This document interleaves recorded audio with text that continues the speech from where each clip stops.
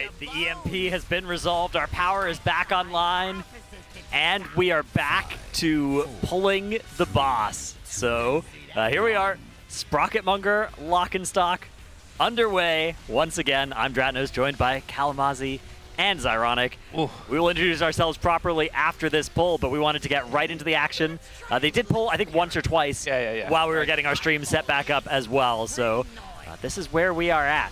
Yeah, and I think they were very quick about getting back into it. And surprisingly, you know, even though they lost a couple of hours of progress due to the really unfortunate power outage here, the vibes were good, man. People were chilling in the facility, playing some ping pong, eating some lunch. We had a really nice pork sandwich made by Heidi, of course, for lunch today. It's quite good. So, yeah, I think the vibes are still good, and I think this boss is still killable today. Sort of like a longer lunch break in a sense. Wasn't too bad. Maybe an extra hour lost, give or take, but I don't think this boss, I'm going to go out on a limb here and say I don't think Sprocketmonger is going to be as difficult as probably Styx is in the long run. The damage check does indeed seem very real, but we've seen a lot of this fight just from PTR in general, and they have a pretty good strategy with this one Warlock gate negating that knockback in place, which should work out pretty well for them. Yeah, most of the progress, like we were talking about last night when we saw the initial pulls, looks like it's going to be mostly position-based, trying to figure out where things like the drills we're seeing THD plays here should go every single time they go out to make sure they give themselves the most room to run around the boss whenever the polarity switch, but also just making sure players are getting used to soaking the correct mines, especially if they're one of those far sets. Those seem to be the most difficult ones for players to get to. I think these times where you have the beams and the middle of the room electrified, you have such a small space to play in that normally even on Heroic, right, you have a really hard time dodging all that stuff, but here with Mythic, you have to go to your exact correct safe spot because the two polarity groups are hard stacked. You can see we've had a couple of deaths already on this pull. One res spent. Here's that intermission. All right, this looked pretty good. Pretty. Yeah. Yeah, very clean. Like you were talking about, Red cancels the knockback by taking the gate right as it goes out, so they don't actually get the full knockback. They're in the gateway animation when it happens, so they just go straight to the boss. Blue melee get knocked to their position on the other side of the boss, and the blue range can just stay in the middle because they don't particularly care about where they need to go, and that's just, that works perfectly. We used to see two gateways for this, but they've kind of decided, hey, we don't need that second Warlock. Warlock's pretty bad for this fight, and we can just use the knockback for one group to go where they want to go, and then the gateway for the group getting pushed the wrong way to cancel that momentum and get sent also in the correct direction. Yeah, you've also got a handful of monks in that can just transcend the knockback. Right. If they're in that blue group, if you have red debuff and like you're just gonna gate, but if you are blue, you can transcend, demonic circle, so on and so forth. It's pretty easy to actually negate the knockback, which is very different from what it was on PTR, being a bit more demanding. All right, here come the big purple lasers now. Even more room denied after that intermission than before, but this pull is already looking quite nice. Here comes the next set of mines, and this includes some far ones. We've got THD he is assigned to a pretty far one, so he's going to wait for Fired Up to go, and then he's going to have to do this one here, but she's already pre-positioned next to, pops it now, beautiful, gets the drill as well, and he's going to have this drill over where nobody is. That's perfect. Baiting those three there, getting in position, and now the very small safe spot here. It's a huge danger time. How do you dodge rockets in this safe spot? You don't. Yeah, it's actually insane. I think it's much smaller than Heroic, it seems like there too. There's nowhere to go at all. Yeah, very tricky spot. Here comes the next set of mines. Giuseppe pops the first. Trill now needs to get over to Star. You can see him rolling and jumping to get there, but they're already running out of time here. Impact has to do the next one immediately, and then Tobo's going to have to get that last one in time. They barely have time if they pop right now. Okay. Nice. Now get in position. There's like no room once again. Fortunately, nope, there are rockets to dodge here too, so somehow they're going to have to figure out a way to get that, or maybe have the tank. It's not the end of the world to get hit by a rocket either. On this set, right? Once it gets empowered, that's going to be much harder, yeah. Okay, here comes intermission number 2. THD sets up that gateway. Get moving that gate for the beta launch here. Yeah. This beta launch is basically the last intermission you're going to see. They're going to gate this all the same if they can make it that far. Unfortunately, we cannot. THD is the last surviving person here, and he is going to live as well. Something tells me this won't last much longer past this intermission, but the gateways need work. Yeah, the boss ports to the other end of the room. He gets to do damage for 20 seconds too. Yeah, that's true. Maybe we're nearly at a new best here. Get in there. Yeah. This is quite a bit of damage though. He's got this. Hand to Cool Dan. Chillin'. Couple Demon Bolt cast here. Nah, one more tick kills him. It's got this. Just Dark Pact. Oh, right, there you go. Down he goes. But for like, you know, the third pull back from a 2-hour break, Yeah. Getting right back That to was almost progression in Yeah. terms of percent, but definitely good in terms of seeing through the fight. So with that pull done, hopefully they don't pull too fast and we can reintroduce the stream here. I am, of course, Dratnos, joined by Zyronic and Kalamazi. We are the Team Liquid Race to World First, presented by Coinbase. We have a bunch of other great sponsors to tell you about as well. We've got Honda, Secret Lab, Monster Energy, MyBlue, RaiderIO, Wowhead, Warcraft Logs, DungeonDojo, and we're raising money for charity for the Pasadena Humane Society, our charity partner this time around. It's going to be a nice long race, so hopefully we'll be able to get through all of our charity goals because, you know, we're nearly at the end of that first reset. Resets number 2 and potentially 3 are in the future for us here. Let's not go that far. Yeah, I'm just saying. Reset 3 is getting into sepulcher brakes a territory. little. But you know what somebody to bring up? I think 2 days ago when we were fighting Styx was the day we first pulled Halandris. Yeah. So, I mean, Yep. history repeats itself, and here we are. Sepulcher 2. Zorberg's hit the quick retweet on the secret Phase 4 Halandris tweet. He's like, I can't believe it's been 3 years since this tweet. A couple days ago, yeah. That's Styx is crazy. just hidden Phase 4 3 years later. Here we go. All right, so we had a pretty good poll that we didn't have on broadcast, and we do have some replay that we can show you now while we wait for them to poll again, because, yeah, they're not currently in combat. So we can take a little look at this replay of one of their best polls. This was, you can see the health getting pretty low on the boss as well. This is around that 40% mark. And there's just nowhere to go with this like first empowerment here. These beams are just so There's so little space here, but as well, right? I don't know where else you could go, but here. Yeah, I mean, you're going to see this boss heading into the intermission in about 15 seconds here, give or take. These polarities have already swapped here. They're getting in position for this gateway. Keep in mind, red is the gating group, blue is the more transcending or just running along the belt group. You can't come in contact with opposite polarities or you will knock them off the platform and basically spell disaster for the raid. Yeah, everybody just kind of bleeding out here at the end. Looks like the healers were all dead on this one. Out comes that beta launch with 5 players alive.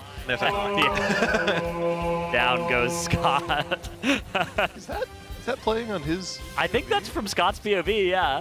Is that the, like, you have to repair soon noise from one of the add-ons? I think it might be. But yeah, that's where we were at with that previous best poll. They're still not pulling again either, so don't worry.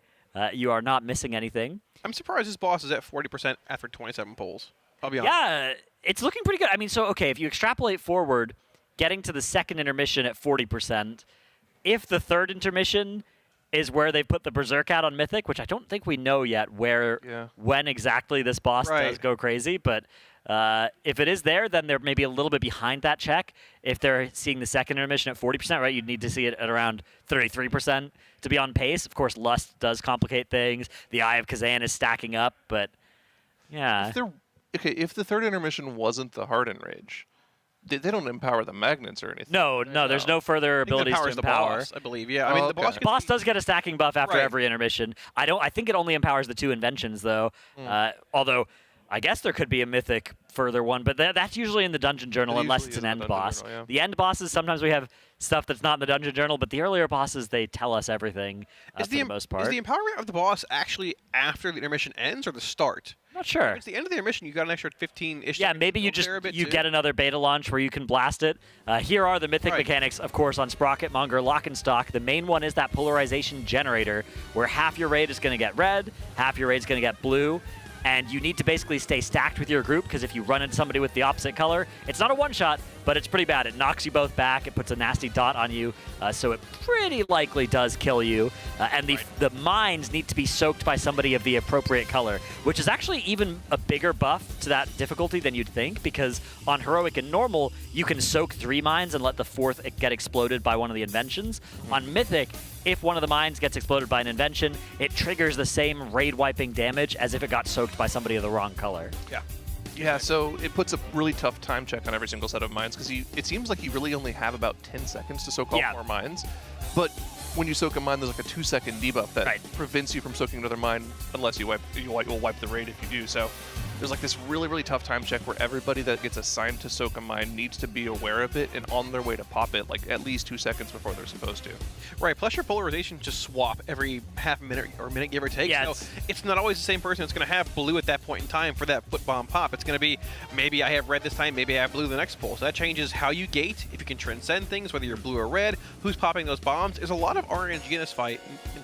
Until you see all the combinations from like your own POV, it might be a little difficult to navigate for the first time around. They do have a priority list assigning people to do these mines, so it's going to be one of those fights where like, oh yeah, 30% of the time I'm popping this mine, 30% of the time I'm popping this mine, but then like 2% of the time you're going to get a completely new one that you've never seen before, and you're going to have to adapt to that situation. Particularly if you're red polarized, there are some sets where the 2 red mines are as far as possible from each other in the room. One will be at the back right of the room, and one will be at the front left of the room, and having people able to get to those positions is a big deal because, like you said, Zyro, the clock is ticking. Once those mines spawn, you have to get all 4 of them exploded within a little bit over 10 seconds. Yeah, it looks like there's just going to be, like we talked about yesterday, it seems like it's a pretty straightforward, very linear progression fight with maybe a little bit of a learning curve for people to figure out exactly when they need to get mines. But as we've seen from the screen, they have really nice weak auras for it that tell you, hey, you're popping in 8-ish seconds. So if you're somebody that has to go far, you have time to figure out, okay, I need to go far, I need to get this one. And we also talked about how they're actually assigning it, right? Because they're using like a list weak aura to figure this out. And they can place players higher or lower on the list based on their priority. So we actually were hearing them in one of the listen-ins yesterday talk about, you know, certain immobile players in the raid, people like the Healing Priest or the Warlock. They were talking about, okay, would you rather be assigned more often but know that you're a close soak? Or would you rather be assigned less often but when you are assigned, you're way out in the middle of nowhere? And those are questions that they've had to ask and probably have figured out by the time they got into raid today. Yeah, because the logic behind who's going to soak where, there are a lot of different ways that you could design this, right? You could give a couple of people the VIP treatment and be like, you basically will never have to do this. You could give a couple of people the kind of medium VIP treatment of, you are always going to soak one of the mines in this set, but you don't know which one because we don't know which color you are. Or you could just do the general thing of like, okay, here's a priority list. We're just going to take from the top of this list down to the bottom of this list. And that, you know, has less VIPs, but you get to do this nice thing of just a sort of general idea of the most mobile people tending to get assigned the ones that require the most mobility. And it looks like pretty much everyone in the raid is extremely mobile, right? You've got monks that can roll all over the place. You got demon, you know, everyone else can pretty much run. The only people I'm really worried about are the 2 priests and the warlock, right? Those 3 in particular are going to be the ones that are going to have the most trouble, especially if they get assigned for a far set. So something we should try to do is maybe identify when that's actually happening so we can focus on it. I think having the THG POV would be very good for this fight, just for that in particular. Yeah, he often does go get one that's kind of far away. He's kind of just playing out of the group because he's got the safety of that demonic circle if he needs to get back there fast. And then that way, if the drills are baited on him, he's also baiting them immediately out of the group because those will always target ranged players, and they're trying to have those stay out of the stack when possible. Yeah, did see a bit of a comp swap as well. I believe this morning or later last night. We started with 2 Warlocks in this fight for 2 gateways instead of having just 1 for red. If you're blue, you transcend, blink, or just walk over there. But we went to 1 Warlock, had 4 Windwalkers in as well initially, but now we're up to 2 BM. I mean, 2 BM Hunters, 2, I guess, mages in general. Down from 4 Windwalkers to 3 as well, which is a little surprising with their mobility, but... Well, they swapped the Windwalker over to Mistweaver. Yeah, exactly. So the boss HP got nerfed by 5%, so they thought, okay, well, we should just 4 heal now. Because dropping 5% is essentially dropping 8 DPS's worth of damage that you need if the Enrage is the same, which it should be. Right. So, after that last pull, seeing their proc point again, maybe talking about how they can deal with those Void Turrets a little bit better, figure out how to deal with the rockets, because you have to imagine, right? It's not going to be any easier once you get through the second intermission, and instead of the regular rockets, you then have the Void Orb rockets that do split damage the entire raid instead of just the person soaking the rocket. So they have to figure out how to deal with that in Phase 2 now, so that by the time they get to Phase 3, they have a better understanding of how they can deal with that mechanic. Yeah, exactly. We do see that second set of foot bombs coming out here. THG is pre-assigned. Actually, wasn't pre-assigned. Moved out of that blue one there with the polarity swap coming in. Trails pop number 2 here, followed by Shaq on number 3, and Zevi is number 4. Yeah, so they're doing pop. blue, red on these pops. Yeah, that worked out pretty well. Easily. The next set is going to be Rockets coming in with those unempowered fire lines. Those lines become much larger past the first intermission, taking up basically the entire part of the room, but for the most part, it's pretty simple as far as initial Phase 1 goes. 1 through the raid, it's okay, no problem. So, something I want to point out, and I thought that I was crazy for seeing this for the Void Turrets, but it looks like it's the case on these beam turrets as well. It looks like the beam turrets aren't a static length apart from each other on this. Yeah, it seems like they're kind of random or staggered a little bit. Like sometimes it's like too close, then an open space, then too close, and you can see it here. Actually, they have a big space in the middle right here, but those next 2 off to their left and off to the right are a lot closer together. If the Void Turrets work that way as well, then that means there should be a bigger safe spot that they can go to. I would imagine. Essentially, It looked like the width of those void lasers might have been bigger than it is on the lower difficulties as well. So Okay. like even the safe spot is narrower. Well, let's look whenever. Yeah, we'll watch when we get to it if we do. This pull is looking quite good so far. Here comes another color swap. THD getting polarized over to blue. He's already blue, so he didn't have to move too much. And here comes that beta launch. THD getting knocked towards where he wants to go, whereas all the red players are canceling that knock with the gateway. Yep, he'll just vibe here in the middle with the other blue. Fortunately, range players. we have lost a tank. We do have a battle res available, so we'll potentially be able to do that coming out of this phase. Well, where's his dead body? That is a good question. Oh, it's back at the start of the room, so he probably fell ride off. the belt back with the battle So res. he's just going to ride all Yeah, the way back nice here work. and get a res. Yep, THD perfect. saving Scott there. Scott comes back up. And THD getting swapped back over to red. Ooh, we've got a blue player near the red. I think that was a lot of bouncing just Yeah, now. that looked like like there may have been an insurgent there knocking everybody around, and things have gotten pretty ugly pretty quickly as a result. So one thing I caught there, the boss does not get his stacking damage empowerment until that phase ends. So that likely means you can actually do damage to the boss in that third intermission before and try and kill him before. Maybe, yeah. Again, I don't think we know what the texture of the Berserk is on this fight yet, but Right, if he enrages, assuming coming out of third intermission, correct. yeah, this boss did take a small health nerf earlier today, a 5% health taken off of this boss, which does make me think that it probably does have a real Enrage. Because there's some bosses, right? Some mechanics bosses, once you get through all their mechanics, they kind of chill and let you kill them for 30 seconds. Even Ansarek was kind of like this, right? Where once you dealt with that final Nova on Ansarek, she stood there for 20 seconds and let you kill her, right? And it's like if you survived all these mechanics and you did enough damage, now the end of the fight is chill. But some fights, it's like, nope, here's a spot where you are enraged, and it's right after the last hard mechanic, and you don't get any final free DPS bonus if you make it through there. I often feel like those particular like enrages where you get that damage just to, you know you're about to get one shot, but you have those 30 seconds or whatever it is just to try to finish off the boss. Something like a Regalon enrage, it's always really, really hype for the ending of an encounter. But there's always the, I think the coolest enrage of all time has to go to Sludge Fist, right? Oh, yeah. Ramming the wall, ramping AoE damage going off, but he's taking increased damage, so you have just a little bit more time to try to burn him off. Ah, that was a good one, too. No, it feels like that, though. One-arm bandit. That enrage can be really cool, too, as long as it's not... Oh, yeah, that's... Yeah, it's because it's going to be casting the explosive jackpot. You're going to see exactly where it'll wipe you. That one's more like the Regalon Big Bang cast, right? It's another also very cool one. It's also a fight where that cast could just randomly be 30 seconds on Mythic as well. That's exactly how Regalon worked. Is that on the lower difficulties it was short, and on the Mythic difficulty you get a little bit of a longer cast to really make what is an absurd DPS check at least somewhat feasible. I'm excited for it. I think this boss dies tonight, though. It's really important that it does for Liquid, because if it doesn't, it probably will for Echo on their tomorrow. So it would mean that, if Liquid ended this reset at 4 of 8 and Echo ended at 5 of 8, that is not good news for Team Liquid. It's not insurmountable, but it would be bad to have less bosses killed this reset, less gear, fewer vaults as well. Yeah, it would put Liquid in a situation that is extremely uncomfortable to be in, because let's say Echo does kill this boss. Their best play, 100% for One-Arm Bandit, would be to go dark. Give zero information about that fight, especially if Liquid doesn't kill the boss. So Liquid has extra pressure on them to kill this boss as soon as possible today, get as much information about One-Arm Bandit, which we suspect is going to be like the premier DPS check of the tier, and just go into the second week with a better idea of what they need to gear up next week. Now, is that going to change their approach to what they think is the best DPS comp right now? Well, potentially. We've already seen them make some swaps, right? They've swapped a Ret to gearing a Warrior this week. We have seen a ton of Windwalkers from Liquid. The other guilds aren't as high on the Windwalker Monk, but they could still make some changes going into next week pretty easily. I think so. Like you said as well, looking back at Styx Bunkdrunker's comp, you had those 3 Shadow Priest, 3 Boomkin, which does change the amount of players that are getting that second vault slot if you don't kill. If you don't get this boss dead, anybody who missed even one boss is not getting the full vault. Now, even if you do, the vaults are not that high value, right? The Mythic vaults with just the first few bosses in it, you don't have the very rares in your vaults yet, right? Yeah. You don't have all those really high powered items that they were probably expecting to get in their vaults this week.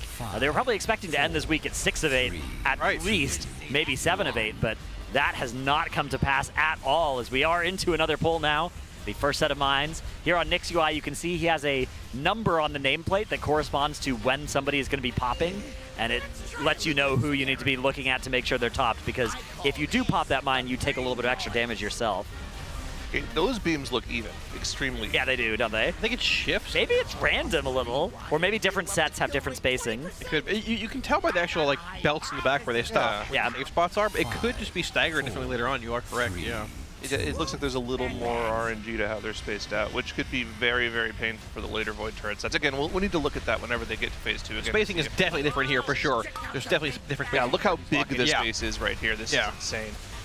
This would be very nice to have a little extra room to dodge rockets, and yeah, look, I have tons of room to dodge right now, of course, on the first phase beam turrets. Interesting. Yeah, I think that's the same spacing we saw on the previous pool too. So it might not be RNG once you get used to it. Just there is different spacing you have to adapt to initially in your early strat formation. 5, 4. And again, we suspect this is probably some sort of Enrage where it ends after the 3rd intermission.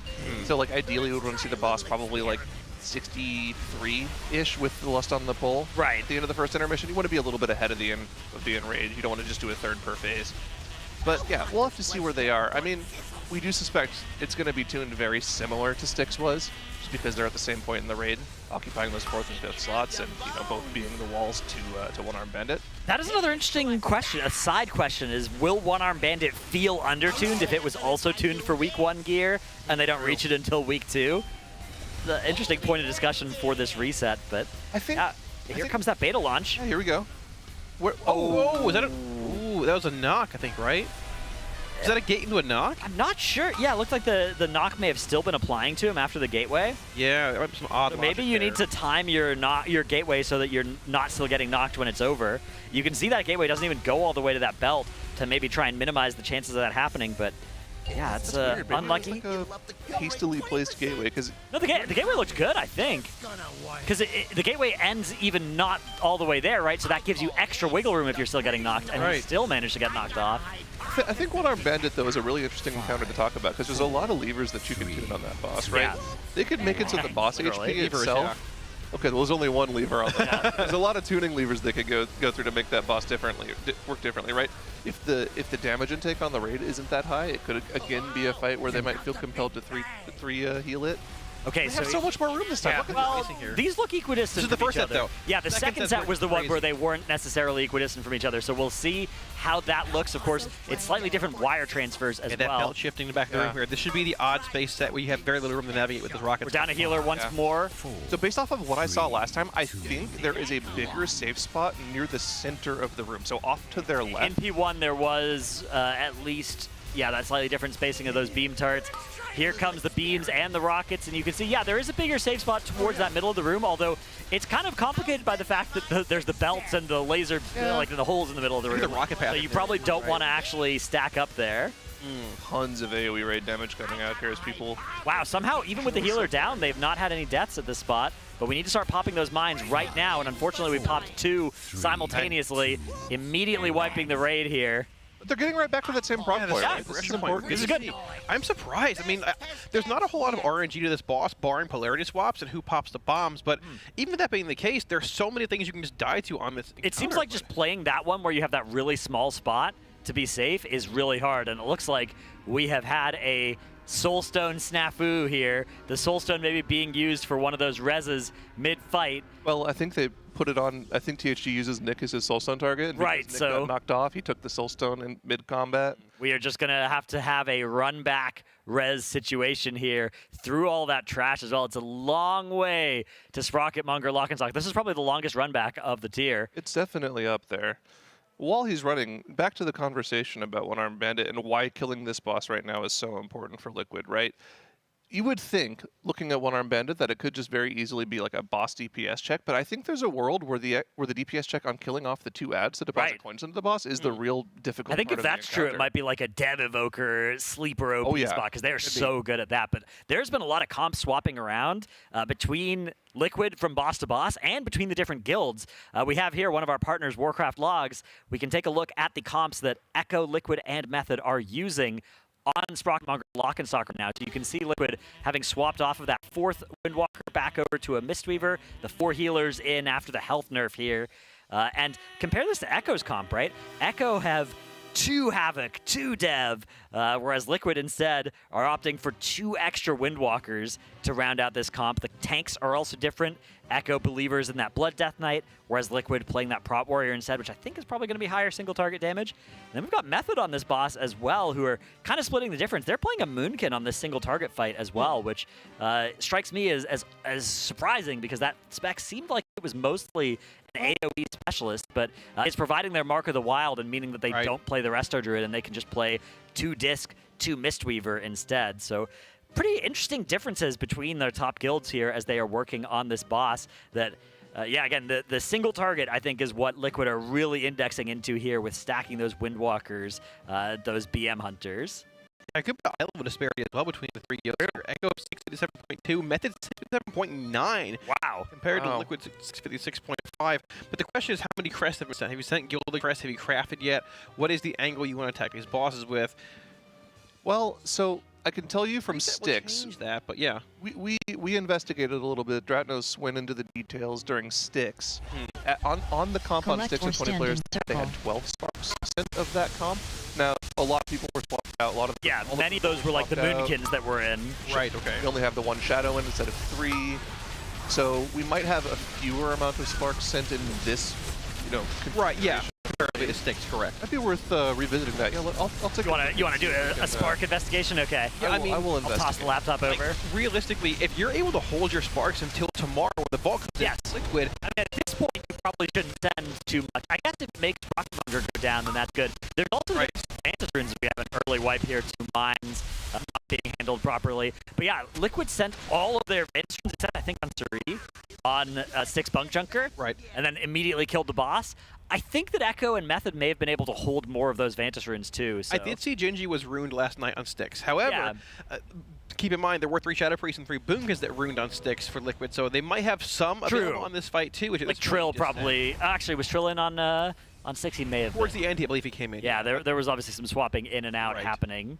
So if you can hold those sparks as well, if you're Liquid for crafting later on, for like reset tomorrow, that's optimal. So you don't craft something and then get an option in your vault as well. But if this boss is getting close to dying tonight, you need that damage. You definitely craft and send everything tonight, including Gilded if you haven't at this point. Yeah, anything you can do to kill this boss is worth it. But if it doesn't change whether this boss dies, you want to save as many of those resources as you can. And at this point, they've sent all of the obvious things to send, right? Anything that they haven't sent is because they have a good reason. And we haven't seen the DPS check in this boss either, right? Fully optimized damage until you see that check and know what you have to do. This isn't one of those fights where damage helps you see further either. You could play this fight with like 10 healers, 10 tanks, and just see all your way through the fight. Yeah. It's just you just see where the Berserk is. You would have no chance of killing it. It's not like Styx Bunk Junker where you need the damage to kill the ads to actually see further into the fight. Right, yeah, very much so. We came out of that first intermission on one of the previous polls at 58% too, which is pretty good. A little suspect to me. Yeah, it seems a decent bit lower than what I'd expect if that third Enrage or that third phase is the Enrage. So I'm curious if that actually is the case or if something just changes here on Mythic, which is hopefully to be seen soon here in the next couple hours, give or take. Yeah, again, it's pretty important that we kill this boss today for Team Liquid. Not the end of the world, right? The race won't be over if they fail to get this kill, but it wouldn't be great. We do have a replay, though, to show you from one of these pulls. Oh, this is Nick's POV when he gets knocked, I believe, here. So, okay. Let's see what happens. He's going to gate. The red group does indeed gate here. Yeah, we may need slow-mo here. Oh, yeah, they're good. They're already slow-moing it. So here comes the gate. The knockback counter's at 1.1. It's counting down to point. He gates at 0. Okay. Oh, was he clipping someone's blue circle on the gate there? Maybe. Can we, let's run this back a little. I think it's Smack's blue circle. Smack was, look where Smack's at. Stop but look at his debuffs. He doesn't get a debuff that you'd usually get a dot if you knocked off of somebody. Interesting. I mean, Smack is out further than everybody else here, and they do overlap at this point, but they don't come. They're not knocking at each other, I don't think. And yeah, there's no extra debuff on the frame there. I think this was just a case of when he came out of that gateway, he was still getting pushed. I think it was too, actually. Yeah, just a weird. The animation for that push was still ongoing. Right. So play it forward again. Because, yeah, this is good to know. So this means that you have to hold that gateway control shard click for an extra half second or something here. He hits it at 0.01 or right at 0.0 on the knockback timer above those raid frames. So here comes that beta launch. And then the gateway is clicked as the cast finishes. Basically exactly there. You can see there's still the wind animation on the floor.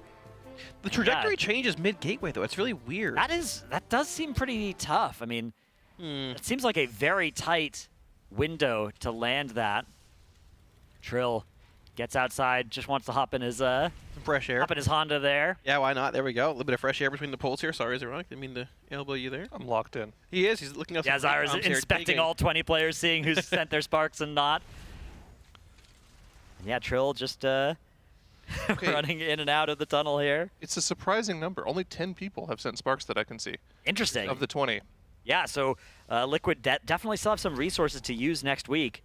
The problem with this tier is that if you don't have like an obvious main hand to put Ascension on, It's very odd. you don't actually have like a great upgrade to use your Spark on. Right. Like, I mean, I think the most surprising spark send, though, and I think you guys are going to think this is crazy as well, Sevi has crafted a Agi sword on his monk. Interesting. it's an So- angle you can take. That is kind of committal. He's probably going to be on Windwalker Yeah. the rest of the tier then. Very interesting. Could be interesting. Yeah. Could also be. I've seen some. Could have miscrafted. I've seen some miscrafts, but yeah, I don't think that's what happened here for Zevi. He is a very big damage dealer. Looks like we may be seeing a composition swap though. Possibly. Yeah. We. Looks like Dryny M is out of the raid now, having been replaced. Speaking of Sevi playing Windwalker, he's back to Mistweaver, it seems. Yeah, Sevi back to Never mind. Weaver. And it looks like we're maybe adding another priest. Shadow here. Priest. Yeah. Actually, Windwalker's So out we've- for a Shadow Priest. We've turned one of our Windwalkers into a Mistweaver. We've sent one of our Mistweavers back to Dornagal. And then we have added a Shadow Priest into the raid here. That's going to be more power infusions. Not really all that much else much changing else, about yeah. what you have access to as a raid, though. Not really much Twist of Fate relevancy in this fight either, barring the boss just hitting execute. Right, Yeah. correct. You can't. You don't get trigger it free on Twist of 6. Fate from ads. You Right. I just think Shadow Priest is actually really good right now. It is strong. It can sort of like, in a sense, negate the knockbacks better than maybe a melee can, depending where they get knocked, what group they're in, with that, like, guess Shadow-esque damage profile. But Also with interesting their change. Vampiric Embrace. They were able That's to true. They V, also could be pretty good in V this could be fight. big. they were able to hold on to that button. Unfortunately, our shamans were not able to hold on to their AG, their ancestral guidance, but VE doesn't tend to be that big of a Right. raid That HPS one used event. to be, right. Mhm. Yeah, no, it's been nerfed a lot, and especially on single target. You know, it's send it with twos. It's a decent amount of yeah, it's decent something, amount of but healing. it was always what AG on AOE would just top your raid, right? yeah. If you were Stormkeeper chain lightninging, and you had ancestral guidance rolling, then you would do millions of HPS. But yeah, I don't think the VE is a substantial enough thing to be the reason here. I suspect it's just a case of they think this is going to increase their raid DPS. It could also be the fact that they want less screw-ups, meaning the actual drill mechanic in melee comparatively to range. Could Are be. you're not just flaming Alamanzi Dryny? Well, it could be a on the bit both, podcast honestly. It's literally called rating the screw-up, players. right? I Like, see, yeah. It actually Well, could be that. Yeah, so they've turned a melee into a ranged, which is maybe improving the... Like, maybe they just want less people in melee. Maybe they want Yeah. more people that can be out and doing those far mines. That could make sense for sure. Yeah, very interesting. I wonder if you're ever life gripping for value on this fight. Probably not. You probably could. Maybe you could bring somebody back from doing a far mine, something like that. I mean, you could possibly, if I guess, well, are there any melee that can't traverse the belt if they get, like, traverse lightning if they get the actual blue debuff? I mean, Not in warrior this can comp. leap, Yeah, you've got leap, fell rush, Transcend. barrel lunge, shadow step. I think we're okay with that. Yeah, I mean, everybody can do it. The only melee that generally wouldn't be able to do it would be like DKs, but they would just press Death's Advance and anti-magic shell, and they wouldn't care about anything. right. Yeah, it's actually an interesting change because they're not changing the healing comp at all. It is strange that they basically, you look at those damage meters, right, and they're taking one of the three people up there and turning them into a healer, removing the spec that's doing the most damage. Now, that was a short pull. Windwalker does look best on the opener. I am also being told by Twitch chat, once again, whom I trust implicitly. Yep, they know everything. They never lie to me, or any of us, that the Sevi craft was a failed craft that got sniped before he could cancel it. Oh, right, I heard about this, yeah. So it actually was a blunder craft, yeah. That's unfortunate. That would explain why they were trying to make it work with him as a Windwalker. Yeah, Blizzard's been pretty clear on if you mess up a craft, unfortunately, they typically don't restore those. They have some. It's weird because I've seen some of those miscrafts get fixed. It depends if you I high saw roll a one GM. get fixed. I think. Yeah. It was, I remember seeing JB. JB do got a- his fixed, a yeah. cancel at the start of Dragonflight, and Yeah. that one got fixed. But I've never seen one get fixed since. All right, pull timer comes up. We are ready to get another one of these underway. We'll inspect Zevi there, yeah. Missing a spark, unfortunately. Yeah, that's a really unfortunate thing to mishap to happen. So essentially 9 crafted this time, because 1 craft is We're irrelevant. down to 9 now. Okay, yeah. Because fortunately, he has like a pretty strong mace that he can then upgrade for free because he has the crafted weapon. So he Right. has a 665 mace for his healer spec. It's not that That much does work more. out in the end, right? Exactly. Plus, we have vaults coming in tomorrow, but yeah, like you mentioned, most of the casters are going to be in an odd spot of having to craft either a main hand or offhand, depending on what's looted in the raid, not having the option to make that big 2-handed 5, like we had last year. Right. Yeah, the only way you could do that is if you waited till week 3, which Yeah. nobody planned around week 3 at the start of this tier. At this point, maybe you could start thinking about it. Yeah, it's He's not possible. screwed. It's a screw up. It's ironic. Okay, just to clarify, but you know. You only deem to screw up if you actually get hit by the drill, just to clarify as well. So technically, no one's screwed up in this raid as of yet. Myself, I am a screw up, but I've been for a very long time. Oh, you're not. You know. Listen, it was a beautiful time last night. We had 5 casters behind Kalamazoo watching him kill off Mythic Cauldron. That's right, 2 out of 8 and Kalamazoo. His chair was shaking with the earthquakes of cheers from the casters. You should have seen this guy. He was running through lightning to make sure those toys got exploded. so Yeah. he didn't wipe. This guy was a mechanics fiend. Single-handedly saved the raid multiple times. Literally the only reason Temerity killed that boss. And he got rewarded to it. He got tier gloves. Yeah, I saved the raid twice last Oh, night. you got dreadful gloves? I did, yeah. On That's nice. Gallywix, we had a bomb under a gateway nobody saw. I grabbed it and tossed it. Second before it exploded. Saved the raid, killed Wow. it at full. Let's go. Yep. That is Got incredible. up pretty bad parse, but that's okay. You know, you win some, you lose some. You deflect the mechanics, and that's life. You move You on. are, That's you what are- matters. All to say you are not a screw up, Kalamazoo. Thank you, Until you bud. get to this fight. You'll probably get that Well, mechanic. someone's got to on. warm the bench. It's okay. All right, so on our damage meters as well, we can see that we're in progress of a nickname transition for our Windwalkers. One of them is still on Earth from Storm, Earth, and Fire, but the other is swapped to Happy. That's probably Boomy. Yeah, it could be. Boomy always puts his emotion that he's feeling in the title of his Good. stream. So I think his stream title like now is like Race to World Select or First, stand in Happy circle. with like 7 Ys and then a smiley face at the end. Oh! That looks like a mine. Double foot bomb pop, I believe, Yeah, foot bomb. unfortunately. Arg. Look at that Shadow Priest, though. A couple Shadow Priests making an appearance in meters here in 3rd Yeah. and 7th place. Not terrible. Dieter Grifton is Tobo. Sometimes you just hit the Third? jackpot and have a power infusion that lasts 50 seconds. Yeah. You know? We all love power infusion. You know? But Warlocks actually need power infusion, just to clarify. Yeah. No, I need that. We need that, yeah. Give me that.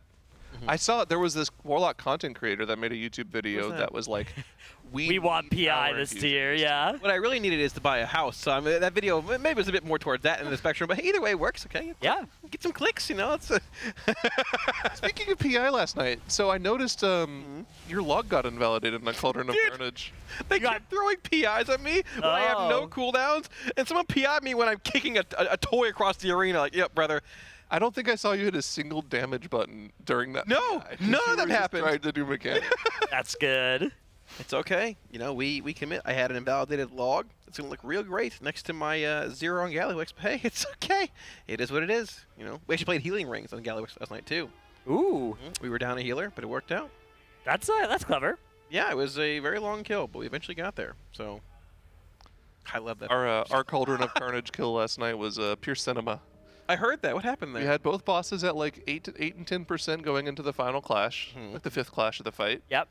Had people dead, so we're like, you know what? Just kill the gorilla. That's what you should do. Yeah, Everyone absolutely. focused the gorilla, so we killed the gorilla. Dino was still at 10%, but it just didn't do anything. Yeah. Like, it threw bombs into the laser beam, but you were chilling because everyone Right. could soak the bombs. Our first Cauldron of Carnage kill was we had one tank dead for the last 2 minutes, so the other bosses just taunted around and until we could kill the gorilla, and then we killed it from like 10 to 0. And so it was extremely ugly. I have to admit, Cauldron kills have been phenomenal. The first Yeah. it is literally a Cauldron of Carnage. It's Yeah. actually been phenomenally exciting. It's also, I mean, after killing the boss, I can see why Liquid chose to put it on all their merch. Yeah. Fantastic. Yeah. Fantastic apparel. Yeah. It is. Yeah, I'm wearing one right. Oh, you're wearing one right now. The Cauldron of Carnage. If you want to get it yourself, you can check that out at tl.gg/store, if I'm not mistaken. I don't have the cue cards over here. Yeah, it could be anything. Let me see Plenty if I of can find awesome it on any of apparel these. this time around. TL.gg/something RWF? or other. RWF would be This- my guess, yeah. Specific apparel. Yeah. There's a handful Yeah. of awesome shirts, mouse pads. Right? Yep. The Cauldron of Carnage mouse pad, very nice one. The jerseys as well. Oh yeah. All right, polling once again here. Poll number 34 on Sprocketmonger Lock and Stock. I think this was my... Oh, sorry. I know there's a command. trying to find the command. I think it's exclamation point store.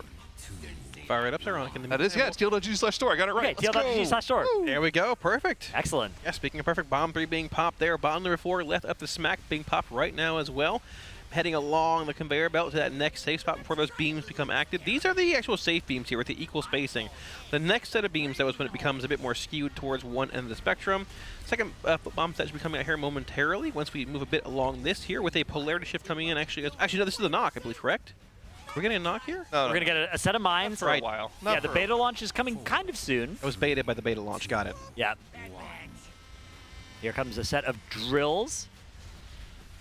And you can see nicely baited off over onto the edge. I mean, the important thing to highlight here is just trying to get consistent at dealing with the mechanics, right? Not necessarily delving into every single mechanic they're dealing with, because this is phase 1. We're going to see this, you know, probably... This pretty much repeats over and over again, except the lasers get harder to dodge, and the rockets become raid damage if they hit you. Which we haven't seen yet, right? Yeah, it's going to get... But it is pretty similar in terms of the overall cadence of the fight from phase to phase. There are also slightly different wire transfers, so they sometimes are moving slightly differently, but pretty much always they're going to have the boss tanked somewhere like this, just maybe reflected across the room somewhere. Things that really change, number 1, the rocket RNG. Yeah. Figuring out how to dodge that without running into the opposite polarity is really important. And also, individually, what you have as a player have to do when you have different polarities, and especially if you're assigned to soak. That's the major thing that they've been wiping to, is people not being aware of their position and accidentally either popping a bomb too early or just not popping a mine at all. Yeah. It's going to be a handful of nasty overlaps you have to see like firsthand as you get used to it. But speaking of that, we should have the actual first beta shift coming up here, I believe. The beta launch across the room. Here comes Blue getting knocked forward. Red going to be trying to take that gateway. Perfect knock right to the edge of the beam there. For the most part, he's going to hang out here on this conveyor belt, just dodging those red swirls coming in. Red gate to the other conveyor belt, and both teams are safe currently. Yeah, TSG did go down, got rezzed. Now Boomy is down, no res available. But still 19 players alive. We can see some good progress from this point. Yeah, exactly. Boss should be coming out of this phase in about 5 seconds here. About actually right now, give or take. He does receive that 15% stacking damage amp, which will now indeed be empowering those beams across the room. They're now void beams, which have got much more space than we saw in that phase 1. 60% coming out of the first intermission, too. They're very healthily ahead of that, you know, 33% per phase that we want to see them at. Of course, assumed. At the Bloodlust on pole. So they're going to be a little bit ahead. We'll have to see just how far ahead they are as they go through this phase. Obviously, when you reach a prog point on an encounter, you start to have problems like this where people still aren't quite aware of exactly where they need to go at any given situation, especially with the Void Turrets coming out soon. They were probably a little bit stressed on time there and just got a wrong pop. So we'll go again. Yeah, and the longer this goes, you're going to have those empowered void beams coming in. After second phase 2, the second knockback, you're going to have empowered void beams with empowered rockets, which if you hit them, they pulse raid damage on the raid. And later on in second phase 2, you're going to have all that coming in with those magnets pulling the raid as well, trying to stay stacked away from other polarities, dodging the actual rockets, not getting clipped by the beam. It's going to get pretty hectic, but looking at how this boss seems so far, I think it dies tonight. Convincingly. So I think that there's not too much of a difference between phase 2 and phase 3, right? I don't either. Well, as long as everyone can dodge rockets in phase 2, you can also dodge the orbs in phase 3. Yeah, but if you fail to dodge a rocket, it's kind of okay. If you fail to dodge an orb, it's going to be a lot less okay because that raid damage. Although maybe they can just say, all right, we have to stack in a small spot. We're just going to get hit by some orbs here. We're just going to use barrier, right? And we're going to stand in a barrier and, you know, make it work. It's not a one-shot, so we can just heal it. I suspect that is going to have to be the answer for some of these overlaps. Think they can dodge a wrench? Yeah, maybe. They can dodge a wrench, they can dodge an orb. True. I don't get it. Explain. The dodgeball reference. Dodgeball reference. Oh. Yeah. Ancient film. Just like me. That's right. Yeah, I'm surprised you didn't know that. Yeah, that movie it reminds me of you, actually, Kalamazoo. Yeah. Not really a big Ben Stiller fan, but it's okay. It's all right. Really? You don't like Severance? Yeah. Severance? Seeing Severance? He produced He's I have no idea, no. Never seen it. Yeah. Oh, you're missing I out. knew the reference, though, from our trailer this tier. But I didn't. I never seen it, though. Yeah, Atlas was fantastic. It actually was. Yeah. Atlas makes a very good Mr. Milchick. Yes, he was born to play that role, I think. He played it perfectly, actually. Uh-huh. So, yeah, but like I was saying, I think if they start getting through phase 2 pretty consistently, I think we can see very rapid phase 3 progression because, again, not a lot changes between phase 2 and phase 3. Obviously, there is the extra damage from the empowerment that they get from the intermission phase. But, again, if everyone just dodges really well in that last phase, you could see Enrage pretty easily. Yeah, I mean, to clarify, we're not also sure when the boss enrages. It could be at the end of that third knockback intermission. It could be at the start. He could just enrage at Right. 6 minutes, and we're behind them. That's sort of what 6 Bunk Chugger happened, right? Where 6, they were like, okay, we've mapped out how far it goes on Heroic. You know, we'll get traffic number, or we'll get garbage number 7, garbage number 8, then we'll have to kill the boss. And then it was just like, oh, it's enraged, right? we gotta actually kill this boss 2 minutes faster than we thought we would. Yeah, So it's really interesting because they had the 3-heal Rick Reverb, Yeah. 3-heal Sticks, and this boss we began 3-healing. However, a 5% health nerf came in to sort of set Yeah. that plan. Is that because we've been 3-healing bosses, or because it's just overtuned, but they want you to 3-heal it still? How do you want to approach that? I mean, until we see the Enrage, we don't know. I think Blizzard generally doesn't want us to 3-heal fights. Like, they want the best strategy to usually be 2 tanks, 4 healers, right? Right. Like, that's sort of the equilibrium that they're aiming for. Of course, if there's an odd fight here or there where it becomes better to play 3 or 5 healers, something like that, it's not the end of the world. But yeah, this tier all the checks have just been so tight that everybody's been forced to play so many of these DPS players to just kill the bosses. We have a first message coming in from someone in chat. Once again, Twitch chat. They never lie to us. According to Echo's stream, according to them, he hard enrages at 7 minutes. All right. Yeah, so that means that we've got to be at, what, 50% by 3:30 to be on pace? Ideally, a little lower than that. Yeah. 40.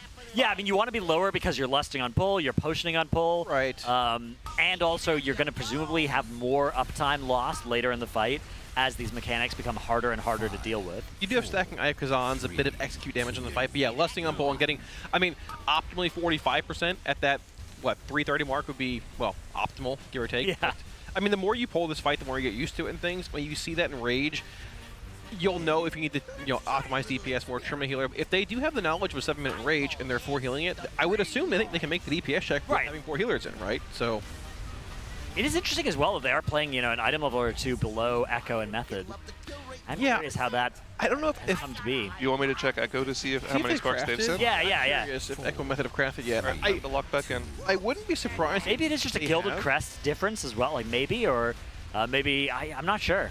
I do remember early on looking at the comps difference between Liquid and Echo and seeing that Echo had a lot more heroic Eye of Kazans compared to Liquid, who has quite a few normal ones. That shouldn't be that different, though, unless you're actually upgrading it past that 658 mark. I guess it drops at 658, which is nice, so maybe if you haven't done all your M+, you haven't gotten 2 trinkets from keys. Yeah. It'll likely normalize a bit more tomorrow for us Yes. when we have a reclear, and also when they reclear as well, not having enough relevance for raw eye level upgrades, but All the runed crests are going to become irrelevant tomorrow to the extent that they're even still relevant now. right. Interesting conversation topic as we do get into the reset tomorrow. What do you think are going to be some of the big ticket items the Raiders are looking for from their boxes? Yeah, I mean, obviously there are a couple of like jackpot M+ trinkets you could spike, right? Like a Priory trinket, something like that on somebody. But most people have 2 good trinkets from the raid, right? They've got like House of Cards Eye of Kazan or Mug's Moxie Jug Eye of Kazan, right? Yeah. Something like that. So I guess it's probably just like tier chest, something like that. Yeah, like there are some unique weapons, like the one from Mechagon can be good True. for certain casters, but that also means you're not making Ascension as a crafted embellishment, which does skew things a bit as well. So Fired Up, for instance, would probably be he would probably be hoping most for that Yeah. staff from Mechagon Workshop, like you said. right, so I mean you're probably looking for weapons of All right, looks like we are getting into this phase 2, though, so we should maybe take a little bit of focus time for this particular pull because we do have all 20 players alive, and that B-Res has been saved as well. 61% where we exit this intermission. Yeah, pretty clean push coming out of that first intermission here. We're going to have a polarity swap coming in. PhD's popping the first one here as well, so he's got to get over to blue. He's got to get there fast. This Weakor lets them know that they have to be here before they even spawn. Yeah. THD being that first popper, He has could that do grip insta, warrior. and then he actually circled and got life gripped. So maybe that is part of the reason they're playing more priests, is to get access to even higher density of those life grips. All 4 have now been dealt with. We have lost Impact and Sang. Impact has Ankh available, and we'll probably click it on this pull. Yeah, we have one battle res available here too, with these actual lines coming out. We're probably waiting for these actual void beams to end and then resing both here, I would assume. Yeah, We should be having a rezzed up. second set of mines coming in here, followed by a second set of drills as well. Moving fast along the room here to that next location, which should be safe from the electric here. But this is that a bomb in the back? That was somebody hitting a mine in the backfield for sure. That's tough. That pull was looking pretty good up until that point. But down goes Liquid. 52% Look at these beams here, 330. right? Yeah. So we are basically, if we hadn't wiped there, I think we would have been at 50-ish% at 330. And if that 7-minute Enrage is a accurate thing, then yeah, we are just on pace on this damage check. Yeah, it's not that hard to make up a few more percent too the more you get acclimated with this fight either, right? You become accustomed to how things move, how to traverse things, find little how to micromanage CDs a bit more to squeeze a little bit more out of the boss every single pull. Our details damage meters nicknames have been updated once again. We've got Transmitter now is Trill's presumably nickname, because I think he is still playing a treacherous transmitter from last season. Very powerful trinket with those cooldowns lining up. If you can stomach the slightly higher mental As I'm load. looking through, and I think Echo has less crafted one-hander weapons than Liquid does. Wow, how do they have that extra high level? I'm not sure. That is a mystery. Yeah, on the last couple of players now, I suspect both of them would have crafted. No, Hopeful has a Mechagon weapon. Maybe just some gilded crests have been sent that haven't been? Yeah, that's a little Or harder maybe for it us is to just actually look more at. heroic drops and less normals from these various chase items. I will say that a lot of the people that don't have weapons crafted, I mean, there's only 6 crafted one-handers from what I can see, but all of the people that don't have it crafted either still have an Old Ascendance on if they're like an Enhanced Shaman or a Windwalker Monk. Right, just in your offhand. Or if they're a Fury Warrior, they have something like a Best in Slots plus Capital Punisher, Nice. which is like, you know, Really great, insane yeah. weapons. Or if they're like an Evoker, they just have Best in Slots on. So, yeah, it's a question of, well, if you're somebody that does wear those two-handers, what do you even craft? Right. You're really hoping for that main hand or offhand in your vault so you can make it a piece no. likely if you can get that. But if you already have a good two-hander, or you already have a best in slots heroic, you're not interested really in crafting over it. Like, if you're an Evoker with a Best in Slots, you're not replacing that with a crafted. You're probably just making like an off piece, right? Like you have 4-piece and then you don't have tier legs and you just make legs. I mean, the that. thing is, yes, Ascendance is the best embellishment, but like it still doesn't do that much. Yeah. So you would just put something terrible on like a stat enchant or an elemental focusing lens and just be like, Yeah, okay, right. well, whatever.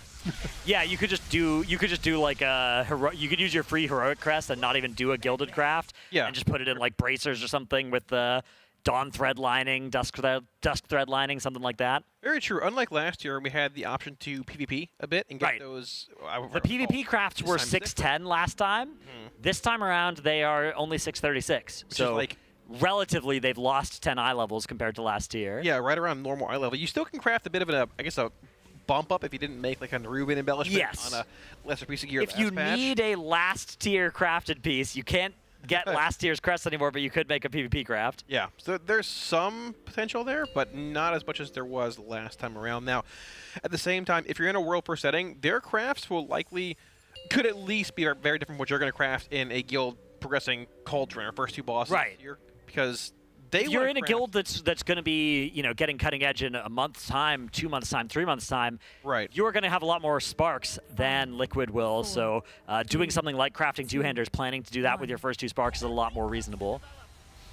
Also, it's important to mention if you're somebody who still doesn't have an old Nerubian embellishment from last year in a slot that you did on the PvP crafting, especially for like a wrist, it's actually pretty valuable to do because Yeah. you can just buy the Renew and blood gems blaze. from the auction house Yeah. now if you want to get a socket for it. Yeah, so. so you can have 636 socketed bracers with a little bit of time spent PvPing to collect them. I think you need like 525 conquests or something. Yeah, like it's that. it's not too bad. You can get a lot of that from the like one-time quests without even having to do rated PvP. Thank God. Keep me away from that. Yeah, just a couple of random epic BGs, that kind of thing. They're so epic. A couple They wins, are. like 30 losses from me, basically equates to 1 piece. So Log back in, zone into Ashran again. Have like Times. 20 people decide that we're going Yeah. to Zerg the boss, and the Zerg other 20 boss. are like, I'm going to play it normal, and then Right. like the boss is at 3%, but you wipe like this. Yep, that was a double mine explosion, it looks like. Common story here. It's difficult because they are so often moving as those mines are spawning. Very easy to accidentally trigger one. They do spawn with a slight variance as well around those markers, which means you really have to be keeping your eyes open at all times to avoid that fate. At least this time they do have a soul stone, so no need for a run back. That's always nice when your Warlock remembers his Soulstone. Yeah, when you haven't had to use it mid-pull. Here we've got Sang on that Dev Evoker. Yeah. Pretty cool to see the one Dev Evoker here. He's often been near the top of the meters as well. Yeah, that class is a lot stronger than I thought It's it a would. good hover fight. Yeah, the mobility is really important for this fight.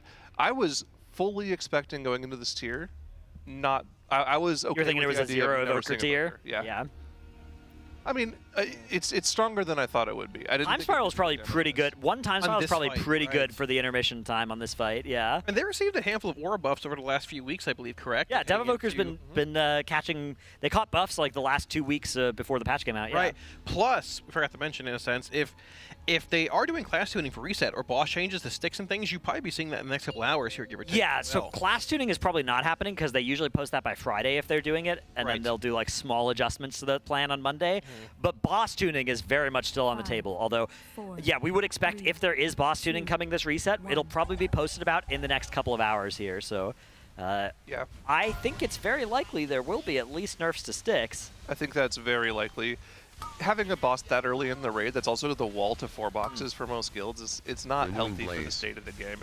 It's kind of neat if you're somebody who enjoys watching the Race to World first and you don't Yeah. care about the raiders at all. But I mean, it was cool to watch, but it's cool to watch. now it's happened, right? Now that Right. boss is killed, it doesn't need to be that hard into reset number 2. Yeah. I'd venture to guess most guilds, if you do kill Rick Reverb this reset, probably go to Sprockemonger instead of Sticks. I mean, the comp is just so demanding for Sticks if you don't have multiple Boomkins and a handful of Shadow Priests or other classes like that. Well, the World 7th guild right now? I think we've fallen down to 9th. The World 9th guild did what Wow. I thought was the right play, which was instead of wasting too much time on Sticks or Sprocketmonger, you just do an alt 2 of it instead. Yeah, we did a Mythic split with, we had like 8 mains that were unsaved, so, brought them in, and we got our second Hunter a bow. We got some Oh, good gear. huge. Yeah, And I mean, Second Hunter's huge, as you can yeah, see. we're going to too. probably play 2 on some of these fights, so definitely a crazy time. The Mythic splits coming out and being actually the strat. I don't ever want to hear those 2 words in the same sentence again. Mythic splits. I don't want to hear that. I mean, Renewing this Blaze. tier, if it had been done, though, week 3 reset, there's some relevance there, right? Yeah. But the problem is that there's just not that many easy bosses to kill. The tier that it would have been big would have been last tier. Last tier, the first 4 were so easy. Brood Twister was so hard week 1. Right. Mythic splits would have gone kind of crazy for a lot of guilds. Not for the Race to World first, though, because, they did eventually get 5, 6, and 7 dead that reset. But not without a lot of players sniped by rockets tiers. here, unfortunately. Yeah, end up having a couple players. Yeah, how much do those rockets do on Mythic? It seemed like... City got one shot there, I believe. I couldn't tell exactly if that was. Okay, the res does come out. I think Mallorca's actually went down to the bombs. The mines exploding. Well, we'll be seeing that first beta launch intermission coming up here. Red side takes the gate, blue side transcends, circles, or just stays on the center conveyor belt. One melee has to hoof it across a little bit, but not too bad if you take only a second or 2 of those lightning ticks here. A bit of boss burn damage here as well, and you can see, once again, the boss is not Oh! his stacking debuff until he leaves this phase. It looks like this is spatial as well, right? Not time spiral being used, I think, by Sang to help him healers. and a healer cast without moving during that phase. I think I saw that was the animation around his feet there. That would make a lot of sense. Yeah, I mean, it makes a lot of sense right there for sure. Those conveyor belts, you can sort of ride back a bit, but there are Yeah. random bombs being thrown in them as well, which you have to dodge. And at you that need to point. stay in range of the boss, and if you're a healer, you need to stay in range of everybody. But Right. yeah, if you have spatial there, you can move freely, and 100-yard range for your healers, or for your heals means anybody in the room is within range of you. I was kind of curious on the numbers here, so I went and looked. So I'm looking at the Dungeon Journal on Wowhead. So, for example, some of the numbers on this fight. If you have a polarization explosion, Yep. that is 18 million damage to all players. A polarization explosion. So if 2 colors hit each other. No, isn't that if you pop a mine with the wrong color? Yes, Renewing okay. Blaze. I believe so. Yeah, because if you run into somebody the opposite color, it's just you and that person that get a dot. Yeah, so you need to make sure you're soaking the right bomb Yes. color. Yeah, A normal bomb explosion is about 3.5 million damage per. makes So sense. it's about a little less than half of everyone's HP every time they go off, but they have to do 4 of them in 10 seconds, so it's Right. a lot of damage. Wire transfer says 5 million damage every second? Wow, so you do not want to stand in that electricity for very No. long at all. Not at all. Sang does go down here to maybe a rocket. I believe it was a rocket there as well. I saw an Ah. explosion in the back of there. It was hard to see when the whole raid stacked. It is, and that was Tiny right crevice. by where those spawn. Yeah, we are heading into the later part of phase 2 here. If we can make it through this set of bombs coming out, though, we should possibly see the second intermission coming up here, which is going to both Drill empower steam those bar. beams and the rockets in that second phase 2. Yeah, a lot of deaths now starting to befall them as they're approaching that progression point. But half of the raid is dead. The other half is bleeding out here. At least they still do have a couple healers and a tank alive. So Here you go. may be able to see this beta launch. This may actually still end up being a progression pull. Rocket Barrage is 8.3 million. All right, so it is Almost not a okay. one-shot, but it's Almost okay. close.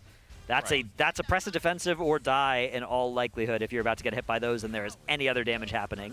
Come on, come on, come on, and progression. We're seeing the beta launch coming. All right. Half the raids down. We can see a bit further in this actual fight. Yeah, no tank, no problem for a while. The boss doesn't do anything during this phase. A couple of deaths, though, do come out.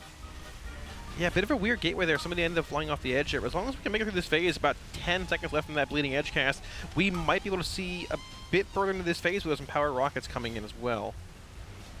A sub 40% possibly. That's happened a lot where someone has like flown off the edge after taking the gateway. I wonder if don't there's know what some, it is. There has to be some timing where you need to take the gateway after the cast ends so that there's no more knockback happening. Right, it's probably you have to take it Yeah. once the knock begin. Like you probably people that are getting knocked off are probably taking it like the moment before the cast like actually begins knocking you back, so it like cues the gate and then cues the knock in a sense.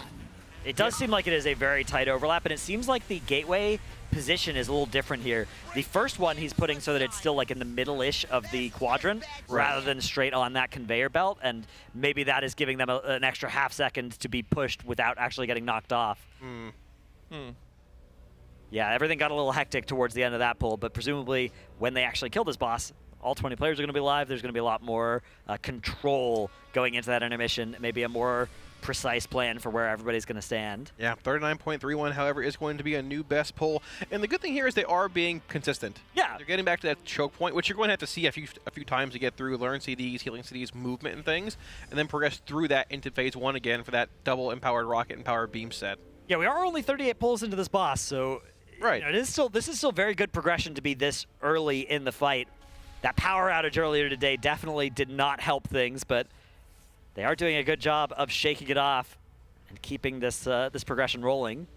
Just a longer lunch. I don't think it was an outage in a sense. A longer lunch. Yeah, a long early lunch. Yeah, exactly. It was good vibes though, right? I Yeah. mean, that's the thing though. Even though pretty much the worst thing happened in the middle of progress, which is, you know, something preventing hey, you from progress at all. If you had to pick a tier to be wiped out for a couple hours on the Monday of the first reset, this would be a good tier to one. have it happen in, because we're only 4 out of 8. That's a lot of time to come back from something like this. Well, you know, if our chatters wanted to experience what it would be like to be here in the middle of all those good vibes, there's a way that they can actually do that, right? That's right. We are doing a giveaway with a grand prize from our presenting partner, Coinbase. If you head to tl.gg/CoinbaseRWF, you can sign up, get yourself $20, but we are also running a giveaway, and that one has a different URL, which I don't currently remember, but there's one where you go and you, if you've signed up for Coinbase, Yeah. then you go to another URL, you put in your email that's associated with your account, and you'll get entered to win jerseys and also a grand prize of getting flown out here. I believe it's RWF BTS. RWF BTS, that sounds right, yeah. Yeah, nailed it. Yeah, once you've signed up for Coinbase, tl.gg/RWFBTS, and get yourself entered for that flight here to the next Race to World First. It's the jerseys that Air Auto signed up for, I'm pretty sure. Ah, yes. Those jerseys are good. Yeah, if we kill a Very good boss today, jerseys we'll this be doing a giveaway for one as well. Yeah. Even if we don't, signed up. we do one every day and then one on every Yes. Mythic boss kill, so An additional if we kill a boss today. So if you haven't signed up, sign now's up. the time. Taco Bell on the daily. That's Dogs right. On the daily. Tranos is excited How many personality jer- on the daily. Always good to have around. So we're giving a High jersey vibes. away every day, plus we're giving away a jersey per boss kill. Yep. How many jerseys do you think we're going to be giving away in total this race? Well, Ooh. I guess like 22 or something? So you're saying we have 18. Oh, we mean from now or the whole race? Yeah, the whole race. race? Yeah, so there's 8 bosses, so how many days do you think the tier is? This is a roundabout way of asking 30. how long you think the race Yeah, is. you think 30. Okay, so you think it's going to be a 22-day tier, and we're going into reset number 4? Yeah. All right, lock in. I think 20, probably 25. So you think it's mid-reset 3? I think so, probably, yeah. All right. It could be. A little bit risky of a guess. I think. Yeah, I mean, I don't think it's unreasonable looking at where we're at here. Sprocketmonger maybe dies today. Probably does for Echo, maybe does for Liquid, hopefully. Very hopefully it does. But then we've still got 3 bosses. If those 3 bosses are hard, and particularly if they're tuned to still be hard with Week 2 gear, then yeah, we could easily be in a 3rd reset situation, which is unprecedented since Sepulchre of the first ones, which had a lot more bosses in that tier as well. Yeah, exactly. How many splits do you think we end up seeing tomorrow? So I bet there will be quite a few of them, but I bet what they'll do is that obviously, like, you just need to gear the main, so they might be able to simultaneously run, like, oh, this main needs Eye of Kazan, this main needs House of Cards. So we can Right. just do them in the same split, right? And if the House of Cards drops, it goes to this person. If the Eye drops, it goes to this person. You get to do a couple of kind of optimizations like that. They can also run some simultaneously as well. Even Heroic, those last few bosses should be doable simultaneous next week when they had to do full Liquid Raiders this Can you week. split them, though? Yeah. 100%. So I think what we're going to see, if we do see splits, which I'm pretty sure we We're will, gonna, yeah. we'll see not all of the splits they need to run, but specifically, like Randall mentioned, the one they need for the mains, specifically right now, and then they'll leave some of them open if they want to gear up other alts, like Liquid Right. Warrior, if they might have a couple other options in mind that they want to gear up as well. But I think we'll probably only see last 4 Heroic. Yeah. Unless it's somebody that they need to gear up from scratch, then they'll do Sure. first 4 Heroic as well. Yeah, there's not too much value from those first 4 Heroic. They won't really need those Runed Crests on everybody like they did get value out of this week from those bosses. So yeah, maybe last 4 Heroic. They might even do And things normal like One-Armed galleys. Bandits and normal galleys for people that need it as well. You know, if you want an Eye of Kazan, you're happy enough to pick it up on normal, although they usually do have that on almost everybody, but there are a couple people who, you know, their main just happens to be missing one of those crucial pieces that they will try and get it on. The Jaster Diamond, of course, the best in slots. All of those are worth hunting down, but the time cost is serious, right? You don't want to spend 12 hours doing splits instead of 6 for a very marginal extra benefit when those 6 hours could be put to good use doing Mythic progression. Right. They're also probably mostly done with M+. Almost all the M+ upgrades you could get, they found this week. There may be a couple of odd small upgrades here or there, but we're talking about like 3,000 DPS on a side grade somewhere. Almost every single person in this raid is like 657, 658 item level. For comparison, my Warlock is like 4-piece Heroic tier, 653. Ooh. In my Droptimizer upgrades for Mythic Plus, I think the biggest upgrade is like an 8k DPS increase. Okay, yeah. That's not a lot. There's not a lot to be gained from doing Mythic Plus for these guys right now. Right, and as far as Heroic upgrade crests are concerned, they're basically irrelevant for them at this point, correct? There's not much. Yeah, Runed Crests are...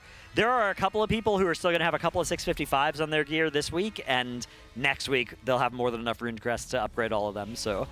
the Runed Crests are already irrelevant for a few players in this raid, and they will be tomorrow for everybody in this raid. Not for everybody out in the world, but actually, if you've been farming plus 10 keys, they'll be irrelevant for you either next week or the week after, as long as you haven't sent them on anything below 655. Yeah, very odd vibes compared to last season when you had, I mean, gearing was infinitely more difficult with that myth track going to 6 out of 6, and crafts, I should say, taking... Yeah, the craft was super costly, right? If you wanted to make a craft week 1, that was all of your gilded... Well, not all, though, because the crest cap started on Heroic It was week. 180, right? You Yeah, so it went up to Yeah. 180 on Mythic week, which is super strange. Well, also, Mythic Plus dropping at 3 out of 6 instead of 2 out of 6. That's the big deal, Super yeah. Nice. That's the big change compared to last year. You're now able to farm... You basically have half as much need for Runed Crests if you are able to farm those plus 9, plus 10 keys. And this season as well, plus 9, plus 10 keys are more accessible than last season too. Obviously, it may not feel like it this first week because we all have such bad gear, but given a comparable eye level to last year, those keys are going to feel way easier, especially after Blizzard dumped a pretty big nerf on them earlier this reset as well to try and make sure that that was true. I think there's really a big accessibility goal with M+ this season. I saw you locked in on the talent build there, Kalamazoo. What are you thinking? Yeah, I'm thinking technology's a weird spec for this fight, but I mean, we're all pretty subpar, to be honest here. So we're here for the gate. You're there for a gateway in Hellstone, Hellstones. yeah. And a Soulstone. Yeah. And then hopefully you do serviceable damage afterwards. Yeah, I've seen them in about 14 from the meters most of the time, and looking at, you have 4 healers, 2 tanks, that's, yeah, you're down there with the best of them, but... 14? Yeah, I mean, well, he's ramping. He's just ramping, doing half the damage of the Windwalker as a pull. Don't worry about it. The execute will kick in. Yeah, Demo stuff got a lot of that, yeah. Yeah, I mean, there's a bit of RNG to it, but obviously Warwick utility is something that you typically want in basically every raid setting, barring it being some niche setting. Like, Yeah, just jackpot. You know? yeah, right, just jackpot. Proc a lot of dogs. Just proc it. Just proc it and you're ready to go. I mean, Demonology is one of the tier sets that gains the most value from its 2-piece and 4-piece out there, but... Yeah, and THC does... Every single person in this raid, I believe, has 4Ps, so... Right. Some even have 5 piece. Yeah, the Zasevi had 5Ps. 5Ps, but no int weapon crafted. Make that make sense. Some things you just can't, alright? Beautiful drill placement by THD there, out in the electrified zone. Space that was already denied to the raid. Yeah, having that staggered set of rockets coming in there, like we saw at that second set here, not being the equidistant, I guess you can use that word. Is that a word I should use here? Equidistance? Could be, yeah, equidistant, that sounds right. Yeah, yep, sure, there It's we a go. mathematical term. Are you committing to using that mathematical term as a caster? Yeah. Well, so Sure, that can be my word. Yeah, sure. you're placing the drills, you know, cotangent to the sine wave of the, you know, the zone, the set. Uh-huh. Yeah. Yeah. Oh, rocket coming through the raid. There we go. Dodges dodges with ease. Yeah. When you think about it, since you're always dropping 3 of those drills, right? You're always making a triangle with them. What kind of triangle do you think you want to make? What are our choices are what? Equilateral, isosceles, Or scaling? Oh, no. and the other one? Triangle. Yeah, scaling. Oh yeah, I just call that one the other one. Alien sounds cool. Let's The do that other one. one? What is Yeah. that one? That sound, what is that? It's all the sides and angles being different. Ooh. There we go. All right, there's that gateway. You could see THD waited until he was actually actively getting pushed back to hit that gateway during that grace period where you're still able to click it even right after you get out of range of it. Yeah, I think that's huge to actually get that done properly, not being knocked off with that. Yeah. Knockback. Seems like this is a really tight input, though, like a half-second window to get that input pressed early enough to not get knocked off, or early enough to still be in range, but late enough to not get knocked off after you get to the other side of that gateway. That is a huge extra point of difficulty that I'm surprised to see on this fight. You can space the gateway back a bit more so you can just take it later in the knock, not be as like tight timing. Yeah. Wise, but it definitely. Then you'd have to be spamming. Exactly. Yeah. Very much so. Boss at 62% coming out of that first intermission here, which looks to be about on track for the DPS check. You can tell also with the boss being where he's at. Well, maybe not this poll, but next poll we can see. When the boss reaches 330 duration where he's at health. Yeah, that's halfway to the Enrage, we think, Right. so. Assumingly nobody was lying to us. Assuming that the Twitch chat information we received which is correct, which is an assumption I'm always happy to make. It would never lie to us. It would never lie to us, yeah. I just don't have any reason to. Right. Yeah, 3 minutes, 8 seconds. That pull 56%, but we'd had a lot of players dead for the last 20 seconds there. So we did initial re-predictions last night, Dratnos. I remember you and I were both kind of in the same 70 to 80. I Yeah, believe, somewhere last in that night. range. So I'm still pretty confident with that Here's a pull count, look I think. at potentially the wipe here, maybe. Yeah, mine soaked on X, and mine soaked there over on Skull as well. Yeah, I believe. Oh, was it a screw? Can we play it? Was it a screw up that popped up? No, it wasn't. Wait, yeah, that mine didn't even explode up on Skull, but somebody walked on it, right? Possibly. Oh, Um, I don't see a deep. Oh, oh, it's red popping blue. Yeah, red pop blue. Oh, on red that. pop blue. Yeah. Okay, Yeah, that'll do it. that's not allowed. That you got to pop Like we the talked correct about, color. That's 18 million damage to the raid if you have the wrong color. Ah, yeah. Unfortunately, is not. The rule of thumb is that the red mines are always the outer ones towards the front and the back of the room, and the blue mines are always the inner ones towards the middle section with the, you know, those vents. The 2 sideways Yeah, conveyor belts. that is always true on every single set, which is an interesting thing that, you know, that's the kind of information that some players will find useful and other players it will not affect how they learn the fight. Yep. Right? Because everybody learns this sort of fight differently. So if you had to, what was your initial prediction for this boss, Kalamazi? I think it was 75 or so. Okay, We can and see our maybe we can our caster pull it pull up. count predictions if they're not going to pull for a little bit given the here. option to change, would you? If you would, what would you change it to? I would maybe make it like 85 or 90. I think it still dies in that vicinity though, around 80 pulls, give or take. I mean, like we talked about, there's a bit of a cadence change, or I guess a bit of a mechanical change when those rockets become in power with those large void orbs past second intermission. I actually But, don't I think went lower here. Ooh. I don't think there's a huge difficulty increase I don't- with that for yeah, them because I don't think I it actually changes think much. they might be able to Right. heal through that. I don't know what the mythic damage is on that orb raid damage, but if it's Okay. not too bad, yeah, pop open Wowhead again, Zyra. Let me know. Yeah, I feel like barring that changing a bit, they might change the spacing of lasers a bit again on Mythic in this fight compared to Heroic in second phase 2, but I don't think much changes a whole Ooh, lot. Zyra, I saw Zyra's eyebrows raise So the damage isn't bad. It's 1.6 million per orb hit. per orb hit, but it also causes the next 3 million healing to be absorbed. Ah! Okay. So you can accidentally hit maybe 1 or 2 of them. Right, but if each one is effectively going to require 4.5 million healing, and crucially, you can use barrier and personals to live the hit and reduce it. Those won't reduce the size of that heal absorb. Right. So they're just going to need throughput healing to get through that healing absorb. Now the good news is, Mistweaver is very good at that. Mistweaver is excellent at clearing that kind of heal absorb in short order, so they might be able to soak 1 or 2, but yeah, that's definitely going to be something that needs to get dodged for the most part. Yeah, see, I think you could cheese the rocket mechanic a little bit in P2 by just having your like tanks absorb them. They do 8 million damage, which is a Little bit, lot yeah. to a deep. Yeah, exactly. player, But a tank soaking them is probably pretty good to avoid the rest of your raid getting hit. Yeah. But yeah, the Void Orbs, they can't. The Void Orbs, that'll hit the whole raid. So that may indeed require a little bit of relearning, re-strategizing. But it's so hard. Like, what do you do besides all stack up with your group in the tiny save spot, right? Well, There's nowhere else to go. I think it's like a tiny safe spot too, right? We don't know the cadence of the later games though either, or how they're spaced. I guess I should say. Like, I mean, I know there's going to be at least one overlap. right?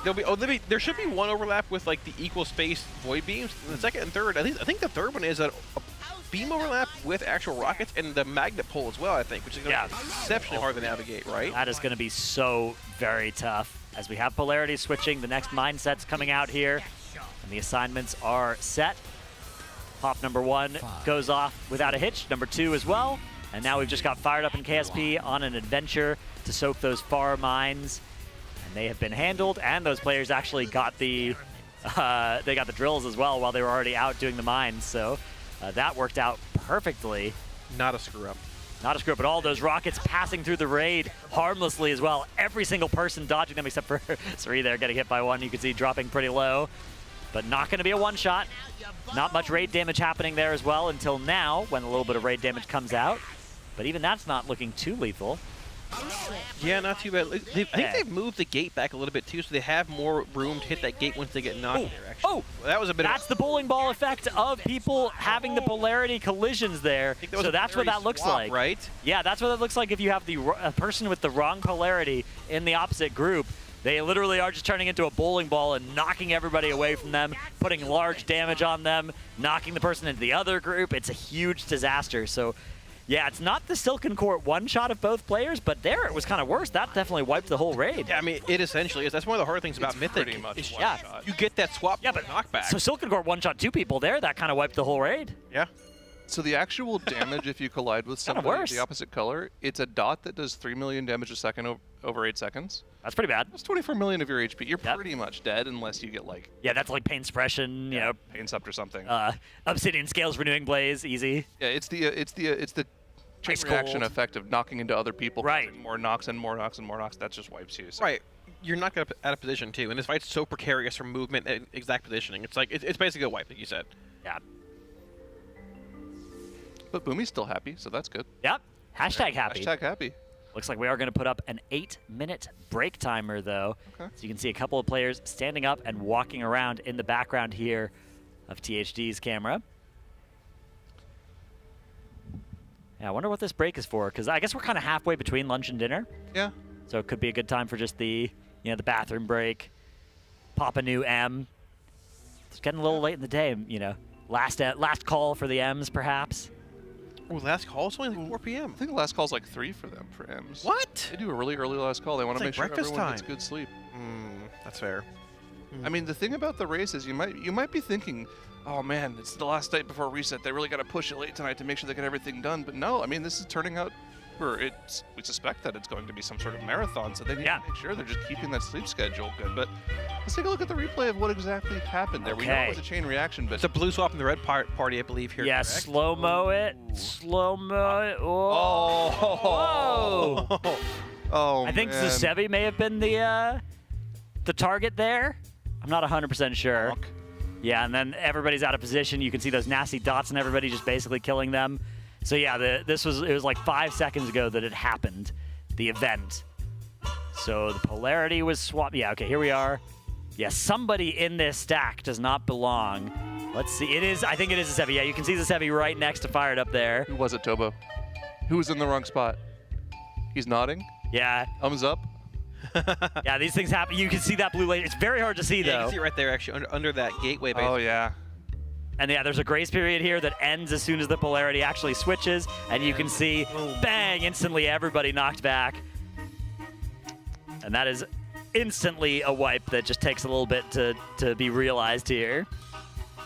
Yeah, there's no coming back for that when that gate is going off there. Honestly, in general, if one polarity is missed, it's so hard to find any kind of just recovery angle because everyone's out of position, whether it's in between rockets or beams happening, it just spells disaster, right? You Yeah, have to it be aware is. of that polarity swap coming. That is very tough. When I first saw this fight on Mythic, I was like, oh, They took that Silken Court mechanic and they made it less punishing, right? It's not going to one-shot you anymore, but here it actually... I mean, like you said, Zyro, 24 million damage over 8 seconds on 2 players. That's basically a wipe.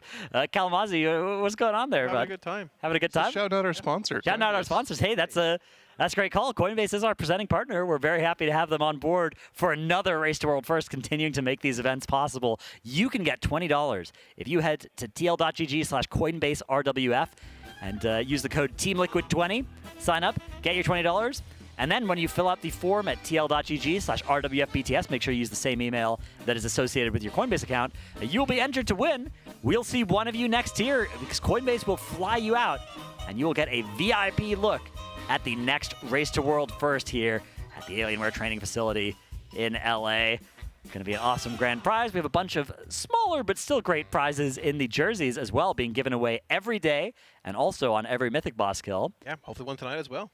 So, I mean, it can be 2 today. Look at that. Should be getting one tonight. Should be. I'm saying we'll probably be doing... Surely the boss goes down tonight. Yeah, TM, hopefully. That power outage earlier may have hurt the amount of hours that we have because, like you said, Zyro, want to be able to get to bed early to make sure that we can hit that reset tomorrow. But we are going to head to a brief break after a thank you to our other lovely sponsors. In addition to Coinbase, our presenting partner, we do have Honda, Secret Lab, Monster Energy, Alienware, MyBlue, RaiderIO, Wowhead, Warcraft Logs, and the DungeonDojo. Big thank you to all of our partners making this event possible. We are also running a charity donation drive with some exciting incentives too. You can check it out and donate for yourself at tl.gg/RWF-donate. We are supporting the Pasadena Humane Society this time around. So during this break, perhaps you may be inclined to go look there or visit one of our other lovely sponsors. We will be back in a few minutes with a new set of casters, but we will go now to a break.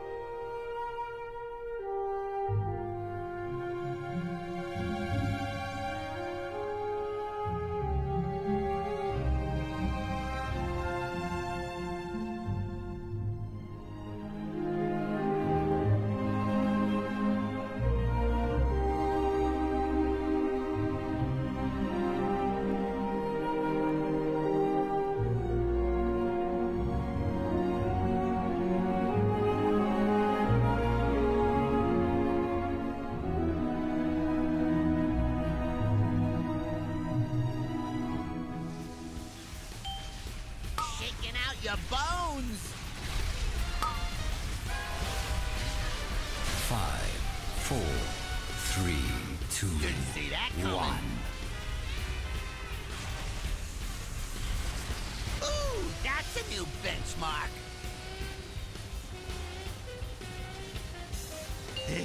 Let's try a little experiment. Break it. I call this the green best test batch yet.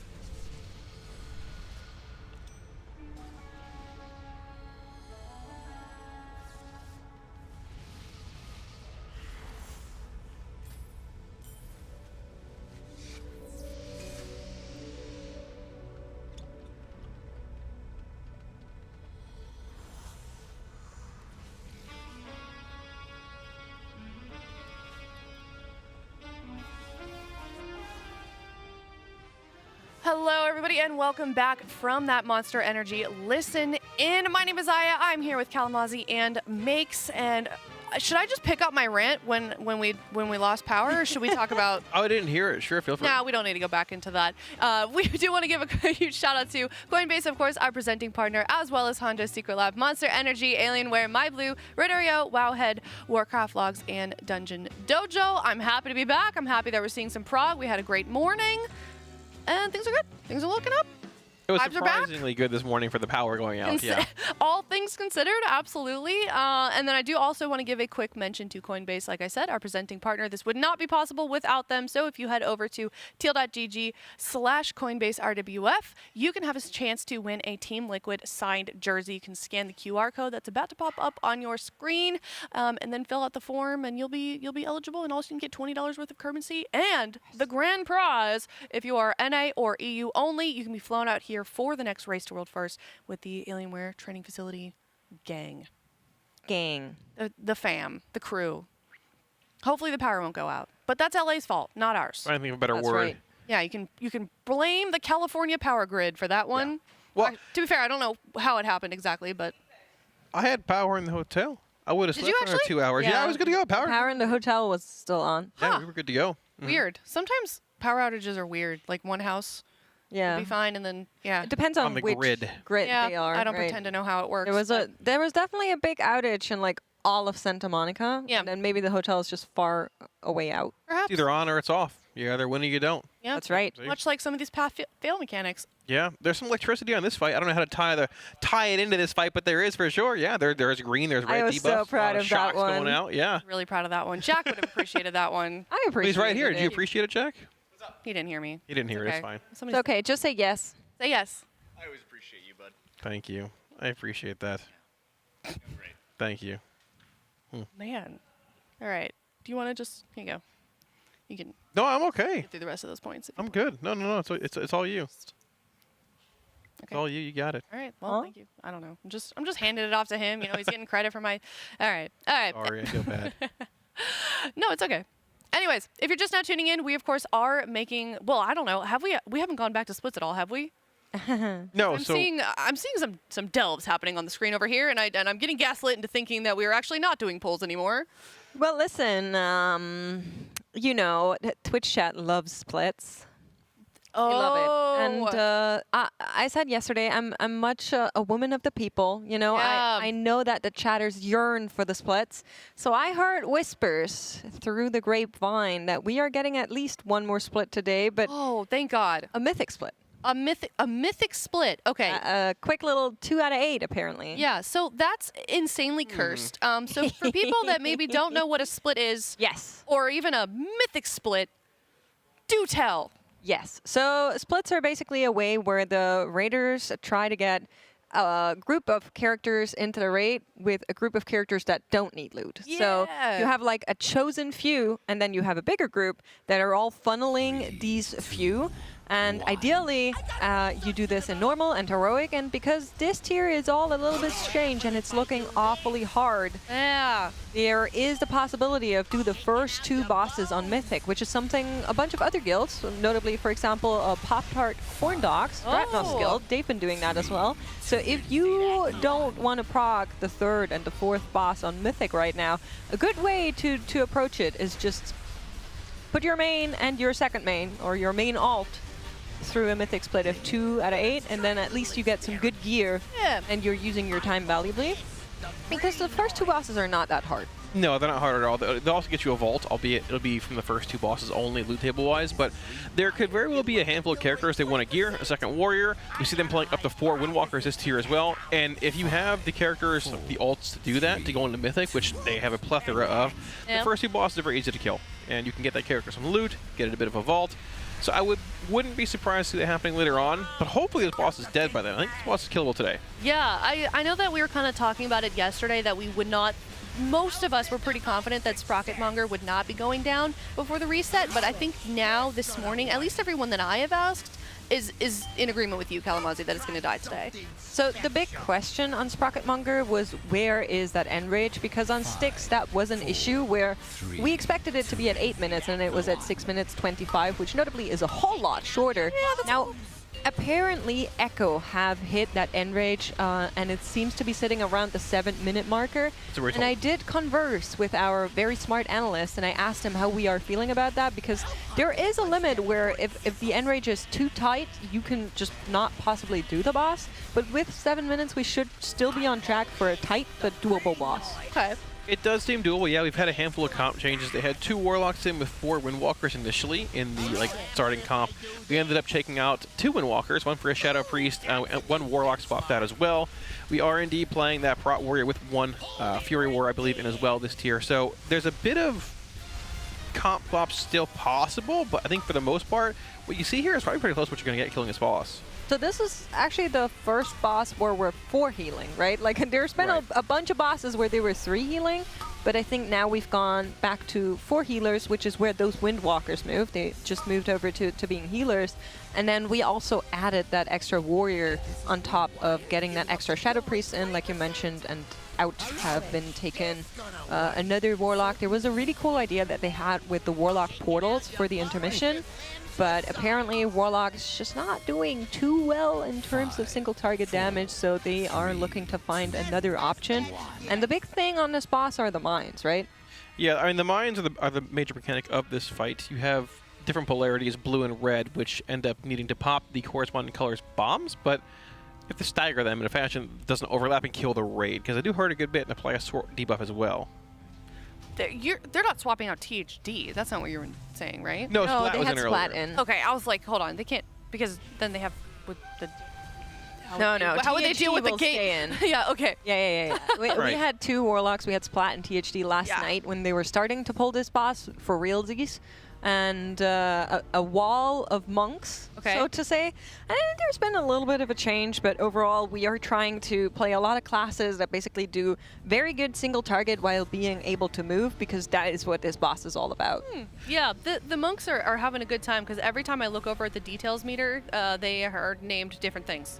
Yeah, it shows it's been happy. It's been transmitter. Now it's awesome in a Ret Paladin, which is a bit telling on how they feel Ret is this current tier, even though we don't really have many. To be fair, Ret is good.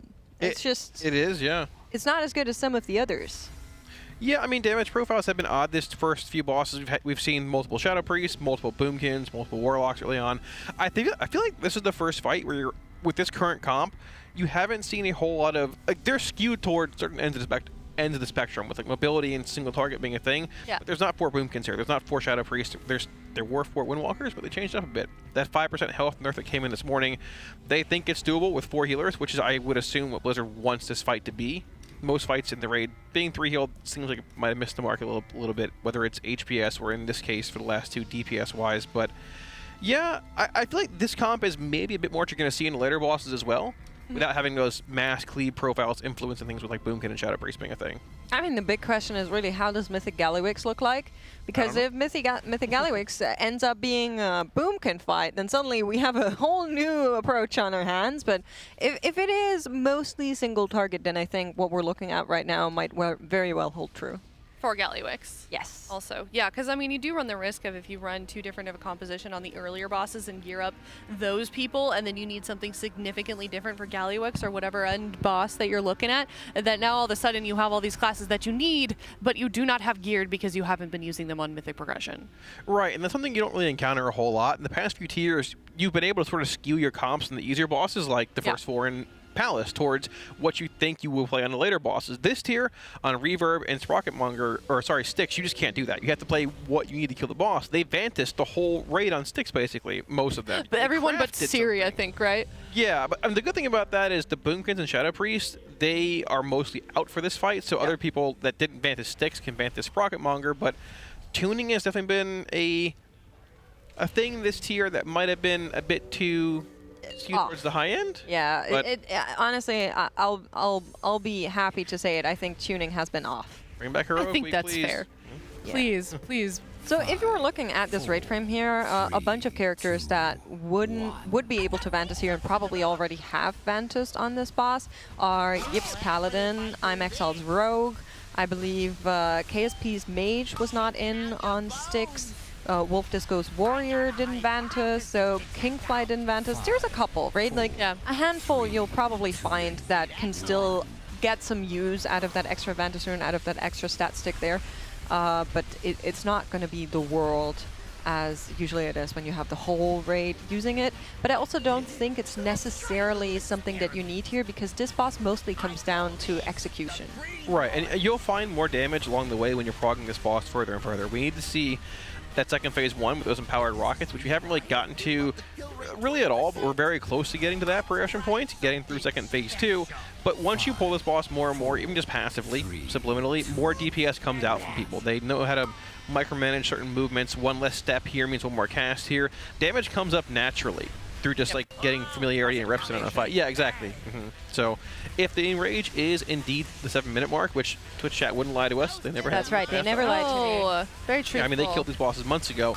The threshold you want to see is 50% at 330, but realistically, probably around 45 or lower is what you really want to see for a bit of leeway and, you know, accounting for lust on pull versus later on as well. Something interesting to note also, they got that best pull, like was it the first pull right after the power came back on? Or the second one? They had a 41-ish% pull, I believe. They had a 39. Yeah, they got a new best. Yeah, they had like, basically this 39 was about an hour ago, but it was like right at the end of the shift with about the same prog point, give or take. So they've been consistent for sure. Yeah. The issue is that it's a fight where you like always see a little bit deeper, right? We saw this at the very beginning. First you die to the first set of mines, then you die to the second set of mines, then you die to the third set of mines, and it just keeps going throughout the progression here. A big part was that intermission as well to get people to live through that, and you can just see that there's a lot of damage that does go out, so I'm happy to see our 4 healers being part of the group and a lot of just getting used to, I might be called upon this mine that somebody hasn't seen before. Yeah, exactly. I mean, the choke point is going to be the second beta launch, which is the intermission, that they've been getting to with like 5 or 6 players live. Now, the difference between beta launch 1 and 2 is that every beta launch, the boss becomes empowered, doing, I believe, 15% more damage to all abilities. But the second beta launch turns those rockets you see in phase 1 into empowered like void rocket ball things. Now, you can come in contact with them. It's like 1.8 to 2 million damage, but it puts a healing absorb on the whole raid. It pulses damage and applies that absorb to the whole raid. So things like disc freeze and other damage profiles or healing profiles might not be able to negate that as well. But the good thing is that you also have 2 Mistweavers in, which can just crank through that. So we were talking about them possibly just stacking up in between those empowered void beams with the rockets and absorbing some and healing through it. But it sounds sort of sketchy, and we haven't even gotten there yet. There's very little wiggle room in the later parts of this fight if it stays similar to Heroic, if not getting even worse. So hopefully the next half hour we'll see it. Hope see. Oh, sorry. For a second I thought you meant killing the boss. I mean, I think this boss dies tonight. I think so too. I think after dinner, just knowing them and their food buff, Yeah. success. Yeah, I think so. Do we want to? This has been a fun game. Do we want to re-guess how many pulls now that we've seen this on Mythic for this boss? I would like to, and I'm the host. You can't say no. I think my original guess was around the 50s. Okay. Which we are approaching, and we're not in kill territory yet. You know, like No. that any pull kind of thing. I believe originally when we rolled up to Mythic last night, the consensus on the desk was 70 pulls. Sounds about right, which I believe is what Jack had as prediction. I think 70 could be a good territory, probably leaning more 80. Okay. Kalamazoo. I said 80 last shift, like an hour and a half ago. I think I'm going like 100 probably. Ooh. Wow, Okay. what Probably. changed? They need to see further into the fight, and there's going to be a lot of checkpoints you get to. There's going to be overlaps you haven't seen. You're going to have those void rockets coming in, which you need to learn how to heal through and just progress through with a tight, compact area with the void beams coming in as well. And then that last intermission, I mean, the damage is ramping more and more. And you have to have a clean pull with everybody alive as well, because like all this, we're saying progression's important for like mechanics, which it is, but in the end, when you see that Enrage, all right, cool. We need to find 10% more damage, wherever it's at. So you're going to need that good pull with everybody alive as well. And all that coming together, I think, can be done in 50-ish pulls, which will put it probably around dinner at some point. But Depends on how long the pulls are, yeah. yeah, Aya, what do you think? Yeah, I mean, that's a good point, too. I think earlier, and now also, we're seeing them kind of take their time between pulls, and I feel like at some point, there's not going to be much left to figure out. We're just going to see them rapidly start to pull, so I could see this being just like a high-frequency pull, because, like you guys were saying, it's just about execution, so I think in the hundreds is fair. Max was on the Secret Lab hot seat yesterday night, and he was kind of saying this boss, more than anything, is a definition boss, like a terminology boss, where you spent a lot of time making sure that whatever you say is also what other people mean when you like talk about the left, the right, the open up and stuff like that. Because it is a rectangular room, and even if you're looking at the weak aura that they're using for the mines there, top right for THD above the boss bars, it's a little bit inverted to what some people might like. You know, if you're usually in the room, it's more like a longer kind of situation, and then the height is shorter, whereas the weak aura is the other way around. But it does make sense to have the weak aura like this, because then you're always very clear on which side of the thing you are. And it's just a lot of getting used to and agreeing as a group to what the terminology is, where's north, south, and so on. They should do what Final Fantasy Raiders do. They've got true north and like player relative, I think. I prefer port and starboard. Okay. Starboard. Yeah, Which that one works. is which? Do you know? Like a boat. The port is the front. Oh my God, the Florida man has emerged. Okay. I think the port isn't port left, and starboard's right. I don't know. I have no idea. Oh, okay. Aft, is yeah, left. the aft is There's the a back. lot of people with pretty sure, right? boats in the chat, apparently. Jeez. Yeah, I got it right. See, there you go. How is German, so we many say- people know boat facts? In German, we say Steuerbord and Backbord. I don't know what that Sure, means. Yeah. definitely. It's the same thing, Got it just right. Yeah, different exactly. language. Exactly. Left, right, and then the aft is the back of the boat. You were so Lot of- close, you were just lot of exactly motors. wrong. I love to that. do it So exact- close, Yeah. but wrong. You So know.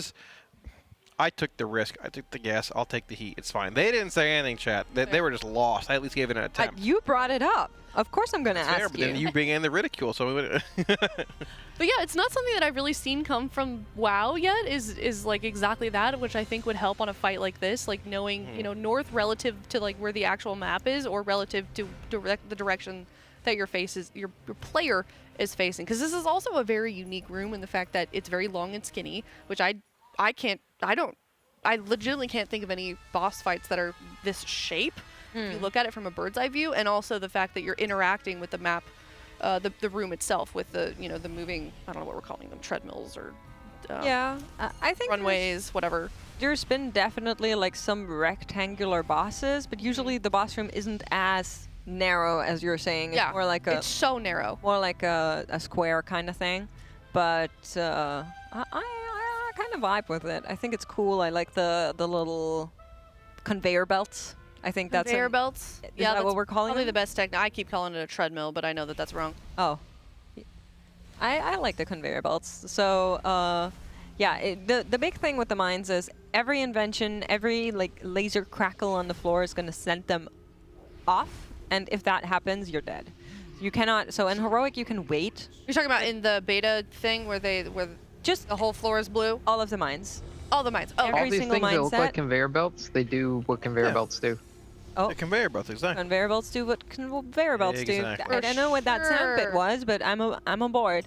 So yeah, on heroic you can basically leave the last mine open and let that get nuked by a beam. On Mythic, you cannot do that. You die. So they need to be really quick with these mines. It basically needs to happen on cooldown.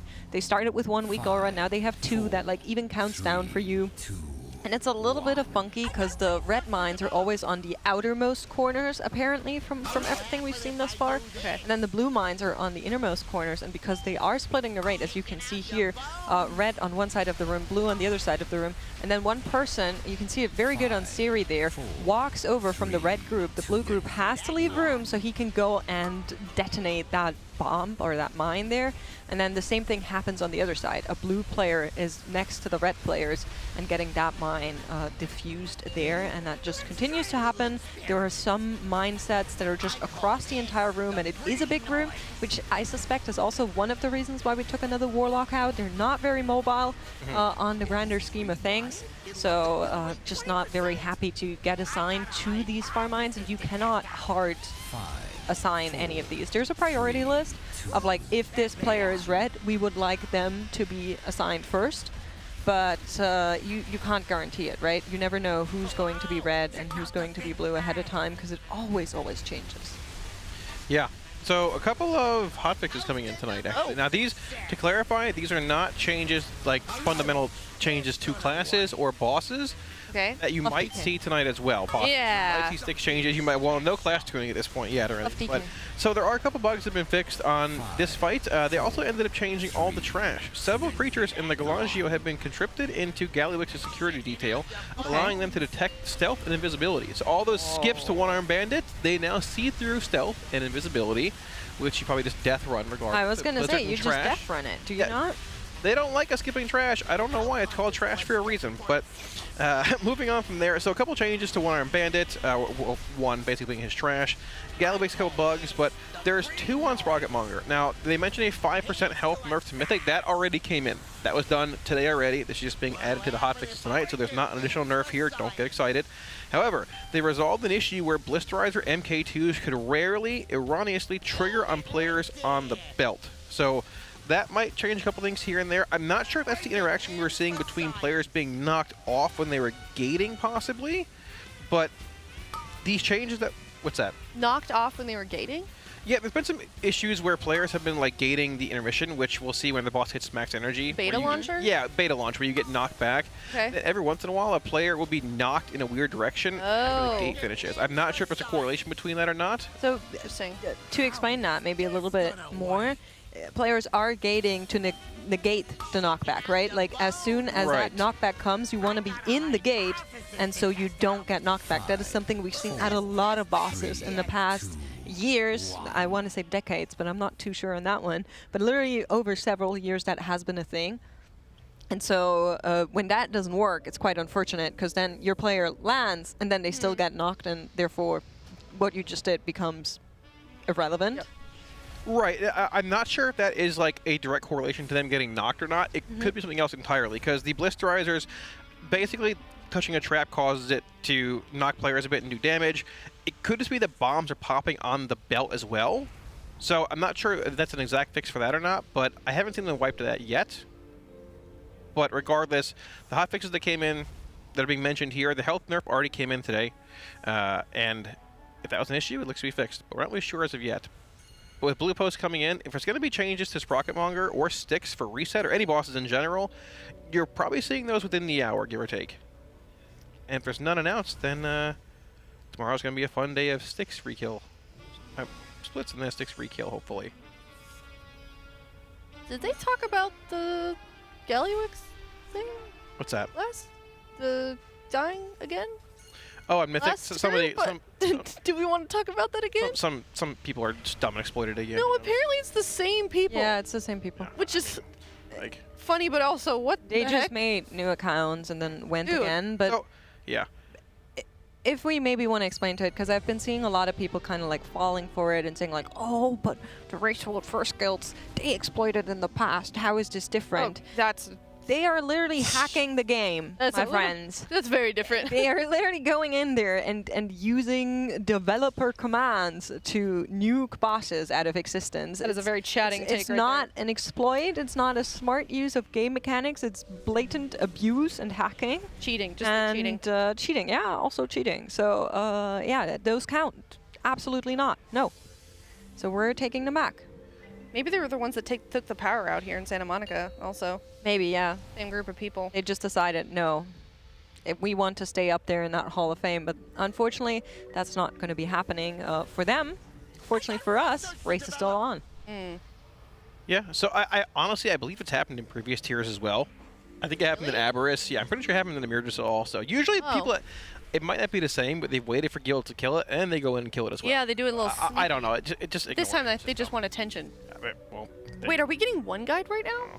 so. Are we? No, I've don't seen know. a lot of people actually like not be clear on the difference between like what is a clever use of game mechanics or what is maybe a little bit exploity and what is just hacking and cheating in a very obscene way. I have no idea how to do it, so I can't add to that. I also don't really care either way. It's just dumb. So That's right. but either way, yeah, Gallywix is still on the table, and The thankfully, entire community is getting one guide. yeah, by and these thankfully people. there's no Hashtag all force. mechanical or phase leaks from them killing it as well, which is also nice because the That's fight good. is hidden. That would suck if we got that info from them. Right. That would. I'm really glad that didn't happen. Yeah. I wonder if that's what they're trying to do. I'm not sure. Who That knows? public. I do not know, but yeah. I don't know either. All right. Well, Are we changing something? I'm seeing a Warlock portal being out, but I don't see the raid. that's a good frame question. Right now. The Warlock stream trade. are they bringing in We're Lip, just Lip porting Warrior? Yips right now, I think. Now, so Lip Warrior is on purpose not here because we want a couple of classes like Lip's Warrior to go into that Mythic split later. I was going to say, yeah, he right? might be in that Like 2 out of 8. he's not allowed in right now, so he doesn't get assigned to a Mythic ID, and instead he can go in later and then get at least a little box. Yeah, it could be a handful of things. I mean, they are at a point where they're going to be getting through that second beta launch, second intermission, essentially, and getting into what we assume is that final phase 1, where the boss is doing his traps and bombs in, the normal phase. They could be discussing certain choke points there, how to handle bombs, how to handle that empowered void missile overlap with the empowered beams. At the same time, they could be pushing upgrades as well, because, I mean, like, as unfortunate as it is, we do have, fortunate or unfortunate, depending how you want to look at it, we do have reset tomorrow for US, and we're going to be raiding for, I would assume, the next 7 or so hours, give or take. But reset does come a bit early for us, as long as there's no extended maintenance. So we want to kill this boss tonight. If we don't get this boss down this evening, it's actually very important because we've had some comp stacking earlier than we expected with 3 Boomkins, 3 Shadow Priests. This boss is likely boss 4 for a handful of players in this raid group. Boss 4 means you get 2 slots from the raid in your vaults comparatively to 1 if you only kill 3 bosses. Now, not having bosses like Gallywix, or, well, I guess more so, One-Armed Bandit and Muggsy on your loot table in your vault does sort of devalue the second slot a bit. You're going to have the first 3 or 4, but it's still a chance at a better item, whether it's eye level or maybe some item you want early on. So getting this boss down is important. Yeah. We can get that achieved, but we also spent a lot of Vantage runes already. A lot of crafts have been sent already, so we got to find a point when to pull the trigger. Also important to note, Echo is at 17.6%, so I feel like, honestly, and I don't mean to, like, doom a little bit, and I don't really think it is dooming because it's only the 5th boss, really, and it's not setting anything in stone, but if we don't get it down today, I could see Echo getting it down before their reset, to be honest with you, especially with 17% at 57 pulls. Not only Echo, also Method up there at a similar percentage as Liquid right now. Yeah. Keep in mind they do have another day in their reset there. Now, that day is starting rather soon. It is currently 1:30 a.m. over there in Europe. So they usually start rather early as far as I know, especially when it gets closer to that reset timer. They want to get right up when that reset comes in. So I agree with you. I think if Liquid is unable to do it, there is a fair chance that they might be the only out of the 3 guilds that won't do it. But we obviously can't say for sure. I mean, we had really low polls on Styx. Yeah. And then it still took a long time to shave down those extra percentages. It did, yeah. And like, also to further clarify why that would be bad, that would mean that another guild would have an entire boss and the gear that comes from that and the benefits from that, and then be able to re-clear it again where we guys wouldn't have that advantage. But it is still so early in the day. This is definitely not something we are going to be roaring about just yet.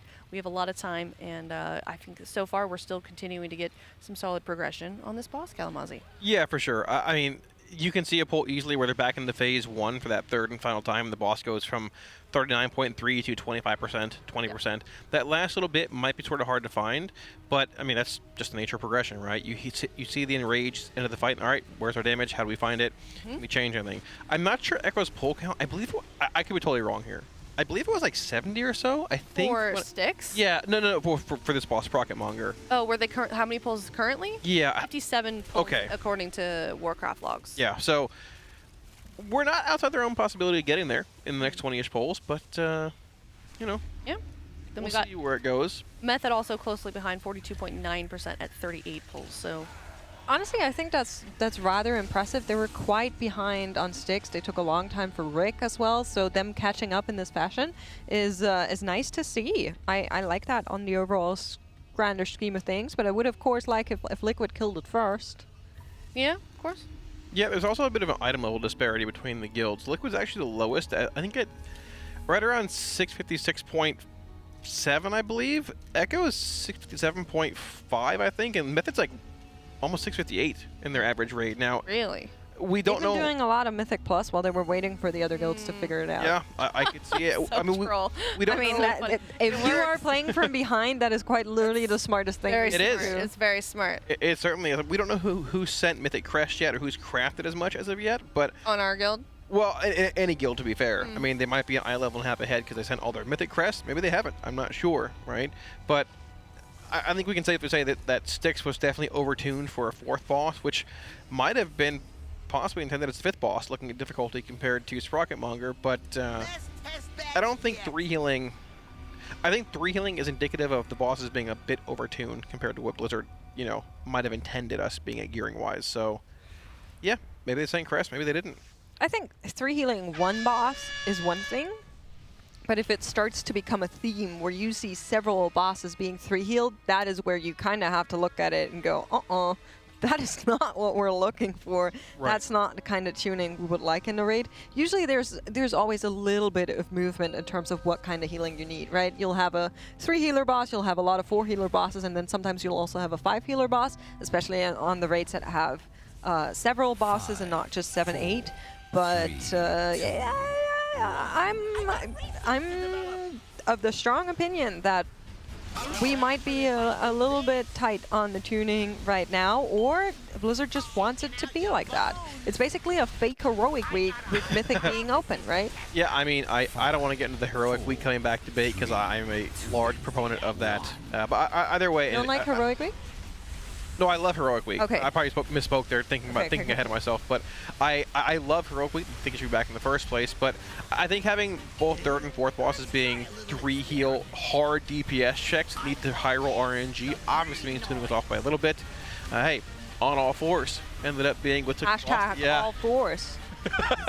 Okay. It took Styx down. It did, right? All 4s. Yeah, so we'll see. I mean, the last 3 bosses are also pretty big DPS checks. One Arm Bandit, which is the next boss in progression for all these top 3 guilds here, has that tight 30% to 0 Enrage, which is very similar to Rygalon, Sludge Fist, where you kill the boss, he's going to kill you. Muggsy as well, that 40% phase 2 push, that Enrage. And Gallywix, we're not even sure how that fight looks, but it has a soft Enrage built in, which could be totally different on Mythic. But those execute profiles could be very relevant. And if tuning is off by a little bit, maybe week 2 evens that out. Maybe you get a vault, a reset, a reclear, and you're on par with what Blizzard thought would be the case tuning-wise. But it also, reset brings probably a bit of eye level equalization versus maybe Liquid and Echo having, or Echo and Method having better split runs compared to Liquid, maybe higher rare loot rolls. But a lot more Aya Kazans. Yeah, you never know. Right. It'll always be an option. It's also going to factor in to how many splits will need to be done with that reset, right? Like, the more Eye of Kazans you got from the first reset, the less you need to do on the second one, because then your characters are already equipped with it. So, there's always a little bit of randomness, but that is the game that we love. So I don't necessarily see a problem with that. I think what annoys me about the tuning is not even the Race World first perspective. A lot of these raiders like tough bosses. I personally love seeing them figure out a tough boss. What annoys me about the tuning is that there's more guilds in the world, and a lot of them are right now looking at boss number 3 and specifically at boss number 4 and saying, we cannot by any means necessary kill this boss, and that won't change in the next week. And I think that is an oversight, and that feels a lot once more like how Kavesa and Brute Twister felt. Yeah, very much so.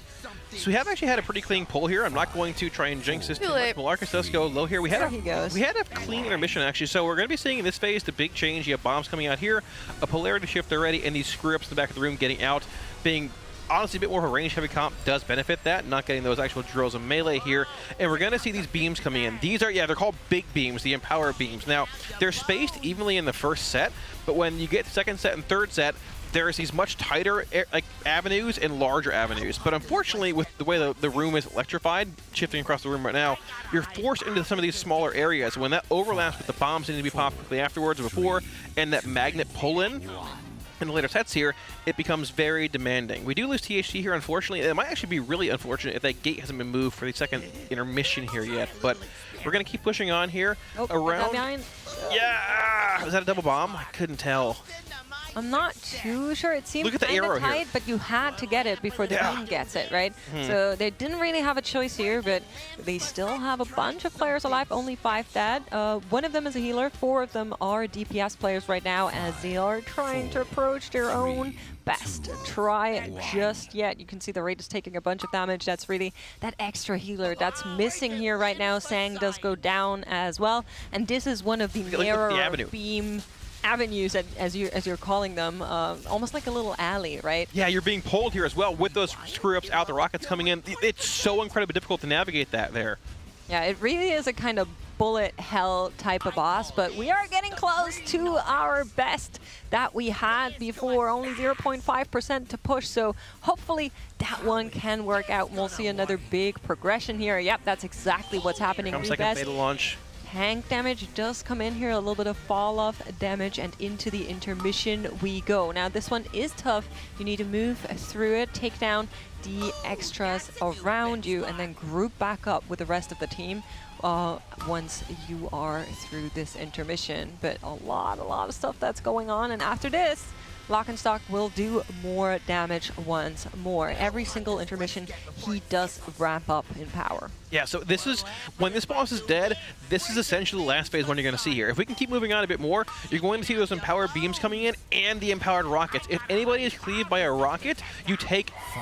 the whole raid takes damage and an actual healing absorb on the entire raid. We might not get that far right here. These bombs are going to probably spell disaster for us, but that is progression. We lost THE before the actual phase 2 began, so we didn't have a good gate for those polarities to take there either, which sort of spelled disaster, but that is progression. And a very good thing to note here, the boss is like 46% at 330, so you're ahead of the check by 4% there. So this second intermission, or second, phase 1, last phase, whatever you want to call it, needs to be optimized more. Obviously mechanically, damage-wise, but we do appear to be ahead of the check if the Enrage is 7 minutes long. Currently. Yeah. Lost. So we'll see, but... Gotta factor in that a bunch of people died rather early, and that's a lot of lost damage here as well, but Nobody died before that, but yes, overall, they are on track, I think. Yeah, that's a progression poll. 34%. Love to see it. Yeah, and that's kind of feel like the crux of the fight right there is that beta launcher sequence, just because there's so much going on in such a small amount of time. And then also I want to say, like, with the rockets that come in and all the beams that are coming in from the side also, because of the shape of the room, you have less time to react in a way, which I mean, I'm sure they can handle it, but that would freak me out. I would lose my mind. So the good thing is the boss does kind of signal what it's going to do before, right? It brings up the invention on the conveyor belt and kind of goes like, this is what I'm going to do to you next. And then you can kind of just see it, but at some point it's just like it keeps going, right? It's just invention upon invention, and he just rains everything down on you, and you're standing there like, okay, what comes next? I'm already in trouble. All of these things are happening at the same time, and it's just like bullet hell, really. That's what this boss is. Yeah. It's good, though. It almost seems like looking at those void beams getting into that later part of Phase 1 after first empowerment, the avenue that you're in gets smaller and smaller every single void set. There's like nowhere to go. You've got the magnet pulling you in, you've got rockets flying at you, and you've also got that beam just getting smaller and smaller. And then factor that all in the next phase when you have those rockets just being empowered void beams that just, or I guess rockets that if you touch them, it hits the whole raid and puts a healing absorb in the raid as well. So maybe you commit barrier there, soak a few, but barrier's not going to help you heal through that healing absorb. So it's going to be super, super tight getting through that, but that's what you got to do to kill this boss. Honestly, I love it. It's fun. It's something. It's hard, and it's hard for fun reasons. Yeah, I think it's a... So I didn't like Styx for the reason that it was the same thing again and again and again. Just by looking at it, it was really hard to tell at what kind of progression you're on. I think this boss, in that regard, is really the opposite. You can see where the progression points are. You can exactly see where the pain points are. It just gets worse and worse over time in a good manner. And it's very easy to tell how far you are into the boss and how that progression is moving along. And I just love that when bosses do that. The only real variance in this fight is just the fact that people get different polarizations and they swap. Yeah. The bombs are a little... I mean, they're basically the same, just people get different polarizations, so you have to learn the popping sequence. If I have blue here, I might be assigned here. Or I have red, I'm closer versus further. And I'm sure they have their own internal, all right, do you want to be assigned more often but closer bombs, or do you want to be assigned later on? That was actually a conversation we were hearing last night that they asked specifically the Warlocks because they're so immobile. They were like, would you rather be here, middle, or last in terms of where you are assigned? And then that changes the frequency of how often you are probably going to go, but also changes the frequency of which of these are you going to go, because you do have a vulnerability. You can't be assigned like twice in a row, for example. Yeah, you can't pop 2 bombs in the same set, basically. I think it's like a almost 2-minute debuff. It has to be a different player every time. Yeah. In each phase. You can rotate back through in a second phase 1 and third phase 1. Yes, exactly. It's 2 minutes, you're right. Yeah, so there we go. And nowhere. Got to learn that 3 times the mechanics coming at you and the boss will die. Right.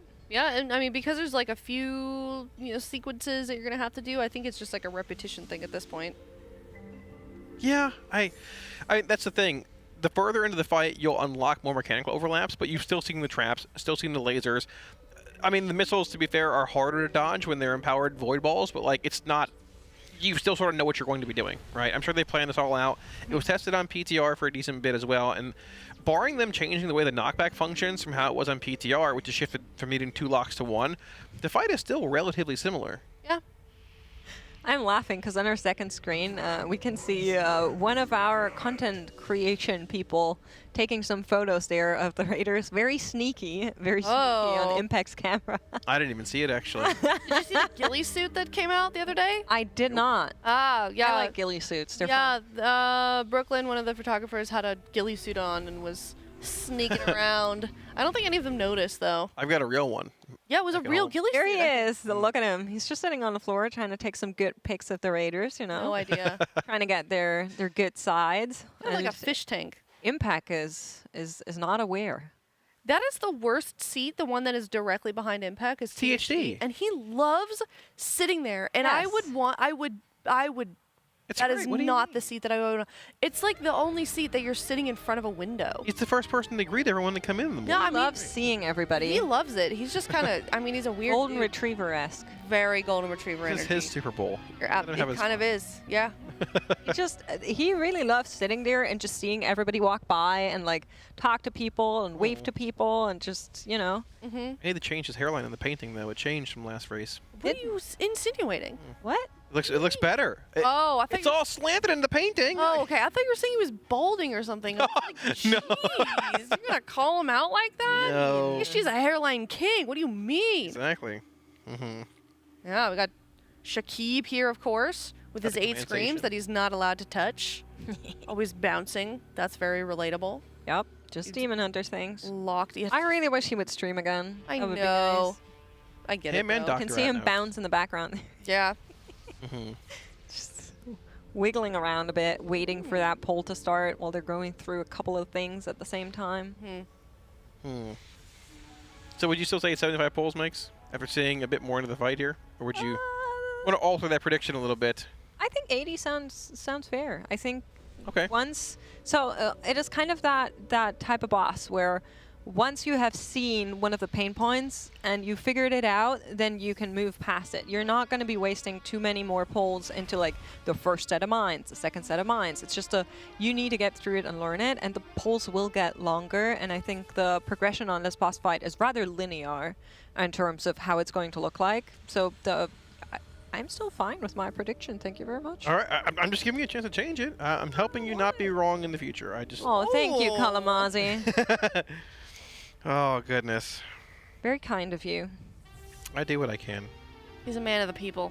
He is. He's a provider, after all. He's just a warlock player. That food last night was very good. The after the 1 a.m. Taco Bell. Did you? Oh, how did it go?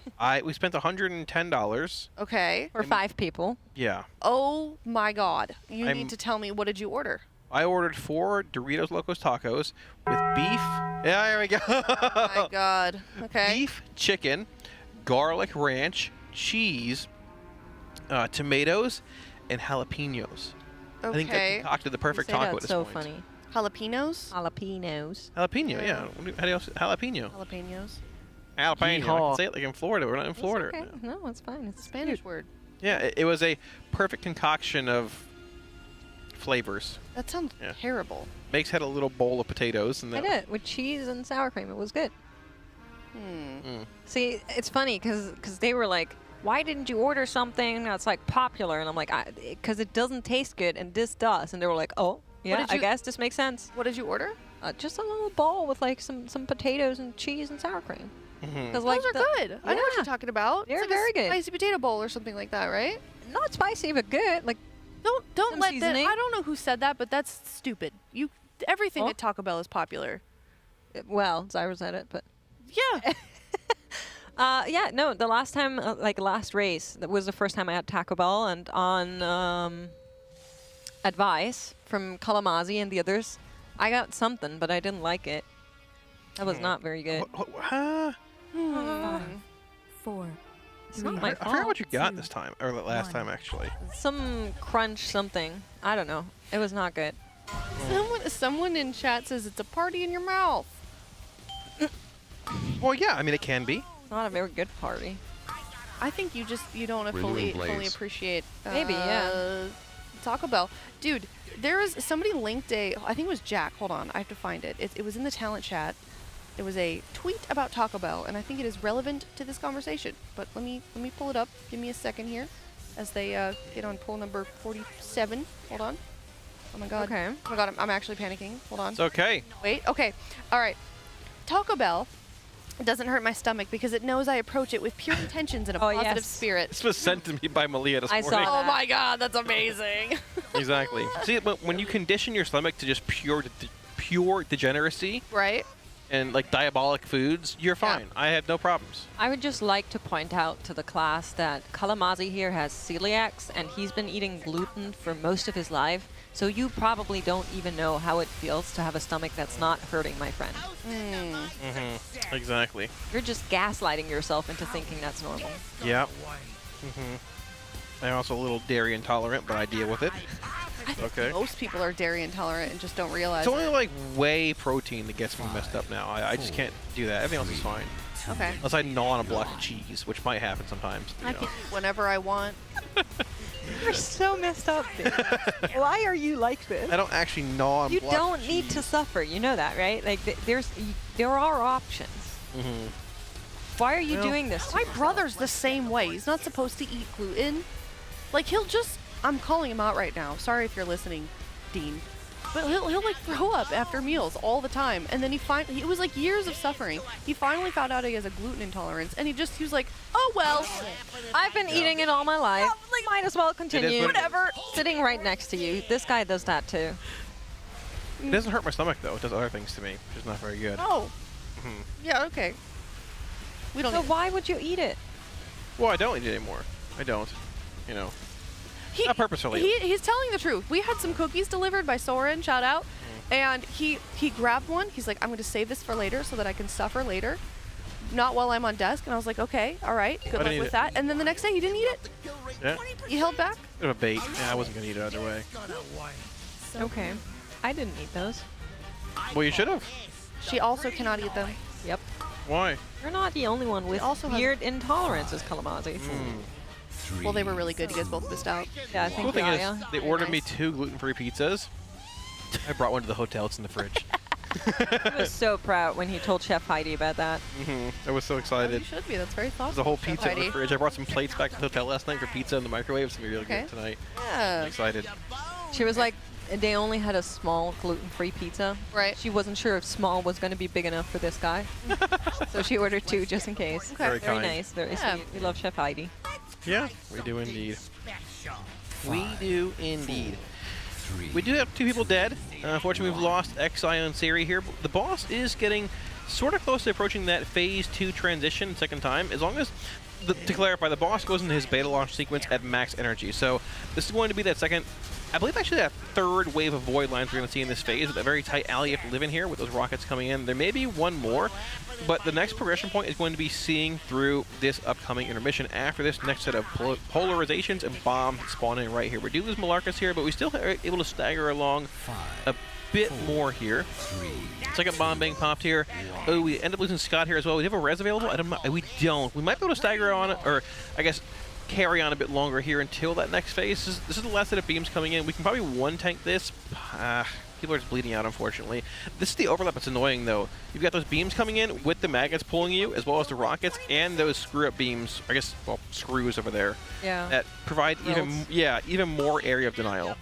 So I think a big thing on this boss is if you lose a healer early, it just kind of escalates from there, right? Sarah being dead there early on, now Nick also fallen. At that point, you're just going to struggle so much for living and trying to just stay alive that it's very hard to see deeper into the fight as is. So a little bit unfortunate, but we're still happy to see this intermission one more time as the group is trying to push it along, trying to see as far into it one more time. Yeah, we can stagger around a bit longer here. We did indeed have that gateway down there, so that actual beta launch gate did look pretty good. Most of blue and red got into their positions accordingly. We're not going to live much longer here. Both tanks are down, but this right here is that progression point you want to be seeing here. When these bombs spawn in, this phase does have those empowered rockets, which begin, I believe, in about 45-ish seconds here. I'm not going to see much further into this past, well, probably past this point. This is the prog point you want to see, right? You want to get back to here optimally with enough alive where we can stagger on a bit longer. But we're getting there. Maybe not the best overall. We can push a bit more here. Maybe we can get a percent with boss. Maybe. We're living a wow with not many alive here. Oh, maybe. No tanks. They've got turtle. They've got diaper. Boom. They've got all kinds of. Okay. Bomb set spells disaster. Now the polarity thing with the red and the blue. Yes. It's not like it's going to instantly kill you if you bonk into each other. It's just it's a lot of damage, but like It knocks both of you back cheese it a little bit. and takes a lot of damage. And the problem is with so much stuff being on the floor already, you can get knocked into something that then kills you. So Right. the knockback almost more lethal than the damage itself, but really you should try to avoid running into anyone at any given point. It's really not advisable. Well, it's fine. That'll be okay. If it's a Just Demon Hunter, whatever. it's fine. I mean, Doesn't if matter. it was you, you probably would be running into people. No. Disregard for your Whoa. own health like that. In our testing, Oh, They're going to okay, make you. tell me. Go ahead. Yeah, you go ahead. we had a lovely Demon Hunter at a polarity shift, but was too distracted by doing random backflips and cartwheels, all the random garbage they do with that part of their rotation. Just knocked everybody off the belt. I'm sorry, And lo and behold, in Callum. raid last night too. Same thing. Oh, I was in a backflip, doing a 360 no scope. Up, just blew the raid up. It's not I their fault. despise I told you I was sorry. Demon Hunters. I told you I was sorry.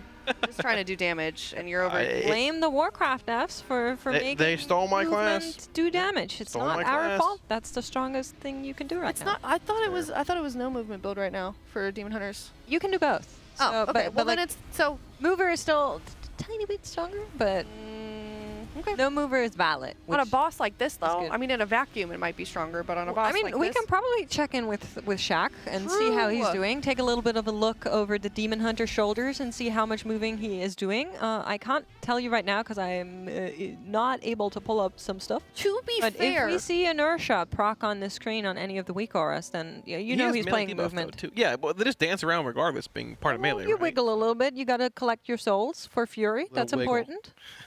Okay. That's how we generate our resources. Got to wiggle a little bit, get some extra energy in there. So very important. All right. You ever played Demon Hunter? No. he hates Demon Hunter. You could try it. You're in a Demon Hunter sandwich right now, Kalamazoo. That's true. I What's played your a problem? Death Knight. Well, we're both playing It's Demon our alt. Hunter and DK. What do you I play as classic on a mage. your main character, that we don't right? need to talk about that right now. Did you die again? Did you? No, I did not. I did not. Okay. I'm still Very good. alive, but only because I haven't logged in for a couple Oh, days. fair. See, Yeah. the real smart angle I have that a lot of classic creators do, you should have done this as well, you milk the death. Yeah. Oh, Oh, I died. Oh, retail patch is out tomorrow. I guess we're done with this content. You didn't do that. You need to milk it both ways. It's how it goes. It's the cycle Right. of being a content creator, right? yeah. No, you know Actually what? play Classic? What a coincidence. Oh, should well, that was play it. fun. See you later. No, I didn't. I think that's I'm what just Peekaboo being. did, to be honest. Wait, the Pika's still playing, right? Isn't he? Yeah, dude, he died, and the next day he was playing retail. Oh, But can't an blame him. he was inconvenience. doing keys. You cannot blame him. what? The man is down bad. Who would have Nothing seen it down coming? bad about that. I'm just being a little aggressive. I don't care. I understand, Pika. I mean, hey, the new patch is good. New M plus season is fun. It actually is, yeah. Honestly, I think the theme of this patch is phenomenal. I think Mythic Plus is really fun. I think Delves are finally at a point where I actually enjoy doing Delves. Mm-hmm. Yeah, it's just the right tuning. It's looking a little bit sustier on Mythic, but other than that, very, very fun raid. Yeah, I mean, in the long run, I'd rather have a raid that is overtuned and Gets fixed in the long time. yeah, Yeah. they either step in and tune the raid accordingly faster, or it just takes longer, but it's more of a competitive nature versus some boss just being steamrolled and you have basically Yeah. a one or two boss to go like Aberrus or Mirror still, right? I agree. I think if you had to choose between make it too hard or make it too easy, I would always go for too hard as well. Yeah, because it's harder Exactly. to start with something easy and just make it harder. That just feels Yeah, wrong. that's not really Right. an option. Do you imagine? Mhm. Well, yeah, too easy. Let's put some more health on that boss. I will say Blizz needs to be very, very fast and efficient with tuning and nerfs to these bosses, like for guilds that are reaching them outside the world first setting. Yeah. When it comes to, I mean, once again, Styx is a great example. I'm surprised we didn't see a post talking about Styx changes coming in next week, but well, I guess same as Kai Veza last year. Yeah. That also held for a while. It did, which was not very good. 5, But 4, 3, well, Oh, we're going into another poll. 1. mhm. Just trying to see if we changed anything, but it doesn't seem to look like that. I think there is a lot of like looking at replays that's being done with everybody and like going like, oh, this is where we should have been and this is where we were and this is how we're going to fix that. So if you are seeing them stand around in between polls, that's something that usually Team Liquid doesn't do as much as some of the other guilds. Usually they're a guild that just likes to go again and get a feeling for the boss. But I think particularly on this boss, I've been seeing a lot of talking and a lot of agreeing on many things. Can we maybe look at Shaq here, production? We could actually. I don't have the power. Right there, actually. Keep in mind, though, he's kind of ADHD, so he could be moving around and still While, not part of it. while he's So- just Yeah, he's- pivoting in the air, eye beaming. Yeah, we don't know if that's part of his rotation or he just wants to, spam A and D. I'm not sure. That is good. But yeah, okay, let's see. It's just the melee dance, left and right. I think. We I'm need trying to wait see his for like eye bars. beam to Yeah. go up and then see if he bench falls. See, right now, this is just the ADHD spam. This is just. It's just a little bit of wiggles. You have to, otherwise you Yeah. don't get your Eye beam, your no souls. vengeful. Wiggles out. Yeah, I don't think we're playing mover here. Mines. I Good. think we're not going for inertia. Maybe I can play my Demon Hunter again Okay. then. I actually have a funny, sort of relevant thing to say. Mhm. So, as we know, I was playing hardcore, and I was playing with a lot of people that don't play WoW. Some of them were like first-person shooter mains, and you could tell in a dungeon when they were getting stressed out because they would start strafing, like they're trying to avoid getting headshot. Like I do that too, more actually. so, no, like more than any WoW player I've ever seen, like just rapidly moving. Yeah, it's would the not stop. That is funny. the AWSD over and over. Yeah, like I don't want to get headshot. Yeah, it's like your Tarkov Hey, buddy. moving around. Yeah, I do it too. Yeah, I do it. out of them. It was pretty funny. Somebody asked me, why are you dancing? Bro, Yeah. I just love what I do. Just Yeah. muscle memory to them. But yeah, no, AD, or Shakib, I do the same. Just No, you have wiggle. to. Get the wiggles out. You have to. You see those little purple dots on his screen every now and then? That's where he gets his Fury from. Fury is used to use abilities. He is well within his rights as Demon Hunter to wiggle around a bit. Otherwise, no damn. As long as it doesn't blast me off the platform like happened in PTR, that's okay. Oh, well, You maybe got something. you were just They stole my in class. the What do wrong you want? spot. Where did the demon You hunter shouldn't have hurt stood you? there. They hurt. I don't even want to talk about it. I don't want to talk about it. So sorry. It's fine. Stand in a different spot next time. Switch. Yeah. You mean with the other polarities and knock them off too? Yeah, Got you it. were wrong, Nice. clearly. I- Otherwise, that you was wouldn't me. have flown off. I think that that works. I think that Kalamazoo doesn't like demon hunters because they took some of his abilities and. Oh. They stole my whole class. Oh my god, get over it. Right? It's Whatever. been so many years. Holy. I know. I actually don't really care. This polarity switch, by the way, killed a lot of players here. It did. We saw Malarcus. I believe did. Malarcus impact go down. Kingfly had been down for a little while here. I mean, it's still worth pushing on a bit more there to see some of the overlaps and things. Like getting into the second phase one here, like you mentioned, though, makes this is a good VOD review fight as well. Because like we've seen them take a few-minute break between most polls here where progressions are made. There are little things you can talk about. Hey, you can micromanage this movement here. Maybe Yep. in that second beta launch, you want to move this way instead of that way. Finding that right angle to be on the conveyor belt still. Things can definitely be broken down here in a VOD better than maybe on a fight like maybe One-Arm Bandit, for example, right? A lot of moving parts in this fight need to be done properly to progress further. I wonder what it was with the polarities there that sent so many players to their deaths. Yeah, me too. Because we did see one of the hunters being down before, and then the polarity came in and like 4 people died. Which I assume maybe they weren't too clear on where they should be standing, or maybe not paying too much attention to what polarity they're getting. It's always a little bit weird because you kind of need to memorize at every single mine spawn where should you be depending on which of the colors you are, which is a lot of factors for an entire 7-minute fight, and we are getting like closer and closer to kind of downloading that into their brains and just making sure they know it, but it'll take a little bit longer. Fair enough. Yeah, we're going to be taking our time once again in this poll. Frankly, I'm a little bit surprised, I guess, on the amount of time that we are seeing between polls with this boss at this point. Yeah. Perhaps that's just me. I would have thought we'd be rapidly pulling, but there's clearly some things that they're still trying to work through. Yeah, it's a lot of VOD review. Like, look Yeah. at what just happened. How can we avoid that? Because you just need to be very clear on why people were not in the spot that you originally determined to be in if you are color blue or color red, right? So sometimes there's something that they can solve. One of the things, for example, was the weak aura that they made just to make sure that you know which of the mines you are and you know exactly how that countdown looks. All right, well, maybe we can get some insight onto what they are discussing. We're going to head to a Monster Energy listen-in. Calling that orientation is also good. Like Yeah. blue on the wall. I will red in the literally middle. call the markers. I'll just say blue on diamond, red on triangle. Okay. But I was gonna mention it. That set where we're like, I'm turtling those rockets. It almost seems not worth it because, like, trying to soak them when they're that close is like almost impossible. I think don't you're know if we right. can just I think it's personal, only like, cool down through good them. when the missile is directly on the group, because then you're actually soaking every missile if you just stand on it. Yeah, I mean, you can look at the clip I put, but there was like one that hit someone, which I wasn't in the right angle, but I wouldn't have been in that angle anyway, I don't think. And mining current Raiders is really bad as well. Like, how am I getting hit by that left one? Coming behind me, even though I like see it. So let's see. Here comes Kingfly. He's in position. That one's like right there. He hits the turret. I'm a bit off of this. I'm a bit off right now, but I get back in position, and this next one, it's like there's no way I could have soaked that. Yeah, there's no way you could have soaked that yet. I mean, it's just. Do they yeah. cleave or not? No, I don't think I don't so. think so. Can you just stand Yeah, like that's on miles the, away. can you just Sorry. stand on the group and I then did- take one step back and then it will hit you before anyone? We will find out Maybe. if it cleaves, because try. it was either last pull or the pull before where we said to like dodge and then 2 people died. It was this You can pull, look I in think. current Raiders. This They is the definitely clip, don't I'm pretty cleave sure. it. They definitely do not cleave.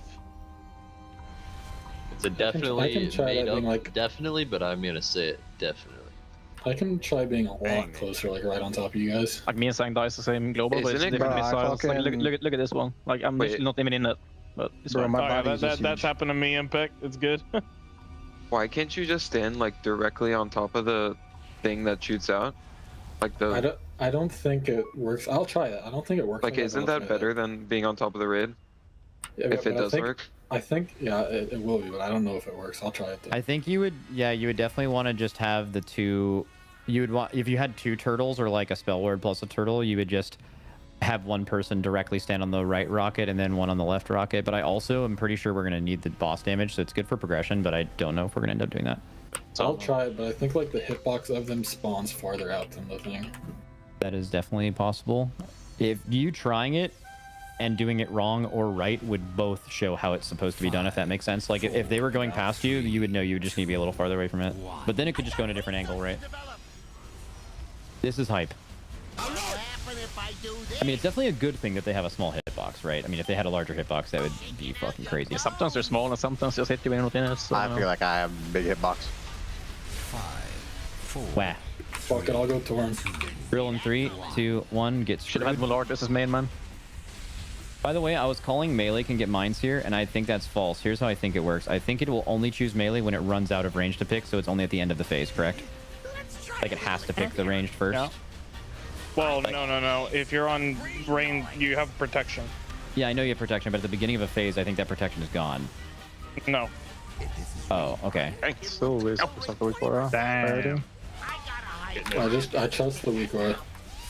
Yeah. The weak aura checks hit an aura. Drills in 3, 2, 1 now. So it's not a timer. It's literally just if you've gotten it last, you can't get it next. Yeah, there's a hidden aura. Or is it once a phase? The drills are once a phase, No, it's just 90 seconds. If you got the last one in P1, you can't get the first one in P2. Okay. Dodge. Color swap, 3, 2, now. Still dodge. Respect. Good. Mine's melee. Wrong about that, by the way. It's KSP first. W, Kingfly second. Do you want a grip by anybody? 3. Okay, Impact next. We'll just go after. After this, guys, we're getting sucked plus rockets plus lasers right now. Dodge. Full respecting. So much respect. Keep dodging. Keep dodging. Keep dodging. Keep dodging. Keep dodging. Keep dodging. Good. Color swap in 10. I've been watching low FPS the whole pull. Fucking kill me. All right. Swapping sides. 3, 2, 1 now. Different debuffs potentially. Okay, and knockback here. Love that sound, by the way. Hashtag mouse. I'm not crazy, right? There's no flame mines, only that south side one. There are fire mines. On the outside, no. No, it's just void turrets on the outside. Oh. Don't do anything. Good shot. Respect.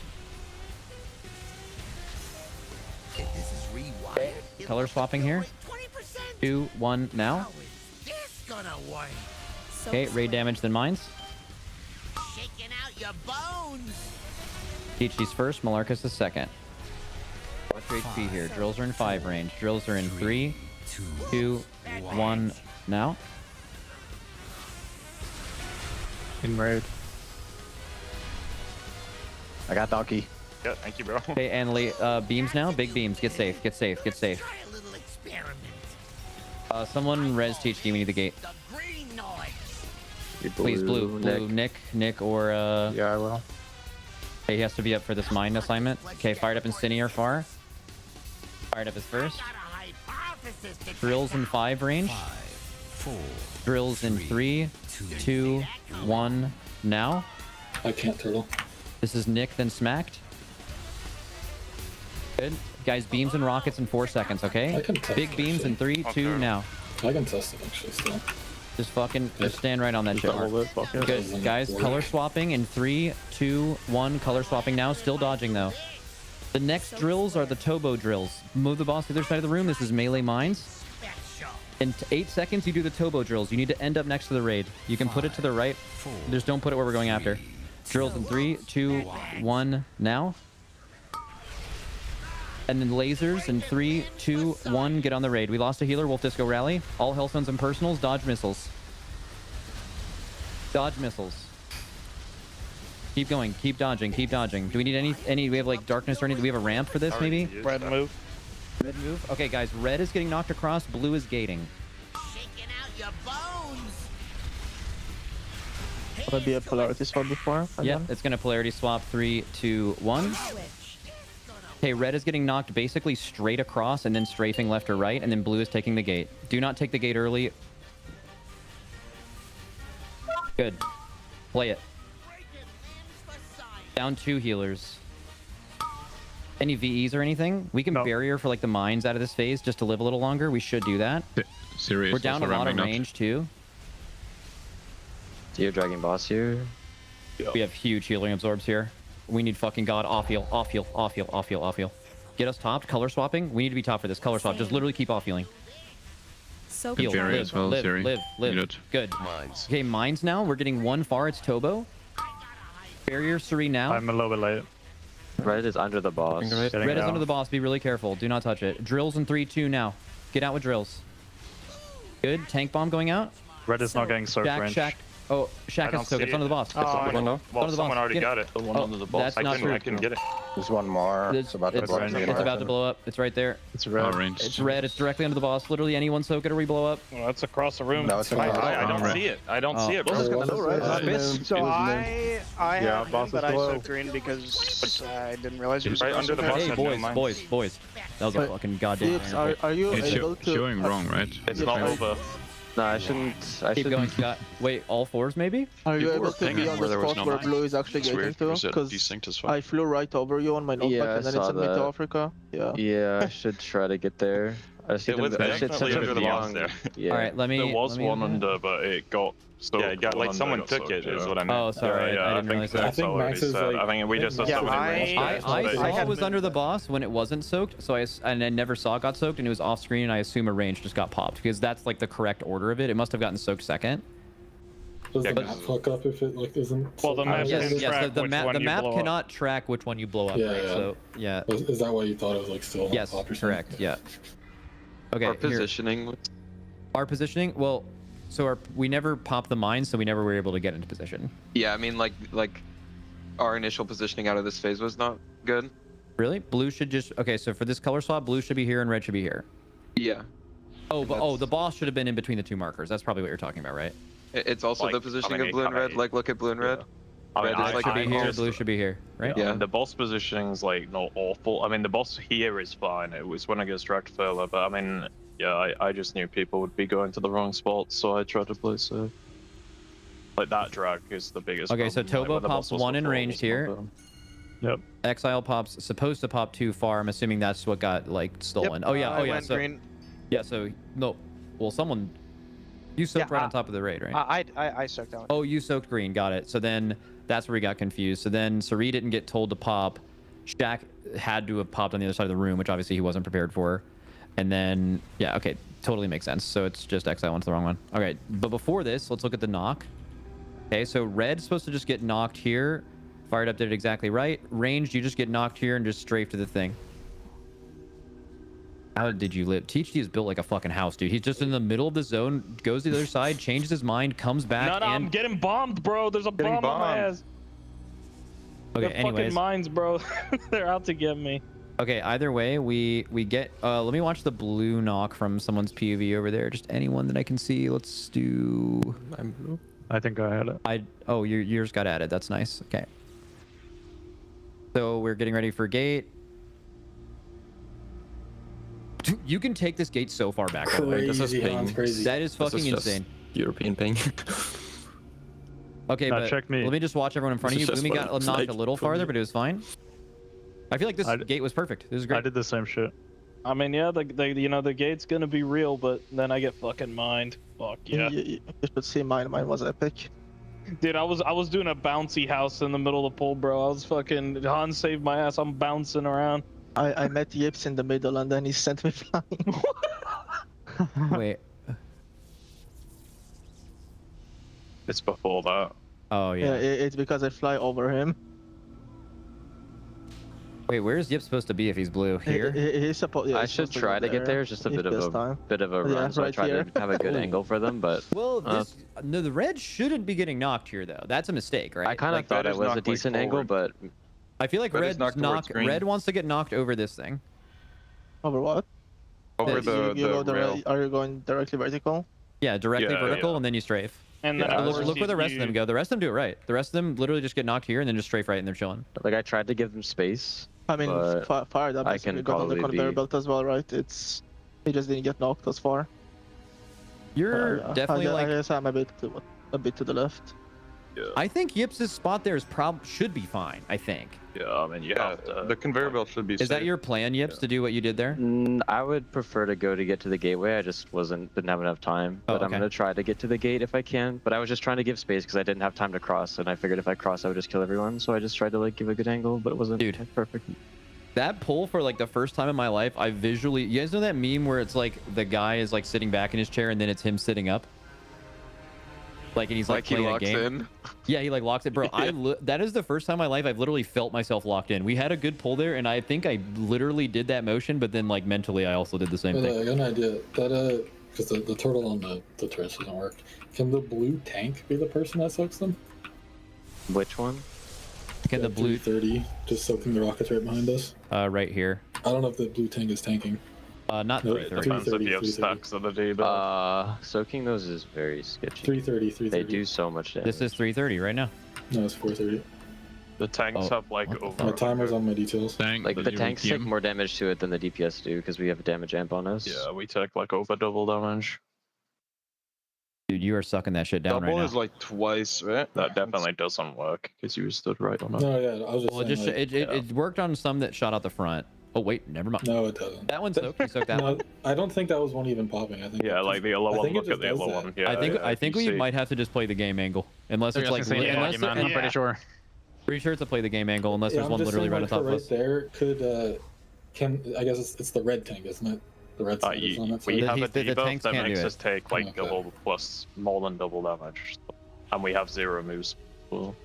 I think like if you're like a class popping a personal there, or like you're kind of tanky, like you should just stand in the back, and if you're guaranteed to get one shot, you should just be directly under the boss, or like in the stack. Oh, that is absolutely true. Yeah. Oh, like, I was also gonna Monk say, could take one hit probably. Would it not be good to rally that? Like, I think when I see some people get hit, they barely get overkilled, or it seems, or it's like they get not if tanky classes just like kind of live it. But I feel like rally would be a good progression thing if it just saved deaths from missiles. I mean, I don't know where we're using it, but this to me seems like use a barrier and just completely ignore them. Just if you get hit, you get hit. We only have barrier in 2 of the phases. Right now it's P1 and P3. Yeah, I mean, you're definitely gonna. I mean, P3 is gonna hit hardest, but you're definitely gonna want barrier. Like, in P3, if you get hit, it's over. More cooldowns, right? You can say that's like a just game moment, but some of those you like literally can't dodge. I think we just need tanky people who can live at the back. That's like all you can do. I usually try. If I don't have the tank debuff, I do try. By the way, until we hit Enrage, I still think Hunters should try to turtle. I don't think we lose anything by just being safe, right? But okay, guys, we're fucking owning. W, continue. That was fucking great. Like what? Sorry? What is that, sorry? Using barrier, that makes sense, right? But you only get one barrier in the whole fight then. Yes, so. It's 355. I mean, we don't need it. He hit you with a fucking so. Actually, wait, are the orbs easier to dodge than the missiles? Yeah, I think so. Well, if anyone hits an orb, we die. So barrier on those kind of is less valuable. It's good. It's better for the raid damage, but it's like. So are the orbs easier to dodge than missiles? Yes and no. When you're in the beam with a magnet, good fucking luck. With rally, is definitely better. Here's basically what I'm thinking about doing. Okay. If we just assign either personals or like raid cooling, like defensive raid cooldowns to specifically those phases, are we going to put them less on things that are actually trying to kill you with damage, but it'll save wipes and deaths from missiles not trying to kill rally and barriers here, right? Like that's 2 dot then. Yeah, let's do that. 350, what was it?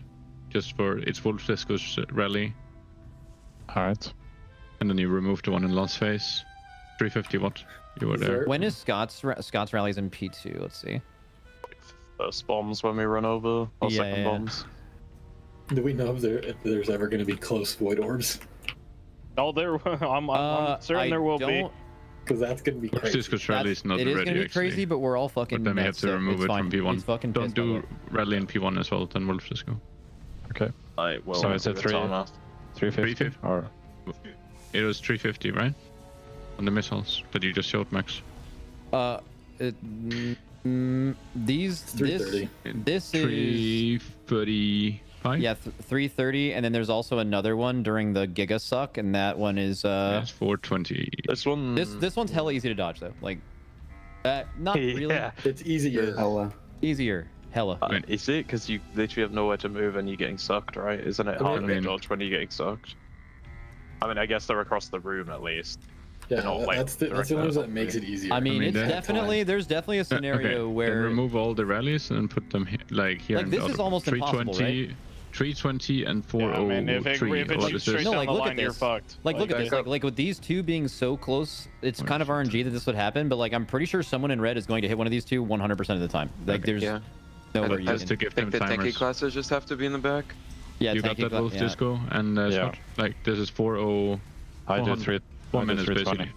I mean, Yeah, that- 320, he does 4 minutes. That might be a better one to turtle because I could actually like. Yeah, I was about to say we react might to want to them. barrier. We might want to barrier the second one almost. This I'm one saying or like the if I other one? turtled here, I could actually soak them because I would have time to hit them. Yeah. Okay, so you want 320 barrier then? I think you do. It would be okay. 320 It's barrier. 330. Yeah, 320 is 330. nothing. It would be Okay, a you said 320. Well, Okay, so 330 could be 330. barrier specifically on like red. I think. I mean, you can hit both. Yeah, so it's 330 barrier and 330 rally Wolf Disco and 4 minute rally Scott. Okay, let's do it. And Hunter soak the. Yeah, Did you look at it? I'm gonna try to turtle. I that did look at second it. set, I'm not the sure first if it's set. good because basically my cooldown is getting like the first or the last 2 mines of the previous set when Smack cooldown is going away into the boom, and then the first 2 of the last set. I mean, I can try hold it, but it just seems worse. I mean, like, I got drills there and I just literally died in like 1 second. I could have done something different, but... Wait, when? Let's see. So we're like, getting when I red get the damage here. drill at the end of this phase, like, third mines, like, I'm just dead. I think we need to pull again. I think we're. Yeah. I think we need to pull. I'll try to delay this time a bit, but... When I said these are the Tobo drills, did that mean anything to you? Yeah. Yeah. It meant something to Okay. me, man. I fucking appreciate that shit. Hit the P3. You're drifting. You can also click like Bob, call for Bob from Lip if you get like drill and just want to stand. Yeah. Yes, let's not let's end. go. Hello, everybody, and welcome back from that Monster Energy Listen In. We are heading on to pull number 50 after getting some significant progress at 25.13%. Holy moly, yeah, Holy moly. pretty good pull coming up. They lost a couple Raiders, were able to push on for a little while. They obviously are behind the DPS check, but we did get to that point where we saw those empowered, or those rockets become those empowered void orbs. And that's going to be essentially the last phase one you see of that fight. So getting to that point, being consistent and getting back to it is incredibly important now.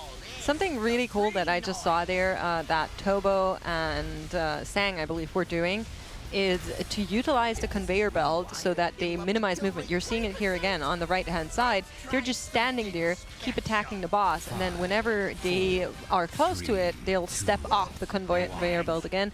Because notably, as caster classes, you really don't want to be moving too much, but here comes that polarity. Make sure you're on the correct side. A lot of red players there walking out. Yeah, a little bit of a rocket blast coming in here. These rockets are the ones that are a bit more spread out, but the longer this phase goes on, they become a bit more condensed and leave less room for navigation to dodge these rockets. When you get the empowered magnets coming in as well, they'll pull you in one direction, making it even more difficult with these red and blue polarities here. Like you talked about with those belts moving around and Tobo riding on them, you're already getting to that point right here. Yeah. When it comes to like pre-baiting the screw-ups here on the belts and using that movement while being able to cast for a bit more micromanagement, a bit more damage increase. He's walking a fine line. He knows what's going on. Yeah, That was kind of scary. it's scaring me a little bit too. He knows where the fine line is, like we were talking about. It's interesting that you see your own circle and then you see the opposite circles, but you don't see your friend's circle. It actually wasn't Is that that way a on setting? PTR. Yeah, it's just a new I'm change. pretty sure it depends on which character reviewing, because I feel like I've seen some people see their own shapes, but Ooh, I'm maybe actually not sure then. The actual bomb colors are similar to what you see with your own polarities when they spawn in, but if it's a setting, it's one that I want to know how to turn off, because it does get a bit confusing seeing a bunch of the same color debuffs essentially, right? Yeah. All right, we do see that first intermission coming up here. THC riding the belt, trying to optimize damage here. Seeding at this point in the fight can be a little awkward as Demonology with that 1-minute damage profile, which is why he swapped to Destruction. Destro not a strong in single target, but does offer a lot more mobility here when you have these polarity swaps coming in. You got a far one. We're taking a long right. He's going. He can ride the belt down a decent bit. He's not pop number 1, pop number 2, which we popped right about now. Yep, heading back. Should have a circle available, which he does. Circles right back in for a bit more damage increase. Being able to cast on the move, very important and part of Destruction's profile with that Shadow Burn talent being used in most of these settings here. Back to the group for that polarity swap coming in the second tier as well.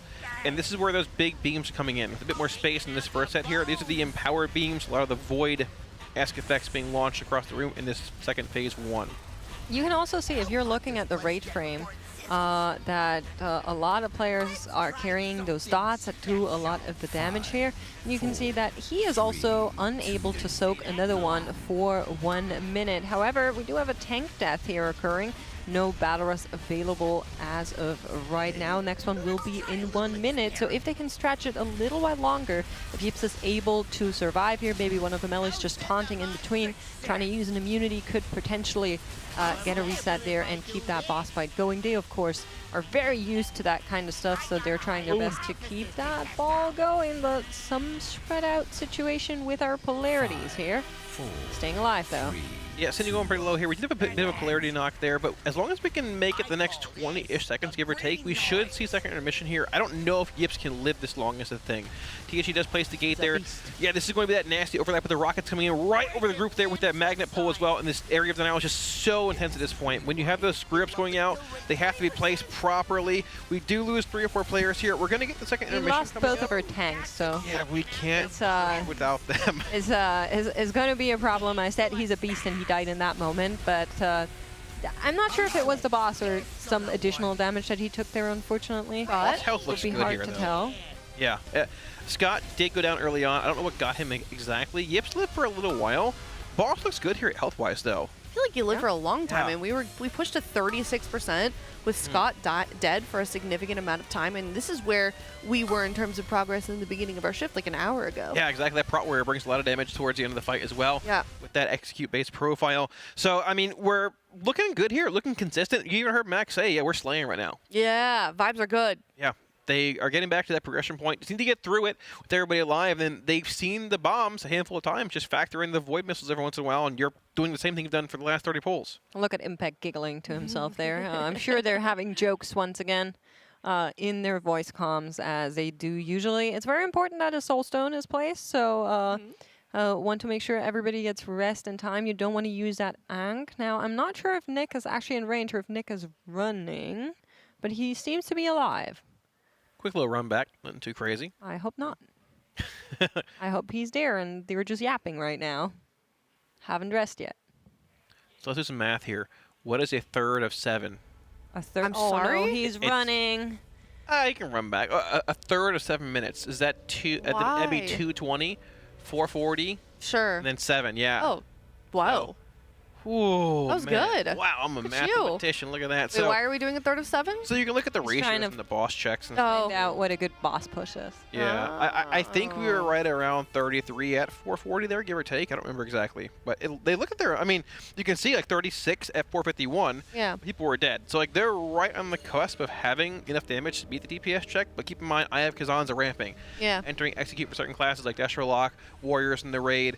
You've already lusted, but you're going to have second pots as well around that 5-minute mark. So they're right on the cusp of having the DPS for it, but you're going to lose a lot learning the last phase 1 a decent bit. So a bit more prog needed there, but I mean, things look solid, right? If 2 million DPS is probably what you need roughly from like every person in the raid, give or take, it's probably around there, give or take, looking at the meters here. These Windwalkers are insane, though. Sustaining 2.2 million over the course of a 5-minute fight is wild. Well, they're awesome if you look at the meters, the details. Which one is Trill? I have no idea. Red Paladin and Awesome. Yeah. I'm not sure. I'm not sure which is which. Oh, we can just check in with either. That's true.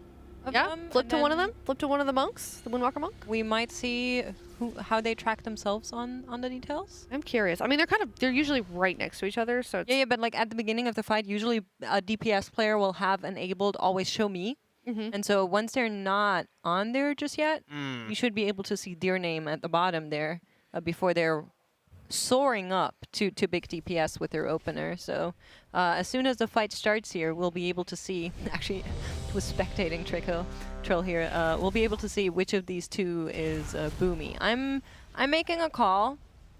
I think Trill is #awesome. Okay. All right, there you go. The Trill diff. I like, it's #awesome too. That's right. #all4s, #awesome. Also not augment runing here. Hashtag all fours. So, oh, there we go. So there we go. Damage augment as well. I will say I don't ever enable always show me on details because I'm always on top of details. Okay. Do you actually not have it enabled? No, I am at the bottom playing a Warlock this tier. Holy moly, it's bad. So do you have it in? You just never have it enabled, or you enable it based on how good your class is? Well, I have a question about the that. last 2 expansions, it's been enabled. Trust me. Okay. Before then, I mean, we had a good tier in Avarice, but I always have it. Well, you know, Kalamazoo, a good player can make any class work. Yeah, can we go THC POV real fast here? No, we're staying on the monks. Bring it back. Production so quick. That's the Warlock POV. That man is busy, okay? He's been doing gateways and stuff. If he wasn't, he'd be at the top there. That is some copium. Yeah. That's a terrible excuse, and THC would say the same thing right now. He'd be agreeing with me. He'd be like, Kalamazoo, what are you even saying? You're not representing the Florida Warlock man very well. I know exactly what he'd say if I... THC, what are your thoughts on Warlock this tier? We suck! That's exactly what he'd say. Back to the monk. Tier. I kind of want to do that. Please. I want to do that. We should go back to monk POV. There we go. Trill POV back. The Trill All right. diff. 5. Surely he has that enabled, right? 2. Probably.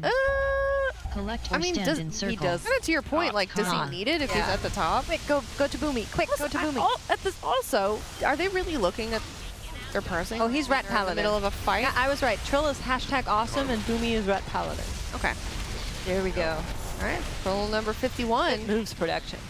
I was in the hundreds. Makes you were in the hundreds to run the re-guys. What were you, Kalamazoo? In initial predictions or re-predictions? No, in the re-predictions. I said 100. 100. Okay. I said 80.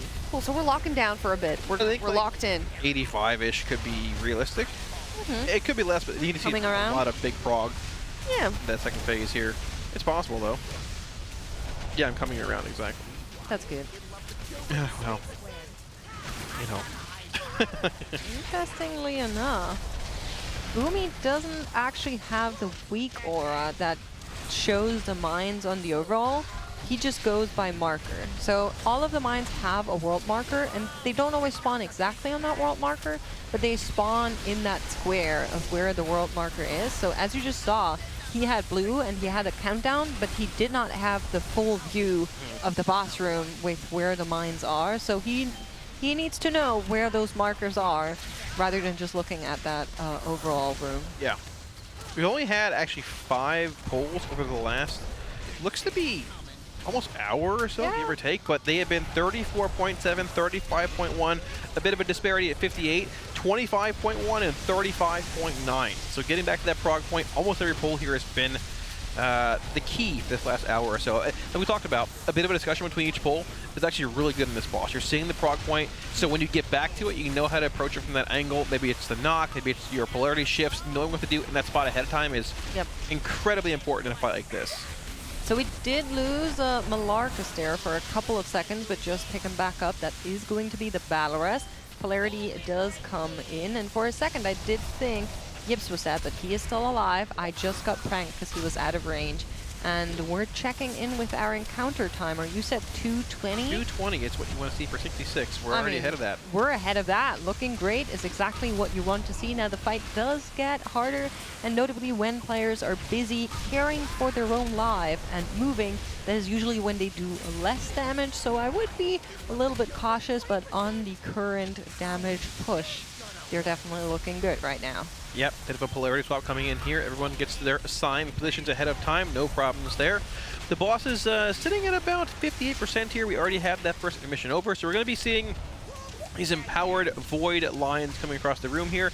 Keep in mind, once you enter further into this phase, those rockets become, or sorry, those lines become larger and larger, leading to even more area of denial. One change they made earlier before this actual shift as well, they swapped out a third Windwalker for a Shadow Priest. I was guessing it's because of these actual drills coming up through the floor here, trying to leave Melee more room. And it looks like Melee, for the most part, has been very, very clear from these last few pulls here. Most of them, having this amount of range seems to be working out very well for them as well, both from Mind Pops and just overall rig comp, looking at mechanics here.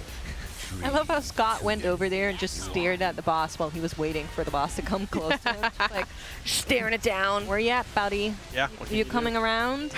But it has worked out here, and we are in the next beam set. This is once again where we do get those tied alleys, and unfortunately, we did lose a healer here. Nick is down. That is going to be a little bit tougher. Depends on where his healing cooldowns are, of course, assigned. If he just used his cooldowns, then we're fine.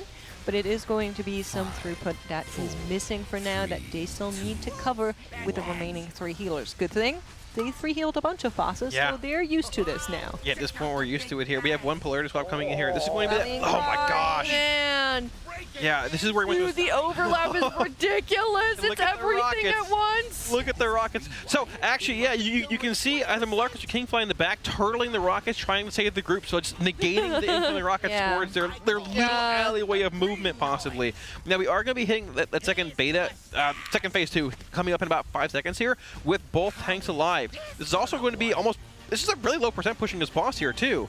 37 post or pre-second beta launch is very, very impressive here. Now, unfortunately, TG is down. We have no gate here. You're going to have to natty, knock, and move here, which is going to make it pretty tough to navigate. Knocked each other. Get out of the way. Yeah, Scott just pushed him right out so we can get back in position for the red group there. Said, I am the tank, so therefore I am right. Wait, well, what if he's trying to parse, Makes? Well, I'm hitting the boss. Yeah, well, you can ask Kalamazi about how that feels. I am the dirt. It's okay. I know how it feels. So, mention of boss percentage here as well. We did look at the 440 marker as like our second check mark. Now, of course, a bunch of players already being dead there, but I think overall they're looking really good on the damage of this boss. Yeah, as long as the Enrage actually is 7 minutes, which people have said Echo did hit. Haven't confirmed it, but I trust chat. That's right. They wouldn't lie to us. Twitch chat knows everything. They know all. Yeah, damage will obviously still be very tight during this fight, but I would assume it looks like we have the damage. Yep. Roughly. Yeah. Possibly, maybe, potentially. Oh, okay. Oh no. The longer you talk, the more doubt you seem to have. I'm saying it. We have never the be wrong. damage. Absolutely. Oh, okay. If the Enrage sits on 7 minutes, they are perfectly fine on damage. Yeah. Yeah, they're pushing below the first threshold that we've mentioned, or we've made up on our own here at 220 by about 3%, which is good because Lust is helping carry their DPS at the start, right? You have major cooldowns, pots. You'll get second pots at the 5-minute mark, and you also have those IF Kazan stacking fully. I don't know what the threshold is for max I stacks. Yeah, exactly, right. Just gotten that Prot Warrior. I've got a couple of execute classes in the raid here as well. Can def make a bit of a difference in that last 30% or so on this boss. So I'm thinking around 85 pulls. Yeah, I think it's possible. Oh, did hear a little bit of a reminder there to food up. Yeah, food up, rune up. Reequip your Jaster ring? Yeah, still broken apparently. Yeah, still a little wonky. It's just what I've heard, yeah. Come here, a little bit buggy, so we're just making sure that it's on, going as intended. Turned on. Big Poppy here, cooking us some extra food. Those are the hardy foods. Ooh. Hardy personal foods. They last an hour through death. Oh, wow. Expensive, it sounds. Yeah, like, you know, we spare no expense here. Of course not. John Hammond himself. What is he wearing? What is that transmog? Does he have a shroom on his head? The chef hat. Yeah. No, it is a shroom, I thought. It looks like from the Delves. Like the Delve shroom. Oh, it might actually be. Chef hats go up. You can see it, and the only reason I know that is because in the thing where they show the entire raid comp, you can see it's a shroom. Yeah. Very funny. Mines. It's a good look. I tried to get it for a little bit, couldn't, gave up. Oh no. I'm not the biggest fan of Delves. So there's two. There's the candle, and there is the fish hat. Do you have the fish hat? The fish hat? I didn't know there was a fish hat. Well, it's like a the angler fish. Seen it before? Oh, yeah, you have like the little lantern. It's a skeleton. It's like all the bones, like that kind of. Yeah, it's super sick. I got it. Have you tried Delph's Dispatch? I have. Good. Oh, why? Because they've gotten much better. Elves are much more fun now. I was a hater, I'm now a lover. Okay, I'll check Plus, it out. you get free heroic item level once a week. Yeah, I mean, I'll do it for the gear, but do it once. Whether or not I'm going to enjoy it is still to be seen. That's very true, actually. Yes, Chad, if you haven't you played will. Elves, get going. Especially the newer ones are very fun. Okay, I believe you. Get Bran in there. Bran? A little bit of troll tank Bran, for example. I've heard he's pretty bad, actually, as a tank. He but I is very couldn't tell you. bad. He was bad last patch, too. So the thing with tank Bran is he is only meant to go with a healer as a DPS. Which means he needs to be actively healed, otherwise tank Bran is kind of useless. And Did you he bandage him? also... yeah, probably. This isn't classic Aya. And he also just stands in AoE on the floor. So if you are a melee... he stands in bad. And you're going with tank Bran, get used to having to taunt things out of AoE patches. Okay. Just so you can DPS them without taking damage yourself. That's really funny, actually. I'm not sure what happened there, but I am eagerly awaiting a fix on that so I can run tank Bran more efficiently. There we go. Would be nice. Why is the word extension being thrown in chat? I don't know. I responded to somebody in chat earlier, but I'm just going to say this, and then we can put it to rest. They are not going to extend their lockout. That will never happen again. Until next week. It will definitely not happen this time. Yeah, look at the threshold. Definitely not. Clip me. I will eat my shoe if they extend their lockout. All right. This reset. There we go. Ever. All right. Yeah, that was Aya to clarify. Her shoes are... Oh. Or the spiky shoes. Yeah. Yeah, sure. Yeah. All right. So with KSP down here for a decent bit, they're actually 3% ahead of the first DPS check we made up here. So, I mean, they were at 63% at 220 when you want 66. Once again, that will fall off the later this fight goes, but, I mean, they're actually just cranking damage the first third of this fight so far, which they've seen the most, to be fair, but it doesn't really change a whole lot, barring things being in power, which we have plans for. We've seen the Hunter soaking those rockets coming in. The problem is that when you have these void lasers in phase 2, the final phase, phase 1, with the empowered void rockets basically being the void orbs, you can't send hunters out to soak those, or they're going to put damage on the entire raid and put the healing absorb out, which is you will need the rockets to dodge, which will be very, very hard, depending on which spot they're standing in. Are all of the alleys between the empowered beams that tiny? Is there maybe a better spot that they could be standing in? I don't know. We haven't seen. Because like here, it looks like this one is tiny, but the one on the left is wider, no? Yeah, they might have just said, hey, the rockets are in a worse spot there, and we just want to chill over here. I'm really not sure. I mean, there are the random line shifts to come in and just throw lightning on the ground, but it's probably just positioning based around intermissions or what they have designed already. There's a reason I'm sitting here, and they're there, so I trust what they're doing. I'm starting to be hungry. We should go tell them what we think of what they're doing. Oh yeah, they love when we do that. Yeah. Just walk up and be like, actually, hey, why don't you... Have you considered... Do you want to... Maybe you should play this instead of... Yeah, they love that. Yeah. I know you're like a world first raider and all, but... I had an idea, and therefore I'm right. We had an idea. As a Twitch chatter myself, I think this would work well. And then you hit him with a tech W. I don't go in there at all. Good news. We do have a look at Shakib's transmog if we want to. That is... Wait, this owns. This Donkey Gary is... actually lit. This is amazing. Mushroom Queen. Okay, let's rate it. 10 out of 10. I'll give it a 9.8. 9.8. The daggers even match the dress and the hair.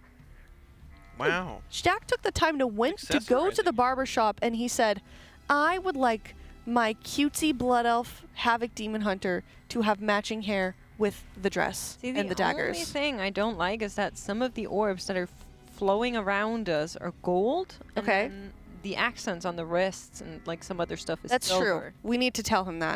Which is why I'm on 9.8. I think that's a detail that could easily be overlooked. Yeah. And I'm gonna let him know. Okay. Yeah. I think we could give him that as a pointer. Like, hey. I don't think he would care very much. Probably. Do you think he'd care? I think so. This just man based wears on the fact that he matched different colored socks every day. True, but you can tell he took the time to match the hair. You may as well match the jewelry, right? It's not that hard, right? A couple, you know, silver maybe. I don't know how much it costs. Yeah, I'm sure he can spend the extra. I don't think he would mind that at all. Yeah, I think so too. Well, if you'd like to submit your transmog, teal.gg/rdbuf-donate. We are looking at transmogs. Who has the laptop? Kalamazi. Floor has the laptop. I don't have the laptop, but I'm telling you, we're less than $300 away from 11K. Holy Yeah. moly. That is a great number to hit. So, Would you like to read some of our recent donations? I can try. Can you read, Kalamazi? I can. I was told they're not in order, but I think Zyra lied to me. We can practice together if you want. Okay. Just make sure you sound it out and you don't lose where you are. Vittori, that $35 sent an image in. I'm stuck in the utility closet, but oh no, you make do with what the wife gives you, right? I don't know what the image is. So but I said people can send in their setups as well, or their PCs. I wanted to see them. Okay. So Vittori apparently is in the utility closet, but that can look cute. I saw a really cute setup of something like that. Really? Yeah. Now I've I'm seen that. curious. Maybe after this try, we can pull it up. Tettles banished the closet for a while with his own stream too, actually, under the stairs. Oh yeah, I remember that. His very small room. That could be a thing. We have $100 from, is it Mika? Whoa. Yeah. Mika Love, with a pet picture as well. I won't read it off until we show it. Thank you for the generous $100 donation. Wow, thank you so much. Thank you very much. Yeah. 35 from Jessica. 50 from Healbot. Wow. I don't want to read off the pet descriptions yet. Until Yeah, we we'll get there. Yep. Trill's mom. But you could read that. Oh, let's win this race liquid. $50 from Healbot. That's right. Yeah. Yeah. Thank you. Incredibly generous. Kalamazi's still practicing reading, you guys. Yeah, Trill's mom, also with the $50 donation. So this is also a dog picture, which I will not leak yet, but I'm sure they will all be up momentarily. And yeah, thank you all so much for the generous donations. Yeah, we really appreciate it. Thank you very much.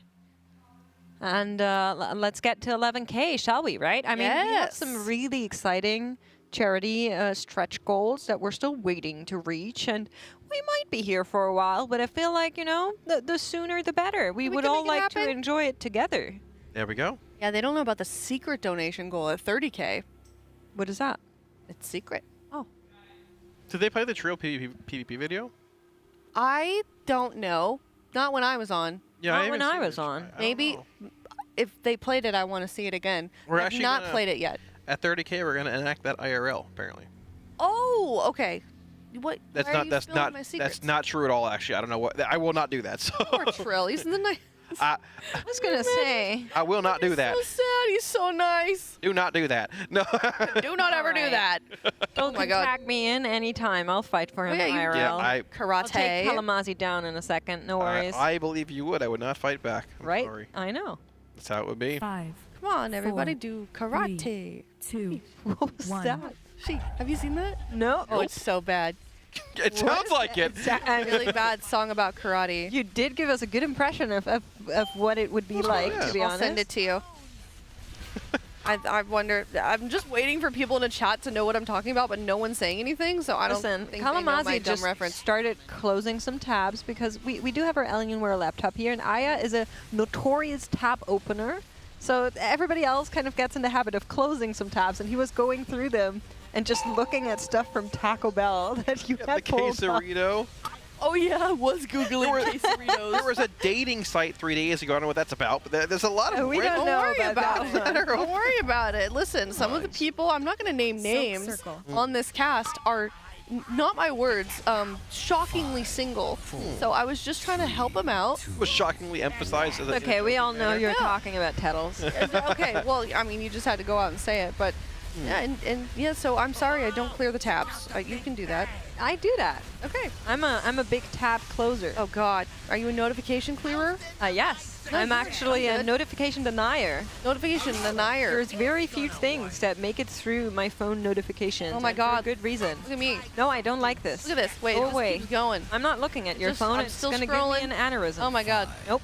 That's only a couple days too. I read every single notification actually that gets to me. I read it and I don't clear it. I don't have. Next I'm bad at. But I don't have any of the social medias go to my phone. I should do that. It's just. I hate the apps where you block the notifications, but then you go to use it, and they're like, they remind you. You want to turn on your notifications? No, thank you. I do not. I'm good.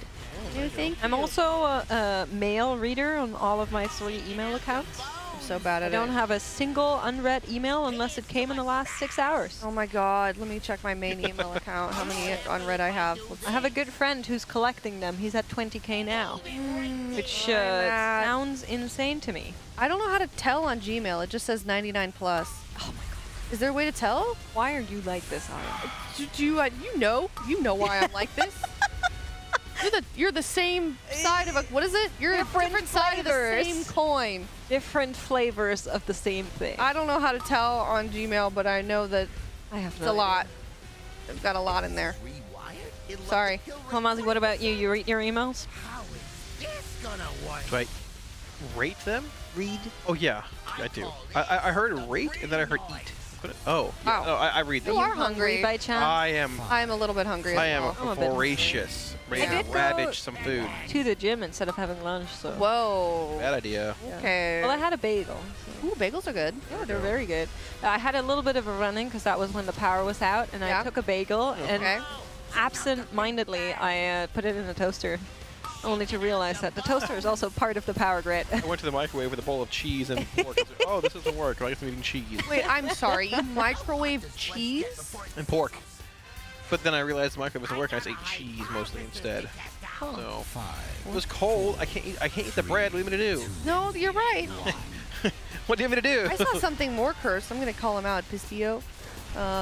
He's the Apex team manager. Oh, do you want me to stop talking? No, it's okay. You're good. Oh, okay. Please. We're just looking. He's here helping us out on site. Very, very hard worker. But he was doing something diabolical. Oh, what is it? He was taking the sandwich bread, and he was like scraping out the inside of it, and just kind of tossing it to the side. And I was like, "What are we doing?" He's like, "It's less carbs." Oh. If I do this, which makes sense, but it will have half a bread. That I said the same thing. I said the same. What did he reply? I don't remember. I think I was just too shocked to remember. Yeah. Lost a hunter there again, unfortunate. But other than that, this is looking quite good here. We'll have our friends try and protect the rest of the group once more as we are in that very narrow alleyway between the beams. Yeah, this is going to be a very good push. We have second beta launch coming up in 10 seconds here. I believe you have one final polarity shift here, possibly. And then we're getting in second intermission here, which is like what you want to see. This is your prog point. We have one hunter down. We already res Scott, but here's your last polarity shift, and we're going to have second intermission coming up now, which is going to be a prog point for them. Boom is super low. Everyone's super low. No. We lose fired up, but we actually make it through okay. We lost Zevi as well. If we can Theory down, only 2 healers remaining. This is going to be tough. A lot of damage going out to the group, but there is a chance that we still see a new best here. If both Smack and Nick have some cooldowns available, we should potentially be fine to see a little while longer. Rate damage will tick once more, and then they will make it out of this intermission here. Sarah is back with the group. They did get him back up, so one more healer to support the rest of the team, but you can just see how much damage they are taking as they are trying to reach that proc point of 25.13%. Not very much to go, but we do have our drills coming in, and the mines will need to be played as well, and that time is ticking.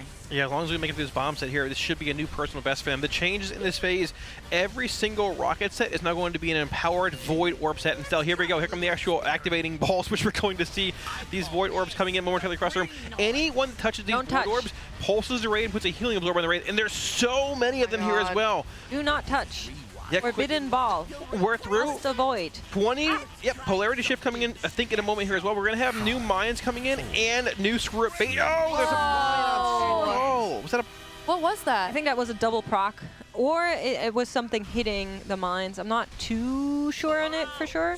Maybe we can get a replay of it because production is goated like that. But it looked like maybe it was a mine double proc, just a second too early. Yeah. This boss, so this boss, oh yeah, a minute until Enrage there, and they were actually on check at 440. At 440, they were at 33% with the DPS stat. So honestly, DPS probably is not a concern in this fight a whole lot as long as everybody lives. It's just seeing the last bit of this fight, the boss should die.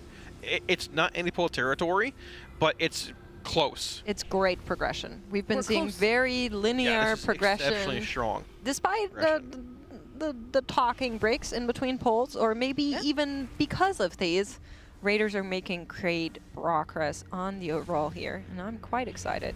All right, well, let's take a look at a replay of that last poll that we just saw. All right, we want to see what they died to. So here's all 4 of the mines. So KSP is first. Should be walking into his any second now.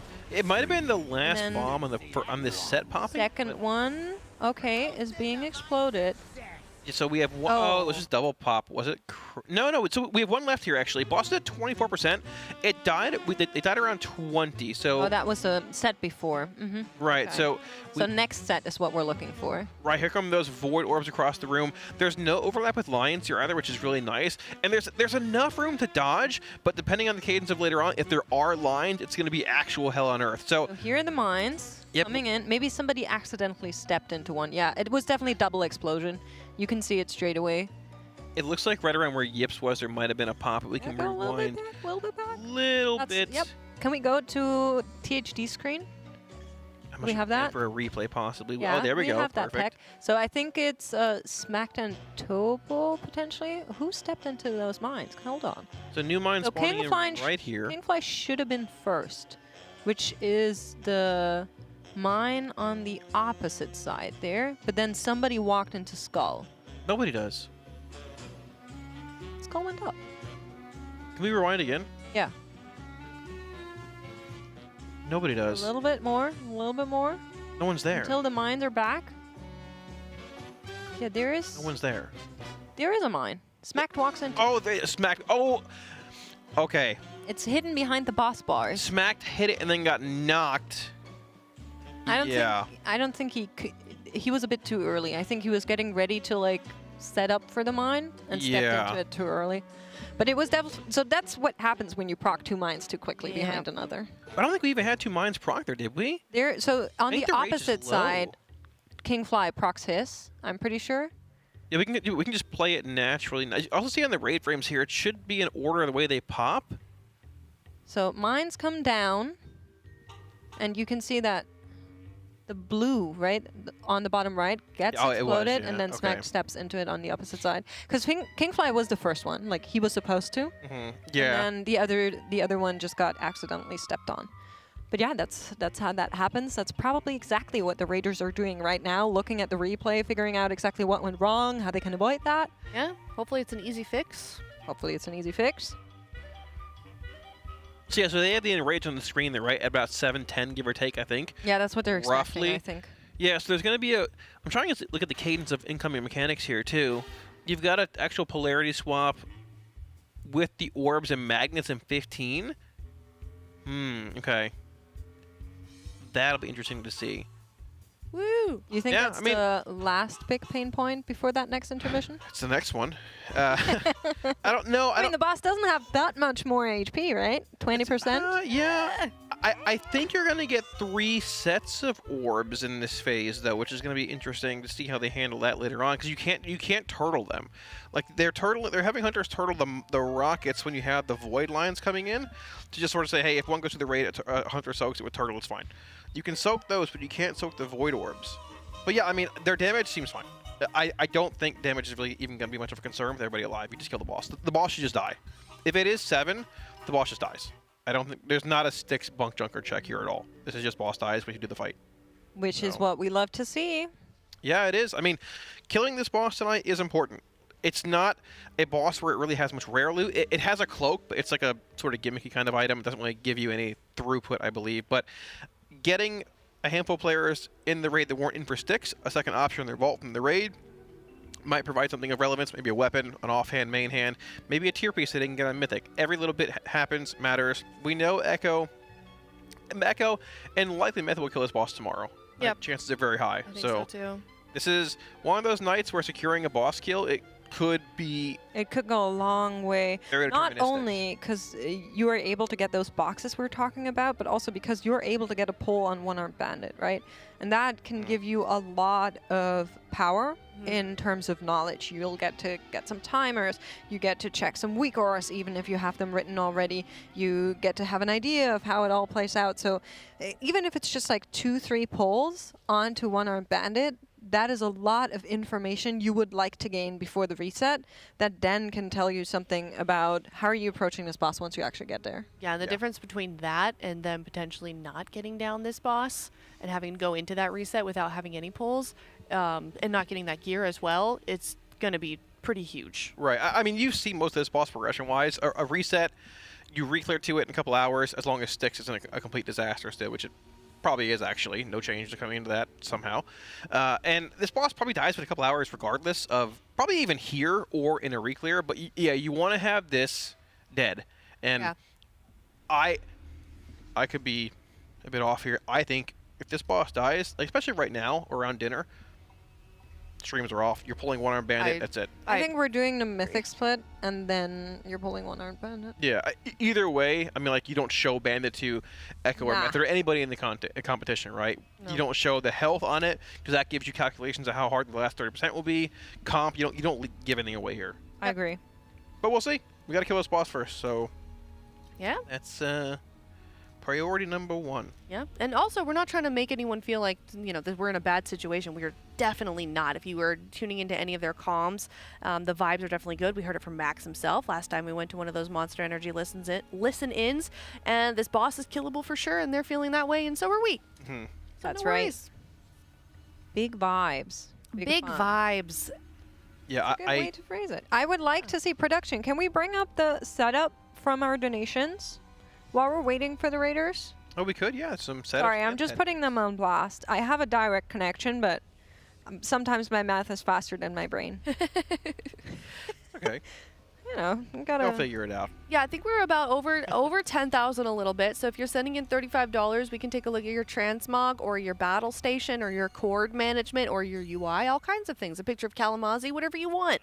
Make sure it's on an image hosting platform, however, and not a social media link if you'd like to save production some time and make it easier and make it more likely that we'll get you up there quicker so that we can take a look at it. Or we can send in a picture of your pets. That's pets. If you want us to look at your transmog, you can send in a picture of your armory. So I've got donations up right now. We've got no new ones currently, unless I refresh and something else is different. However, we are at $10,707, so we are closing in on that next donation goal. And if you'd like to raise money for the Pasadena Humane Society, definitely go check that out. Great organization that got especially affected by the LA wildfires, so we are very proud to be partnering with them for the Race to World First. Kalamazoo, are you good at tongue twisters?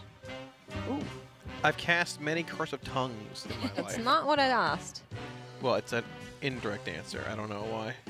Because, like, I did the thing where I said, if you donate $10, I'll read out a tongue twister you put in as long as it's TOS confirmed. Mm-hmm. Would you like to join me?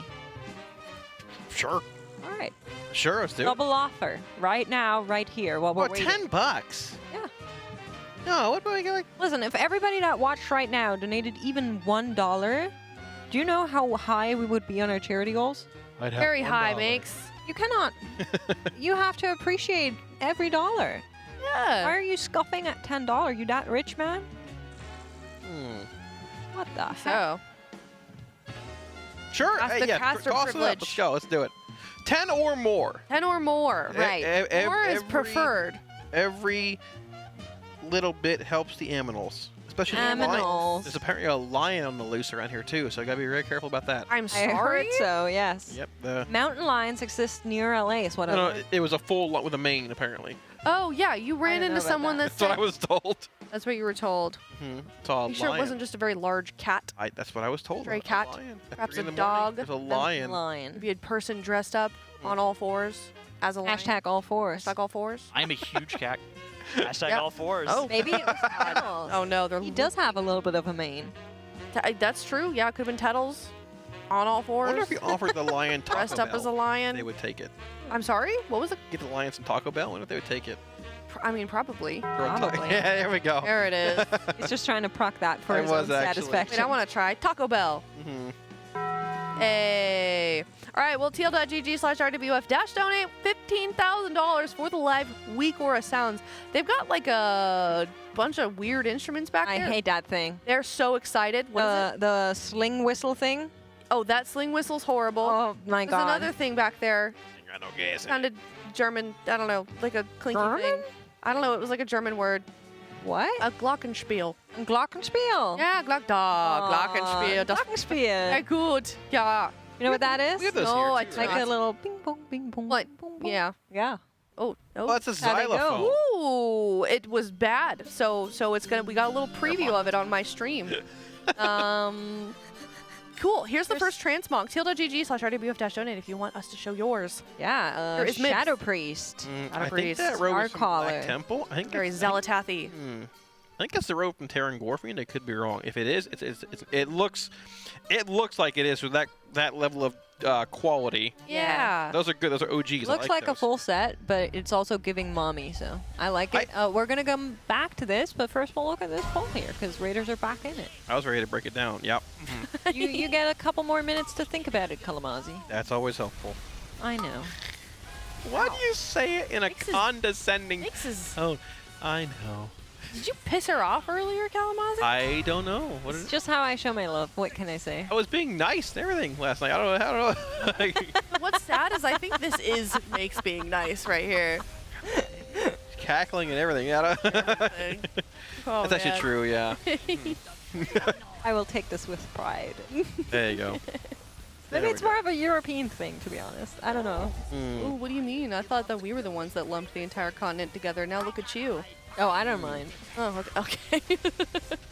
So it's okay when the Europeans do it, but not That's when, right. Not Yeah, when do the you know how you're when the allowed- Americans do it, we're stupid. You know how you're allowed to call your own siblings dumb, but if other Wow. people do it, you'll fight them? Fair enough. That's how that works. I see. Yeah. Okay. Like, we're allowed to say, oh, the European mind, but when Americans do it, it's very different. When Americans do it, we don't know what geography is, and we Of don't course, know that yes. there are individual countries in Europe, and that it is a vastly Yeah, different and diverse, culturally and ethnically diverse region of the world. Thank you for the breakdown. You're welcome. My first real experience. Europeans like cursing more than Americans, tell you that much. Well, yeah, with that kind of attitude was a gentleman named Soren. I learned very quickly that, yes, there's a very interesting attitude that, some Europeans might have at times. It actually is a European thing. What is? Just like Fantasy's attitude. just cursing a whole lot more than Americans do. It's actually something I had to learn when I started casting in English, because on English broadcasts, people care a lot about this stuff, and on Germans, they do not. Yeah. We're kind of prude sometimes. I mean, I don't mind it. I don't think do. it's a bad thing. It's just, I'm being censored. It really is like a cultural difference. Yeah. For sure. It's interesting. Also, somebody earlier said the European mind cannot comprehend Taco Bell. I think that's true. Yeah, it makes order potatoes, though. We talked about last. Those are good. They are good. I can't have a lot of the sauces that they have because they have fructose. It's like go. You have the cheese? Yeah, cheese was okay. Cheese shouldn't have fructose. Sour cream. Well, I don't know. You guys put sugar in cheese? Probably. Probably, I don't know. Oh no. It's like Do I going to gotta the look this up? steakhouse and ordering chicken tenders. Hold on, wait, you didn't look this up? Let's see. Let me look it up. I'm gonna Google Taco Bell on here and not delete the tab. Taco Bell. Man, this point it's too late I think now. they're called like cheesy loaded potatoes or I something have like that. no idea. It had sour cream and cheese. What happens if I find out that this has fructose in it? Well, then it probably you gonna doesn't do? have a whole lot because I didn't die. Okay, all right. So I'll probably be fine. I'm curious. Yeah, or maybe There's it'll be like a bit of a There's like a very placebo effect, and you'll start low feeling amount sick. of fructose that's tolerable. Okay, cheesy fiesta potatoes. Well, what they're called? 40 calories. Oh yeah. Is this what you had right here? Yeah. Okay. No, they're very good. I think this is good. Okay, Yeah, so she thinks it's good. They're good. They're good. Flaming. All right, I'm looking at the nutritional I'm information. just staring at the screen. I'll tell you there. Okay, I am looking. I am reading. Let's see. Looking. I am also looking at this Looking poll chat, though. looking. Watching. Actually, watching is a 7TV emote. It's a cute cat. Watching. There you go. Watching. I'm focusing here. You lock in on Rockets. Ooh, one went I think straight you're, through. I think you're safe. I think I'm safe too because I didn't react. You're good. Perfect. There you go. I found a safe food from Taco Bell. Life is good. That's a The good rarity. You should try the, there's like a potato taco that's also really good. It's like a spicy potato taco. I don't like spicy stuff. No, it's not that spicy. It's like safe level for Germans. You say that, but have you seen what kind of spice levels Germans tolerate? Yeah, there's no. They think no spice. paprika is spicy. Um, I had a friend once that I made breakfast for, and it was literally fried eggs, and I put salt and pepper on it, and they were like, no way. "I'm spicy, isn't it?" That is all that was on there was salt and pepper. Okay, well now I'm really curious what you think of the Germans are weak, man. Their damage is so good here, though. I mean, sorry, I mean jump No. Their damage is. I mean, go right ahead. It is very good. They're wiping, but like their damage is just. Unless there's some weird like lesser enrage than we think, they're just. I think they're just so far ahead of what they need to be at. It's fine. You just need to kill this fight. Yeah. Mechanically, it's what you need to do. I mean, that's what's important. You know, they are wiping, but like you said, they're ahead of that damage check. Gotta get that if reps one's in. alive, you won't see a DPS check. Like I don't think so. They need to be at 34 or 33 at 440, and they're at 34 the whole raid dead at 440. Like wow. I don't think there's much issue here damage-wise. Hold on, they had 2 battle reses. Why did they die? They lost 2 players and it just spiraled quickly afterwards, like 5 or 6. No, it's okay. It's all right, you know. But honestly, if that 5% nerf hadn't come in today, that would have probably made it a DPS check. I could be wrong. I think this boss just dies when you just execute properly. But I mean, there's so many things you can die to, though, right? So, and that last 20% is going to be the most hectic part of the fight because the boss is doing, I believe it's 15% damage increase per intermission, so it's 30% more from all abilities, and things are just going to start one-shotting, right? Yeah. But getting there, once you do, I don't think damage will be a concern here. Trill diff as well, obviously. Well, of Hashtag course. Trill diff. Windwalkers, The man. World of Warcraft himself. Holy moly, yeah. Yeah. Are we bringing back our little transmog? Oh yeah, let's look at the Void Mommy transmog. Mibs, here we go. 8.3. 8 point. Is this a set? Is this a full set? I need to know. I think so. Then it's. I'm not sure. Oh, it I might don't be think a it is, no. different pant, but the belts and the shoulders and the arms are part of the same. I'm The shoulders are from Nighthold. The chest is, I think the chest is Black Temple. And the helm is some Shadowlands thing, actually. It's not a full set. All right. Not I don't a full think so. set. Okay, then this is a 9. This is great. I think that offhand is the one from the quest line in this expansion to get the dagger. The weird rare one, I think. That's good. 8.5 actually. I'll up it. I'll up it for originality. It's good. I'll give it an 8.7. 8.7. All right. I like it a lot. There we go. Very nice. Well, thank you so much for your transmog submission. teal.gg/rwf-donate. Send in a link to your armory, and we can take a look at yours. Here's the next one. Murissa. Is this a... Oh, it's a cow. This is a Tauren. Okay, I like it. I think it's hard to make Taurens look not stupid, but they've managed to do that. They've got the little daisy thing. Cute. I love the daisy for the Taurens. I'm a big fan of that. She's dainty. Yeah. I love cows. There's a girl on Instagram that rides her cow. I didn't know that was possible.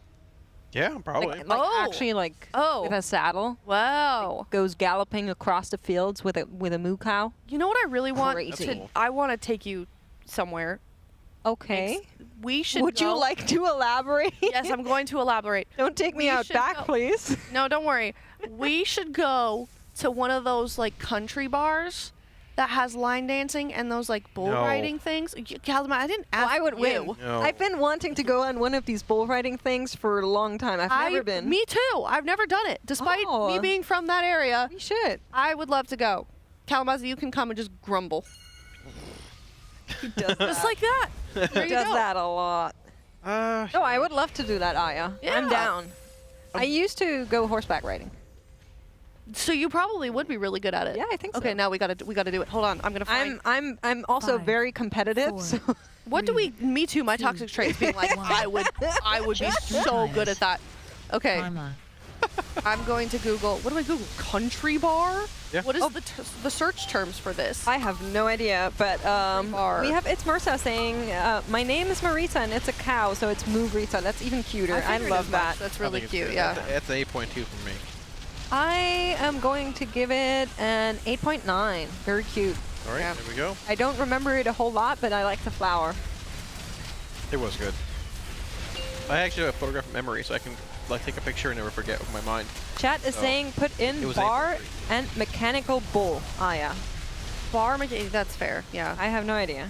Is it gonna come up though? I mean, is it gonna? No clue. Google gonna know? Soak circle. Probably. Let's see. Soak. Phone's asking weird. Yeah, I'm not. Apparently there's a place off of Sunset Boulevard. Okay, we're gonna go. We're doing it. Oh, Mozzie doesn't want to come apparently.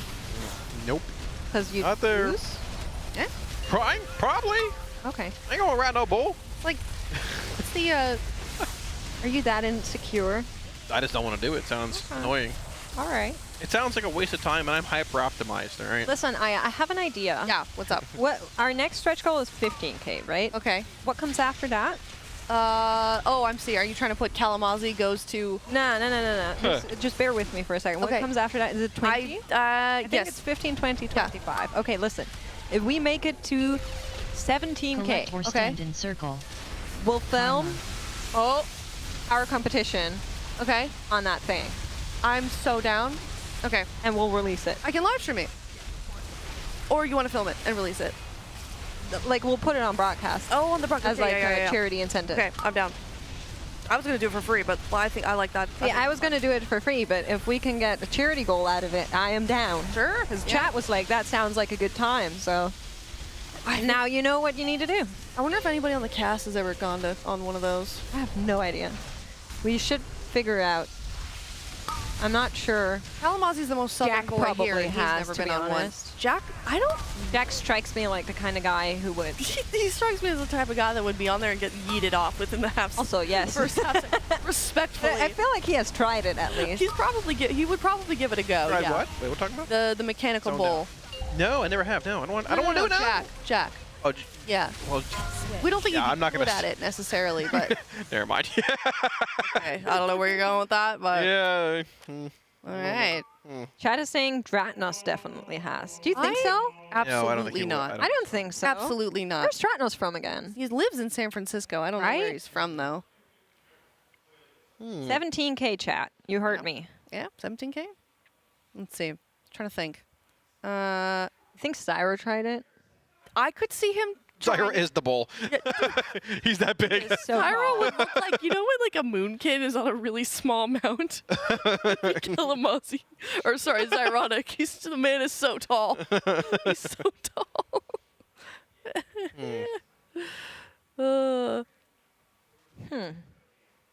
Either way. I don't think we have those in Germany generally, to be honest. You don't have like American themed Bulls? bars. I've seen like those. mechanical bowls. I don't think that's like a... we definitely have American themed bars like diners and like burger bars and that kind of thing. But I don't think I've ever seen one of these bowls like IRL. I've only seen them in movies. I think you just found yourself a niche market to go after. Yes. I will open up a restaurant in Germany that also has a bowl. That I'm sounds sorry. great. Do you not think that would draw a crowd? Like, oh, have you heard of this new bar? What was that accent? It is very good. We go there and then... See, I think can ride Germans the are mechanical too lame for that. I think Germans would just be like, oh, I will not go on the bowl. You can go over there. Yeah, I don't And then understand. nobody would ever go. Don't you ride the mechanical, but it's not a real mechanical bull. What is the point of riding it? Yeah, I don't think so. I don't know. I don't think Germans would like it very much. I feel the same way. Maybe I'm German somewhere. I feel the same way. What's the point? Anyways, back in the poll 56 here on a Sprocket Monger Lock and Stock. Last poll being a 60% wipe, not as good as we want to see here, but they have been very consistent over the last probably hour and a half or so. We've only seen about 10 polls out of them over the second half of this shift here, but they've been hyper-optimizing their strategy and movement, which is exceptionally precarious in this fight. You can see them being pushed into the corner over here. Phase 1, not incredibly difficult. There's no empowered beams, nor are there any empowered orbs, but the longer this fight goes on, with every intermission, the boss will empower other abilities. First empowerment is those beams taking up a large portion of the room, becoming void-colored. Second empowerment is going to be those rockets becoming void orbs, and if you touch them, they do AoE rate damage and put a 3 million absorb shield on each player per orb, making it very difficult to navigate through if you hit more than one. Even just one is taxing when you're having to dodge lightning and beams and being pulled across the room by these magnets. So it does spiral in difficulty, but we do believe we have the DPS to kill this fight as long as we can get there. Best poll being 20% roughly, about half an hour ago, give or take. Well, we have dinner time, I believe, probably after this poll. Yeah, probably. I mean, it looks good. I'm hungry, I smell it, so. Yeah, me too. The worst part about where we're centered here in the building is we're right next to food, so they get to focus. They get to be locked in and not think about food. That's right, but they're far enough away so that they don't constantly smell it. Exactly. So it's probably fine. I need to let you know that I am learning 2 things here. Oh? Thing number 1, everybody thinks your German accent is better than mine.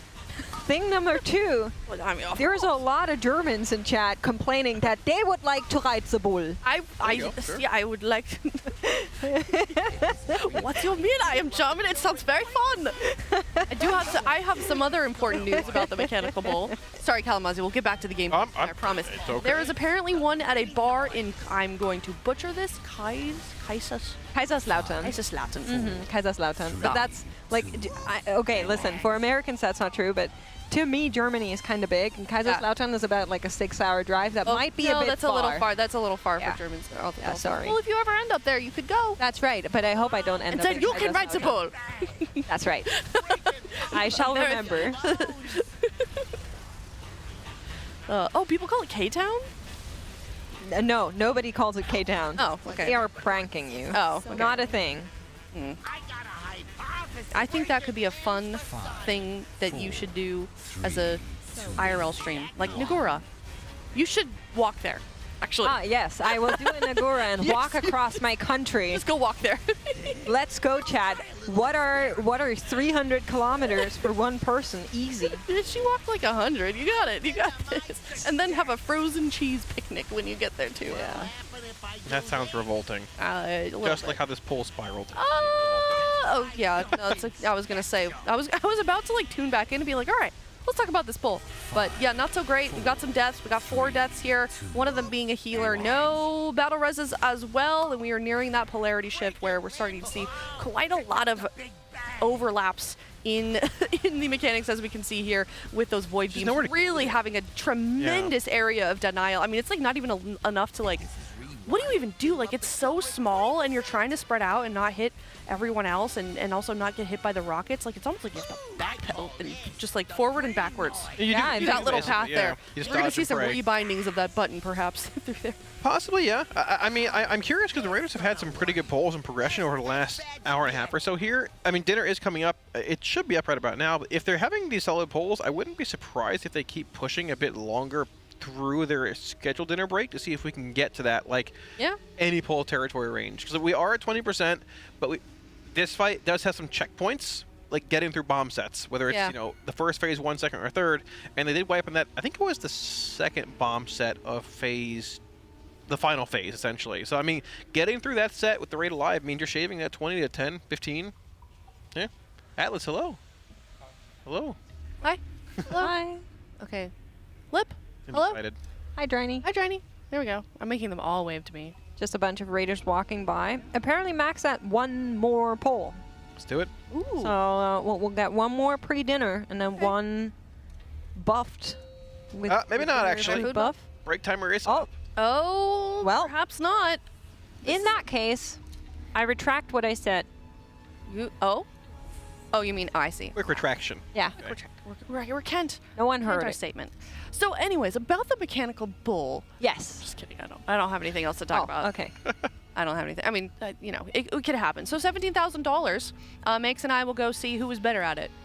I honestly couldn't tell you. Like, I couldn't tell you either. I could troll and be like, nah, it's gonna be me. But I feel like we're both. Yeah. At the same. I think so too. It would be fun though. Yeah. Just a little, you know. I would not be participating in. You can. Do you want to come and like hang out and laugh at us? Not yeah, you can be really. the judge. Not really. I will. No, not really. Wow. You don't like that. Kalamazi is like, I am not interested in a good time. I go from the hotel to here, hotel. I actually took a big walk today. Sidetrack for food. Yeah. Yeah. This area. Yeah. Yeah. Okay. Sure. Around. It's a nice day. It actually is a It really was a very nice day. And there's a lot of very nice houses here that have like beautiful gardens. Oh my gosh. Nice balconies, yeah. I'm just walking around admiring nature, to be honest. I just feel poor when I walk by the house. Also, yes. Yeah. Yeah, but I don't I'm mind never in that. a house, so it's Yeah. I'm okay with being poor. Okay. Yeah. Yeah. All right. Well, as you can see, the Raiders are walking behind us. They're going to be getting their food buff. And in the meantime, and we can kind of recap what we saw, we are seeing significant progress. We're seeing some consistency happen as well, kind of working through those mechanics. And it sounds like we're almost to the point where it will be any pull territory. I think so, yeah. They're at 20%. A couple more. They're going to see like a 2nd and 3rd set of those void orbs in phase 3, or that final phase 1, whatever you want to call it, the final phase. And we assume it looks like they have the damage, and it's not even that close. Like, they're ahead of both checkpoints when the raid's alive by 2 or 3%, and you're going to have those IF Kazans reaching max stacks. You're going to have like those warrior execute profile kicking in.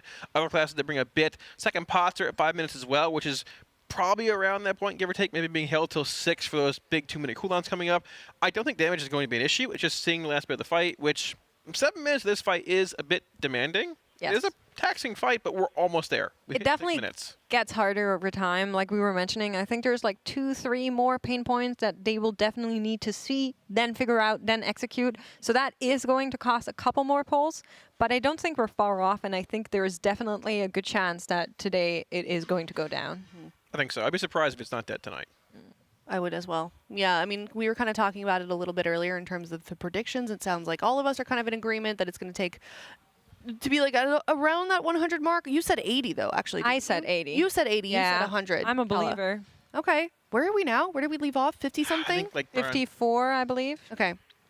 Also, something interesting to note is, and I think important also when talking about this conversation as a whole, is like they're still taking their time between polls. Yes. Which means they're not at a point where like they're still fixing things. There are still ways to optimize things, and along with the optimization that they do outside of the poll, there's also like the consistency that they're getting individually and optimizing their own damage as well. Yeah, it's a fight where you can see someone, you can definitely Vaudry this fight a lot and look at someone's POV, some overlap happen. Maybe they got a screw up on them into a weird position to put them in a weird place where you couldn't swap, polarities if you got a mechanic on you. A lot of things you can just review and say, hey, this happened here, this is how you handle this. So you don't need to die to it to learn that mechanic. You see it ahead of time and you're just ready to go. I think a good point to call is usually, hey, this just happened to me. Here's how I figured this tough situation is going to be solved, and I'm going to share it with the rest of the group in case you also end up in that situation. Here's a good solution that I found. Right. So that is probably a lot of what the talking is being there.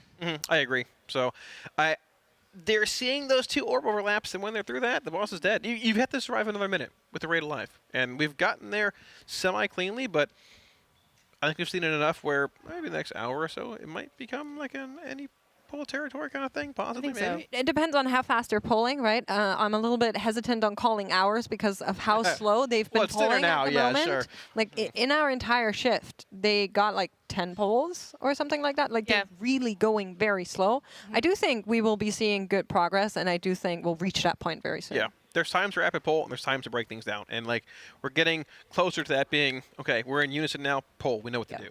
I think so. I agree. And if you look just as a kind of a recap of what's going on with the rest of the race as well, Echo and Method, of course, right around, we're basically sandwiched between the two. Echo is at 57 pulls with 17.6%. Method is at 42.9% with 38 pulls.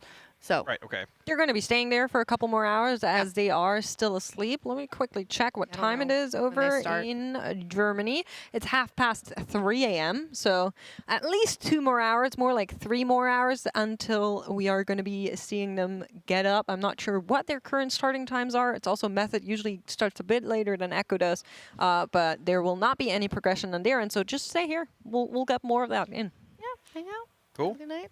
And so, yeah, we're going to be signing off pretty shortly here. But in the meantime, while I still got your guys' attention, we are still raising money, of course, for the Pasadena Humane Society. If we did not get your transmog, no worries. We definitely will. But thank you so much to everyone that has supported us so far. And we're trying to get to, what was it, 17,000? For our new... Yeah. So, oh, yeah, y'all's goal. We're making it happen. Y'all's goal. We're going to go to the mechanical. Wait, hold on. We got a whole new bunch of donations. Oh, my goodness. Hold on. Oh, my goodness. Wait, we were at like 10,000 something, and now we're sitting close to 13,000. Thank you very much for that. I'm sure Arya's looking it up right now. I don't know how we got there so quickly. It was a bunch of little ones. Hold on. Okay, listen. This is what I said. Every dollar counts. For real. Yeah, so I don't know if this one got read, but I might repeat them, but I'll go backwards. Mika Love, $100, and they sent in pictures of their pets. We've got $500 from Frankie. I love you all, and especially Cal. Also Nick from Team Liquid. Wow. Yeah, man's got to type. All right, we've got, $10 from Anonymous, and they sent in their armory. Unfortunately, though, you do have to send in $35, so that is not... they fixed it. $35 from Anonymous. Accidentally only sent $10 earlier, so you've sent $50. So thank you so much. That'll inflate the rating. Yeah, we've got C4. They sent in a picture of their armory, a link to their armory. Tave, $35. Also a transmog, and 7 Seal, $10, and you sent in a picture of your transmog, but we need 25 more if you would like us to show it on broadcast. But either way, thank you guys so much for your donations. This is amazing. We are very, very close to $15,000, and I personally... Also 17,000. And 17,000. I personally think... Our price stretch goal. I think we're very musically gifted as a casting crew. For sure. And I think we're going to do a great job at the live Weekora Sounds. I can do it. Yeah, so here's a horn. Yeah, we'll get the instruments. I'm going to be opening those TCG cards. That will be... That's me. Okay. Yep. You have fun with that. It's going to be fun. Would you say you have good rhythm? Like you can keep time? Like opening packs? No, like... For the Weekoras? No, I'm going yeah, backwards. sure. Yeah, why not? I'll make some noises. Amazing. You can do the run, little girl. Yeah, there you go. Yeah. Sure, I guess. I don't know. Yeah, all kinds of... So much... Jeez, that was a literal jump scare. You just scared Siori. Well, Can't Siori startle can him. deal with it. Can't be too loud around that guy. He's old like me. He's I so can't nice. scare him too much. Very sweet. We're fragile now. All right. Before we sign off, I do want to give a couple of quick mentions. Of course, Coinbase is our presenting partner. You can head over to teal.gg/CoinbaseRWF, and you can have a chance to win a Team Liquid signed jersey if you follow all of the prompts here. You can also scan that QR code for a grand prize, NA and EU only. You can have a chance to be flown out here for the next tier, meet the guild, do all kinds of fun stuff, have some Taco Bell with Kalamazoo.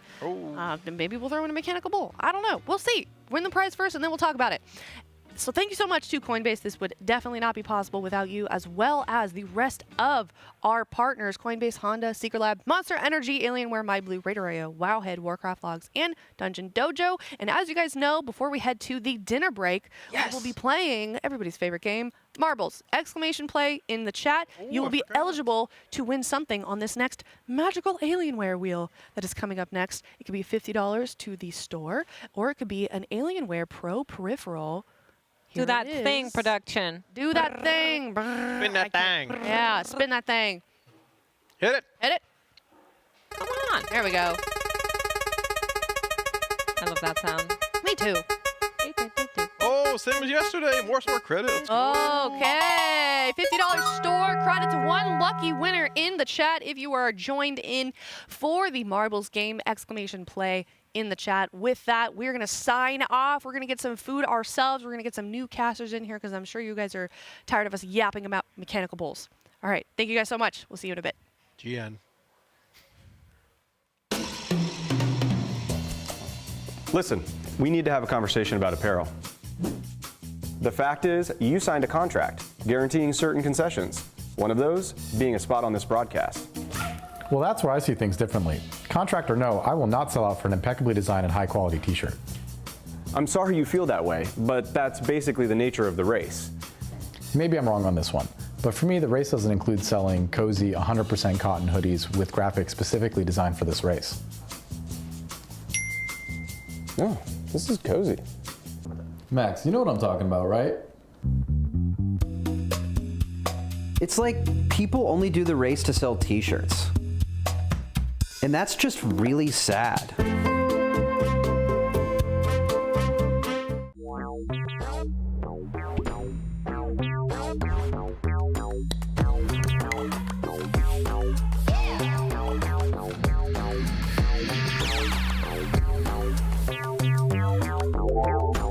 Fun, sporty, hatchback, hybrid. We did it! It's perfect! This Civic is powerful and fun to drive, the ultimate mount. Honda mounts are magical.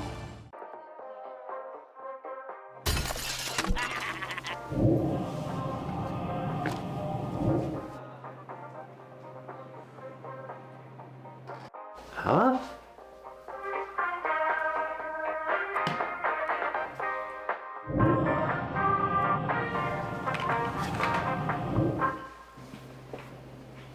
What? Okay.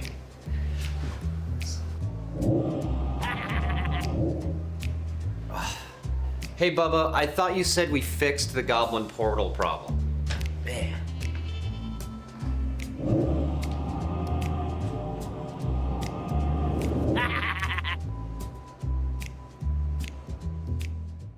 This is Max, and here is the exact moment he saw a custom plush toy we made of him from scratch. Wow, it's got, okay, so there's a lot going on here. We here at Team Liquid have spent months turning all of our friends, family, and any famous people we can find a public address for into their own custom plushes based off our mascot, Blue. Which means we had to make one for everyone's favorite raid leader and WoW streamer, Maximum. The first thing we have to do is give Blue some facial hair. Using some fur and this deep, longing photo of Max, we remade his scruff 1-2-1. It's got a crazy beard. I was certainly looking that homeless during the last race. And Max's face would be unrecognizable without his glasses. Important for raiding and seeing. Then we realized he was still without clothes, so we made him decent with a custom jersey. And at this point, he looked a little less Max and a little more Seth Rogen in a t-shirt, so we added some memorable WoW items, Ramornia and the Gift of N'Zoth, both 3D printed and painted to match the game. Finally, we delivered it to Max to capture his reaction. Look, he's real cute. He's got my little Harry Potter glasses on. I get to keep this, right? You can make your own. You just gotta go to tl.gg/myblue and you can customize it however you want.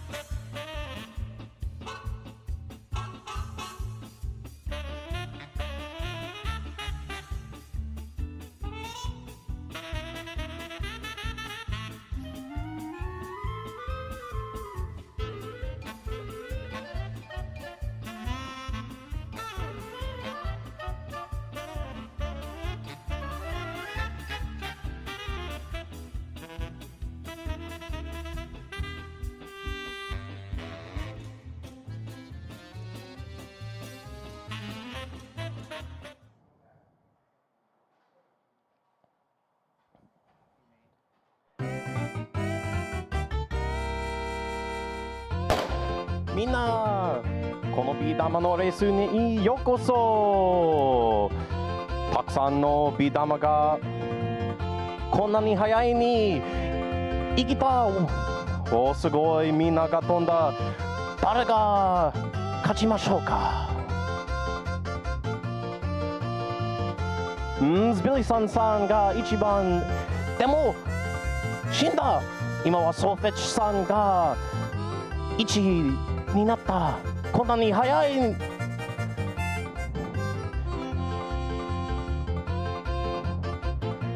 いっぱいいっぱいのアストロイドが危ない。このワオガイ XXX さんがこんなに速い。この天気はやばいですね。ワオガイさんが前になった。ハマー52は一番になった。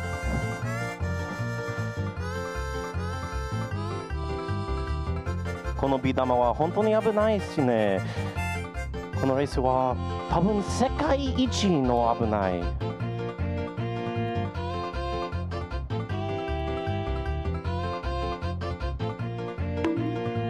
このブリッジは本当に危ない。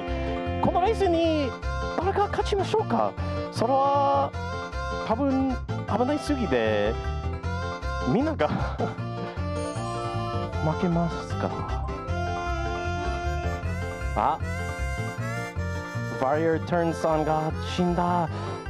452は今一番になった。でもあんまり動けないよね。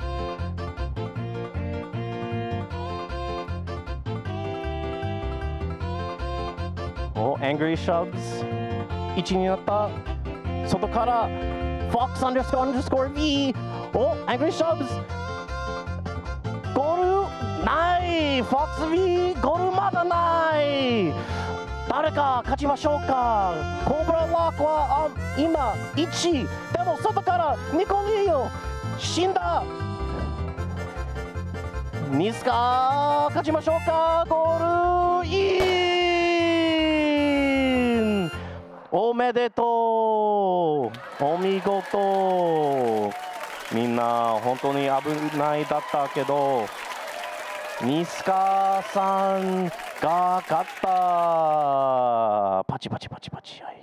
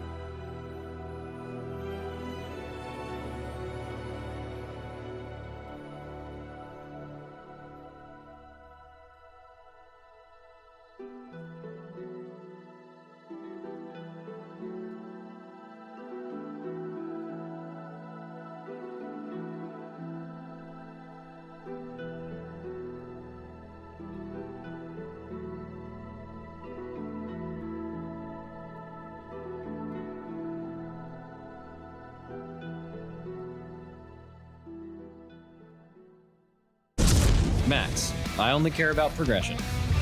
Jiminy Bellini, Khadgar's assistant. Johnny 2, Western Flaglands, School of the Arts. Pup. No one does it like Pup. Atlas, JB High. Skorame, Gondal State University. Nyx Priest C, the University of Ironforge. I'm Gooch. Meows. Glizzy State. TH Death, UC Riverside. Sign up to Coinbase, and you can have the chance to win a trip to the next race.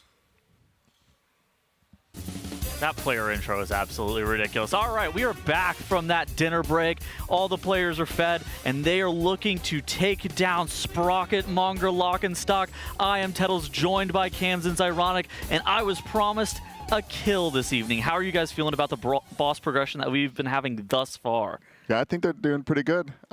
After seeing Bunk Junker, I thought this would be a lot harder. No slouch, but definitely going to kill it in less attempts if it dies tonight. So they took 5% HP off the boss a little bit earlier today. I want to say it was like 5 or 6 hours ago. Do you even think that was necessary? I think it probably was necessary. They were looking to 3-heal the fight beforehand, and they've swapped to 4-heal. It looks like they're ahead of the DPS check, but I think the major thing that we're going to be looking at them learning over the next couple of hours and potentially getting a kill is how they're going to deal with those Void Orbs in Phase 3. Now, Tettles, you and I were watching a VOD of one of the longer pulls before we came on, and like some of the things we've been talking about as casters about this fight as we get into the later portions of the fight is how you're going to actually dodge those Void Orbs while the Void turrets are out. But at least for the first 2 sets of those Void Orbs, there aren't any turrets active, so as long as you dodge, you should be okay. But getting hit by 1 is almost a raid-killing thing. Yeah, I mean, it hits for 6.5 million health to your entire raid. Obviously, this doesn't factor in any mitigation or DR. But like you're saying, there's one set with the magnets. There's wipes to those magnet sets, and it's going to be really tough. And we already are pulling coming straight out of the break here. Cams, what are the things that the viewers who are like brand new to this fight, what exactly do they need to know about this boss? Okay, so there's going to be a lot of weapons coming down these conveyor belts. You can see the beam turrets kind of at the bottom half there. They will shoot big beams across the screen, and there's also magnets in the middle, and then you guys are talking about the Void Orbs. They start as rockets. They're on the other side. And as the fight goes on, those weapons will upgrade. The beams, they go from fire beams to big void beams. They get a lot thicker. The rockets turn to Void Orbs, and instead of hitting around where they hit the whole raid. And I don't think the magnets upgrade. Not from what we've seen. It wouldn't make sense. We're pretty sure that the third intermission is just the upgrade. So unless there's something secret that's not in the Dungeon Journal about the magnets upgrading, then that would not be a thing. We think the third intermission is just the end of the fight. We've seen into the third phase, and there was no magnet upgrade there. The third beta launch is, instead of, you get knocked back like what happens earlier, you instead basically just die. It's just a wipe mechanic. Okay, and then, periodically, some of the room will get lightning, and that's where they'll have to, shift their positioning. And then these beams coming out right now, that is the Mythic mechanic. It's we'll call it polarity, the positive, negative. You'll either be red or blue, and if you touch someone of the opposite color, you knock each other back to get a dot. It doesn't wipe the raid like other ones have in the past, but it's still pretty ugly. And then you can see there on the left near Star, there's a red mine. And so they have to go, and the red people touch the red mines, the blue people touch the blue mines, and they have to stagger them. Otherwise, if you pop too close together, you just kill the raid. Yeah, and each phase of the encounter, so in between the different beta launches, there are 3 sets of mines you have to deal with, and in each of those phases, you cannot soak more than once, or you'll die. You get a debuff that makes it so you take more damage from that mine. Here comes the beta launch. What do they need to know about the positioning here? So positioning here is really interesting. They have a gateway set up for the red team to cancel the knockback and get on one side of the boss. Blue team will have set up portals or ways to get to the other side of the boss in order to get there. So you can see blue team gets knocked back, jumps to the other side of the boss, red team takes the gateway. Blue ranged, just stay in the middle and cast on the boss. Looks like we actually have a lot of blue range, so this is pretty fortuitous for them. The blue melee, they take damage going across the wire transfer, so they have to be a little bit scared in this section of the fight, but looks like we're all good. Everyone made it. Nobody accidentally took the gateway early and got pushed off. And we got the boss at 61% coming out of the first bleeding edge phase. Not the lowest we've seen it, but definitely in the range where they can kill the boss. How low are we going to need this boss coming out of that first intermission, Cams? What are you thinking? Like 60? Yeah, I guess under 60s, like around 60s good. Because, they're going to get another one of those, so then that'll be around 30. In theory, the start of that that beta pushback, that is actually where you would want to be at like 1/3 of the boss's HP. Have minimum 1/3 of the boss's HP off of it. Now, you have to factor in Lust, so you're front loading your damage a little bit, and that does factor in, so maybe you want it around the 64% mark at that point.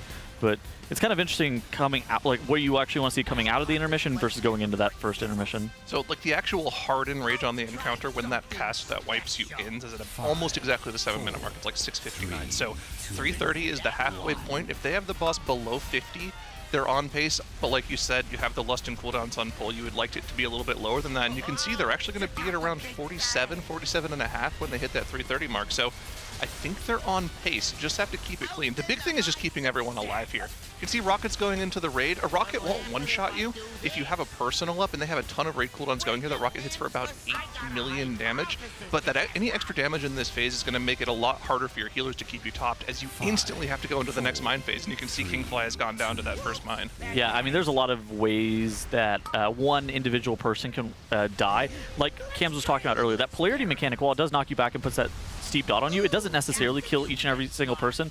That looked like a mine. Yeah, that was a mine still on the ground. That got hit by the Void Turret. Yeah, something interesting I didn't expect on this fight is like how precise even the mines are. It seems like they're spawning on the markers, just in like the 1, 2, 3, 4 square, like 2 right next to the boss, and then 2 on a square and moon there in the back, which makes the coordination a lot easier. Yeah. I thought it was going to be a lot more random. So the mine's placement is predetermined, right? What section of the room is covered in lightning, also predetermined. The thing that is variance here, or there's 2 things that are variance. First and foremost, the polarity of which each player has, obviously, varies from pull to pull. The other portion is what color the mines have, which that is some added layer of complexity, but in general they have like a weak aura that helps them solve for those kind of things. They also have to make sure that so they get 12 mines per phase, which is a lot, and they put a 2-minute vulnerability debuff on you after you soak. That means that you have to kind of be careful and have very precise soaks from very specific players, and they're utilizing a couple of weak auras to make that and streamline that process just a lot easier. Yeah, so something else that I think we need to cover as well is that if somebody with the wrong color impacts a mine, it's essentially an entire raid wipe, right? That's 18 million damage to the entire raid. You're not really living through that. And the other Mythic mechanic as well is that the inventions, if their mechanics hit the mines, it counts as if somebody of the opposite color hit a mine. So that's what just wiped them here. They had a mine up when the Void Turret spawned. The turrets did damage, hit the mine, blew everyone up for 18 million damage. It's a wipe. Go again. Okay. Yeah, so basically everything seems scripted, but then who gets the polarity on the pole is random, and then I think once you get it, you're back and forth. Yeah. Well, no. You can stay or you can change. Oh, okay. Either or. So it's pure random. Something Dradnos was pointing out was that the actual colors of the mines are static as well. So you can see. Oh, are they actually static? Blues are near the center of the room. Reds are near the outside edge of the room. Okay. This is something that Dradnos was pointing out. So if I'm wrong, it's his fault. I'll keep an eye on it. That one, it was that way. Wait, you mean static in the sense of whether they're near or far to the room there? To the center of the room. So this is the vertical line of the room from our POV. If they're close to this, they are blue. If they're far away from it, they're red. But the colors that the mines are is not static, right? No, that's what I'm saying. The colors of the mine is. Oh, okay. You can see, again, blue center of the room, red far side of the room. Gotcha. I see. Okay, and it looks like they're having the orange, and I can't see the other side. I think it's the blue. They just stand on the mine when it spawns, pop it instantly. Well, yeah, the first one. They're assigned as who to soak them, pretty much. So if you have a timer on your screen when you're assigned to soak, it says you're soaking in X seconds, and then say soak now at the end.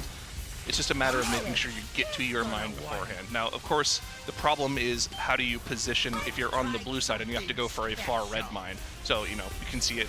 There's a red mine to the top right of the screen. One of those blue players is going to have to go around and soak in the top left. But they've already done that, so they're good to go. Yeah, and I think even on the raid frames, they have like 1, 2, 3, 4. Fired up, just popped his 4 right there. Yeah. They're also using those conveyor belts occasionally. If they ever get the screwed up drills, they just ride the conveyor belt all the way down, just allowing them to continuously cast on the boss if they are one of those ranged DPS players, and not have to really move outside of just stepping off the conveyor belt at the end of the line. Yeah, it seems like this is one of those fights where if we were listening to the player comms all the time, they would have banned wrong colors hitting mines, like on pull 20. That would be a comment where Max would be like, yeah, hitting wrong mines is banned. That's banned. And everyone would be like, okay, all good. So it's something that you would like to not see happen too often. I think most of the mines exploding would likely be due to maybe someone dying before they're supposed to soak and not having a backup assigned, or just going too slow on soaking the mines, because it is a pretty tight check on blowing up all 4 mines before the inventions come out sometimes, something like 12 seconds that you have to soak all 4 mines. And there's also a debuff that soaking a mine places on the entire raid for 2 seconds that increases the next mine's damage taken, so you have to space them out perfectly. So it's a very tight coordination check. Everyone needs to be focused up every single time those 4 mines come out here. And again, we're outside of the first beta phase. Boss is 57%. Bro, they are incredibly fast. They are cranking this. They were crushing this boss. Where were they at 3:30 last pull? They were like 47. I think they're about to be like 44, like 45-ish. They were actually quite low on the boss coming out of that intermission. Okay, so I just noticed the space behind them was covered in lightning. Does that mean the mines spawned kind of to the right off screen instead? Okay. Yeah, they have a weak aura that shows up that kind of has a map of the room sometimes in your UIs that'll show you where you need map weak aura. It does one of those like Tetris Z shapes occasionally as well for like. You can see top right here on Fired Up's POV. Yeah. Top left, sorry. Oh. Okay, I see. I was wondering what that one was. I was trying to figure out how. So it's explaining like where the lightning is, yeah. Where the lightning is, and in addition to that, who's going to be soaking what mine. So they're actually soaking back to front with the mines there, and so yeah, there's going to be a red player. He's going to soak that front right mine, and it worked perfectly. There was no questions. There could be a lot of issues on this fight if you don't have like predetermined who is going to be soaking what mine with the polarity, because you can actually run out of potential people to soak if you like really mess up your 2-minute vulnerability debuff. But this weak aura is going to be an auto solve for them effectively. You were right, by the way. They were like 44, 45 when they hit. Yeah, I mean, dude, they were crushing the boss coming out of the intermission. The damage is absolutely there. They might even be able to afford a player death and still kill this boss. But right now, it's just a matter of staying alive through the entire encounter, seeing into the final phase. We do have 2 deaths on both of the hunters and on Seri as well. We have 1 battle is available and 1 coming up in the next 25 seconds, but yeah, more players dying here. That phase right there with the missiles and the beams at the exact same time, a lot of the times they're looking to actually press like immunities there and try to help body block the stack. So they'll utilize something like a turtle, for example, to be able to just body block all of those mines. And it does suck because the hunters lose a little bit of damage, but they're playing Beast Mastery Hunter, so their pet's still doing some damage while they're sitting inside that turtle. Yep. Yeah, I don't. That part with the Void Orbs seems very hard. Zyra, I regret to inform you in chat was spamming Jinxed after you just like completely wiped them. Yeah, listen, it happens every raid. Heard it before. Yeah, that's still a great attempt. Honestly, yeah, that was a great pull. 33%. This is a fight that actually loses a lot of HP in chunks. Like once you are able to get through the next like mines phase, then you take another 5% off the boss, and then you have to go through the beams plus the orbs at the same time, and you can take another 5% off the fight. It's one of those things that every single individual mechanic is going to allow you to take 5 to 10-ish% off the boss just as it goes. And so whenever you're going to see this 20% new best, if they're able to make it past the mechanic that wiped them last time, you'll probably see about 5% off the boss, maybe even more potentially depending on the next couple of overlaps that they are going to be facing. Dude, look at those meters. They were running 4 Windwalkers when they first got to this fight. I wonder why not anymore. I mean, they are cranking. Well, I'm assuming they're both getting power infusion as well. Okay, so that's a little bit. But they're still doing a ton more damage than everyone else. Yeah, I think even Zevi was playing it. Maybe they're just not as like optimized for Windwalker, and they're, you know, he's an insane healer. So I guess that could be a reason they just wanted to keep more of the Mistweavers in. Who do we think's getting the 3rd PI in the raid? 3rd PI. Could be Hunter, or could be Devoker, probably. I think you're right. It's probably Devoker. They actually scale really well with that, don't they? Not really a ton of other specs that you can really slam a power infusion on and you feel great about. Fire Mage, it's actually not bad on, but I think that there's maybe other potentially slightly better options on pure single target. It's really good for fire on anything that's like mixed cleave, because they're going to be able to have their combustion up a lot more. They're just always in combust, right? So you can just cool down. The thing is, like, you have 2 Shadow Priests, so you want to slam this thing on 2 minutes, not really think about holding it for anybody else too much. Could be Dev, could be Hunter. I think that those are probably the 2 of the more likely candidates here. Yeah, there's a lot of questions yesterday watching Styx Bunk Junker about like how hard is Sprocket Monger going to be, because it seems from the outside like it's going to be the harder boss, but this is actually looking easier, I think, just because of how scripted it is. There's no randomness of who's getting the balls, and not quite as many pass fails. Like once they get to the Void Orbs, yeah, those will be pass fail, but right now it's like kind of just attrition, random people die off. It's harder in the sense of the damage check is going to be a pretty big factor here.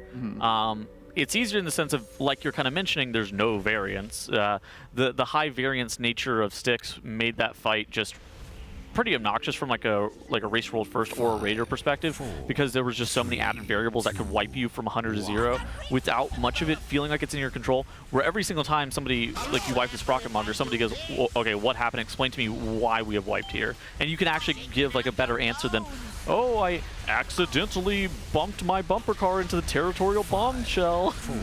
I suspect that for guild starting progress on the 3rd and 4th bosses next week, this is likely going to be the first boss you go to over Styx Bone Junker, just because it's a lot more reasonable of a fight to progress. I think there's a lot less of a learning curve like you guys are talking about. It is kind of a weak aura check and a coordination check because you have to make sure you know who's soaking every set of mines. But as long as you have that figured out, it seems like a pretty straightforward encounter. Yeah, it seems like gear will also help on this one more than it will on Bunk Junker. Yeah, gear on Bunk Junker isn't going to make your rolling garbage any better. No, yeah. Gotta use the Dark Flight Racial. It's better. Yeah. Hashtag all fours. Yeah, I was doing a normal pug before being up here, and someone said something about the Worgen thing, and then someone else replied and was like, "Isn't that how Liquid cheated to kill it?" And I think they were being dead serious. Yeah. It's just yeah, they cheated. Gotten around. Well, of course. Gotta go Worgen. It's on the WoW Reddit. They've never relied on the WoW Reddit. It's on site. Also, I mean, the other thing as well is it can't be overstated how catastrophic the polarity mechanic can be if it's done poorly. You know, one person out of place can bounce everyone else out of place, cause this chain reaction that'll just kill everyone in the raid. I think we saw a little bit of that actually last pull at the end of it. So like, they have to make sure they're very stacked up. Like, look at this right now. Those red players, you're right next to the magnets. You have to like very carefully readjust your positioning, and you also have to hope that the blue players don't like accidentally move a little bit too close to you. So it doesn't instantly wipe you, but it puts a fat dot on you. Like 150% of your HP is put on you as a dot, and so it's again livable. But if you hit the entire stack, your group is wiping. That's kind of the situation at play here. Very frequently, though, do we see like two players contact one another. Yeah. One of them is able to defensive all the way through the entire thing, and then one of the other one dies. More often than not, that's something that can and does happen pretty frequently here. So how much is the dot actually? Because we were talking about this earlier. I used the Wowhead stats, which were wrong earlier today. They said the Void Orbs did something like 1.5 million damage, when in fact it's like 6.5 million damage, and then like 5 million to the raid. Wowhead said the dots did 3 million a second for 8 seconds. I could probably buy that. That number sounds. That sounds like it's potentially right. I mean, I think the issue with the Void Orbs is that those are on multiple difficulties, where the polarity dot is purely a mechanic. So you would only have to put it for one difficulty.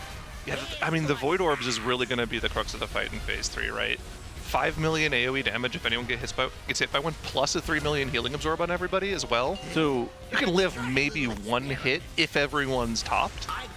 That's not going to be the case, though, I think, when you're kind of bleeding out that So what you're saying is that we haven't seen the hardest part of the fight yet? I think there's going to be one really bad overlap at the very end of the fight that if they live through, they'll probably kill the boss. Gotcha. I mean, that overlaps in Heroic, and I mean... It's all three at the same time, right? Yeah. It's like magnet, turret, plus beams all at the same time. But I mean, you see it in Phase 2 where it's beams plus rockets, and that's the set that I was kind of calling out that they use the turtles on. Right here? Exactly. They try to body block some of those rockets. You'll actually see, looks like a Jeb is standing in the back there, probably with ice cold press, trying to again help soak some of those rockets to where they don't just like contact somebody in the middle. And if he presses his ice cold like 70% DR, there's no way he's gonna die there. Yeah.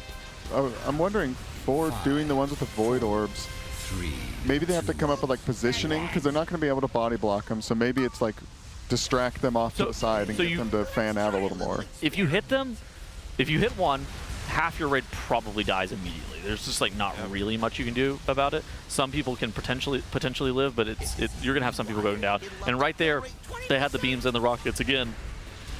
And you saw the turtles being deployed by Malarcus and Kingfly, and it still looked like one of those rockets like was able to sneak all the way in and take out Boomy. Very unfortunate situation. Scary moment. There. Scott's gonna. Oh no, they actually had Shaq taunted. That's huge. They get a B-res here in 3 seconds, no? Jack's gonna die probably. Unless he actually, can he meta immune the Pyro Party Pack? That's actually huge. Yeah, they only had one tank alive. Shaq taunted for the tank buster. They're gonna be able to get Yips up now if somebody's in range to get him. I think they're gonna have to go down the conveyor belt in order to get him. They don't have to get him until after the phase though, and we'll get to see a little bit of phase 3 here. So, I really want to see if we can make it to that overlap that we were kind of talking about, where it's the orbs and the beams at the exact same time. I think they're going to have to get through 2 mindsets before we see that, though. So the first thing that's going to happen is the boss is going to drop a mindset.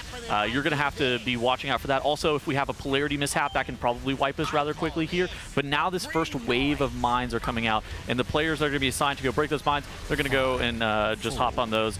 And it should be totally fine, assuming that they don't make a mistake and accidentally step on the wrong color mine. Something else that we forgot to mention as well is every time the boss goes into that beta phase, it gains a 15% stacking damage buff. So every single mechanic on this fight is doing 30% increased damage.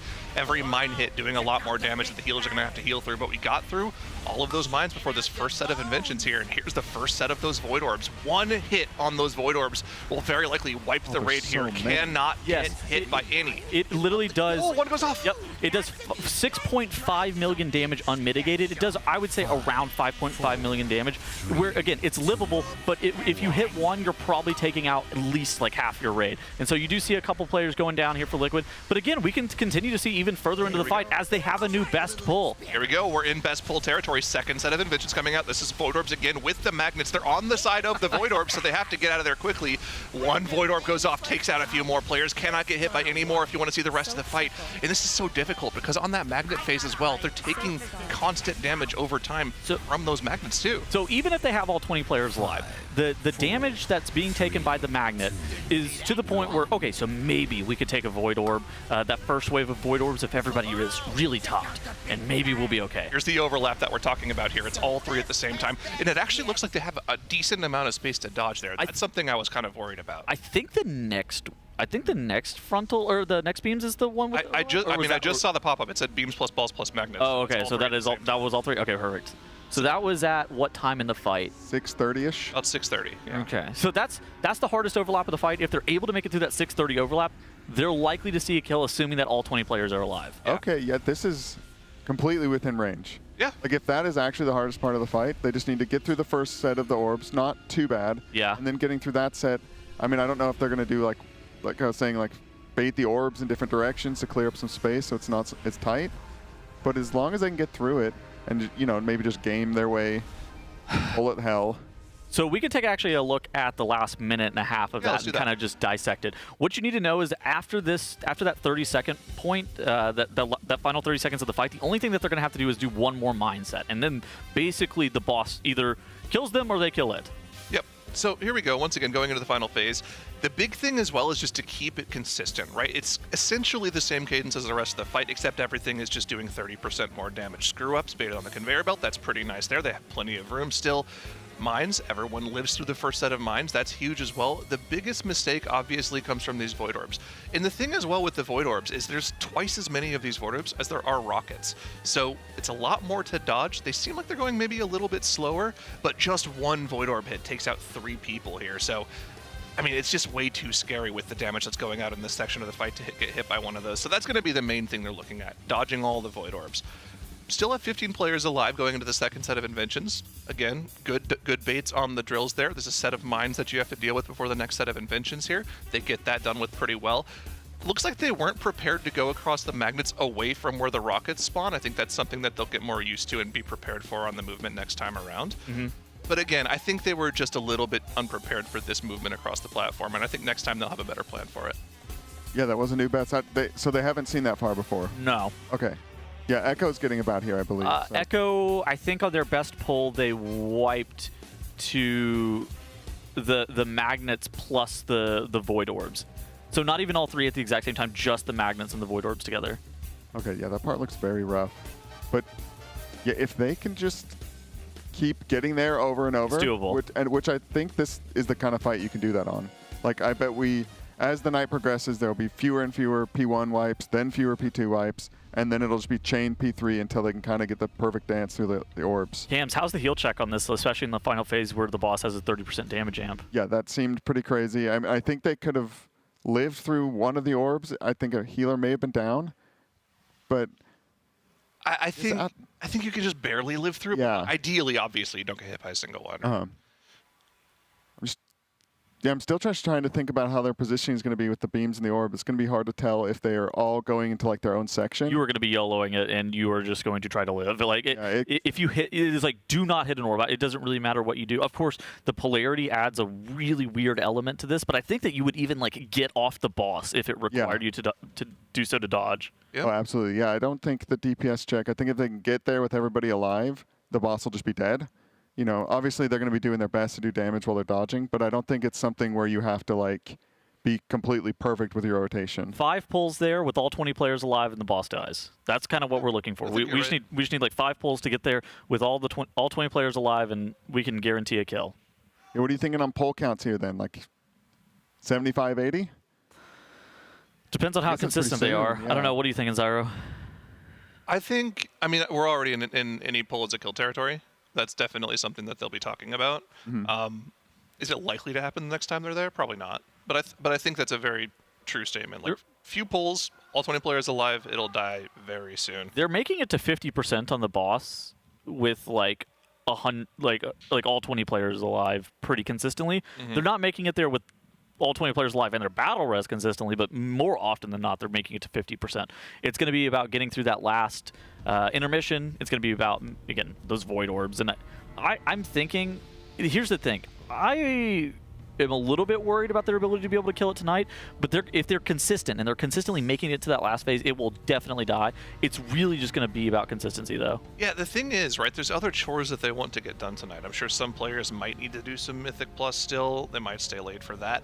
But like in an ideal world, they also do a couple of 2 of 8 Mythic splits for some of their other mains that could potentially be seen. We could be seeing them next week. Yeah, there's an Atlas Chi, a Goop Swoop, and a Lip War that wants some 2 out of 8s, it sounds like. And they're going to need to be able to budget some time for that. So ideally, they kill this boss rather quickly and then have enough time to go do that. How much time do they have until the end of day, Cams? It looks like about 4 hours.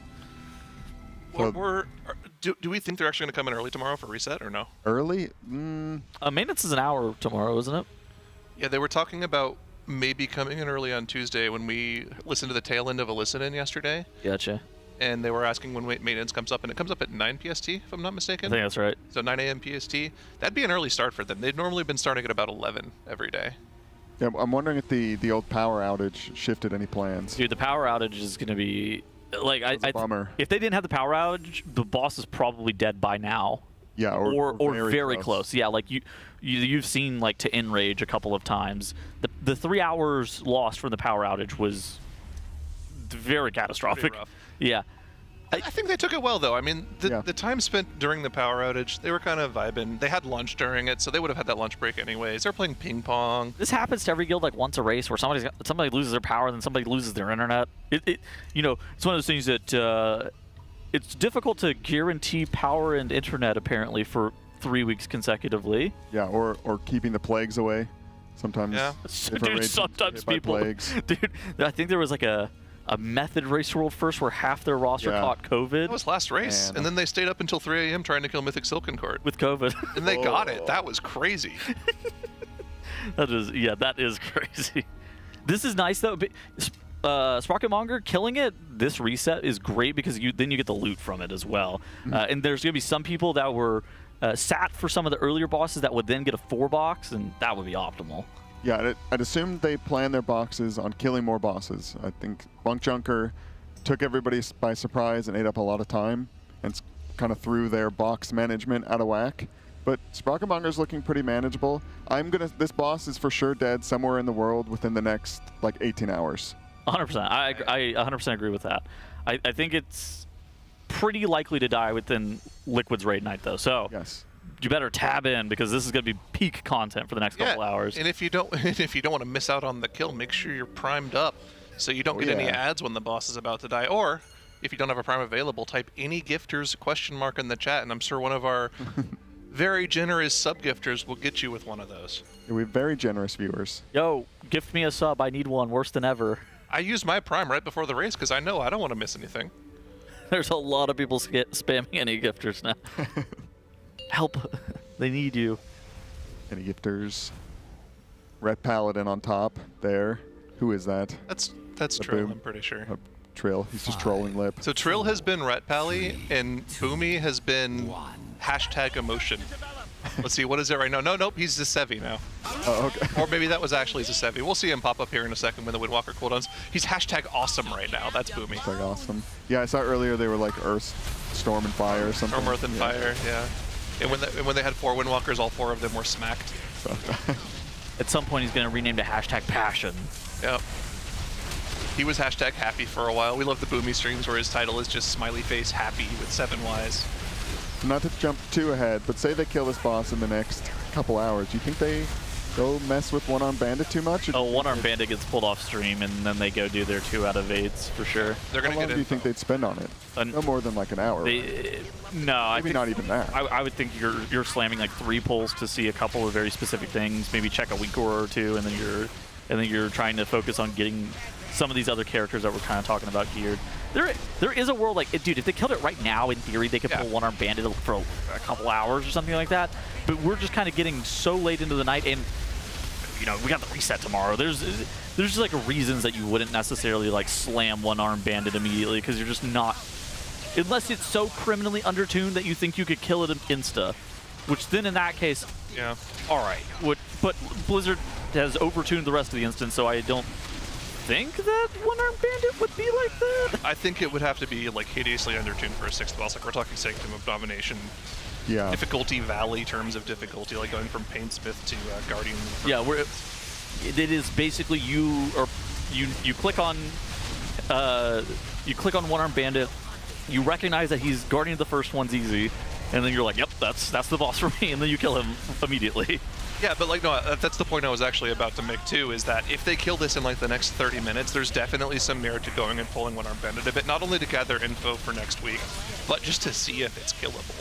And I don't think there's too much of a reason to go dark right now, because we've already seen Echo was pretty close to killing this boss as well. They're definitely going to see One-Armed Bandit tomorrow. It's really more on Liquid to make sure they kill it so they can see it themselves and not give Echo the chance to then go dark tomorrow and deny them that information. Yeah, good point.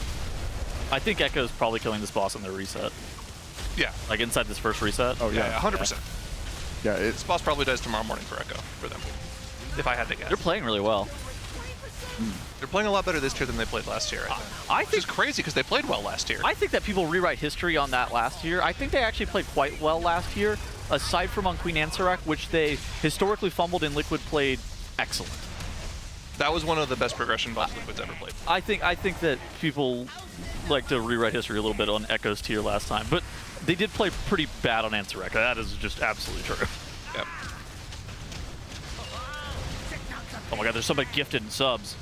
Shout out Void_1893. Thank you, Void. Thanks for the 5. Ready for those beams coming out. So if the rockets or the orbs hit mines, do they explode, or just the beams? I haven't actually seen a rocket hit a mine. Okay. Because they kind of fly yeah, over them. they're over Do they them. hit them? Rockets can hit mines now. Okay, so it's just the beams then. Okay, which just seems like a time check. You get all 4 mines done before the beams come. The magnets also suck the mines into them as well, so you're on a little bit of a timer in that regard. The mines will also occasionally explode, and if they explode, that's basically the same thing as somebody the wrong color soaking them, so it wipes your group 100-0 instantly. Okay. First set of rockets, no deaths, still holding on to the battle res. That's huge. They had the boss at 47% at the 330 mark, so 3% under what the Enrage check would be, so the damage is looking good. And of course, no deaths on the first rocket. Very, very strong. Everyone's topped up for the final mine hit here, gets dealt with perfectly in time.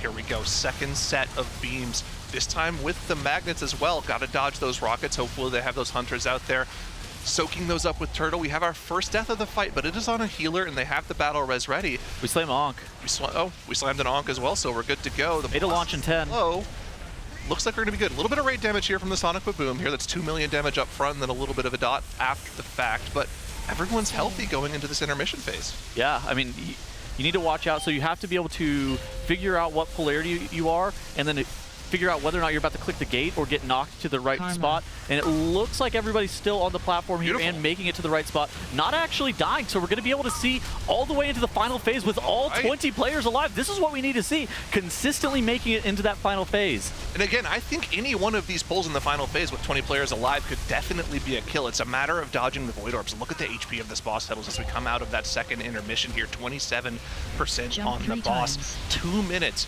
until the Enrage still.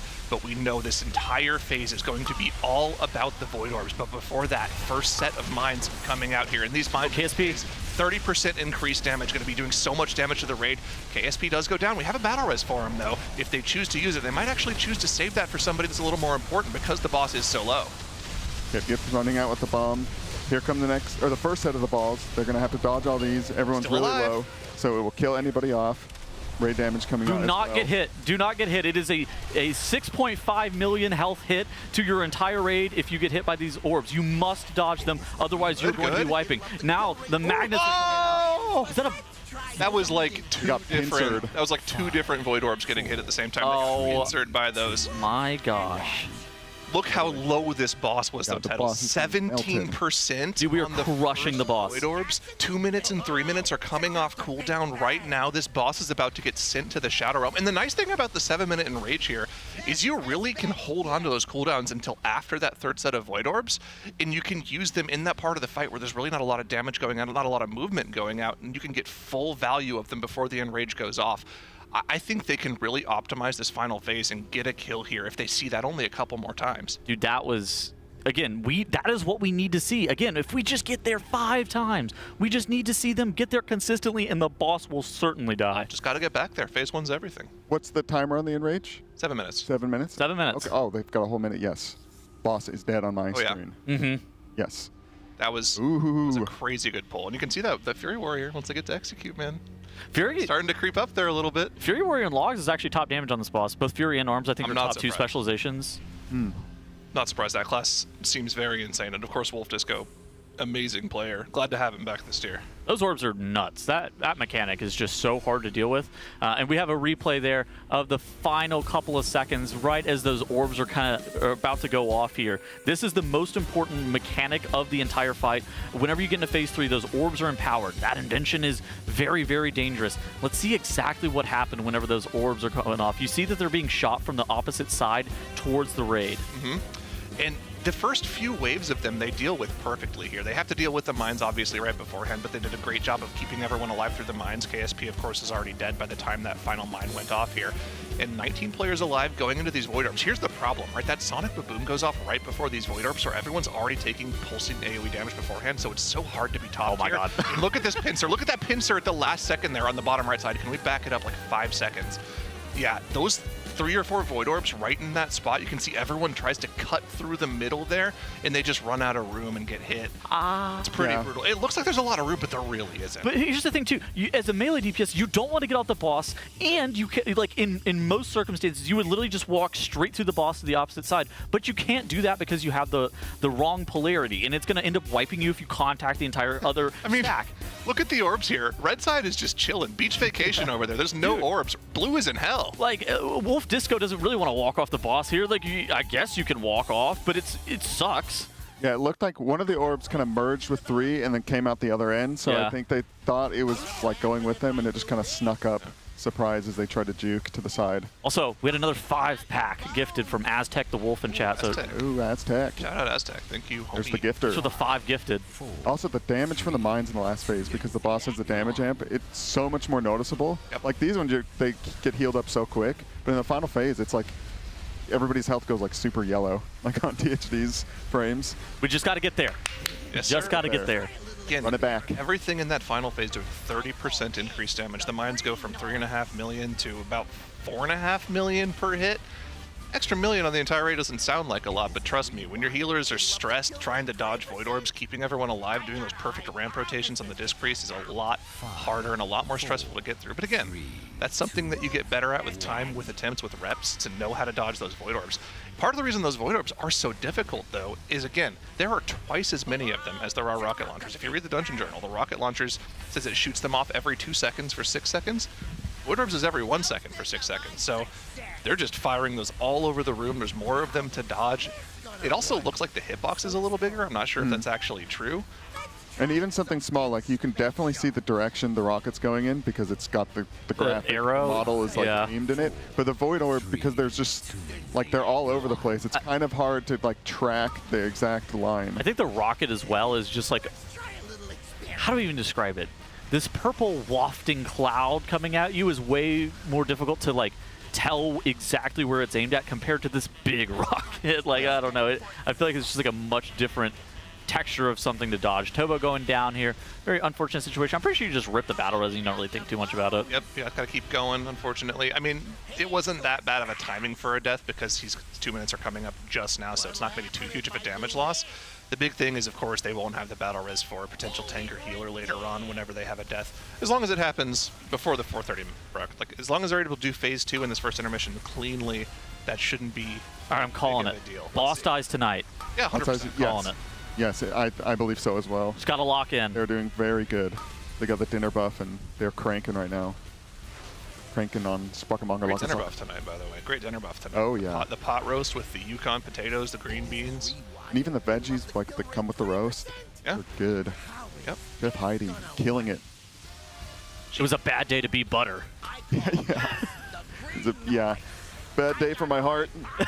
It's a bad Those day. potatoes are buttery smooth, much like some of these poles. Love the baiting of the drills here. Yeah, clever to use the conveyor belts. Smart. It lets you just sit there and cast the entire time. You don't have to worry about moving.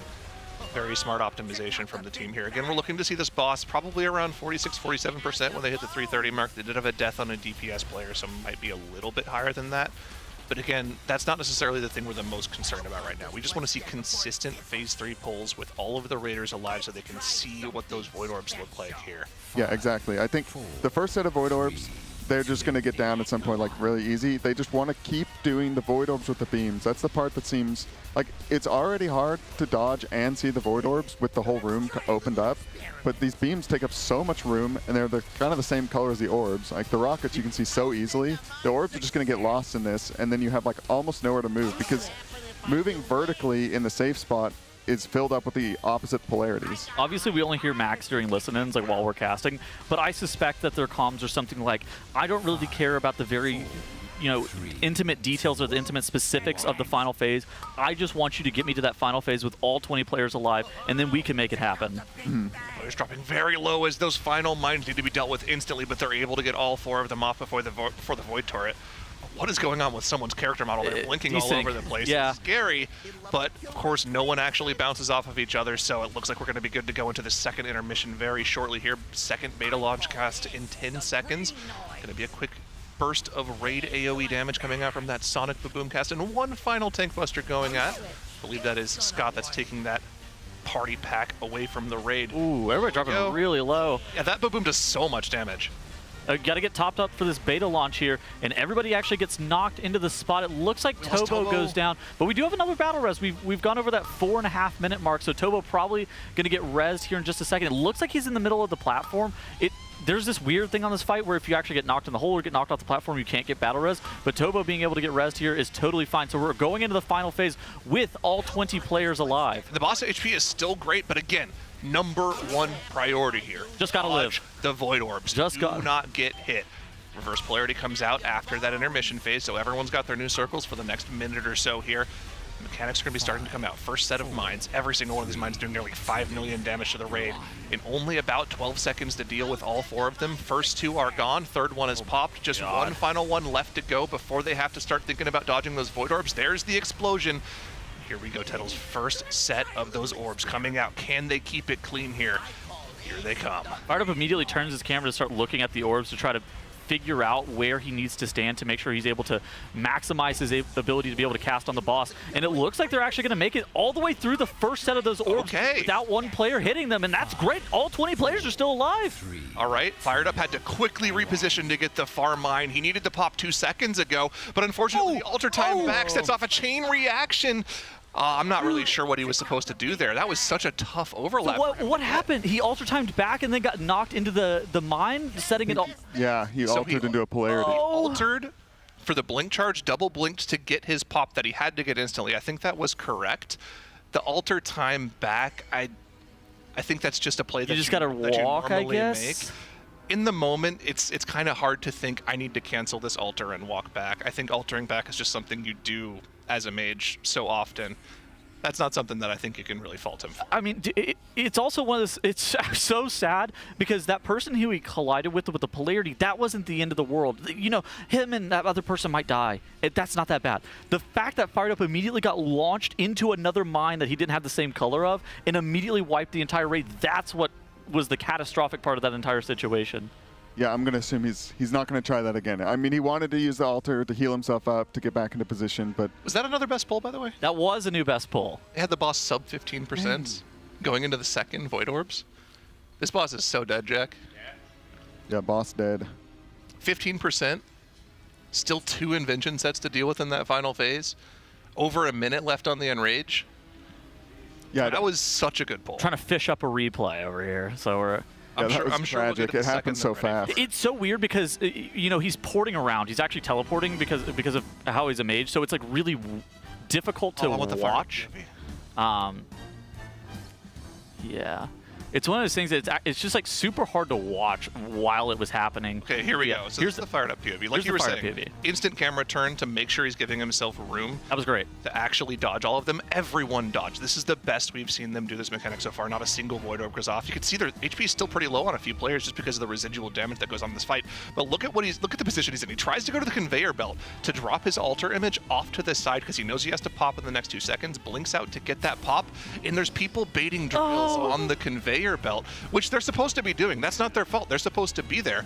I think it was just a little bit...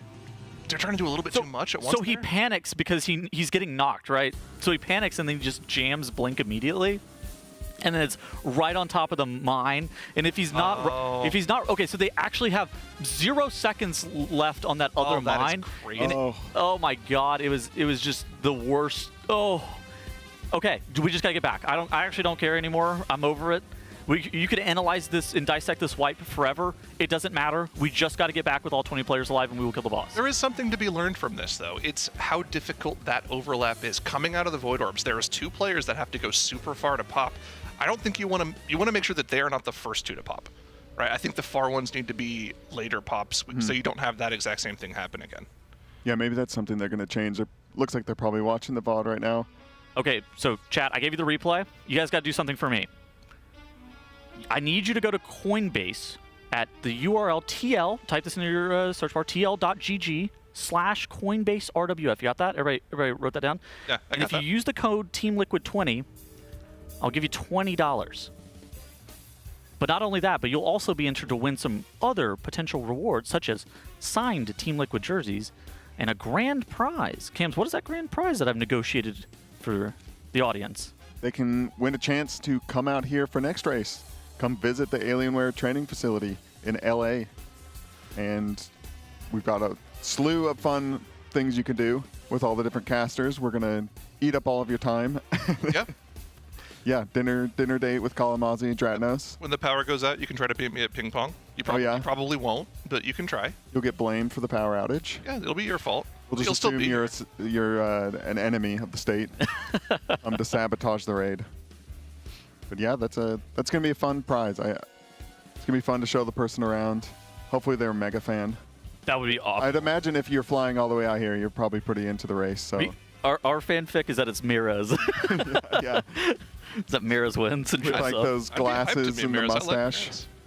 He's got a little disguise on. Okay, Ready Check has been engaged. Looks like we might get another pull of Sprocket Monger Lock and Stock. Cams, what do we need to see to be able to guarantee a kill here? To guarantee? Well, they need to keep getting as far as they got there. He raised his eyebrows so high whenever I said He raised his eyebrows high because they did a quick little peek of Trade Prince Tuttles popping up on the screen. That's crazy. Great work. Yeah, they need pulls like that without the unfortunate knocking around into the mines. And like seeing that first orb, that one I think they've got down pretty well. It's going to be the overlaps with the beams and then the overlaps with the beams and the magnets. I'm going to need to see that to actually even understand how they're going to pull it off, because that to me still seems like so chaotic and dense with mechanics and purple that I don't even know how they have room to dodge everything. I mean, is Max, like you guys have raided with Max in a Race World First setting before, is he just preaching get back to phase 3 with all 20 players alive? Is that basically what's going on here, Zyro? Yeah, pretty much. I mean, it's not even so much that. It's kind of like his more mantra would be like, we know what to do, let's just do it. We can kill this boss any pull, just focus up. Just gotta lock in. Just lock in. Makes sense. Sit up in your chairs. Yeah, I think they will only take a break if they see something where they think they can kind of strat or weak aura to make sure it never happens again. But if it's just somebody who like went left instead of right and hit an orb, then that's just like, go again. No need to talk about this. Yeah, like I said before, I think there is something to be learned from that play that was just made. Fired Up had a very tough job to do, to go all the way across the room to get the second pop. Tried to make a play to do it and come back, and it just didn't work out. I think they can reassign that so that players don't have to go far on the second. Yeah, maybe it's maybe one of those things that you just like don't send somebody far immediately, because the consequences of having to like go that far right then, because you need to pop the mine instantly, otherwise it lines up really jank with like the tank buster. You'll see Scott and Yips occasionally running out with the tank buster. If they pop the mine at the exact same time the tank buster goes off, the tank just dies. Like there's not really anything to do about it. So they need to be popping those mines as fast as possible, which is why they send their most mobile players as far as possible to try to soak those. You could maybe change like what order you're soaking those in potentially. Yeah, that could just be as simple as telling people go out and just lose uptime. Don't try to come back quickly. Do we have the damage to be able to afford to do something like that? I think they do. I think they do if they have a pull just like that one, which, by the way, wasn't perfect. We had 2 deaths on Tobo there, as unfortunate as they were, and the boss HP was still low enough that it was in kill range. So on a perfect pull, I think they have more than enough time to just play it safe and not try to rush getting back to the raid. I think this was that 2 new bests in a row? Yeah, they're on fire right now. The post-dinner raid buff is hitting diffy. I'm rubbing my hands together. I'm feeling it. Something that seems kind of hard, they've got it down, is the polarity comes out right before they get knocked, and then I think blue always takes the gate, red gets there their own way. And so you have to be really quick at identifying which color you are and then slamming the gate. You know, Yeah, if not, then you're kind rough. of lost in your friends here. It's different on both intermissions. So on the first intermission, red takes the gate, blue takes the knockback and ports if they can, or runs across if they can't. On the second intermission, it's swapped, so blue takes the gate and red does the opposite. So it's actually a little harder than it might seem. But of course, they probably have a weak aura on their screen saying take gate or don't. This strat rocks, by the way. This is a great strat. I think that the strat for how they're doing this fight is something that pretty much every guild that's going to attempt this boss is going to look to copy in terms of like the boss positioning, how they're actually getting across. I feel like that gate stuff that they've been doing, that is just like an automatic strat that you copy the moment you start to pull this boss. Yeah, they were running 2 warlocks in the beginning, I think 4 double gate. So that was under the assumption that there was a different knockback. On the PTR, the knockback worked a little bit differently, where you would get sent to the very beginning of the room, and then you would run up the side of the conveyor belts, and you would send the melee on the far right side, and then you would send the range down the middle. And that was under the assumption that you would just like need 2 warlock gates to run up those conveyor belts. Right. I think with a different knockback, you don't need the second warlock. That's why they dropped it almost immediately, because that thing is terrible damage. Yeah, it's not great on target, especially on a movement-intensive fight like this. There's like not a spec you can play to do damage on this fight. We need 1 for Gateway, Healthstones, and Soulstone, and we need 0 for anything else. Yep. Yeah, it looks like sometimes they just let the rockets, they were like in a barrier, and it's just like, let the rocket hit somebody. You know, it seems like it's somewhat manageable damage. It didn't look like anyone immune, but maybe there was a goalie. Maybe just jam defensives there too, and we saw like Mr. KSP jamming his ice cold and soaking some of those earlier, those rockets. That was a scary overlap there. Oh my God, Nick! Oh. Yeah, something got kind of off center there. He has the Soul Stone. They have another res coming up in 20 seconds, so they can keep going with this pull. It's not going to be ideal. I think they just res Nick and then also res Cher so they can have 4 healers going into this final phase. Not sure what they're doing so far yet. Maybe they're waiting for the polarity first. Yeah, so there's a big problem with resing people on this fight where it's just, you have to have somebody the correct polarity resing somebody, and depending on where Nick was, now he's actually in this lightning that's on the ground. Looks like Suri ended up getting res, but they're still down 3 people. There is 1 battle res left here. Yeah, it just came up. I think Nick probably just takes the Soul Stone that's on him right after this, right before the polarity assigns people while everybody's in limbo without any debuff on them. Yeah, there it is. He instantly took it the second that phase was over. He'll make his way back to the group. We still have all 4 healers alive. We're down 2 DPS, so a kill is probably not in the books here, but we're just looking for consistency here. Again, we want to see what we saw last pull. 0 Void Orb hits, but of course first got to deal with the first set of mines, and look how much damage each one of those hits does to the raid. And it's going to be tougher because Nick didn't have his ramp of hots going into this, but looks like they're going to be able to make it through one final mine. Orbs in 2 seconds here. From the orbs. Did have 2 deaths to that final mine, unfortunately. Yeah, the mine tank combo hits so hard. He reps to dodge those orbs. Here come the orbs, and the next coming up is the mindset, I believe, that we had the mishap last time. Happy feet, happy feet. Everyone made it through. Okay, now this is tough. You got to move far. There's going to be 2 far pops that they have to go for here. Need to make sure the players that go far are very aware of it. Blue is popped. That's good. Waiting on the red pop here. You see that explosion far. Where is it? Oh, there it is. Oh, wait. That was the close one. That was the 3rd one. Okay. I think the other one went off. It might have gone off. No, there's one more. There's one more. And here's 4. Yep. Okay, so they actually were able to make it through. They were maybe a little bit slower than they intended, but now they have to dodge these orbs. These orbs are going through at the exact same time the magnets are going off, which is an incredibly dangerous combo, and it looks like one of those orbs just gets hit and takes out the entire raid. It's kind of like we were talking about. It's definitely livable by a couple of players, but if you have any damage on your player, particularly, you know, in that set, the magnet was just constantly pulsing AoE on them, which is fine by itself. If you hit an orb, though, you're wiping. Yeah, there's something I didn't even think about happening. It was the magnets and orbs. It was like, okay, this is kind of Here's chill, the danger but then combo. the polarity came out.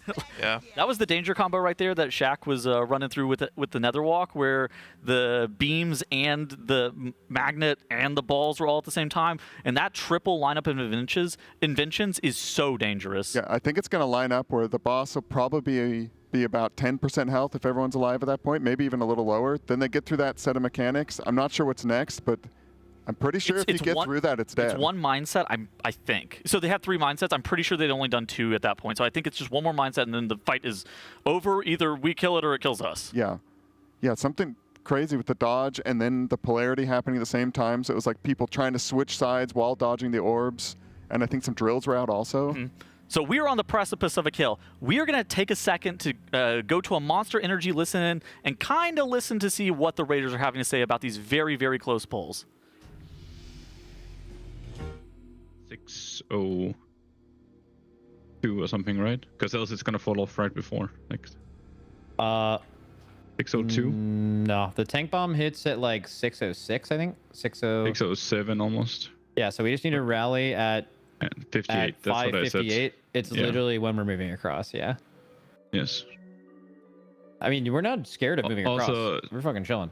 Saying, I think you can save your hair as well. Let's just do that. Like, deal with the next problem when we get there. You guys got some reps on this, though. The reps here are hard. Like, bro, this polarity swap with the ball dodge is, like, fucking crazy.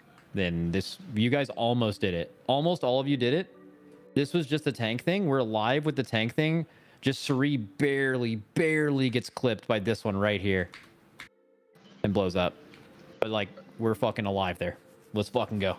On your... What the fuck? On your spell ward yips, can you do it like a few seconds later? Because it timed out by the time like the last 2 rockets. I can show it. I can show him what it looks like. So this is when you're spell warding him. You're spell warding him here. Oh, is it actually there? Really? That seemed pretty fucking on time. I don't think the rockets are in by that point, right? It's off, and then I dodged this one because my spell ward fell off. I don't really want to do it mid this thing. This stuff is really hard. Okay, sure. Oh, okay. Like trying to like, I don't know. I can make a macro to do target you if you want it like mid this, I guess. No, like the one that killed him. Like I'm pretty sure Fired Up should have gotten this one. This is one going directly to blue. Oh, like I tried to go for it. I don't. Yeah. Oh, you're getting sucked. Yeah. I think once the beam's over, it's probably. There's another one that I would have soaked if I had spell warding up, but I probably still should have, even though it fell off. It was after it fell off. Okay. Last one. Which rally do you want to move? Mine or Scott? Both. I think you want to move both? Yep. Okay. So we're dotting it all. Read raid chat. And then moving Wolf, we move you to 558, and we call for Scott's rally. when Do you we- have a POV of you doing it, Peter Grifton? Yeah. Okay, so let's see what it looks like. I hate that your name is Peter Grifton, by the way. All right, we're doing the phase. It's not changing, bro, so get used to it. All right, so this is what it looks. That's so much easier. Why pull this up? Sorry, man. This is so much easier, though. Yeah, bro. You did. Bro, put it away. I'm changing the anchors, bro. Seriously, does it actually look Fuck different? yeah, Peter. Yes, yes, it does, bro. Look at this. That shit is so much easier. I feel like he's the same as well. It looks exactly the same. Let's get it side by side. Should have it on. I mean, let's look at two POVs. So this is what it looks like with no. Keeping mine on. I'm keeping the way it Hey, is. this. Oh They my look way God. smaller. I'm happy with my balls. Yeah. They're smaller. It gets rid of that trail. You can see that. Yeah, bro, it's easier, bro. It is. You guys need to turn that shit off. It's better. The trail's sick for RP. I like it. Can we get like the territorial bombshell avoid? Wait, what are we turning just off? Fucking flying around. Is it particle density? So legendary. Yeah, now. put it on disabled. Particle density disabled. W. I see something off.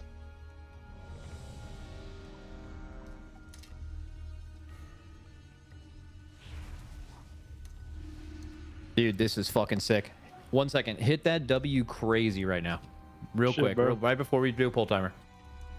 Climb a whole bottle in one go. That's how you get the requirement down. This Nice. sip goes out to 10.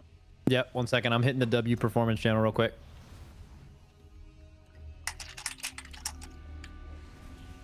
They're in 8, sign up.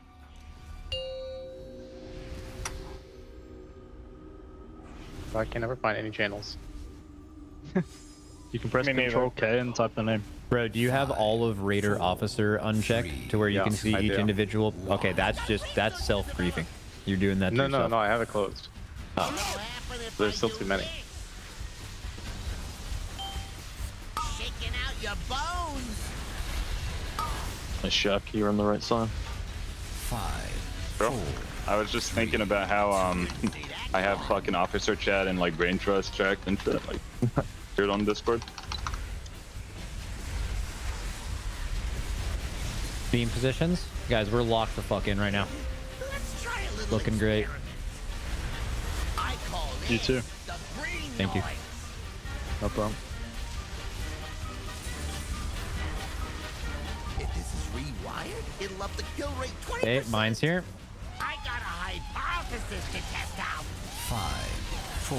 Okay, drills in 3. 2, 1. Drills.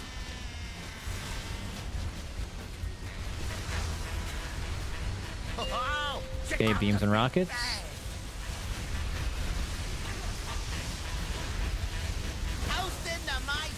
We're getting a color swap soon. Dodge, dodge, dodge. It's gonna work. Okay, mines. Something special. And drills after. 5, 4, 3. Drills in 3, 2, 1. Now. And this is the Giga crazy style. Fired up's our little helper. If necessary. But also just dodge though. I got like knocked back. So. Red Shack and red. Can be yips, can be... I'm resing you out of the group. I got him. Res out of the group, you're good. Okay, this is color swapping here. This is red gating and blue is doing it normal. Hold it right there. Knock here. Oh, my gate doesn't work. Maybe live angle? Yeah, we're good.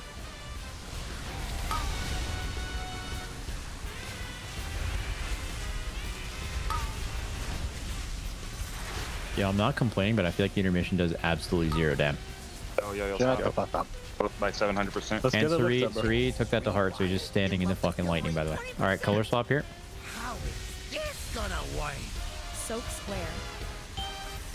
Good. Shaking out your bones. Mine's coming.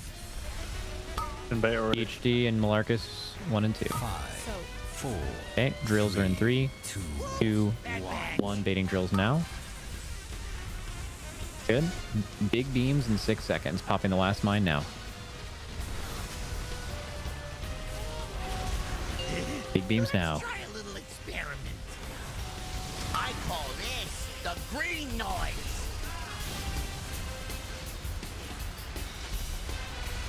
Okay, mine soon. This is Cine 1 fired up 2.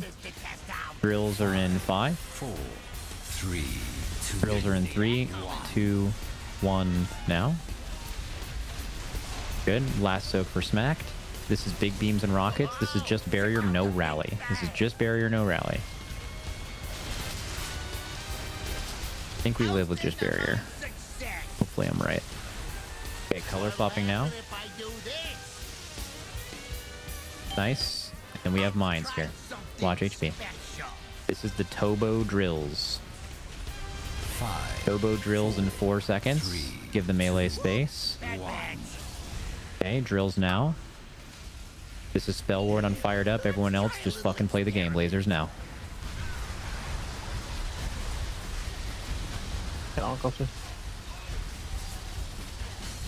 Needs res smacked. Yeah, res smacked in 20. We get him before the intermission. We can't. Fuck. It's fine. Okay, get in position. Red, you are getting knocked. Blue, go to your gate. Give space. So remove. Color swapping here. Make sure you're alive. This is very scary. Big raid hit now. Feeling amazing. Res smack now. Someone so we can take it after?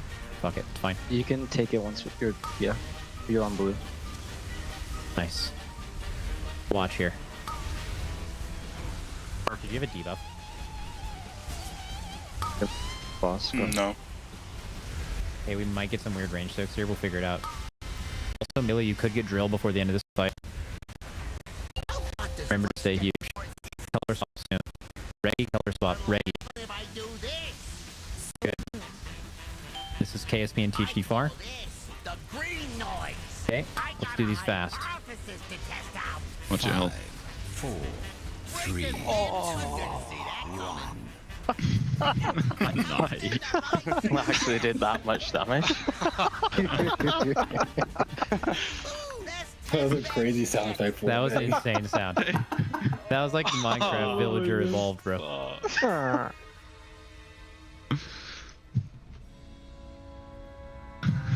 Dude. What even was that? Okay, the blink.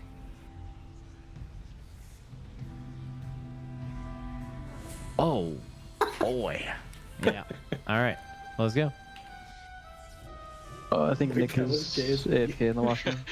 I didn't know who it was that made the noise. Oh, I saw it happen live, bro.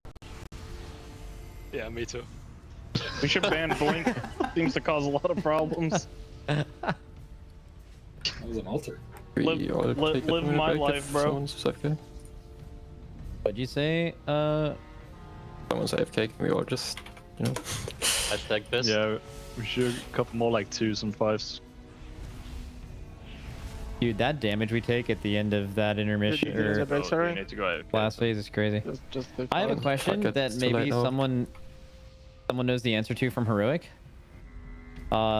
If you are immune and hit a ball, does it kill everyone? Probably just I think so. That's the I think it does. I mean, even then, meaning would be stupid.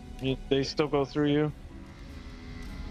Dude, holy fuck. Look at the... Have you looked at our fucking recent polls, bro? 630, 601, 601, 634, 522. Holy shit. We're locked the fuck in.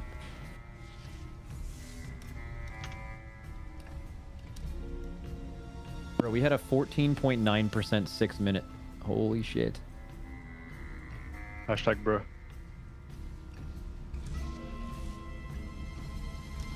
Hashtag blow up the boss. Hashtag BRB. I got research to develop. That's good. The reason why I want to... The reason why I want to look at that poll that we wiped there was it this poll where we like got to the end and then someone hit, but we were like dying.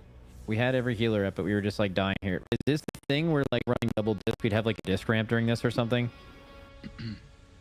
Yes, we could have one. And you mean when we're swapping to go into last phase, or when? Bro, this movement, run across the middle. Well, we have 2 Yulons running. 1 Yulon running into another Yulon right here. Is Yulon something that requires them to stand still and cast? One guy has a paradox. I'm telling you, the other person probably ain't getting a lot of casts off. That's all I'm saying. He is doing it like 30 seconds before this. So we should have been top tier if Smacked was like ramping into and then like 658. And then someone has a paradox during this? 658. All right, shout out Monster for that Monster Energy listen in. We had a very close poll there. You know, they did have a couple of deaths, but they're continuously making it to the final phase, which whenever we were talking about that earlier, that is going to be how you guarantee a kill, is just consistently getting back there, making sure that it is automatic and to where you're able to get all 20 players into that final phase, and then good things can happen even with a very scary overlap. Yeah. The attitudes, everybody's feeling high, feeling good. I think Max is going down the list of the attempts, and he was calling out the percents in a row, and he said they're locked in. Do you see they disabled, I think, particle density as well? Wait, really? Oh. Yeah, apparently there's something with the pulsar orb in the final phase, the empowered invention, where there's like a weird particle effect on it, and if you disable particle density, then it can... it just makes it slightly easier to see. Kind of like Kill Jaden Balls, if you remember that from back in Tumas Argyris. I didn't see what it looked like, but it seemed like everybody was turning off their particle density, so they think it's going to give them a very slight edge. Every single edge you'll take, honestly, with how difficult those Void Orbs are to spawn, right? It's crazy. I mean, the Worgen exploit, the particle density incident. I mean, what won't they do? No, and also I've noticed, I thought maybe you could bait the orbs and the rockets. They just shoot out in random direction. There's no kind of, there's no positional thing they can come up with to make it any easier. They're just going to have to dodge. Gamers have to game. Looks like they're on a couple-minute break. In the meantime, we have some transmogs, some UIs, some setups to rate. Of course, our charity partner for this event is the Pasadena Humane Society. You can donate as well to tl.gg/RWF-donate. But we have some transmogs to maybe look at. I know Cams loves the mog. Oh, I love the mogs. Oh, UI first. UI. Oh, an action shot. Epic moment, yes. Sheesh. Look at this. Is this an ultra-wide? This does look like an ultra-wide. Yeah, it doesn't look 16 by 9. Are you topping the meters, though? It doesn't look like it, so... Not too sure about that. We got a classic on the top left, though. They're using grid for grid frames. Is it not a warrior tank? But it's grid. I don't know. Warrior topped on the world for his stick skill. Yeah, true. Yeah, it looks like he's tank. The buttons are pretty small. So what is this damage meter on the left side? Or no. Yeah, he's tank. Yeah. It's Prot. Damage meter on the left side? I mean, it looks like it's just some details. The icons are crazy. You can probably get a plug-in for that style of icons. That's pretty neat. That is cool. They look. We're using grid for raid frames. I'm pretty sure that's grid, right? It looks like grid. Oh, apparently it's cell, but made to look like grid. Oh yeah, it definitely is cell because like the very top left has got the 2 buttons for cell. Yeah, sure Cell is an optimal add-on. It's like weak auras for your raid frames. I think cell is +1 point for me. So we've also got default player frames. I think the default player frames are fine. Player target frames, those are actually, they've gotten a lot better since they updated the UI back in. That's okay. Yeah. Them central weak auras. The buffs and debuffs in the like right below our player frame is crazy work. I would never consider putting it there, but I actually don't think I think it's actually good because you're able to more quickly assess what buffs and debuffs you have on you. Yeah, I think the buffs could be in the top right, but you can keep the debuffs above your player frame. But it looks like they're trying to keep the very top of their screen clear for just being able to see things. So it looks actually pretty solid. This is pretty clean for using default elements on the UI. Yeah. Yeah, I like this one a lot. I'm gonna do, for what it is, I like that it's clear. I like that the timers are actually huge. This maybe a raid leader. You get +1 for an ultra wide as well. Hold on, guys. You can see the font he's using on his bigwig bars. Is that Porky text? Ooh, yeah, that is maybe a negative. Wait, that one's different than the one in the top. Maybe one's a weak aura, one's bigwigs. Yeah, I think the one on the top is a weak aura. Okay. Yeah, the weak aura text, no problem with that. But the bigwigs text? Kind of strange. But Look at this. to each his own. Yeah, I mean the fonts are a little bit cooked, but you know. Everybody's got their own font preference. Mm-hmm. I think I'd probably give this like a 7 or an 8. I actually like this UI. I think this UI is good. Yeah, I was going to go with the 7. It's nice and clean. I think it's functional enough to give a 7. I'm going to go 7.3. I think there's some specific stuff that make you lose a lot of points, and I don't think that it actually has anything that would ever make you lose a ton of points. No. Like anything that covers your character, you just insta out. Like, come on, we gotta move that. Yeah, and I like, it's all pretty low, but then he's got so much like above. You know, if you're tanking, you're kind of looking down, and then just everything above you is just clean space to look. Every time you check your character, there's like nothing. It's not like a big spaceship. It uses a lot of default elements, which is totally fine. I think that sometimes people go a little bit overboard with some of the add-on stuff, and I think that, you know, I feel like I like this. I think that Cell, great add-on. Yeah, cool. So we all give it in the 7s. Not bad. Yeah. Thank you for the submission, Swifty. Appreciate the UI. Swifty.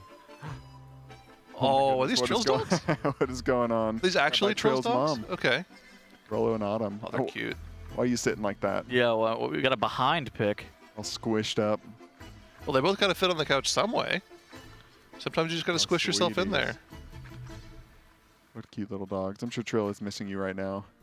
I'm sure Trill is missing you right now, yeah. I want to get one of these, like a nice little couch, love seat kind of thing for my dogs. You might be here for a little bit. Yeah, you might be here for a bit. I don't think there's any PvP conflicts this time, yeah? Thank you, Trill's mom. Well, not until April. The submission, and thanks for the donation to our charity. Yeah, thank you. Cute pups. Ooh. Oh, we have an axolotl! Yo, a rare pet. Nice and pink. This is Jessica. Jessica. From Gary. I think you have to say it correctly. Jessica. They're underwater? Yeah. Water guy? Okay. Got a tank for him. Is it an amphibian? I don't actually know what an axolotl is. Let me look it up. Maybe chat can tell us too. Looks like it might come up for air sometimes. Might get some bugs. They're unique salamanders native to Mexico City and Lake... I'm going to botch this. Xochimilco? Something like that? It starts with an X. Okay. Dude, the sound that you made trying to say that is crazy. I know that has that sound, but like I don't know how to do it very well because I don't speak Spanish or Espanol. That's cool. See, that is a rare proc. I don't think we're gonna get another one of those this entire broadcast. Oh, are they expensive? I like a little rare, very rare. I like little salamander-y When type, someone like thinks the about faces. when someone thinks about getting a pet, like 95% of people are like, I'm gonna get a cat or a dog, and then you have like the more obscure ones like fishes or lizards. Wait, what was that UI? No, we're polling. Oh, Come we're back to it. this now. horrible UI. Go back to it. This is default LVI. At level 2. Oh, default LVI, no HUD, action bars at the bottom. HUD. If you didn't know he was insane, you would just assume he was not insane. No, exactly. If you got submitted this UI and you're like, guess this person's skill level, you'd be like, this guy does normals. Yeah. He downloaded LVI because he heard about it and turned it on. He plays classic. Does he even have smooth bars turned on for LVI? Oh, I don't know. I'll have to watch. Look at the raid frames. Chunk of health, yeah. No, he definitely it's does not not have smooth. smooth bars. Oh my god, THD, please. You like the smooth? I love the smooth. They're so important. I got a hot tip for how THD can gain 40 FPS. Disabling LVI. Just getting weak auras. Just get these lines. Yeah, just disable LVI and use Cell instead for your frames, your raid frames, and it's just way better. I don't get this anti-LVI propaganda that's been going out nowadays. I get perfectly fine frames on my PC with it. Well, yeah, I'm sure if you also have a 5070 and a 9800 X3D from Alienware, I don't. I'm talking about my computer at home, which is significantly less powerful. I than literally what's here. gained 50 FPS on Brute Twister Overnax by deleting LVI. That's crazy. You need 50 FPS? I need 50 more FPS. Yeah, I was having like I was literally like 23 frames. Oof. Yeah, that's getting chunky. Yeah, I was like, oh no. I'm starting to feel it a bit on my computer. Anything below 30, and you're like, oh no. Yeah, I'm starting to get lower frames in the city. Computer's about 4 years old. Somebody in chat goes, default UI Chads rise.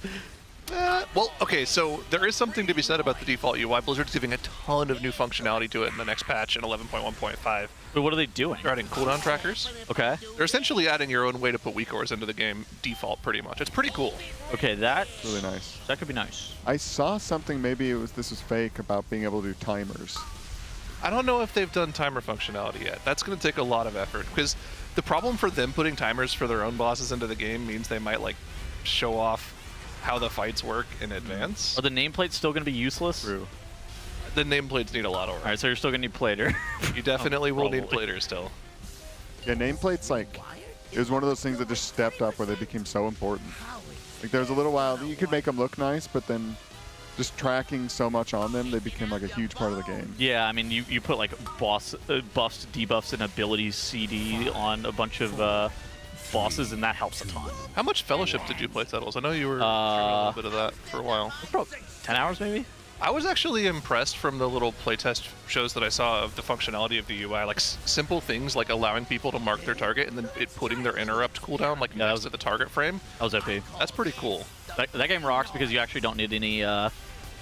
You're not actually not allowed to have add-ons for it, but you don't need add-ons for it either. Yeah, because it's pretty cool. I'm excited to try it. Is it going to be free to play? It's one-time paid. It's not like a sub-service or anything. Okay. Yeah, I mean, I like doing dungeons and I like the MMO gameplay, so classes felt good. Fun, yeah. Yeah, I like that more people are making a game like that. Hopefully it's seasonal like an ARPG. I think that if they go for a seasonal model, that game will just be heat. Yeah, hopefully they can keep developing it too. Well, after that small break, we are once again back into a deep Phase 2 pull with aspirations to see Phase 3. We'll see if they're able to get through this last set of inventions here cleanly. We did have one death just now.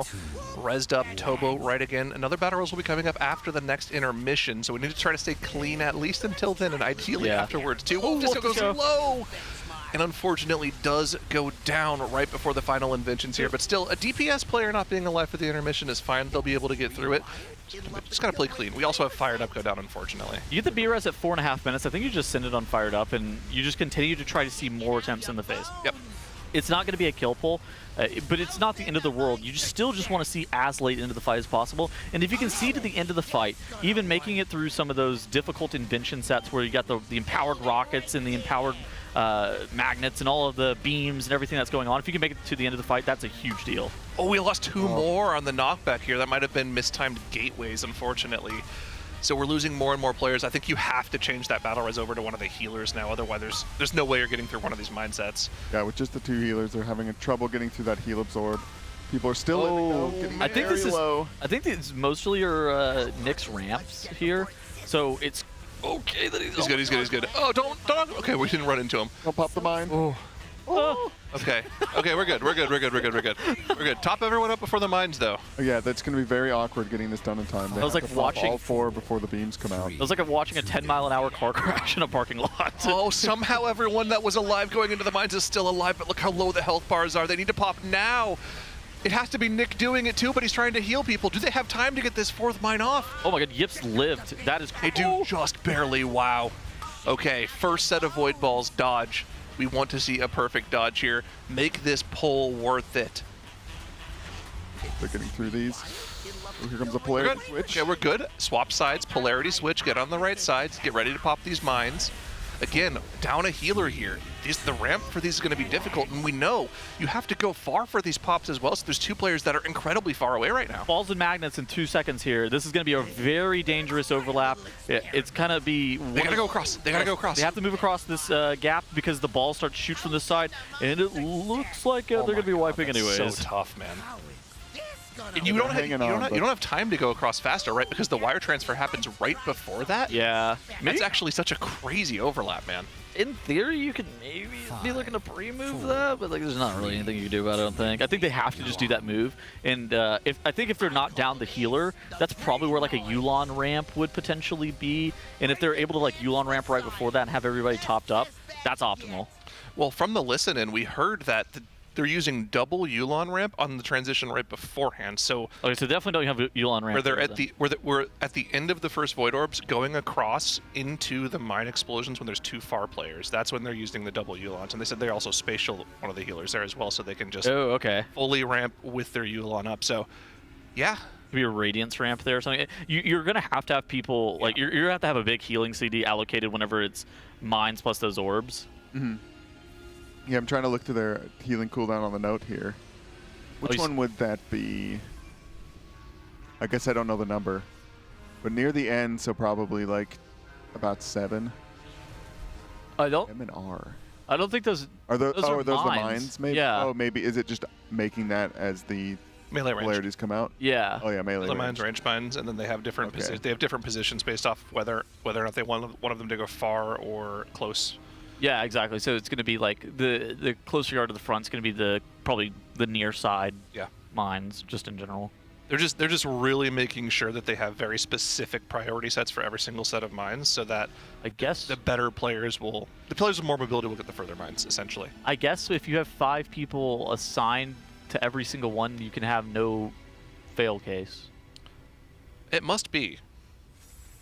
There's probably just like an amount of people that if you have, that will like automatically be assigned relative to the polarity. There's just like no situation where you wouldn't have somebody who could soak at that point. So I think what this is doing actually is the very first list is like the prio, and then every line afterwards is a reprio of people based off of that. Because you don't want certain players to be top of the prio list always. You want them to be prio in particular sets because they have the mobility to get Sure. I wonder, do you think it switches if they get drills? Does it like reshuffle if someone has a drill and I don't pick know. somebody else who's That's free? a good question. I don't know. Actually, it should be fine if you have a drill, I guess, but unless you're like stuck on the conveyor belt and can't really like run across the room quickly. I think you're pre-positioning probably if you know that you're one of those people. You're next, yeah. If you know that you're likely to go far there, you're Especially probably some of those far ones, they're crazy far. Yeah, exactly. Like they're always out of range of the healers. That was almost a new best. I mean, we're 65 pulls in, and we are seeing some great progression. Every single pull has been in phase 3 for like the past 10 pulls. We were hearing in the listen-in from Monster earlier. Like Max was saying, look at these pull timers: 630, 620, 610, 630. They're just hammering out these deep phase 3 pulls, and like you were saying, gotta lock in. Literally like 5 pulls ago, if they keep getting these pulls with 20 players alive, it's literally any pull territory. Yeah, they gain so much like comfortability getting there over and over, and they'll know like, okay, we're overhealing this spot. Maybe we can move a cooldown. It's like they're not going to know until they get there, like if the orbs are going to disrupt healing, and they're not going to be able to keep people up, and then they'll have to shift a cooldown and get through like an easier part without something. Their next big chunk of health that I think is going to be taking out this boss is probably taking it from 15 all the way to like one of the low Enrage wipes, like a 3 to 5-ish% type of situation where they didn't have all 20 players alive, but they had most of their raid alive, so they saw to the end of the fight. Yeah, especially because if they're wiping in that phase, it's going to be like a pretty quick raid wipe. The 14% is like they are on the cusp of doing the last hard mechanic of this fight. So we are like, every single time they wipe here at this 15% mark, they are 45 seconds away from killing the boss. So we've been on broadcast as a squad here for about 2 hours now. Hour and a half maybe, yeah, something like that. Let's, just in case someone's now tuning in for the first time in this fight, why don't we do like a quick high-level breakdown of the encounter here, so we can just fill people in on what's going on. So if you've done the heroic version of the encounter, almost everything on the encounter is the same. You still have sets of mines to deal with, you still have invention sets to deal with. It's almost exactly the same as heroic. The main difference on the Mythic encounter is these polarities. So from our POV of THD here, you can see he has the red polarity, which means he needs to avoid the players with the blue polarity. If he runs into them, they'll knock each other back. You'll take some insane dots, something like 20 million damage over 8 seconds. You can see he only has 9 million HP, so it's pretty lethal. Ideally, don't run into players of the opposite color.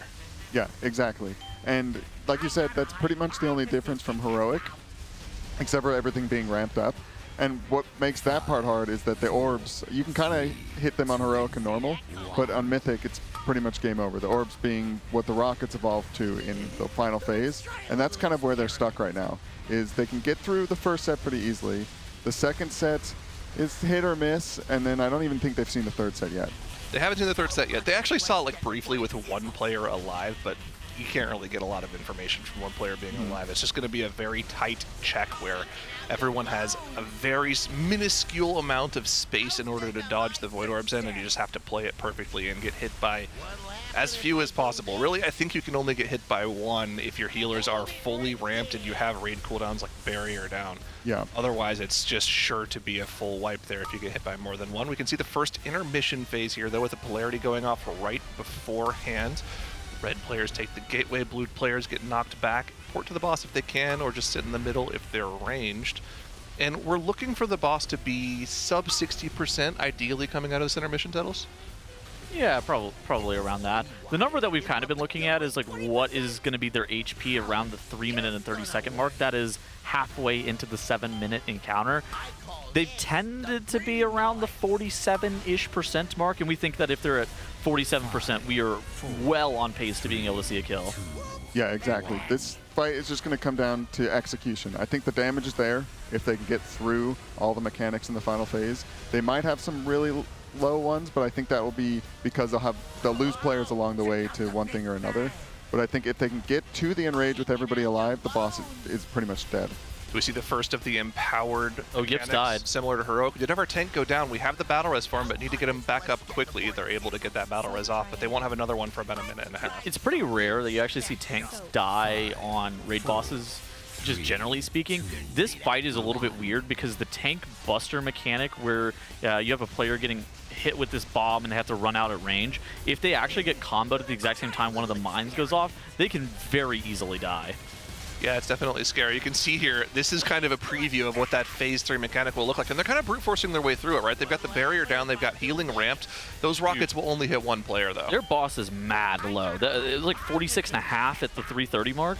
That's really, really good. We were happy to see it sub 50 at that point. 46 is very, very good damage. Ideally, so we do know the Enrage is almost exactly at the 7-minute mark, but the difficulty that we've seen from them is not necessarily beating that Enrage, it's just living through the increasing ramping damage on this fight, right? Every single intermission, the boss gains 15% increased damage. You can see it's just so difficult to live through. We got Sang down right now. Battle res form coming up in 20 seconds. They might opt to just save that res for a healer just in case, though. That was the fired up spell word set. So some of these sets that you're seeing, the rockets aren't empowered until the final phase. Next up, that invention is going to be empowered. But during some of those beam sets with the rockets, they're utilizing things such as Hunter Turtle or spell warding on I'm Fired Up to where he's able to kind of play goalie and body block those rockets from contacting the entire group.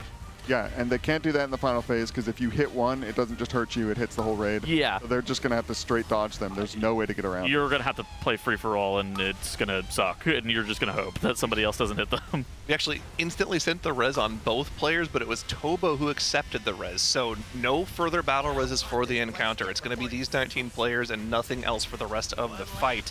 First Polarity coming out. Every single time Polarity is cast, by the way, the boss does AoE damage as well, and of course it being ramped up in this phase by 30 extra % is something the healers are going to be struggling to deal with. You can see Fired Up has one of the hard mechanics here. While these mines are being popped, he's going to be very far away from the raid, using the Greater Invis to reduce the damage on himself here. He's going to have to find his way back to the group without running into that blue player in front of him. Also dropping drills at the same time. Has to make his way back to the red. What a beast. What a fantastic play from Fired Up to make sure he didn't die through that mechanic. And we have the first set now, Tettles, of these Void Orbs coming out. Yeah, so I mean, you're going to have to make sure that you don't get clipped by any of them. One player getting hit by them, and it does about 6.5 million health to all these players. They have around a 7 million health HP pool, but every single time it hits one player, it's likely to take a couple of members of your raid out. That's how we ended up losing 5 players there. We can still continue to see further on into the fight. They just have to get this mindset soaked, and then you're going to have the hardest part of this fight coming around the 6:15 to 6:30 point, where they have a magnet set plus the beams plus the balls. Right here, this is actually very dangerous as well because it's magnet plus balls, so they have that very gradual drag towards the middle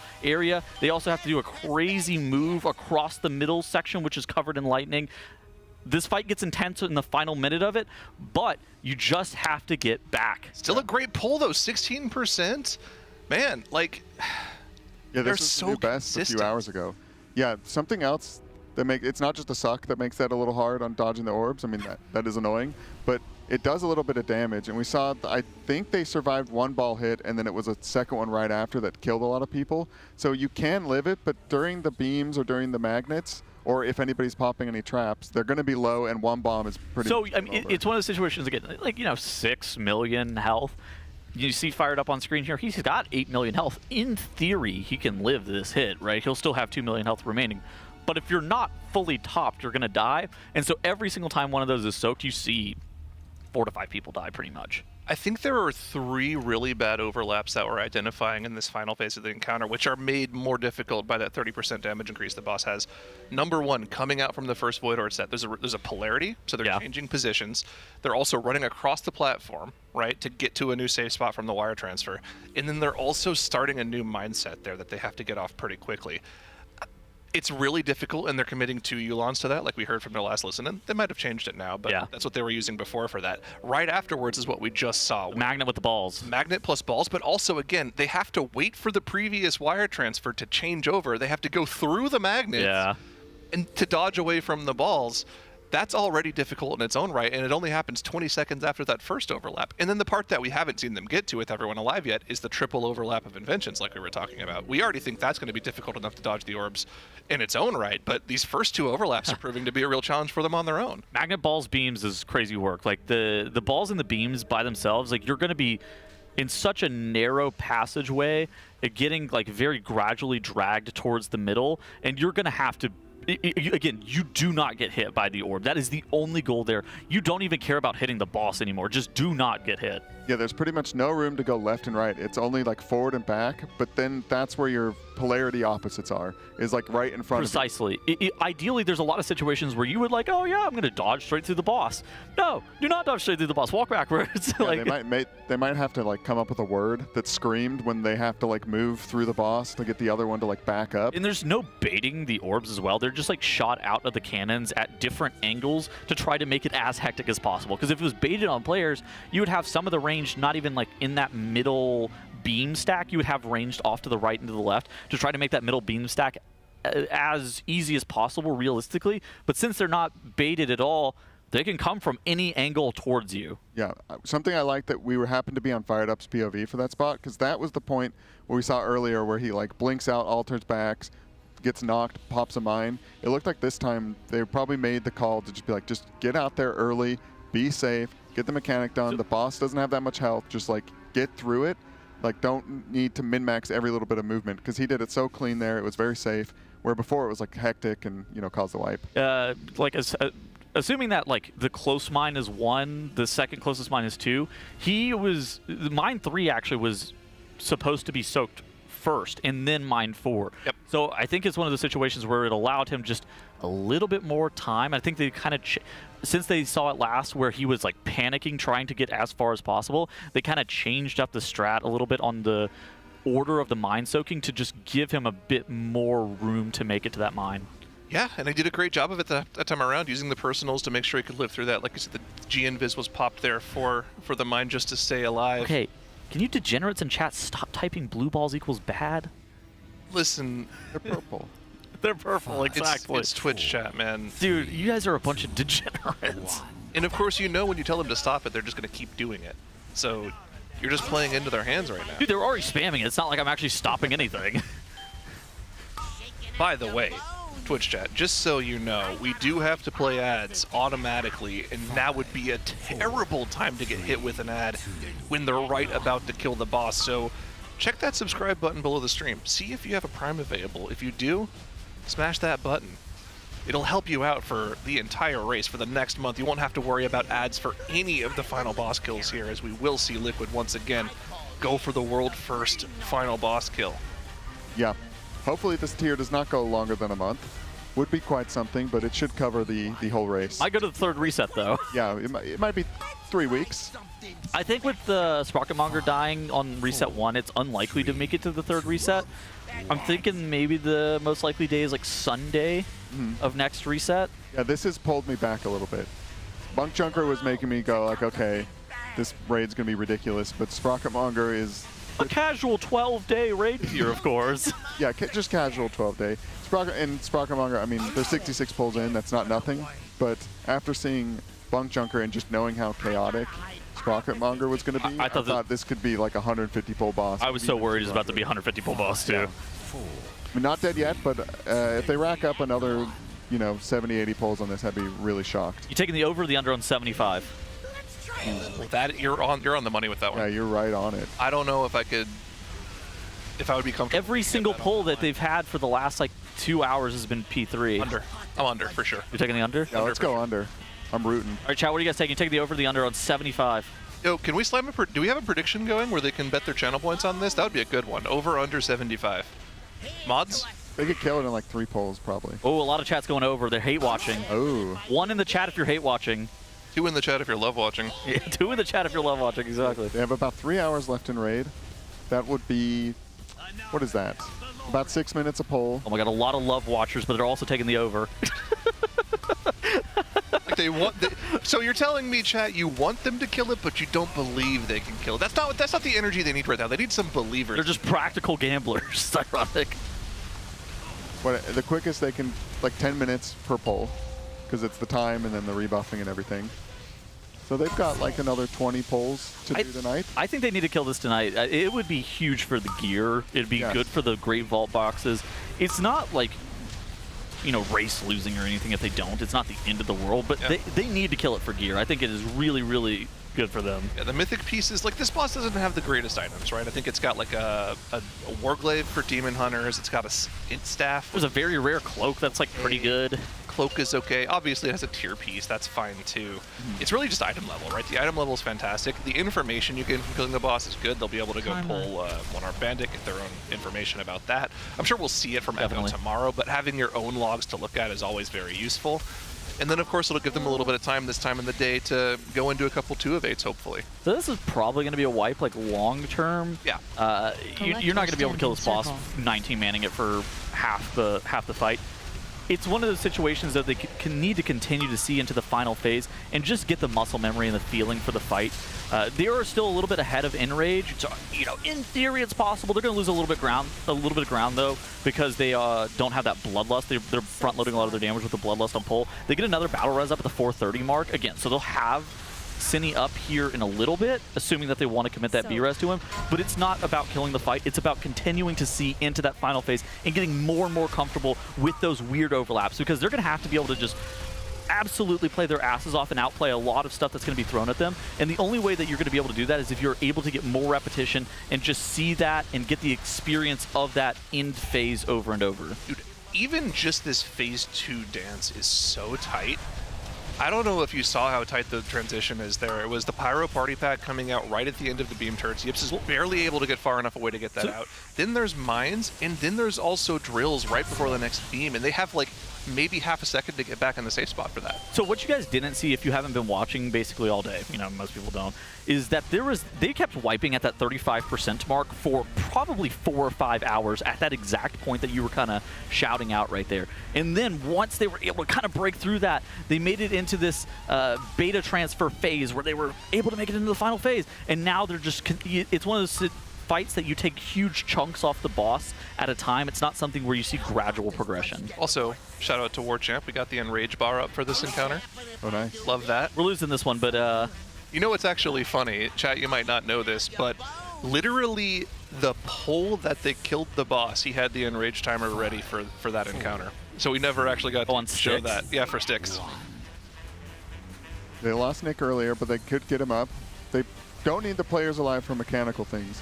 I don't think they'll run out of soakers. It's pretty much they need the healers to keep everybody alive. The DPS, they can kind of die one by one. Oh, wait, did they have to B-res Nick? Yeah, they got him up. All right, so 100%. Terrible news. We know our soul's down. Ooh. That's true. A little awkward. So this has got to be the kill to save the time. Yeah, we got to lock in. No, THD could have swapped the soulstone to somebody else before they got the battle res off. Do you think he's enough of a beast to do that? Oh. Oh. Warlocks will never battle res. And we'll find out afterwards here. Two people who play Warlock a lot on the couch here also not saying anything after I said that. That cast is very annoying to do. That is the druid. This might be a new best pull though. This is the difficult set with the magnet and the balls at the exact same time. You have to dodge these balls. Any player contacting the balls at the exact same time the magnet is AoEing is likely to have a lot of players going down. We do have pretty much the entirety of the raid going down to the last possible ball. That movement was so clean, and then I missed where it was. The fact that there's also a switch polarity in the middle of dodging those void orbs is like the meanest thing ever. It's so brutal. I mean, that's why we have to get back there. That's why I've been preaching this for probably 2 hours. You have to be able to see these crazy overlaps just so you can experience it over and over again. And whenever you put 20 players of Liquid's caliber against the hardest mechanics in the world, and they'll just be able to make magic happen, but you just got to get back. Yeah, I think I noticed something that poll. In the phase 3 void beams, I think you have a little more space left and right, where the P2 one, there's like almost no room. Like I think some people even get clipped because it's so tiny. It looks like you have like about as much space as you have in between those like bronze trusses that are on the platform to dodge, which isn't a lot. No. But it's better than the amount of space you have in P2. At least you can juke around a little bit rather than like only having one direction to move. Okay, that's good. I didn't quite notice that before. That makes it a little more manageable. Yeah. In the heat of the moment, THD was not able to swap a soulstone to somebody else. So. Yeah, I mean, it's very unfortunate. It's really an interesting boss because it's so. There's a lot of things that are very predictable on this boss. The mines, where they are, just the movement of this fight is 100% predictable as well. And then it's the individual micro mechanics that are the hard part of the fight. It's the, assessing what polarity you have in time. It's the making sure that you actually pre-position and make it to the mine in time. It's the dodging of those purple orbs as they cross the room, making sure that you don't get hit by any of those. Those are all the most important things on this fight because they've already done the hard work of pre-assigning a lot of the healer CDs, pre-assigning all the defensives. They have the damage. The damage check is totally fine. Now they just have to do the micro plays and make sure that the positioning is correct and like on an individual level be able to overcome a lot of the difficulty of this encounter. Yeah, that's why the reps are so important. I don't know how you guys if you've thought about how you think during raids and stuff, but it's all a lot of priority lists, including dealing with mechanics and stuff. Like you're doing a rotation, which is a priority. And then if you get a mechanic like the drills, it's kind of like, okay, finish this cast, then do the drill movement. And so when they're running across, they're getting ready to do that, then the polarity switches while they're dodging. It's a lot of things to think about all at once and try and prioritize, okay, this is more important than that. I'm pretty sure that last set though, where it's the magnets, the orbs, and the beams all at the exact same time, I'm pretty sure you're gonna have to get off the boss. If you're a melee DPS, you're not even trying to hit the boss at all. You were I am in self-preservation mode. Do not contact an orb. Dude, if there is a polarity shift during the beam orb magnet section, no, I don't think it's not during. It would be after. It would have to be after. Yeah, okay. Those are on a hard timer, so. I mean, we can see when it happens in phase 2. I think it's going to be the similar. Okay. Yeah, that would be brutal. It just adds so much chaos because you literally have to get to one side of the boss. Wait, why is the prediction for Pulse 69? I thought we were setting the over/under on 75. The mods aren't listening to us, Settles. We're just dumbcasters. I think they got us on mute. I mean, we're getting close to 69, and you have to take that number. You have to do something around that number if you're going to get there. We don't see many bosses that go that high. Okay. Mods, cancel that prediction. New prediction. Sorry, aren't you a mod? Well, I don't know how to do predictions on my phone, or I would. Also, I'm a little busy here. We're casting the Race to World first here. Only a little bit busy. Only a little bit busy. Mods, cancel that prediction. Over under 75. Oh, I'm calling for it. I missed when THC switched to Destro. I think he's played every single specialization on this fight. He's been playing Destro for 10 pulls, which is the past 2 hours. He was playing Demo for most of this fight, though. Yeah, for the first 50 pulls, he was Demo.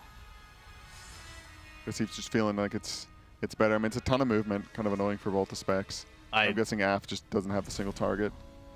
AF single target sucks. Yeah, I don't think you could play AF reasonably on this fight. Not really, no. AF needs a second target to be strong. And then it becomes the strongest spec in the game on 2 targets. Spec is really good on AoE.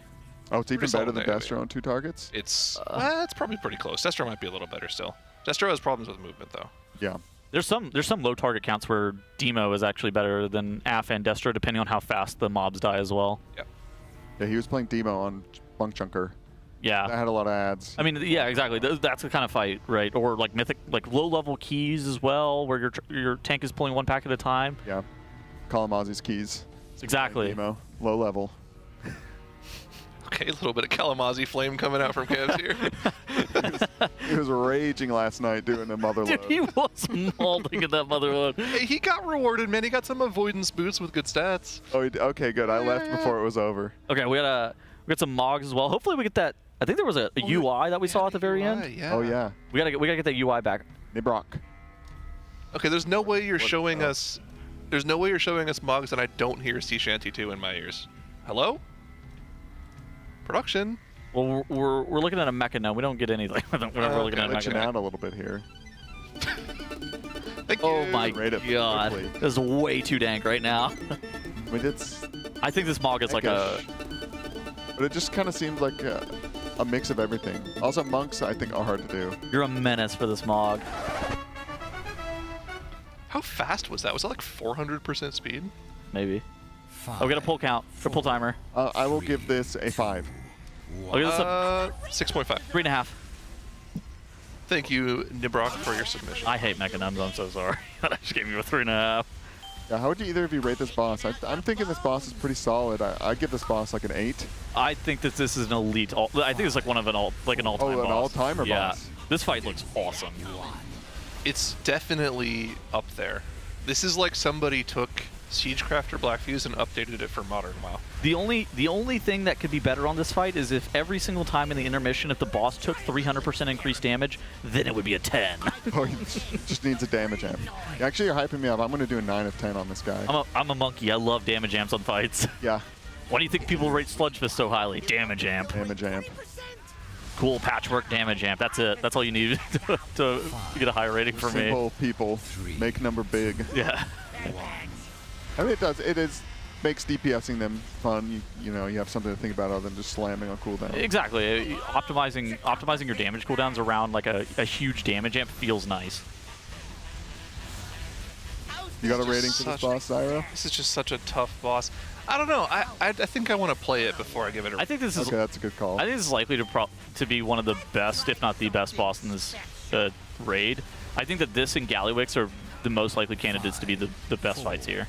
I could see any of the next 4 bosses being insane fights. One-Armed Bandit is actually such a cool boss. Yeah, Bandit, I love that boss. Bandit has problems on Mythic, pretty high variance, where you can't guarantee the specific combinations that you want every single time. Right. So, you know, say the first combination that you're going to get is Coin, Flame, Skull. There's a bunch of different locations of which the ads can spawn, and say you only wanted to do Skull and Flame, if you had like far right and far left every single time that you had to kill, it's really obnoxious.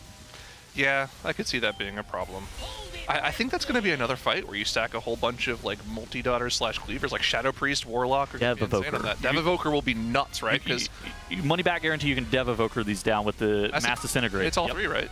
Mass Disintegrate can, if you stand like right in front of the third ad, you can actually cleave right, left, and the boss with Mass Disintegrate. That's optimal. Yeah. That might be why we're gearing Goop Swoop. I can see it. Yeah, they definitely don't need that Moonkin now that Bonk Chunker's Oh no, that Bombkin is dead, bro. Yeah. That guy's gone. The guy's in the dirt, just like his name. Specialty. Dirt Lord down. Had a boss, you know. What you can hope for a Moonkin now, at least they got a boss. Trying to... Probably got one more boss on that character than he thought he'd get this tier, to be honest with you. Yeah, Max was telling us during the interview that they actually prepared the Moonkins just in case that boss was hard. Like, yeah.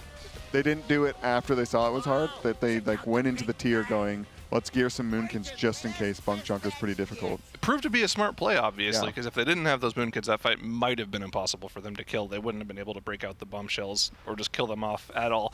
And unfortunately, we have our first wipe not in Phase 3 for the first time in like 2 hours. I think this is the first non-Phase 3 wipe we've had since we started our cast camps, ever since dinner. They've been...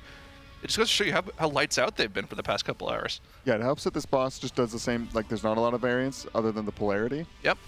So that's helpful. And yeah, they've just been cooking. I mean, they know that they've got to like really put their foot down and get this done, because there is reset tomorrow, so it's not like they can just come and kill this and get the loot. They need it tonight, and they know that Echo will most likely kill it tomorrow. And you know, the race is for the end boss of the tier. Oh yeah? But it does, you know, feel good to get a world first on Here we the go. bosses. We've got the UI submissions back. I think this is the one that we got cut off before last time. Oh my god, a Grim Batol. So this is from Season 1. It's a level 2. My condolences, a Grim Batol. We're tracking 2 interrupts, it Yeah, looks like. we've got 2 interrupt trackers. I can't see the action bars at the bottom. Yeah, this UI is kind of cut off a little bit. That's a little weird. We can't see like the bottom, I don't know, like it's 80 pixels of it or something. It looks like it might just be some buttons. Oh, wait, hold on. Oh, thank you. Enhance. That's perfect. We can see everything now. What do we think about Discord overlay? Not a fan. I'm also a Discord overlay immediately off type of guy. Yeah, whenever we set up our PCs here, that's always on by default, and it's like Yeah. one of the first things I turn off. Okay. So not a fan of that. Is that double interrupt tracker? Am I seeing that right? Okay. So we've got Omni CD set up, and I think that might just be a weak aura. Okay, so 2 interrupt. The one where it says ready. Okay, so you're definitely getting +1 point or for stand in circle. playing a tank. I'll give that like a Karma. 6. I actually think it's pretty. I think your UI is pretty good. I don't think it's anything like notable, but I don't think it's bad. Yeah, nothing offensive. And It looks playable, right? yeah, there's I a think lot of that rumor. the double kick tracker is a little bit weird. Yeah. That might just be Especially them right trying. next to each other. Imagine. So maybe they were just trying to get used to it. I think that's probably fair. Like they had one before, and they're trying to get used to the new one. I think it's good. I think it's like 5 or 6. Yeah, I'd give it like a. I mean, listen, I'm gonna be mean with my UI ratings. I didn't think it was exceptional. I thought it was passable, and I'll give it like a 5.5. UIs are this weird thing where it's really easy to lose a lot of points. It's really difficult to gain points, though. Yeah. Like a lot of UIs are just very average, and that's totally fine. Like having just like an average UI. It is so difficult to be able to gain points, though. But I'm gonna go with the 6. Sorry to get my rating out there. yeah, thank you so much for your donation to the Pasadena Humane Society. You too can donate at tl.gg/rwf-donate, and you can submit things such as your UI, your WoW armory, so we can look at your character's mod, potentially even your setup. We'll review your setup on stream if you got something that's super sick. Yeah, Trill here is using mostly default UI, and for a while I think he was just pure default. Dude, I've heard that PvP players love to watch Trill's POV because it feels like home for them. Yeah, he's got a little weak aura thing under his character now, but everything's pretty minimal. Little polarity thing to the side and the timers, and that's pretty much it. The buzzword that PvPers also love to use for anything that has weak auras on it is spaceship UI. Well, so that actually comes from a pretty reasonable place, right? Because back in the AWC, when they used to do live lands, the way that they had their UI set up is they couldn't have any add-ons. Like, none. Yeah. And there's, like, famously, there are players like Mess that used to have, like, 50 different scripts that they would use to perfectly set up their UI every time. Huh. In lieu of using add-ons. Now, I think it's a little less strict now. I think they're allowed to have a couple add-ons, like, you know, to track cooldowns and stuff, but back in the day, man, it used to be very strict. Probably what Trill has here. Yeah. I imagine he's keeping it pretty close to the PvP and what's allowed. They ended up losing Kingfly. I missed a what? Probably a rocket. I think he died during that time. Yeah, we had Siri go down during one of them as well. That's what the battle res was used on. They're just getting through this little intermission here. There's just some raid damage, some healing absorbs, and they have to dodge these puddles. They disorient you. It's pretty easy. It's not going to be a kill on this pull, unfortunately, with Kingfly being dead for his, like, he's going to be dead for the next 2 minutes. But again, you can still learn a lot. Yeah. We just need more reps on those really bad overlaps in Phase 3. We have yet to get everyone alive to the second one. We've had everyone that is alive live through the first one, but we haven't had 20 players live through it. We've had like 18 or 19 live through it. We just need to see more Void Orbs, let people get used to the amount of, you know, bullets that are on the screen for them to dodge through, and maybe we could see a kill here. Liquid's playing great tonight. I mean, I think that they should be proud of this, and if they keep this up, the boss will definitely die. Yeah, and I mean, you can see even with the DPS player dead, they're still very, very slightly ahead of that Enrage timer, but it's going to slowly creep up and catch them over the course of the next 3 minutes I mean, or so. you front load a lot of your damage with the Bloodlust as well. That's a powerful cooldown in a 20-man raid environment. And so whenever you send that, you hope to be somewhere around like 30 seconds ahead of the Enrage, and then you start to slowly lose ground with that over time. Right now at 50% HP, they're roughly 50% of the way through the fight. So they're going to start losing ground. But they do get the battle res up in a minute, so you know, you probably just send it on Kingfly immediately. Right. And surprisingly enough, the damage check wasn't that bad here. Again, we want to see them sub 47 or so at the 330 mark, and they were kind of there. It's kind of weird. They hit this boss with a 5% HP nerf today. I don't think they necessarily needed to, but I do think it's going to allow this boss to be a lot more digestible for the average guild. I think if this boss ended up having 5% more HP, it's probably somewhere in like 50 to 60 more pull territory. Everyone makes this tough Phase 2 overlap alive. My God. Oh, one final rocket takes out KSP. That's a little unfortunate. One rocket clips THD at the end, but he's a Warlock, so he stays alive. And we're into the second intermission here. I think we're going to get one last polarity after this Sonic Boom cast goes out to do a little extra damage to the raid. A lot of healing, one Tank Buster as well. We're going to get in position for this transition as the new gateway goes down. Polarity comes out doing even more raid damage to the squad, and we're getting ready for this intermission phase once again. Ooh, that was careful. Does he bubble that? I don't know if they got like knocked over and him into him. because they came flying right across him. Yeah, I think Yips has to bubble that. That's actually nice to play the prop paladin for. Yeah. He just sits there, bubbles that knockback.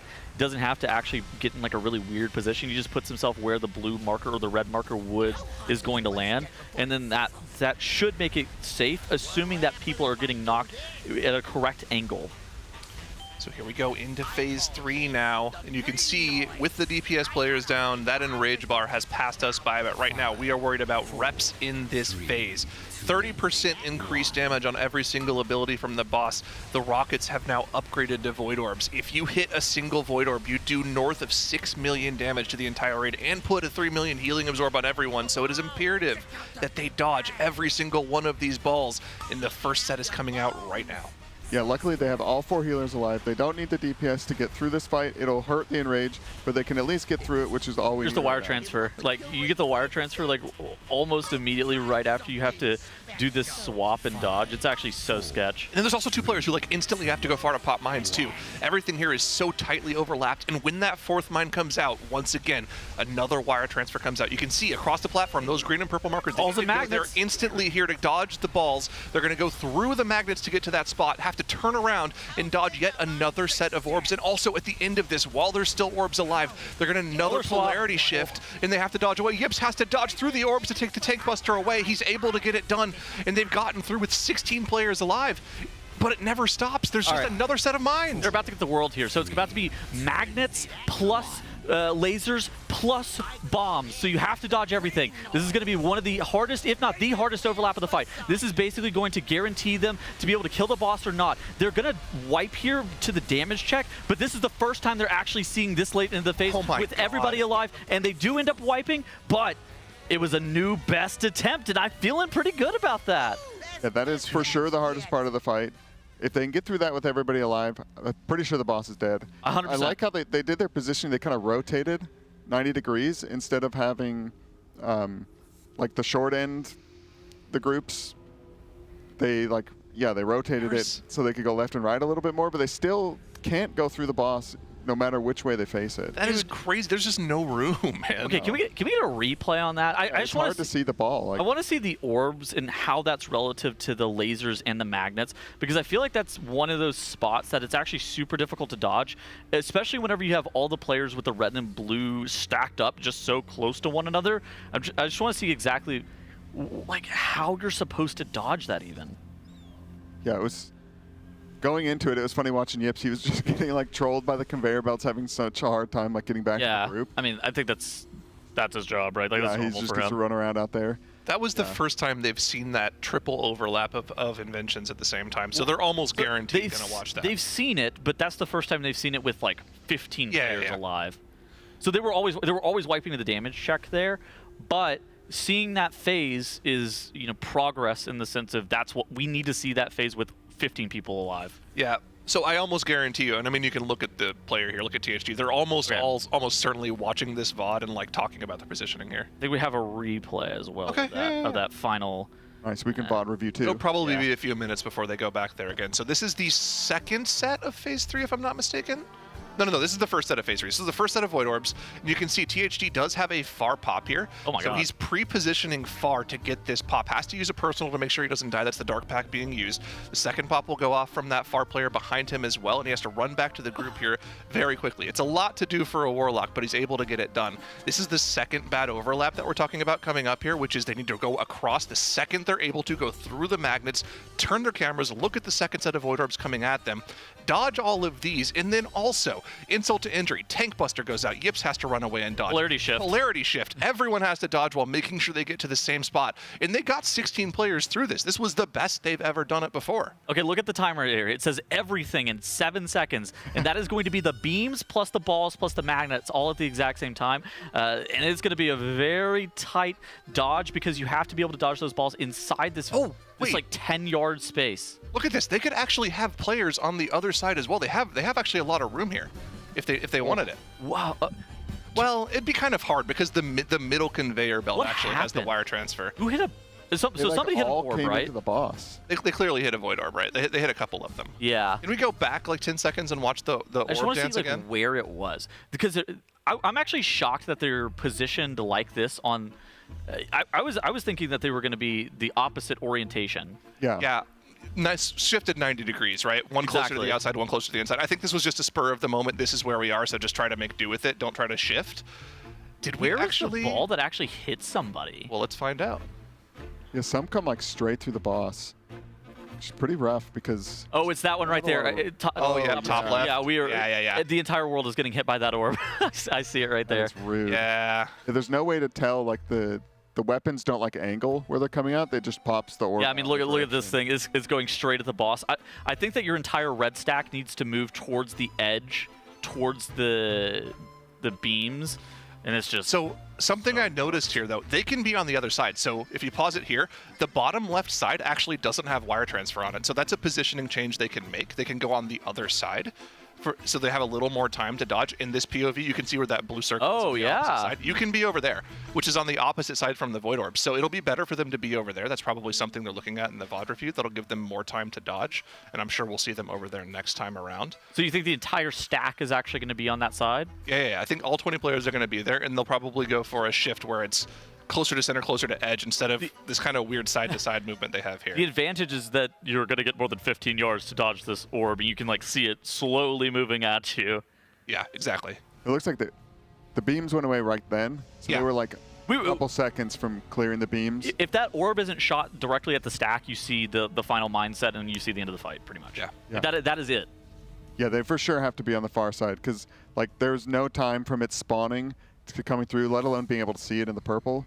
Like, they're going to have to be far away and then having somebody like screaming, orb is coming at us. I don't know, man. I think chat's got it figured out. Blue balls equals bad. Blue balls equals bad. You're right. That you know, maybe chat was cooking. Maybe I called them degenerates. Maybe I was wrong. Yeah. Sometimes Twitch chat is right, man. Actually, all the time. Always, yes. Yeah. Sorry for doubting you, Twitch chat. The orbs and the beams being at the exact same color at the exact same time is some demon shit. I agree. Yeah. That is a demonic overlap. They have like a tiny little red hue on them when they first spawn, but it's so hard to tell in the heat of the moment. Like, that overlap is insanely hard, and it happens 6.5 minutes into your 7-minute fight. Yeah, if they were red, it'd be so much nicer, but we got the double purple. Dude, are purple colored mechanics in this game just the worst to see? No, the like sepulcher ones that kind of like... Oh, smolder on? Orange on orange? Oh, yeah, orange yellow one? Okay. Yeah, I felt like a lot of sepulcher was like really hard to see. I feel like this dark purple orb color that they're using here is always the hardest for me to see, and I can't even explain why. Listen, I know Smolderon was really bad with the orange on orange, but there's actually an encounter in a different game that's even worse. This guy's about to say something about Final Fantasy. Final Fantasy 14, baby. Asphodelos, floor 3, Phoenix. You could not see anything on that fight.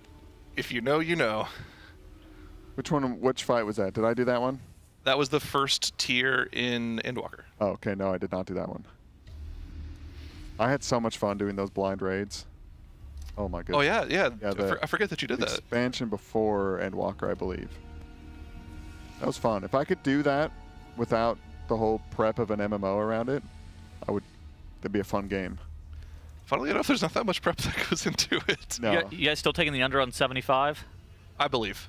Yeah, yeah. Mods, do we have a prediction? Do we have the over under 75 prediction, mods? I think the last prediction was for 69. I think they're literally any pull. Mods? Like, I think they're gonna just get a high roll where none of the orbs cause any problems. And they have everybody alive. The boss just dies. Yeah. They have to have everybody alive. That's the biggest difficulty, is not having like 1 or 2 people randomly dead in the last phase. Mm-hmm.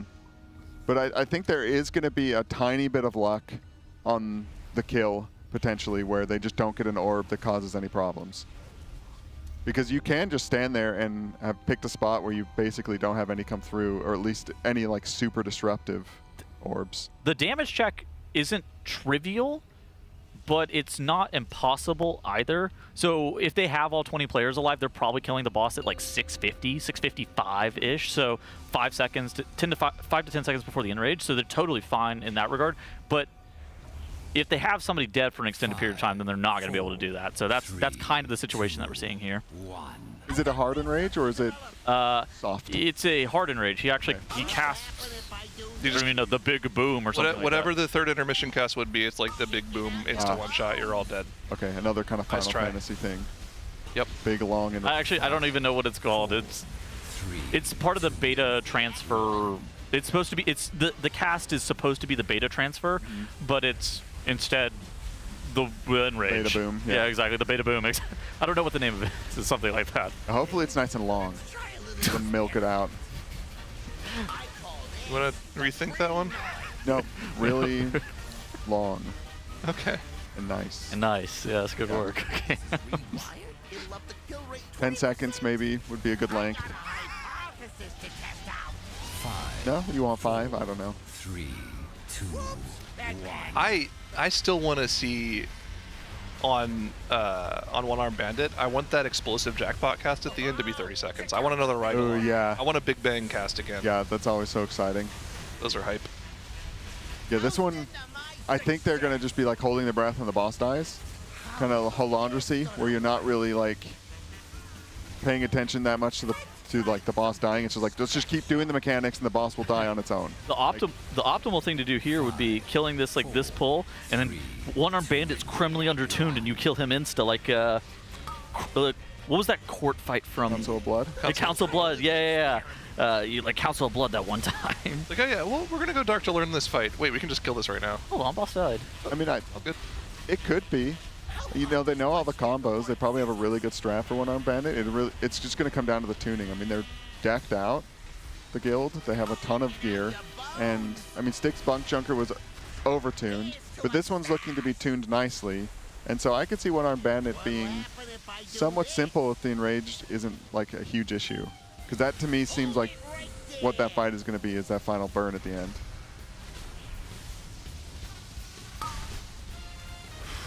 First intermission, all 20 players alive. Love to see the consistency. And I mean, they've still been consistent. Every single poll this shift that we've been on for the past 2 hours, 20 minutes, only one of them hasn't made it to phase 3. That's crazy, yeah. That is wild consistency. Really? Okay, yes, they are. I mean, this is a good boss for them, right? Where everything's predetermined. You know, you're going to have people die occasionally. Not every pool's going to have all 20 players alive. But since so much of this can be super scripted and the movement can be super scripted, that allows Liquid to be able to just make great progress on this fight. Yeah, it looked like they even had a grip there. They can just pop the bomb, grip somebody in.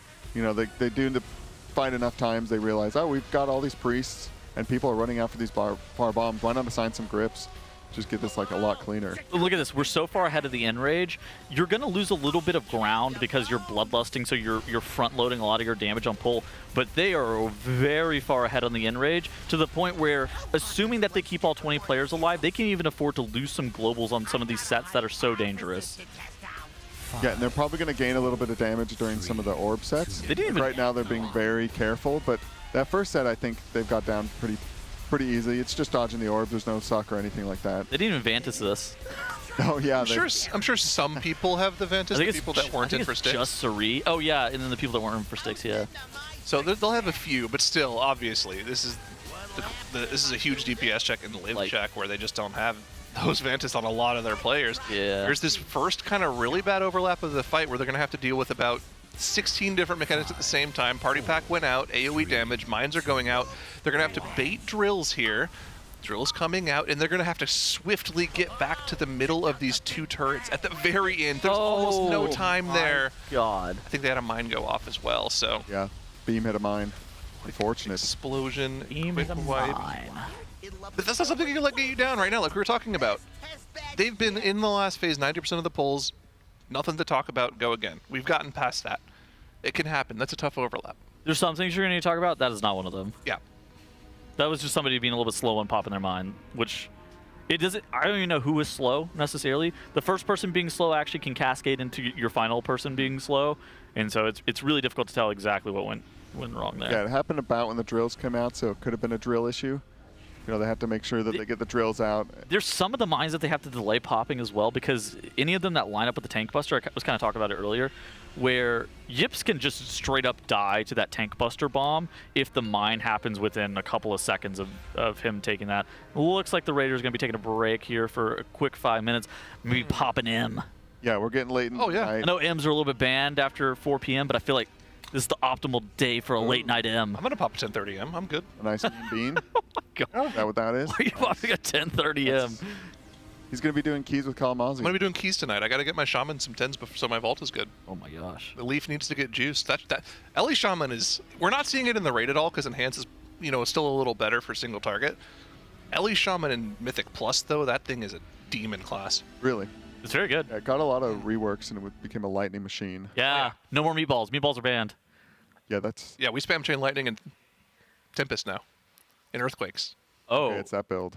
Apparently, you guys have donated so much money to the Pasadena Humane Society that one of the charity incentives needs to be completed. Oh, no. There might be a PvP versus Trill. Oh, excellent. Ooh.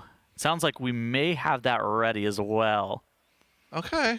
We're going to do this right now? Yeah, we got to get Kalamazi out here for this, guys. Kalamazi going to come out here for this? We got to get him out here for this. No. I think he's got some food there. Wait, what? I was reading chat. He was eating some food. He ordered some nuggies. No, not from there. Not tonight. Live not tonight. Moss.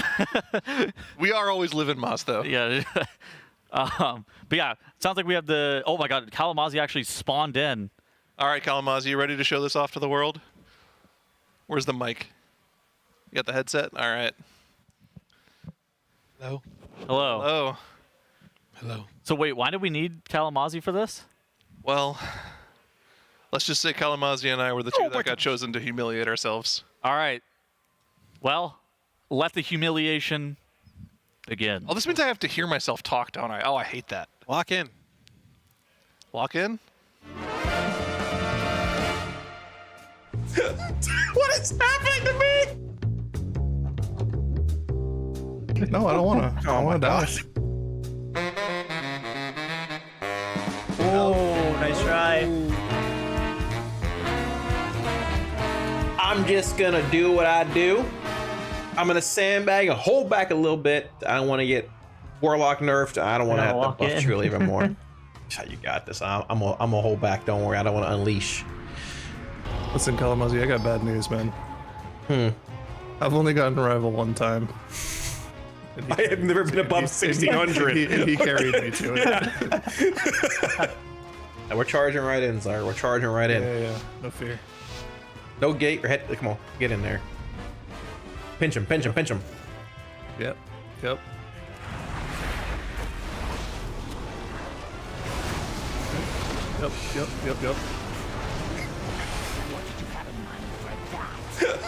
What is happening to me?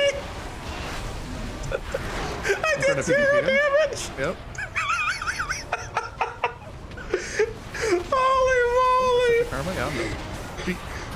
I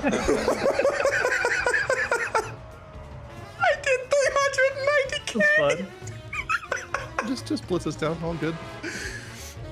I don't know if you've PvP'd in this game before, Kalamazi, but you have a pretty good button you can use that helps peel melee. What's that? Fear. No, we don't hit those buttons. Those are what we call defensives. We don't hit those. We just hit offensives, and that's it. Yeah, just do a lot of damage. Just do damn. Yeah, do damn. Come on, just do damn. It's fine. All right, Zyra, you go in first this time. I don't think it really matters, to be honest with you. Get on your Brutosaur at least. We can flex on him when we hit in. He's got those too, man. Well, I have one.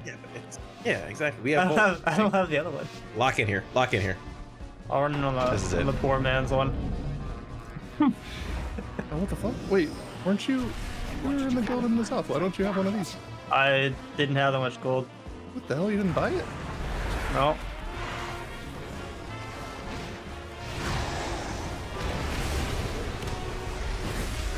Okay. Yep. Hitting buttons. Hitting buttons.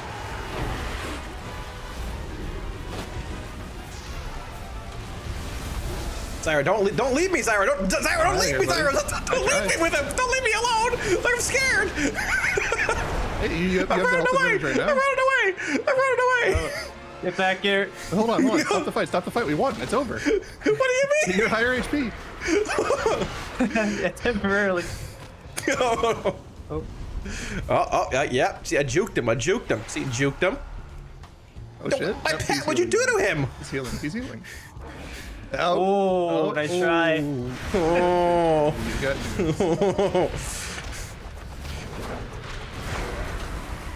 Big portal.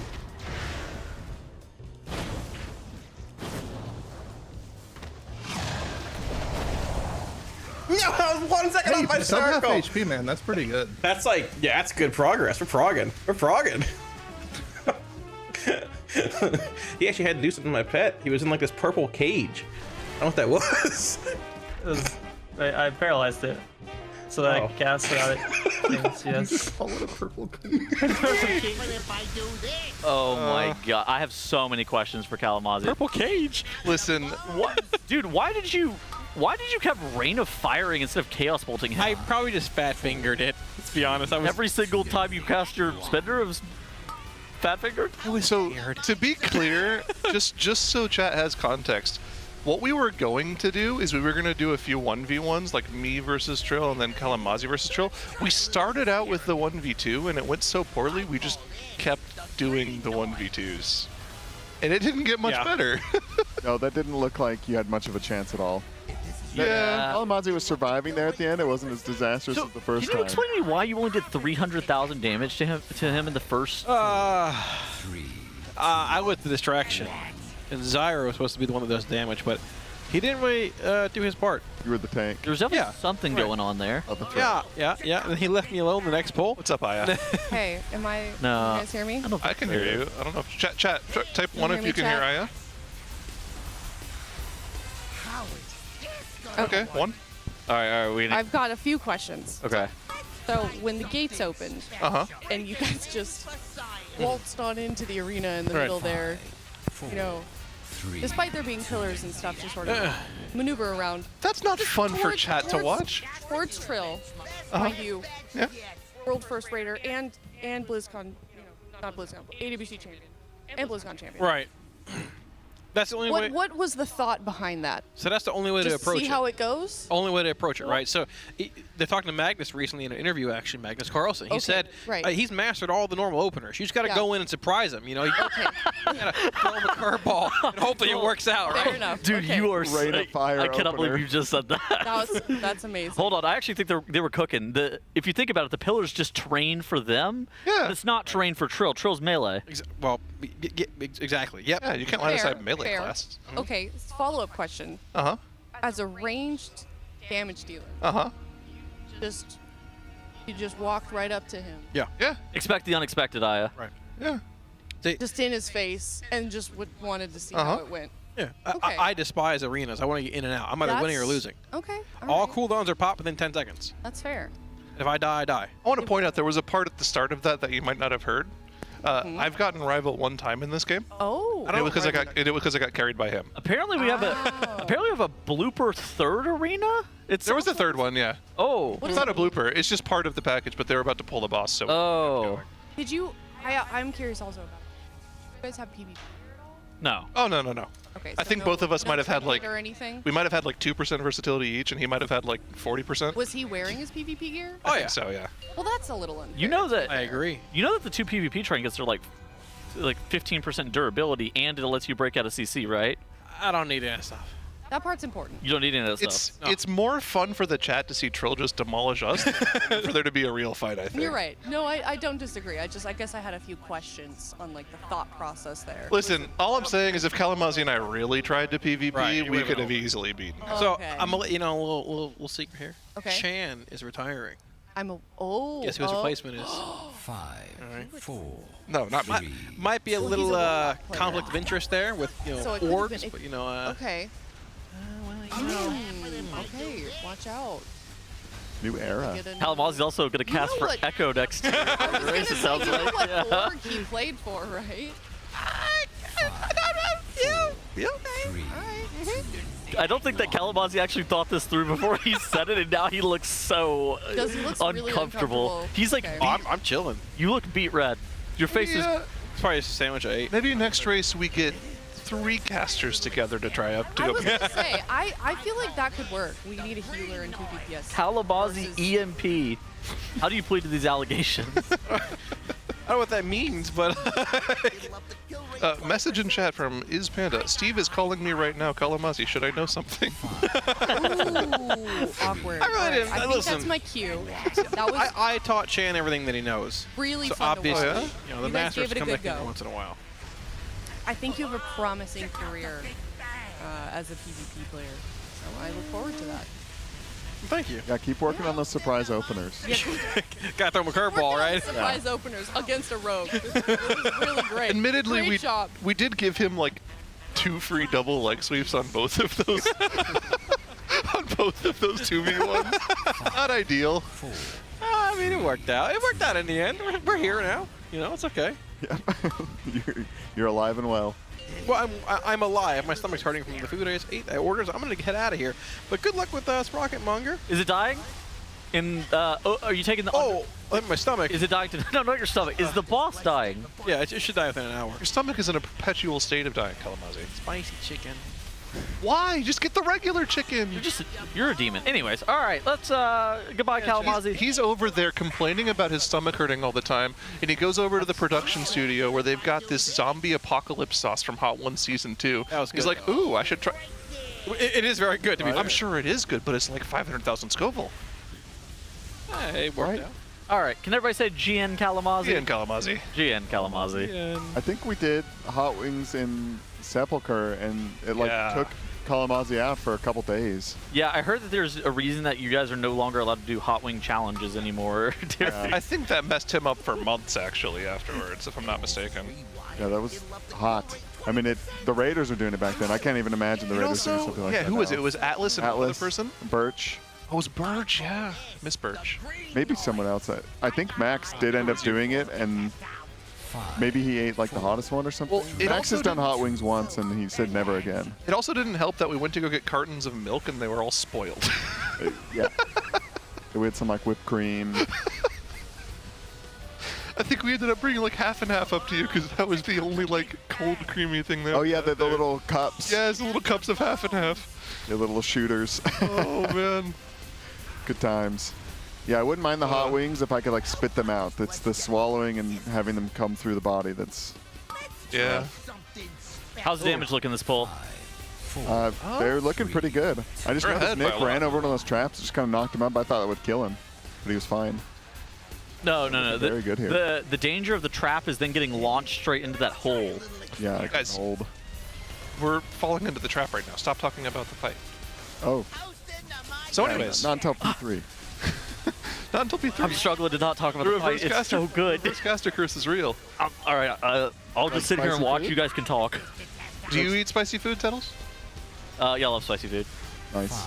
How spicy are we talking? Spicy, yeah. I don't know. You go get Indian food. What do you tell them?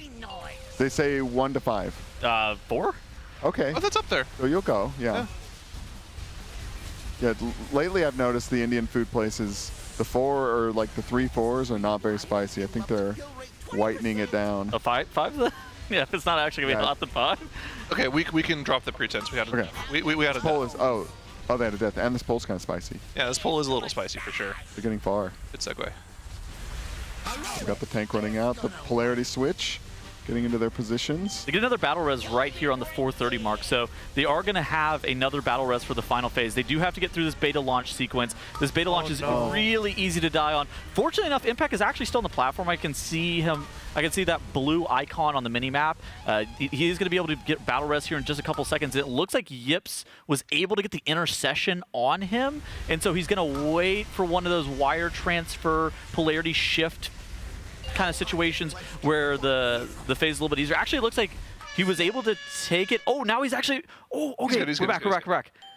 We're so back. All 20 players alive into phase 3. Boss is low. We're still ahead of the Enrage, but there are no battle reses left. It's going to be absolutely perfect if they want to see progression and even potentially get a kill here. Chat, give them your energy right now. Tell them the strat. I was here. You know what to say. First set of Void Orbs. We cannot afford a single hit. Okay, they rotate the raid. You can see there, they're popping the mines. All the mines are dead. They rotate the raid to get ready for the orbs. Now they can kind of look to the left so nobody has them coming in from behind. Make it pretty easy. Ooh, they lose a couple players getting hit by an orb, but they're struggling through, but 18 alive at this point is still enough. 18 alive at this point is still enough. I believe they're going to have less than 2 minutes coming up soon. Nick going down here might be a problem, though. If he is covering one of those cooldowns, this might be an issue. We still have to press on. This could still easily be a best. They're only 1% away. Here's that second tough overlap of the fight. Final mine goes off. Have to go across the magnets. Have to turn around and dodge the Void Orbs. There's a tank buster going out. The Void Orb goes off. It's still a Progress pull, showing they're still hungry this late into the night.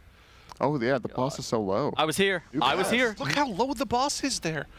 Dude, it dies tonight. It dies tonight, chat. Almost an entire minute left on the Enrage, 13%. They're pressing 2 minutes there. The DPS is going to accelerate. They're in execute. All right, good news, bad news. Good news, it dies tonight. Bad news, we don't get to cast the kill. So Cams, Zyronic, and myself are going to be taking a step off the couch. We are going to be going to a Monster Energy listen-in here momentarily. You guys will be replacing us with some new casters. But before we do that, we got to shout out the sponsors: Coinbase, Honda, Secret Lab, Monster Energy, Alienware, MyBlue, RaiderIO, Wowhead, Warcraft Logs, and DungeonDojo. Any final thoughts before we bounce, guys? Boss dies tonight. Boss dies tonight. Boss dies tonight. All right, we will see you guys right after this Monster Energy listen-in. You can stack them up pretty tight too, like towards the, well, like you can drop 3 almost on the same spot basically towards the wall. Wait, the boss was at 50%. That was a PB still. Yeah. Wait, that was a PB? Yeah, bro. Yeah. Literally check the miss, bro. Check the miss. The boss was like 28% coming out of last intermission. But I get it. 0.1 instead of after the cost. PG.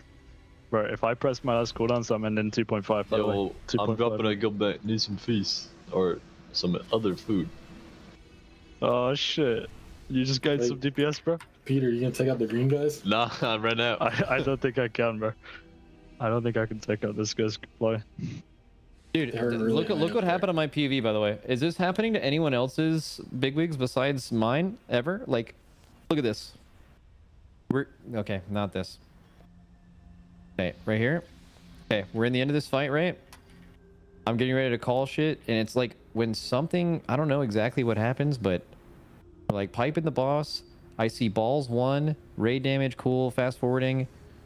Is it when mines 2 happens that it resets completely? Drills 2.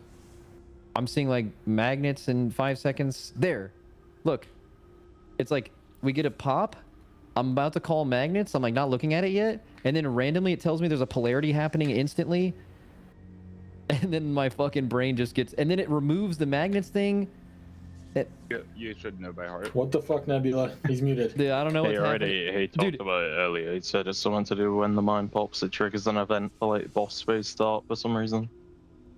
I don't know if it's... I see 2 color swaps right now, by the way. Just a fired up special, right? It doesn't have just freestyle it, Natty, bro. Fuck. I think we should just pull again because it happens so few times. We definitely go. That was fucking so good then, and we also have just so much damn.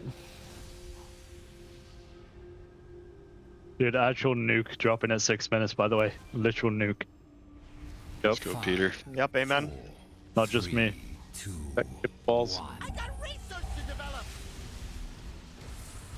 Polarities? By the way, I don't want to comment, but I did notice some lag. Nah. Okay, mine's... I would feel it. Yeah, I feel it too. Specifically around the inventions. Never bring it up again. I feel like we're all good. It's fine, we have the tech now though, so it's I mean, fine. we can just reset it instantly if we have to. Beams here. Let's try a little experiment. I call this the green noise.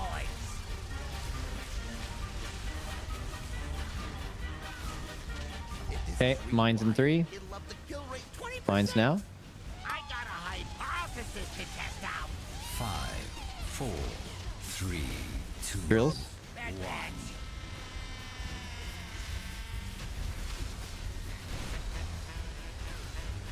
Beams and rockets soon.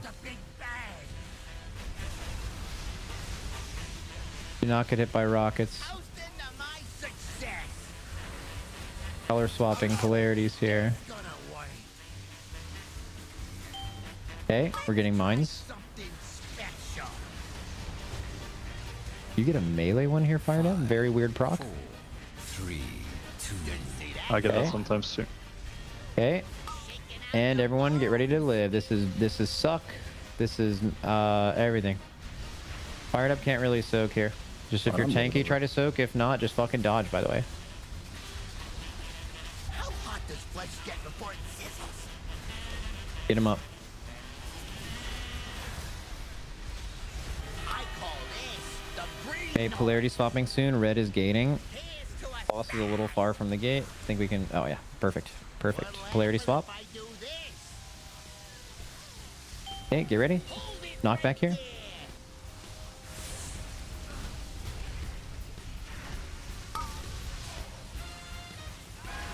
Watch Shack.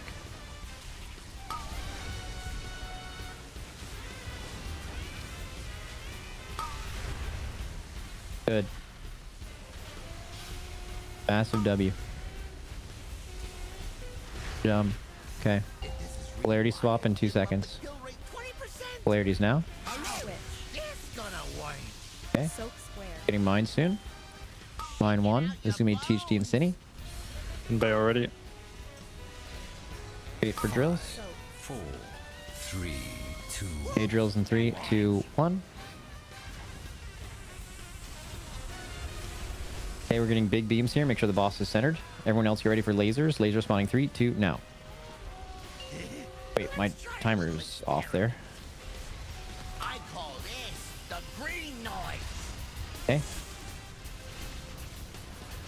We're gonna move across. I'll tell the range she's staying. Wolf and Kingfly, Wolf stay. Okay, Wolf 1. 5. Good. This is Kingfly 2. Drills 3, 2, 1 drills. Good. One more mine. Zevi, Zevi, Zevi, Zevi, Zevi. Okay, and this is barrier.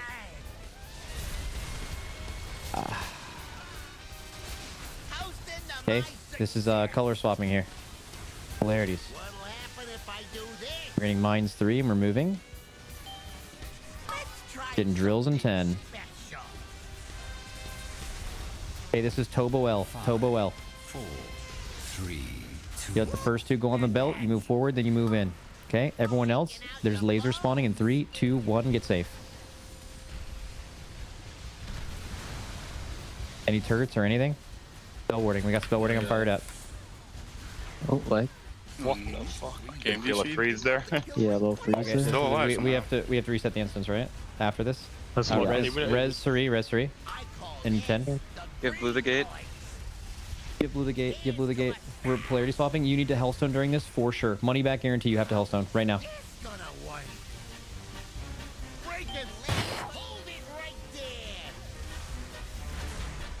I can never rest 3. We gotta do that. I'm gonna go get him. Yeah. We're still gonna play this no matter what. You're good. I don't care if Tobo dies. Back. Hey.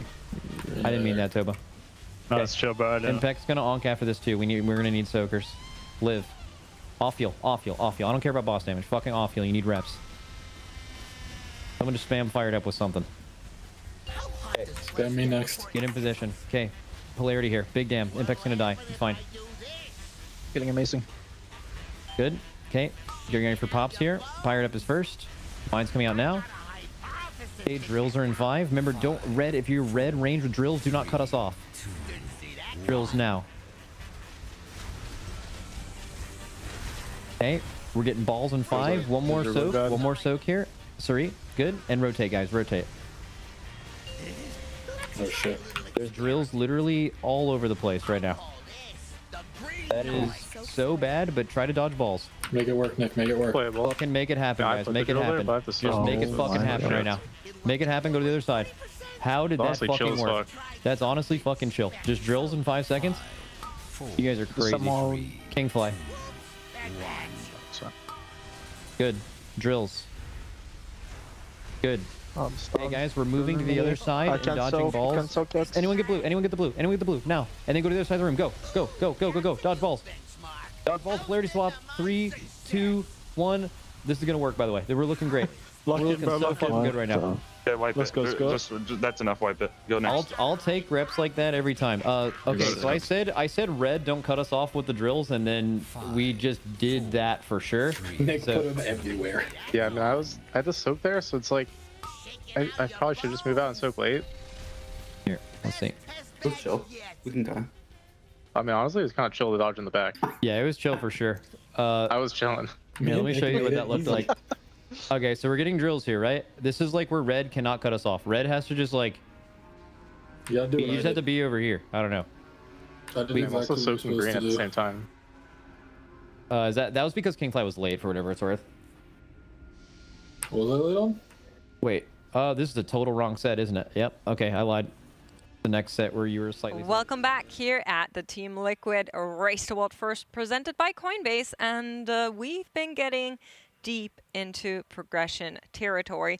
Even the words "any pull now could be a kill" have been uttered, and in order to facilitate that, we figured it is time to kick off the casters that weren't willing to deliver you a kill. And here we are. I'm joined by Camps and Dratnos. Before we get into it, we do want to give a quick little shout out to all of our sponsors that are making this event happen. So thank you so much to our presenting partner Coinbase, as well as Honda, Secret Lab, Alienware, MyBlue, Monster Energy, RaiderIO, Wowhead, Warcraft Logs, and the DungeonDojo, as well as a charity that we are continuing to raise insane amounts of money for. So thank you so much to everybody who has been donating.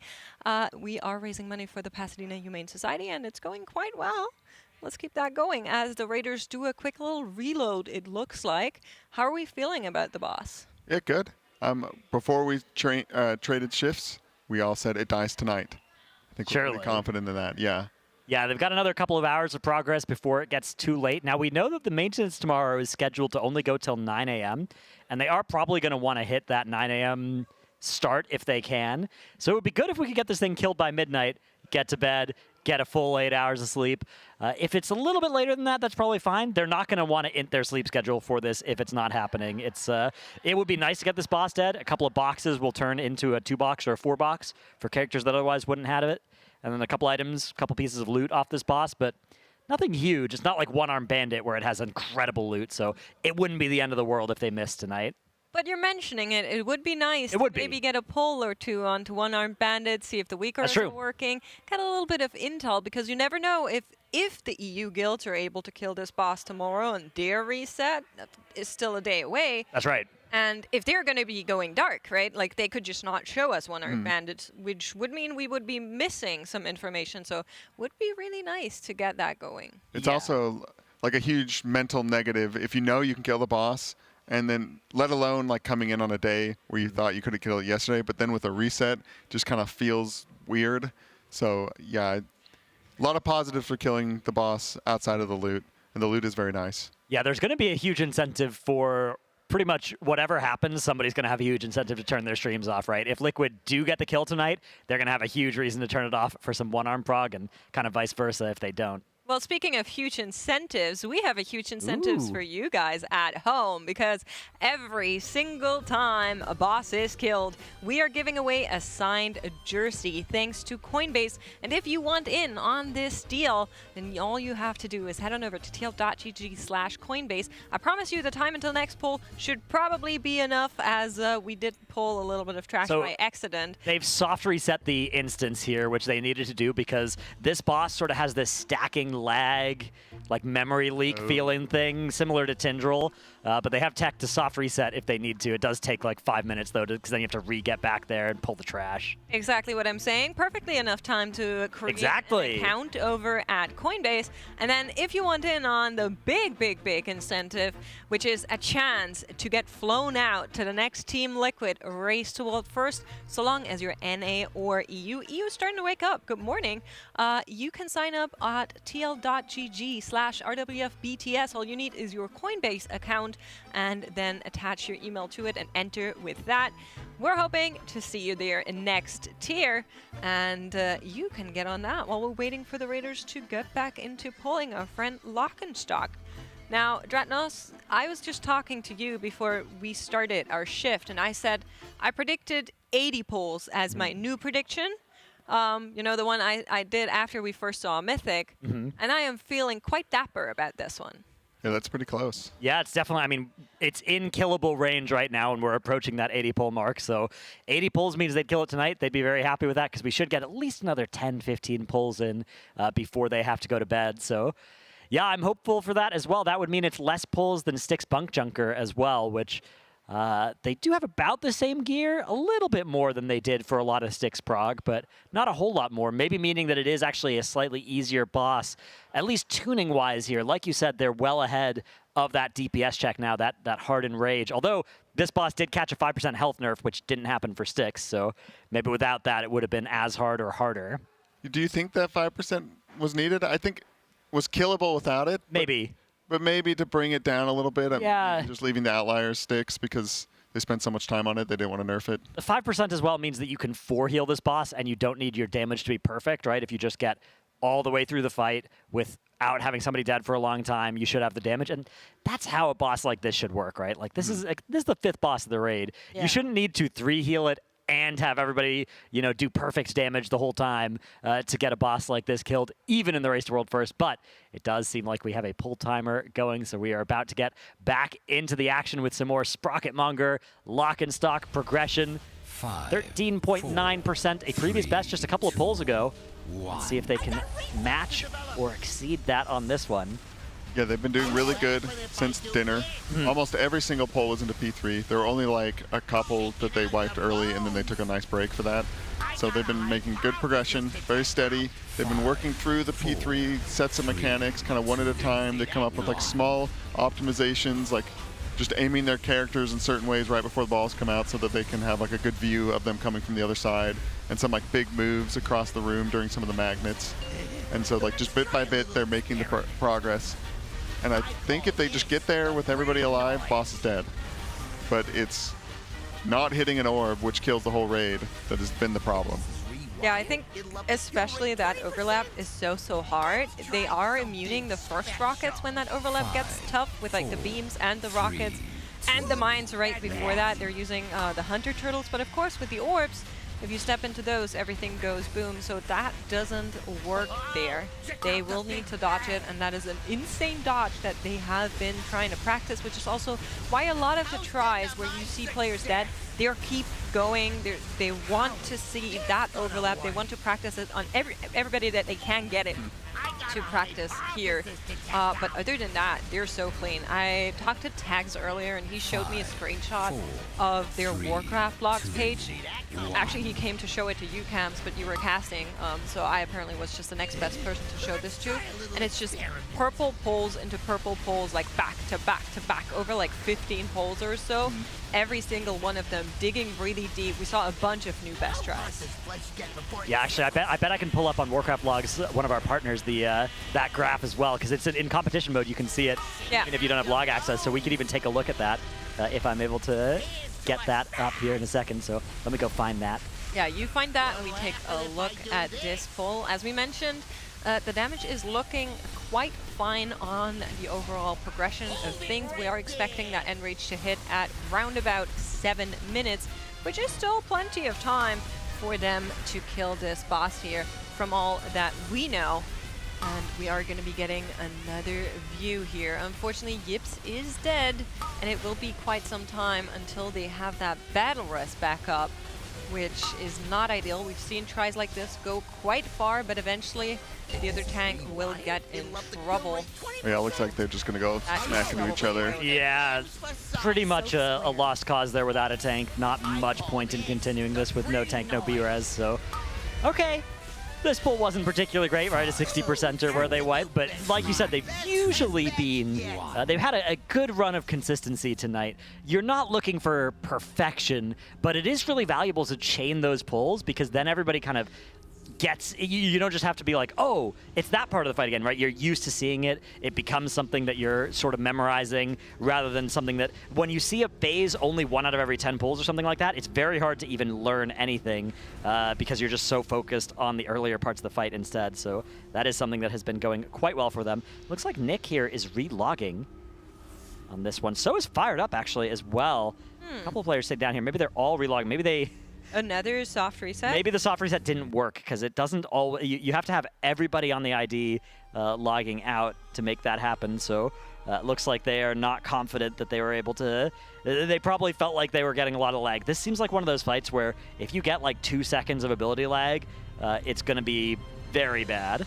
Let me tell you, as an EU player that has been playing on 200 MS here from the West Coast, yeah, it's actually tragic. I got clipped by so many things that I thought I would be perfectly fine, and I just get annihilated by so many abilities. Patratnos, were you able to pull our competition mode up? So here from Warcraft Logs, we can see the Sprocketmonger lock and stock progression graph for Liquid, and look at this run of purples here. That is 1, 2, 3, 4, 5, 6, 7, 8 purple pulls in a row that they chained a little while ago. Now, since then, there's been a couple of these wipes earlier up, but there have still been, 3 of their last 7 have been purple pulls, so it's still good, but yeah, they're out of this perfect run here that they were having of raw progression, and hopefully we're going to be able to return to these purple pulls, to these pulls that even lower that red line being their best. You can see that getting pushed down over time. But yeah, a lot of the problems that they had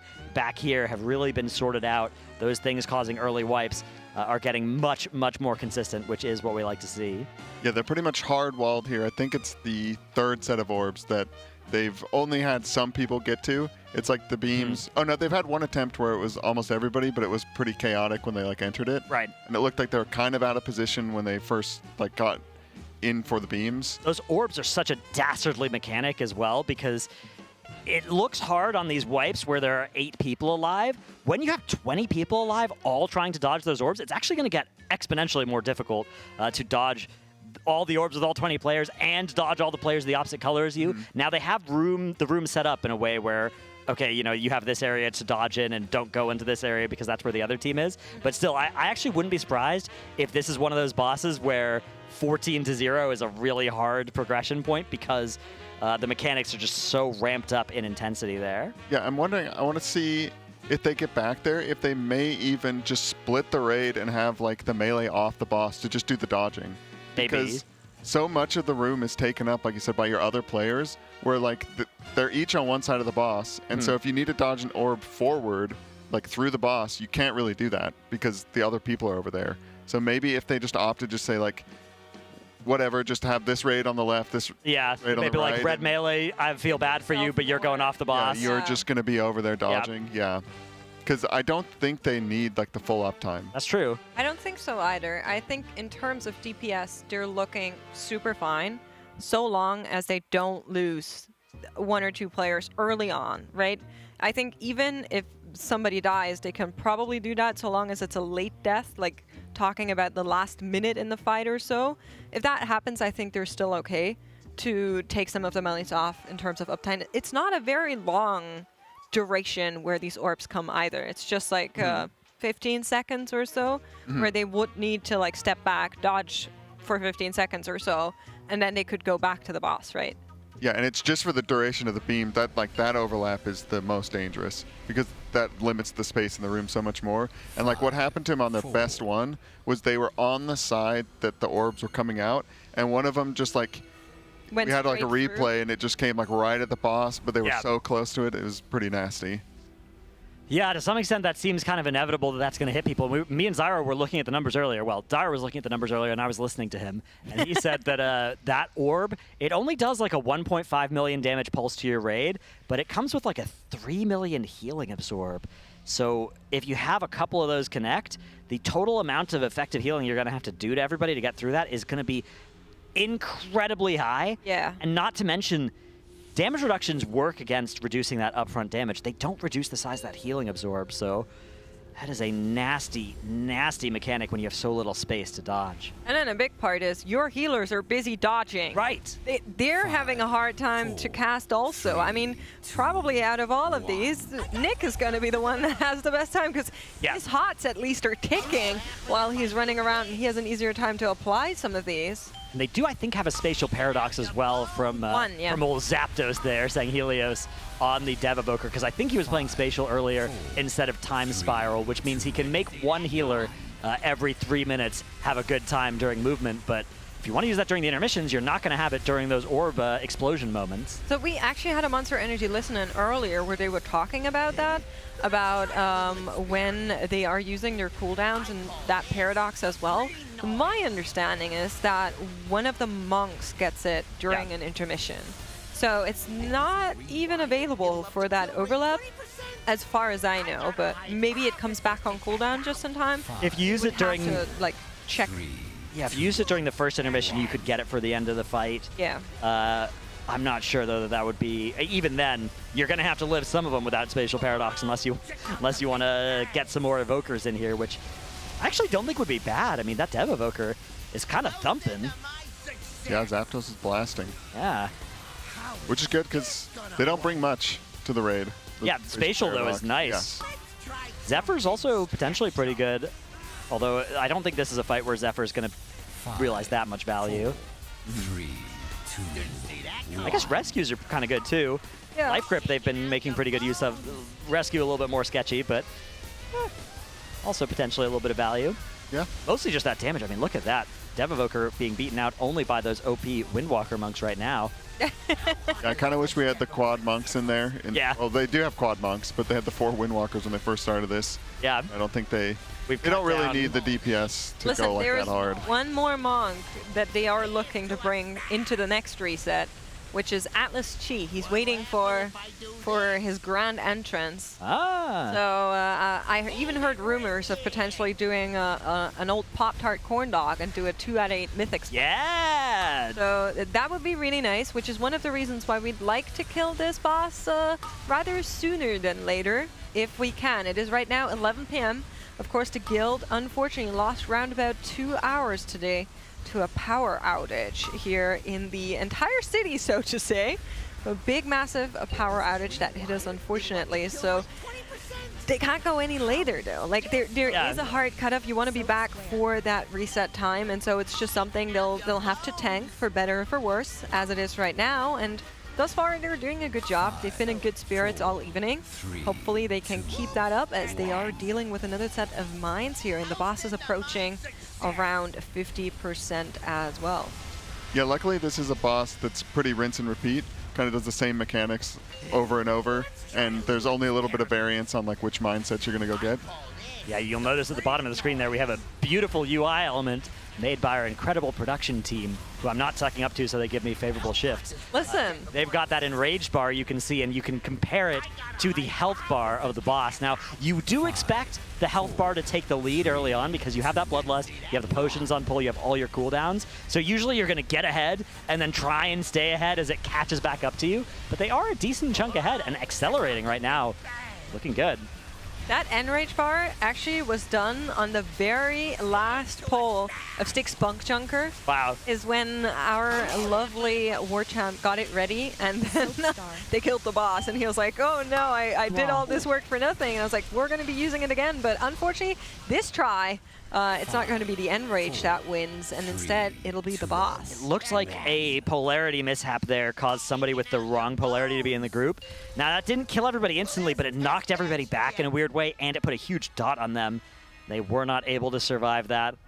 I don't think it's very reasonable to expect that. In this fight, and Styx Bunk Junker, both of them just have so many mechanics that they're so pass-fail, which surprises me to be this early in the raid, to have these mechanics that just your whole raid goes boom. I mean, this reminds me, the whole raid going boom reminds me of fights like Tindril, Fireack, you know, the Kill Jaden, where you just, your entire raid explodes. Halandras, if something goes wrong and there's like 4 different mechanics that all can trigger that effect. Very strange to see that this early in the raid. Here's a little bit of a fun tidbit for you. Every single person that was in the Boston Sepulchre race on their own has uttered the words of Boston, feeling like it has returned to an extent. Because back then, and that was exactly 3 years ago, it's an anniversary that's happening right now. Back then, we also had power outages, for example, and we were stuck on mid-tier bosses for very, very long. So it's all kind of coming back to us. Yeah, Fever Dream of Splits as well. Yep. Yeah. Yeah, this raid surprised me with the difficulty. I heard some things like coming into this that it was going to be pretty easy, but maybe that's just said every time. Yeah, well, a lot of people thought it was going to be easy because they thought the last 2 tiers were too hard, and Blizzard often does sort of a pendulum thing where they swing back. They'll swing back in the other direction after changing something in one way, but it looks like instead it's a double down. Yeah, it's really the pass-fail mechanics has been their way to just make these fights a lot harder. There used to not be as many, like you were pointing out. You can kind of count on one hand how many of like super pass-fail boss mechanics there have been in previous tiers. But yeah, like Styx Bunk Junker had so many just, if you miss the bomb, you know, and you could do that so easily, just getting stuck on a wall, not having a good path and you're trash, and then everything just goes over, or like a crab gets in the way. Yeah. And then with this boss, I mean, the polarity doesn't instantly wipe the raid, but it's pretty much a wipe close, if you collide. And then the balls, they can live it kind of in the first set if like the healer's alive, and they'll kind of get through. But for the most part, if one of the balls is hit, it's game over, and it's all the way at the end of the fight. So it makes the rest of the fight just have like this looming kind of pass-fail dance coming. And then also the mines, you know, if you mess those up or you don't clear them quick enough, also just raid go boom. Can every DPS player get the drills or only ranges? Only ranged. Okay. Which is merciful, yeah. Yeah, I was wondering that because Fired Up just got a weak aura pop-up that's at no drills, which is nice. So you know you're not targeted. You don't have to like pre-position for that because they have been positioning those drills on the conveyor belts mostly to try and keep them out of the way. If he saw that weak aura before the drills came out, it may have been the case of this might be one of those mechanics where you can't get targeted twice in a row. So maybe if you do get targeted on one set, there can be a weak aura that tells you, okay, you're not going to get targeted on this next one. And he definitely had the one before that, so might well possible. That's a common thing to, like Ansurek being targeted with the dropping of the circles was sort of similar, where you only could get targeted once per phase, and if you knew that or had a weak aura know that, you could adjust your play accordingly. I keep getting thrown off. You don't see the circle of your friends. Yes, you I'm always like, where are they? Can't run into. It's very nice. I mean, it does sort of remove the ability to easily see where you should stack, right? You can't just see a bunch of blue circles and go join them. But it's nice to just not clutter up your screen with information that doesn't matter for your character, right? Yeah. But I feel like it should be a toggle. I thought it was a toggle, but it's not. Yeah, you can kind of see like a little wrench above their heads, but the circle's gone. I get confused sometimes of like, where did all the people go? But then they're there, just something natural really character. nice that they've been using, and you see it kind of at the bottom of your screen there from Fired Up, is the ranges that do get the drills, they just kind of plant down on the conveyor belt and wait for the conveyor belt to drag them along, so they don't actually have to move too much. They have a couple of different... utilize that movement, and they're doing that in other spaces too. Yeah, there's a couple of different calls they'll make for these drills. Another one I've heard is the Tobo L, which I assume is an L that Tobo invented, of you sort of get pulled for 2 and then you cut in, and you cut into where the lasers are going to be with your last drill, and then you can rejoin your group quickly. Something that they do in these later phases when the overlap timing is tight here. So you can see this time they didn't need to. They were just able to, again, put the drills on the conveyors. That's a well-known safe spot for them to be. And it's a spot where you don't lose damage uptime, right? Because you just get to keep casting, and the conveyor belt will move for you. Funnily enough, I was talking to Tobo earlier when the power outage was, and he like fist bumped me. And I didn't think about it, and he looked at me and he said, it's a new thing I'm trying.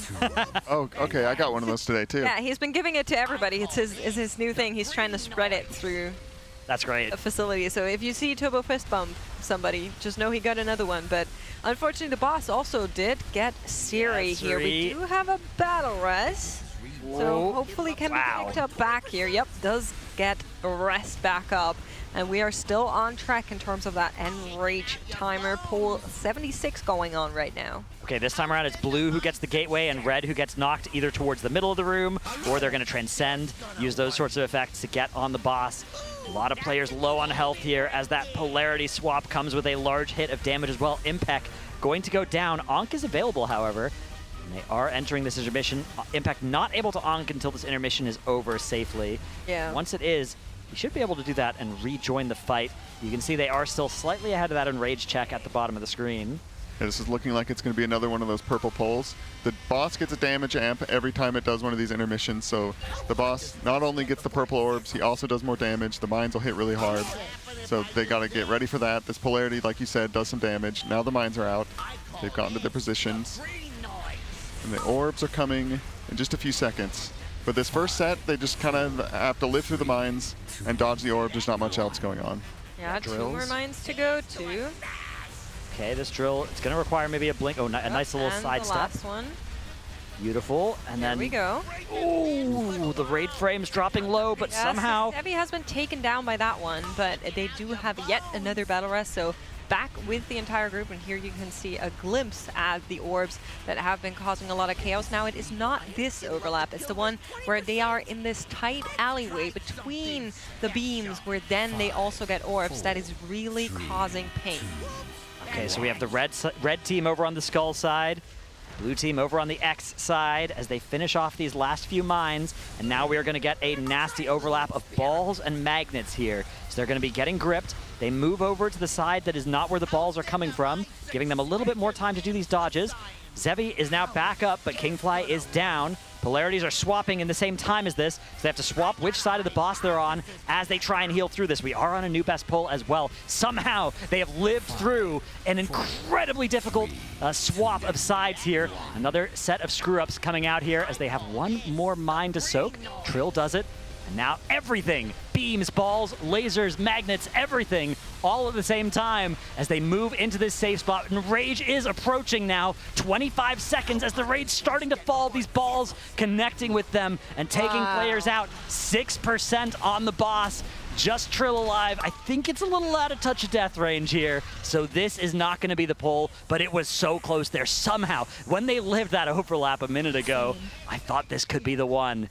But they all fell on those last balls there during the everything overlap. What a crazy mechanical overlap. You're swapping polarity at the same time the balls are coming, so somehow you have to dodge the balls while within 3 seconds get to the same side as your group, and if even one person fails to do that, they are going to wipe the raid there, and if one person hits a ball, they are very likely also going to lead to that domino cascading effect, also wiping the raid.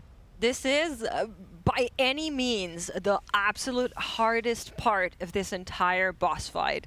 And it's right at the end. It's where you are praying that every single button you press could be the last one to send this boss asleep. And somehow there's so much going on at the same time that they will need to deal with. Yeah, do you think there's a world where this fight could be easier if you dropped a healer and just... Maybe, although a lot of there were a lot of spots where the health bars were in so much trouble. But yeah, okay, we're watching as we were about to get to the best pull here. This is balls plus magnets, and so they move over to the other side, using the magnet to kind of slingshot them around. And then the balls nicely dodged. And here comes that color swap. So this one was easy for THD because he got assigned the same color. But for everybody else, a lot of other players having to move over to the other side. And that was the part I was really impressed that they lived through. And then comes this part. A big part of that was Fired Up getting that very first mine, and he was already in position as the mine was spawning, because they need to be so darn fast with these. And then here is where it all fell absolutely apart. I assume ball in the orbs raid, yeah, the raid, bang, right? bang, and it's all over. A couple of balls connecting with a couple of players. We will rewind this now. Production, can you show us Nick's raid frame for this? Is that possible? They had I'm just asking for the impossible. Because he shows over healing. Yeah, you can see, oh, bang, bang, bang. It doesn't actually look like there's a healing absorb on everybody, so maybe it's just the person who hits the ball that gets that. As yeah, there is a huge damage hit on everybody. Yeah, that part's brutal. But maybe the healing absorb is fake news, so that might mean it's a little bit less hard. Well, maybe. It's still plenty hard for my liking.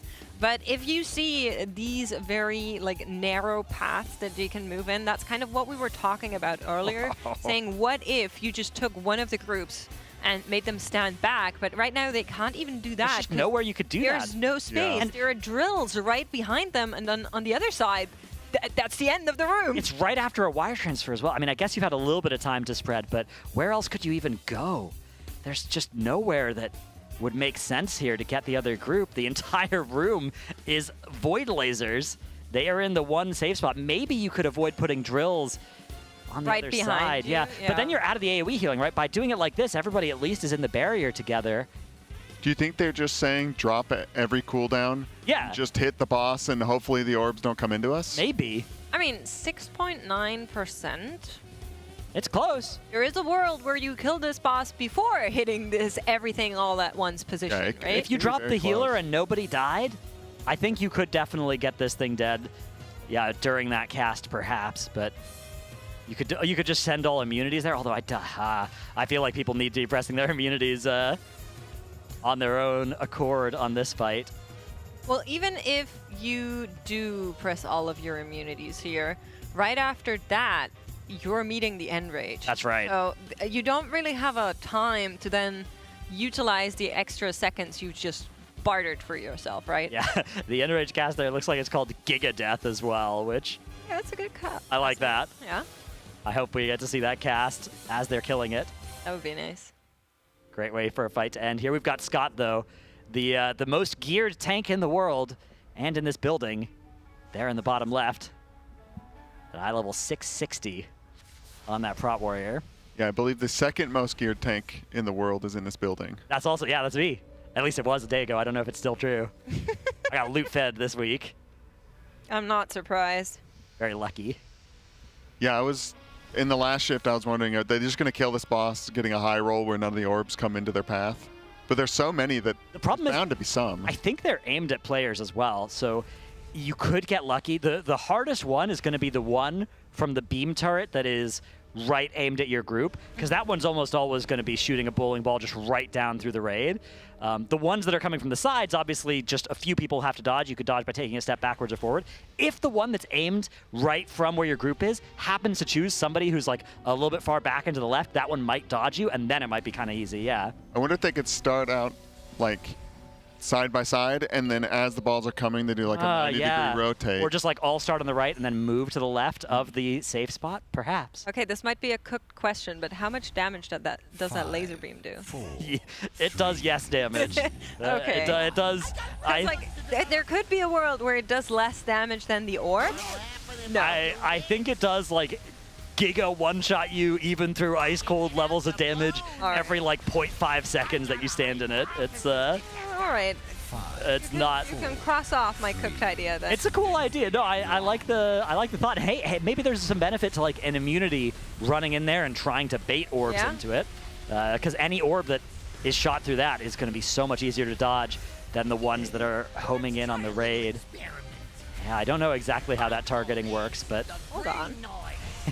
We just lost. Raid frames. Look what's happened to our raid frames here. We've got and in the raid. Rocketmonger Lockenstock. He uses inventions on a raid frame. That's good. This guy is a crazy guy. Just taking out a raid frame one by one. It's too bad Resto Shaman's not good, because I bet in a Spirit Link you could eat those orbs. Ooh, yeah. I bet you could. Honestly, dude, I think Resto Shaman's underrated. I bet it would. For a while. I'm on Team Resto Shaman, yeah. Having a conversation about, like, what would a Resto Shaman boss look like? I think you're spot on, Camps. I think this would be one. Yeah, everybody's stacked the whole time pretty much. You put down Earthen Wall Totem, lag out the instance even harder. You guys remember Earthen Wall Totem on, like, Sire P1, where... I remember that my guild tried to tell me that I am not allowed to press Epidemic. Oh, yeah. I wholeheartedly disregarded them. During Fated season, my guild stacked all 20 in the first cone and just spawned all of them on that very first cone. Yeah. And the server, like our game just froze for 5 seconds, but when it finished, then Holy DKs were top damage and all the ads were That dead. is exactly how you did it. You just kept pressing until the game stopped being 1 frame per second. It was good as well because it was, it was kind of a cool day, but then my computer warmed up and it kept my room nice and warm. Yeah. Just get one of these nice Alienware PCs, you know? That's right. Then it won't be all the power. Yeah, you won't get that accidental space heater mode because they just are so well optimized. They stay running cool even when that happens. Well, we are yet in another poll 77. It is, after all, a casino-themed, a gambling-themed raid. You know, that's a lucky number. Yeah, we did over-under on 75. I think we all picked under, which is very close. That was almost that was almost it, yeah. If they just had played a little bit better on that last poll, we could have had it. But yeah, I think I had 77 as my prediction for One Arm Bandit because of 7s being a lucky number and a little bit of whimsy, you know? Not 777, though. No, but with how this raid's tuned, that's probably going to be closer to the pull count on that boss. Yeah, it would be so nice if they can kill us tonight just to get a look at the One Arm Bandit, not just the loot, but get a little bit of strategy in. So what you're not seeing right now is that THD is unfortunately dead. It's hiding behind Scott's camera frame there. That is one player that we're down that we could res in a little bit. Look at the Enrage already. That is enough in terms of damage. We know it's very close. Ideally, they would like to have enough damage to kill this boss by like 6:30, which would be really nice because then they could just skip that very last bullet hell situation. Hang on, they're at 48% at 3:30. Yeah. The Enrage is 7 minutes, right? Okay, so they're below 50% at halfway through the fight. It's not out of the question. You know, they could be doing it. Get some hot hands over to Impact. I don't know. This might be the timer until the Enrage starts rather than like actually kills them all, perhaps, in which case, you know, maybe there's still some hope here. The boss's health is going down nicely. We are going to have that B-res available for THD soon if everybody else can avoid dying, as that doesn't happen, and why did you have to say another death that? does happen. And I think at this point, there is no hope of a kill with one player. It'll be one player dead the whole time because they will get a res soon. But they're keeping this going. Again, sub 40% on the boss. Impact now down as well. No Ankh available for him to res. There's still a lot of merit in playing it until there. Practice the next orbs. See that overlap one more time, you know, as many times as possible, really on as many players as possible to really get it down. And of course, everything up to that point is also still a repetition question, which is why they're keeping these polls going. Even though this is very much not a kill, the further we can see, the better. But I just saw someone go fly into the abyss, which by now we are dying off, and this is being called a wipe. Yeah, Trill, grin on his face, though. That's what we like to see. Boomy, one of the last players standing here. Yeah, making sure #awesome is topping the meter. Got to do a little bit of padding at the end of the poll when a wipe is called. That's well known. But yeah, that is pull number 77, I think. Going wrong. Unlucky, that would have been a nice pull number. Yeah, I would have liked that. But like I said 80s. So right. I'm still absolutely within the limits of my caster powers here, and that's a blessing, not a jinx. Actually, pretty impressive how evenly Styx, Spunkjunker, and Sprockermonger are on the pull counts. Yeah. I mean, I think Styx was too hard, definitely. And if it was more in this kind of 70 area, would have been nice. But for them being so different of fights, but the same kind of spot in the tier, that they're the same pull count about, is pretty cool. These are very cool bosses for sure. They are, and do you know what else is really cool? I have a suspicion it's going to have something to do with one of our sponsors. That's absolutely right. Our Coinbase giveaway is very cool, because if you sign up to deal.gg/Coinbase using the code TeamLiquid20, you actually get $20 just like that. And you also get to participate in our Coinbase jersey giveaway. We give these away at the end of the day, and every time a boss is killed. It is near, dear chatters. It is very near, and you don't have much time left. So use your chance now, and then when you are signed up, you can also use that chance to then sign up for the grand prize of getting flown out to the next Team Liquid Race to World First. Yeah, might go see the pier. I was going to say tier. I haven't seen the pier yet, and I've been here so many times. I have basically seen 0% of the cities that I've been to for Races to World First, right? You show up, you're inside 24/7, fly back home exhausted after a couple of weeks. Yeah. True. You don't go for any walks? I walked to and from the hotel. I went for a nice walk, like a good 30-minute walk today. That's nice. Next time I'm gonna head to the pier. Yeah, the pier. I have it planned. It's about 40-minute walk, I think. That's not bad. Walker. Yeah. Sometimes it gets pretty hot, but it's nice now in March. Yeah. Like 60. It's still pretty hot for 60s. me, but. Yeah. It's that cold in Germany? Yeah. Like right now, it's like half of what you have. Well, how are the summers? Do you get the 4 seasons? Yeah, we do get 4 seasons, yeah. But the summers are not like Texas summers or something like that. Yeah, it's more like it's a European summer. But they're hot not European that summer. warm. I was just saying hot European summer. Yeah, hotter than what the Brits get. Okay, yeah. But like not as hot as Spain. What was the time of the year when you were in London for? It was summer, and we Well, you had literally actually the had a hottest heat day on wave. record ever while we were there, and no AC. It was, and even though we were like in a basement, it was very warm, very hot. Well, as we are looking at poll number 78 here for Team Liquid, half hour until midnight is here. We're going to be going to a Monster Energy listen-in so that Dratnos cannot curse them.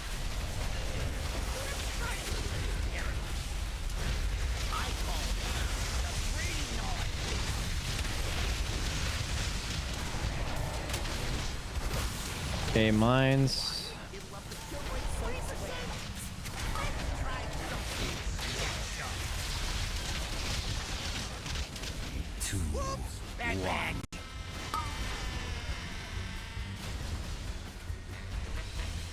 Okay, beams and rockets here. Wolf here. Dodge. Wait. How is this gonna work? Okay, polarity. I got a hypothesis to test out. Hashtag Jesus Pulper. Okay. Drills in 3, 2, 1, now. W. Peter Grifton. Badger, Okay, and then we're doing suck here. Suck plus. I should live. I have cheap. Times. I don't have spell word. I just die. Worst drills in history. My bad. I got insistent. Like we both just fucking. Can you rescue me there, thing? It's actually my bad. No, I didn't rescue. Well, I can't. Like, are you asking if I can or? No, I just thought I like micro moved or something with the rescue. No.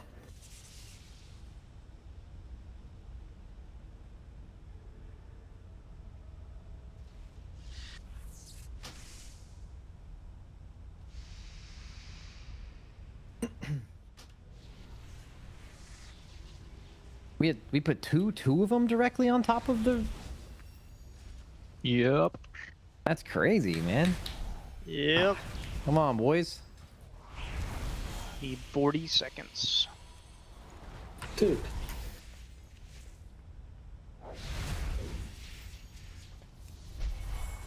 Transmitter hype. Yeah. Did I actually get that taunt off? Like you ripped, right? That pull? Yeah. Oh, Yeah, you that was told me sketchy. so. So when I can do a 50 next one? You can do a 15 now.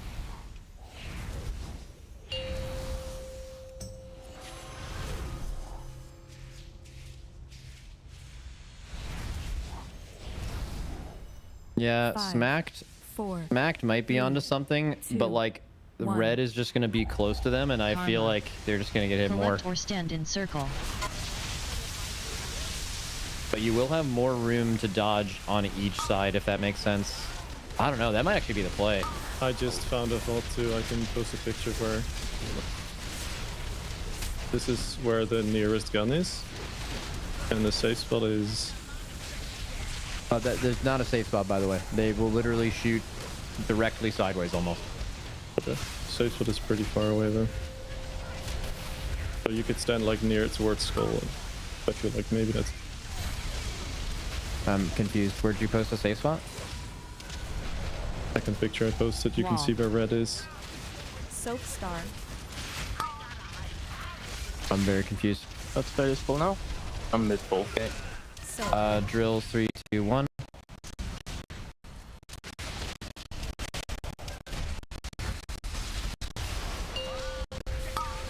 Okay, beams coming here.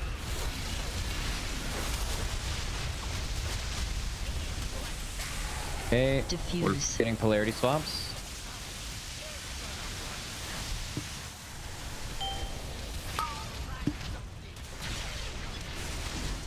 Okay, drills in 5.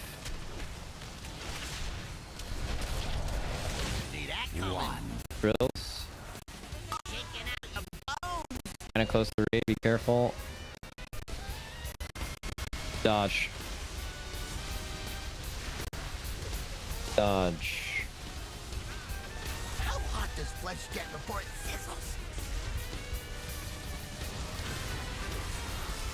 Right, polarity swap into phase. Polarity swaps in 5. Okay, it's happening now. What'll happen if I do this?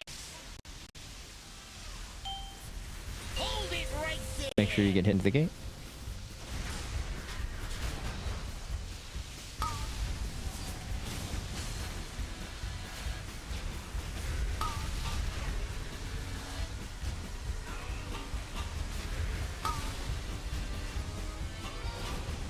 Res them after.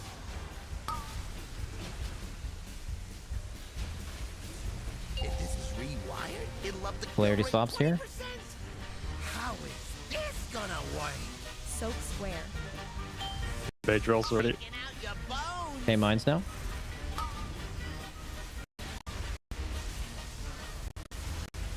Okay, drills in 3, 2, 1 now.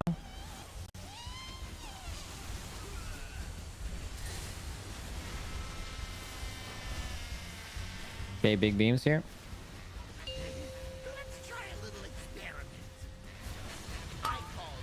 Gotta lock in on this next part, no res.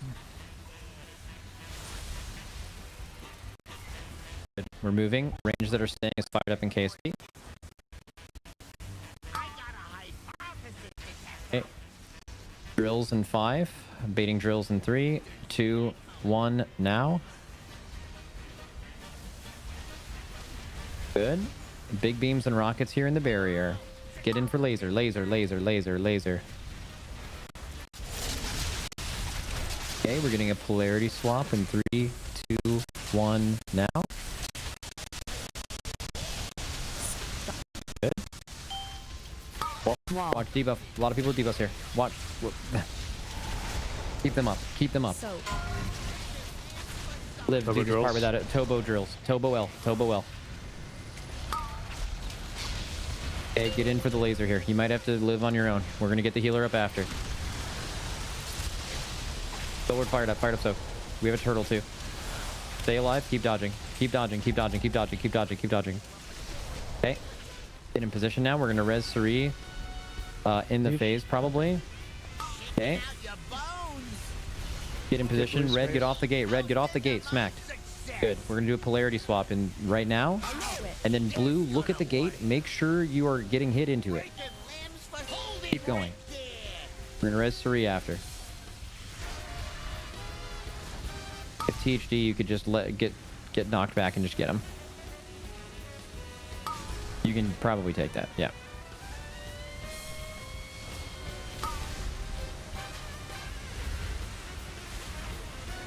Okay, watch the circles, guys. Okay, polarity swaps here. Polarity swaps now. No worries, bro. 3 buffs, 3.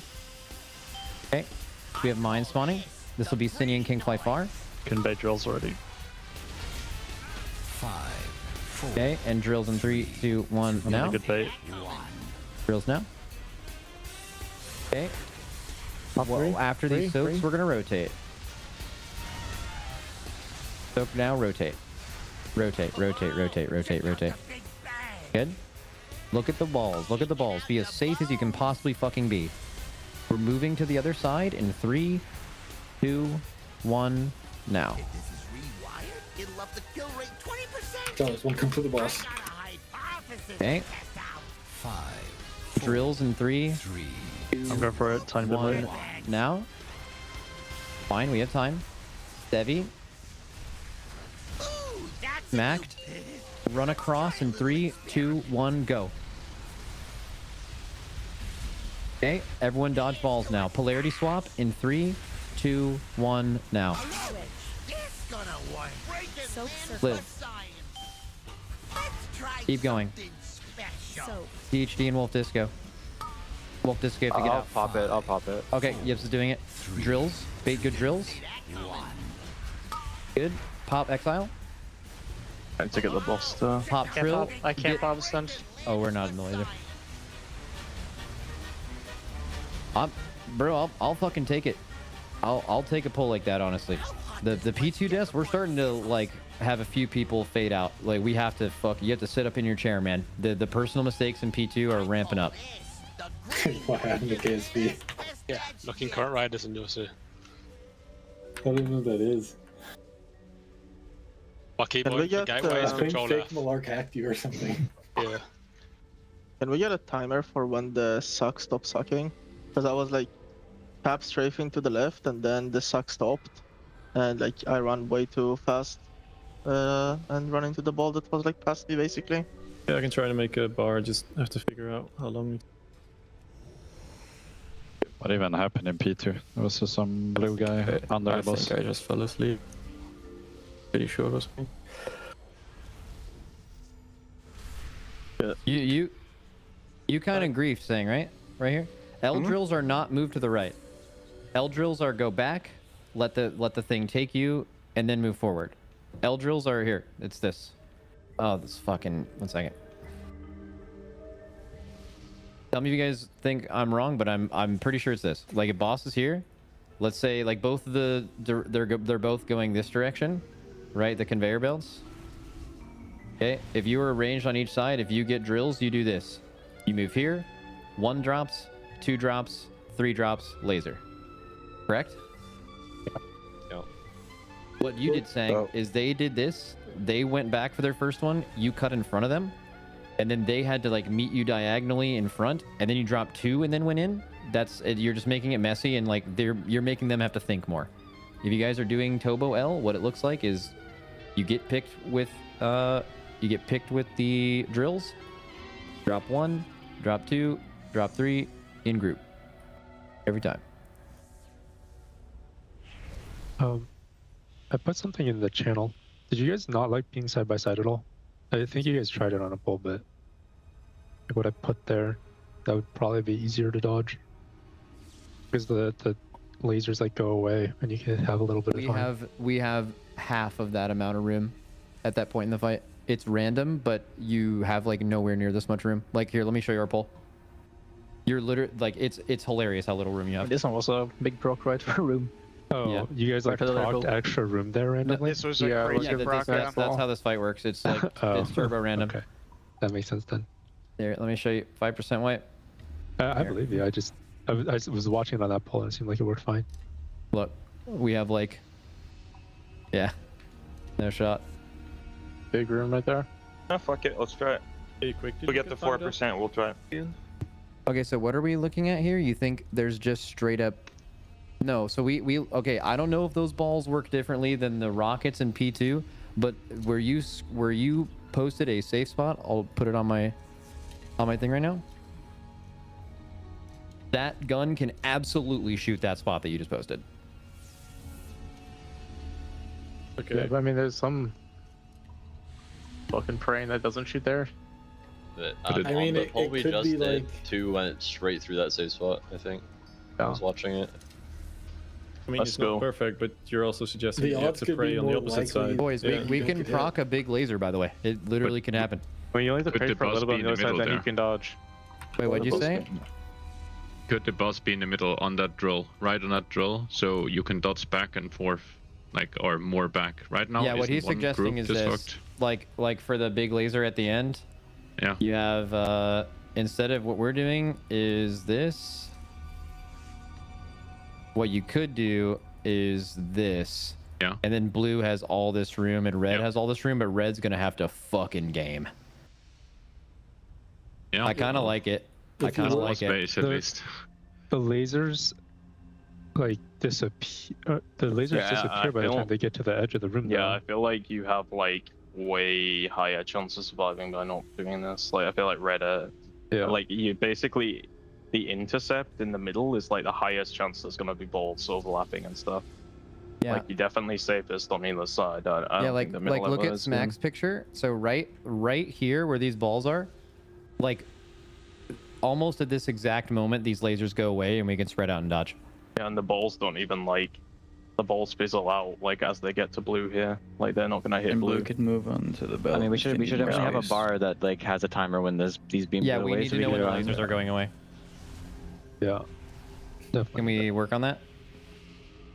Or it's just unless Yori can tell me, it's kind of hard to figure out. Wait, what if we just the lasers probably go away when the lightning is gone. So I bet these lasers are fake right here. Right? Look. Let's test it. Look at the lightning, like right there. Like this is all fucked, and then it goes away, and then like a half second later, it's like a full second laser. The lasers go away. I just wonder how real they are. We have to pull. We don't have time. They have a cast, right? Pretty sure they have a cast. I'm doing a timer. Let's go. Maybe you can go onto that conveyor belt, like, and push the raid up a bit when it fades, so you have more space. Shifting. I feel like blue should go on the belt as soon as it's available, though. Yeah. Yeah. 3. Yeah. I alt tab mid opener. Let's go. Yeah, let's get it. Yeah.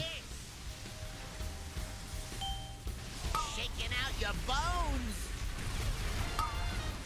Okay, first mines, healers. 5, 4, 3, 2. Okay, drills in 3, 2, 1, now.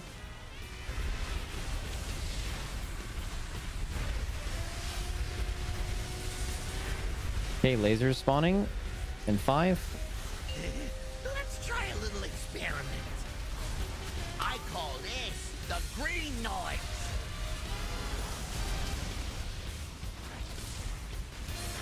If this is rewired, it'll up the kill rate 20%.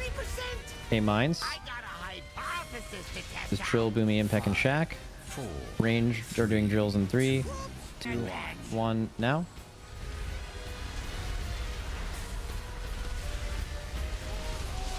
Good. Beams and rockets here. This is a pure dodge. Pure dodge. We're polarity swapping in 3, 2, 1, now. This gonna work. Okay, it's KSP fired up, Tobo and Wolf. Try something special. Okay, we're getting drills in 5. 3, 2, 3, 2, 1.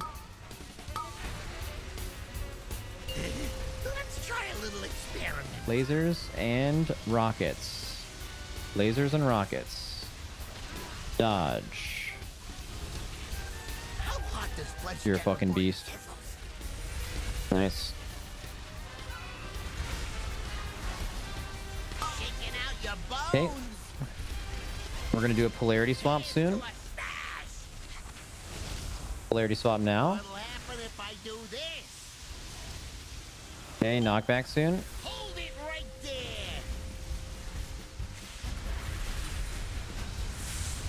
Watch fired up.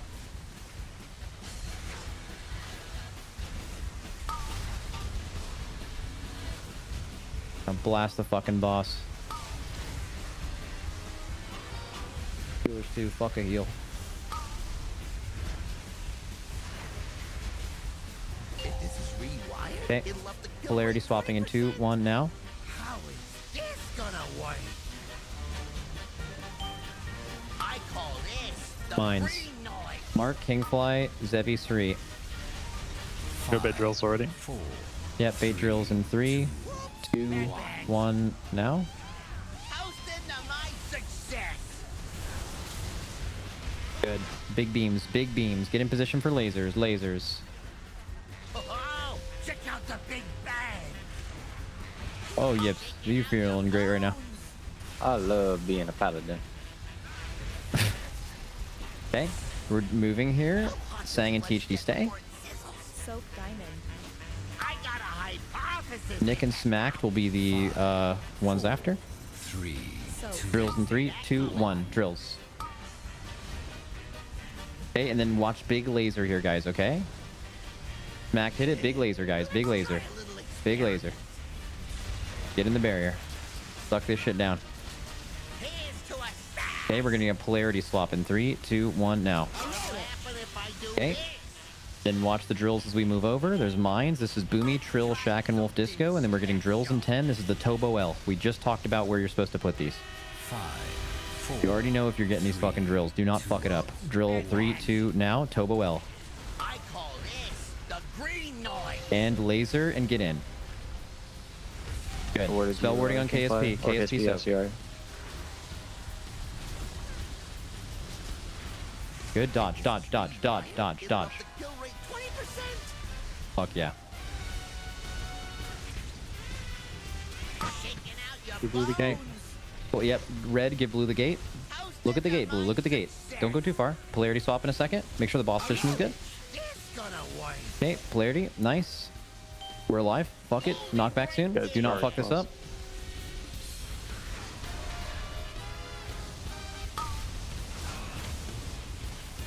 They both reses. Pay attention.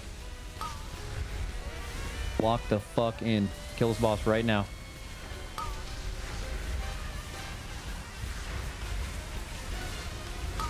Okay. We're phasing. Polarity swap in 2 seconds. Watch HP. KSP fired up, Suri and Zevi. Fired up your first. Watch the pick check. Okay, drills in 5. Do not put drills in our way. Do not put drills in our way. Rebuff impact. Do not put drills in our way. Okay, drills are in your way. Rotate, rotate, rotate, rotate, rotate, rotate, rotate. Red, you're going to be kind of boxed in. Red smacked. He's red. Okay, dodge, guys. Dodge, dodge, dodge. You can move over early or later. It's fine. Just dodge. Going over 3, 2, 1, now. Super open. Watch the orb. Watch the orb. Okay, mines now. 5, 4, 3. What was that burst of damage? That was the orb. Oh, Someone hit an orb. Weird. Best test badge yet. Oh, the orb wasn't. I mean, Wait, the mine what? at the end. The mine at the end was me. Yeah, the mine at the end was me. We died to an orb. We died to an orb. The mines weren't even out yet. Well, no, Zevi popped up. We got mined. We got mined. We got orbed as well. Oh, it was we got orbed first. That's why we did. Yeah. Yeah. Like, yeah, we had. We double pulled mine, so we were going to die, I'm pretty sure. Yeah. You just popped the wrong color one, or no? I don't know what happened. No, we. I hit an orb. Running to yeah, my I soak. know. It's whatever. Thank you so much to Monster Energy for that listen in. And I'm very glad that everybody in Twitch chat didn't panic. Everybody stayed calm. Was a phenomenal try up until that point where, unfortunately, everything kind of collided into a big catastrophe with several hits there. We are going to be looking at a replay in a little bit. But, oh, it's actually ready. Shout out to our production, being the GOATs as per usual. Let's take a look together at that replay. Cam, Stratnos. Yeah, this was a very good attempt. They had 2 reses. They still have them up to this point. They get a little collision. Yeah, Scott and Impact. I think this one. Or Shaq and Impact, rather. Ended up colliding, bouncing off each other. You can see their health bars now. Somehow Shaq able to survive this. Impact, unfortunately, was not, as the next burst of damage took him out. You take like 24 million damage over 8 seconds if you do collide with somebody. So Shaq living is a minor miracle. Impact did have to use Ankh there. We had another death coming out here momentarily as well, with Smacked dying and then needing to get rezzed. But we are underway with another pull, so TLDR, the rest of that thing, it was going so well until it wasn't. Right. This time around, we are back right at the start of the pull.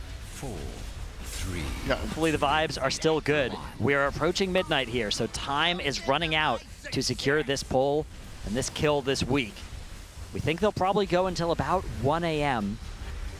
Wouldn't make too much sense to go later than that and give up week 2 time for a boss like this, although it is tempting. Last year, I don't know if you guys remember this, but last year Method was in a position to do this with Silken Court. They actually stayed up, and the EU reset is at like 5 a.m. Yep. And the EU maintenance is at 3 a.m. And they actually stayed up during maintenance. Yeah, it's like servers a 15 down. minutes maintenance usually. Yep. So it's really quick. You can usually just wait it out for 15 minutes. Yeah, and then they stayed up, killed the boss, went to bed, lost a lot of time in the second reset as a result, but picked up that Silken kill. That was a more important boss than this one in terms of loot, though. That one had Spy Masters. It put Spy Masters into everybody's vault, right? A very powerful boss in terms of loot.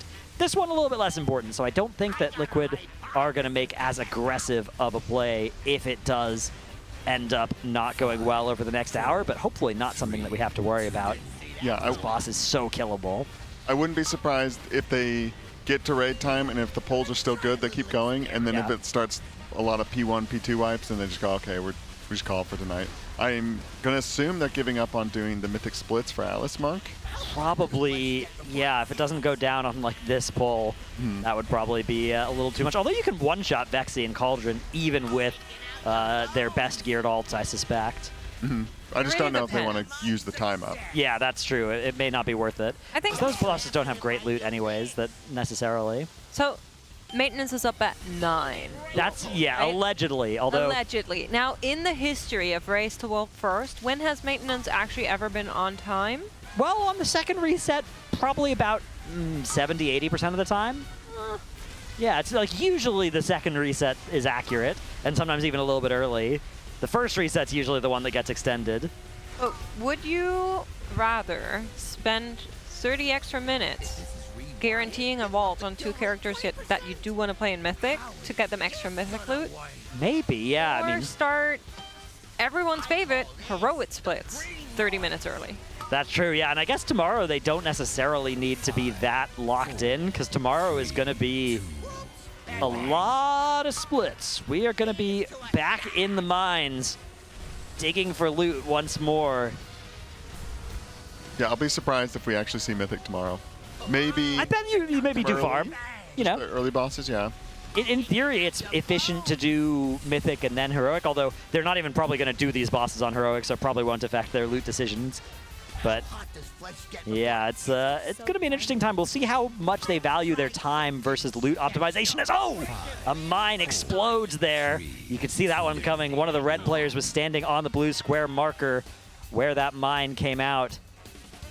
That's going to lead to a wipe for the raid here.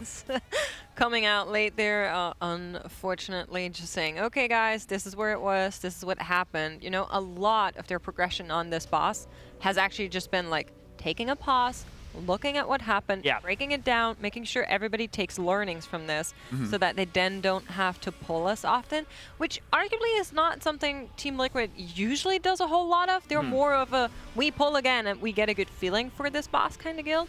So they are taking a little bit of a new approach with this boss here, and thus far it has been working out quite well, but they are taking a lot of time to get the pulls in as well, right? Earlier we had a shift of like 2.5 hours, and I believe we did around 10 or 11 pulls in that entire time.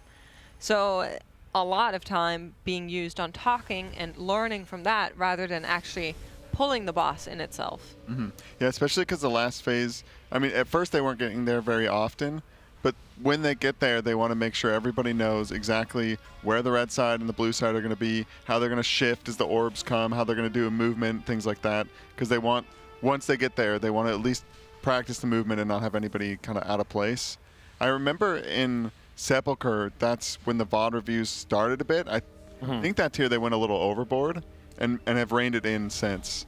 Like, I think they hit like the perfect middle ground in Nerubar Palace last year. It is a delicate balance to strike, and it's one of those things where the right answer is probably different for the different members of your raid team. There are some players who would benefit from even deeper analysis, and then there are some players who really just have to learn by doing, and you really need to make sure that you hit the good middle ground there to give everybody enough time to analyze the most important things, but keep those pulls going so that the people who just need to pull the boss to learn it do get that chance.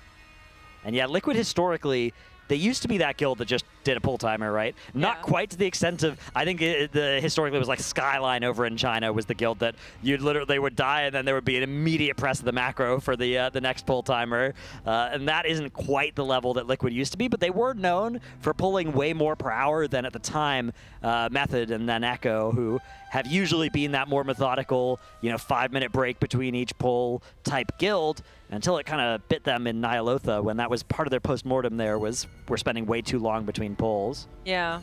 It's interesting how it's almost a little bit like a pendulum in itself as well, where it's like, oh no, we need to pull more because we're a guild that wants to like feel the boss fights out, but then at the same time we need to talk about it, so we're not all individually 20 players making the same learnings over and over and over again, right? There is a lot of merit from just looking at something together and saying, here is what happened, this is how we should do this, and I think everybody can learn from it.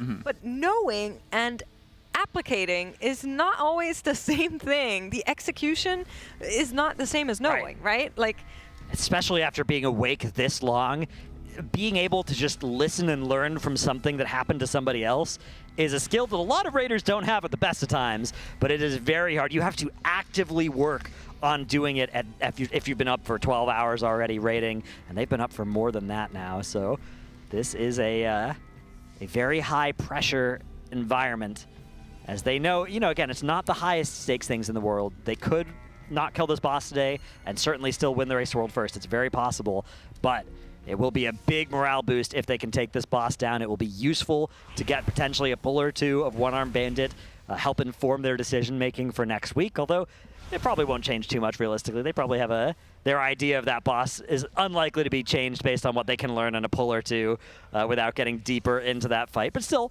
Maybe we can see the health of like the coin attendance and stuff like that. That is a pretty relevant variable.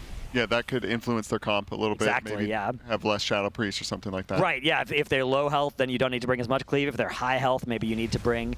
I'm personally on the Dev Evoker train, if that's something you need a lot of. I think Dev Evoker is... I've been convinced by the Dev Evokers in my guild, so maybe they're just doing an effective gaslighting campaign. But I mean, it seems it's working. it seems really good. The burst that they can do on ads spaced out like that. It seems kind of like a perfect class for it.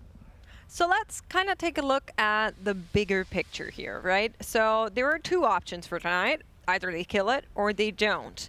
Does that affect what's going to go down tomorrow? Probably not too much, no.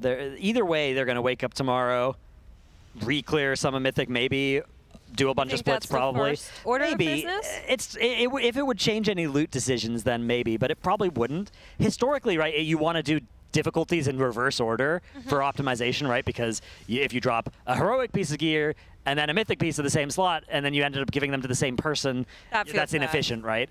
But the only bosses they've killed are probably the ones that aren't even worth splitting on heroic anymore, right? These bosses that don't really drop anything. So you don't necessarily need to do mythic first in that context. So they might just do a bunch of heroic splits. Those heroic splits will probably be set up such that each valuable item has one needer per split. It might not even be the same person, right? Somebody with a House of Cards and a different person with an Eye of Kazan might go to the same split, and if the House of Cards drop, it goes to the person who doesn't have that. If the Eye of Kazan drops, it goes to the person who doesn't have that. And they might be able to streamline the split process a little bit with the amount that they already got last week, be able to speed it up a little bit.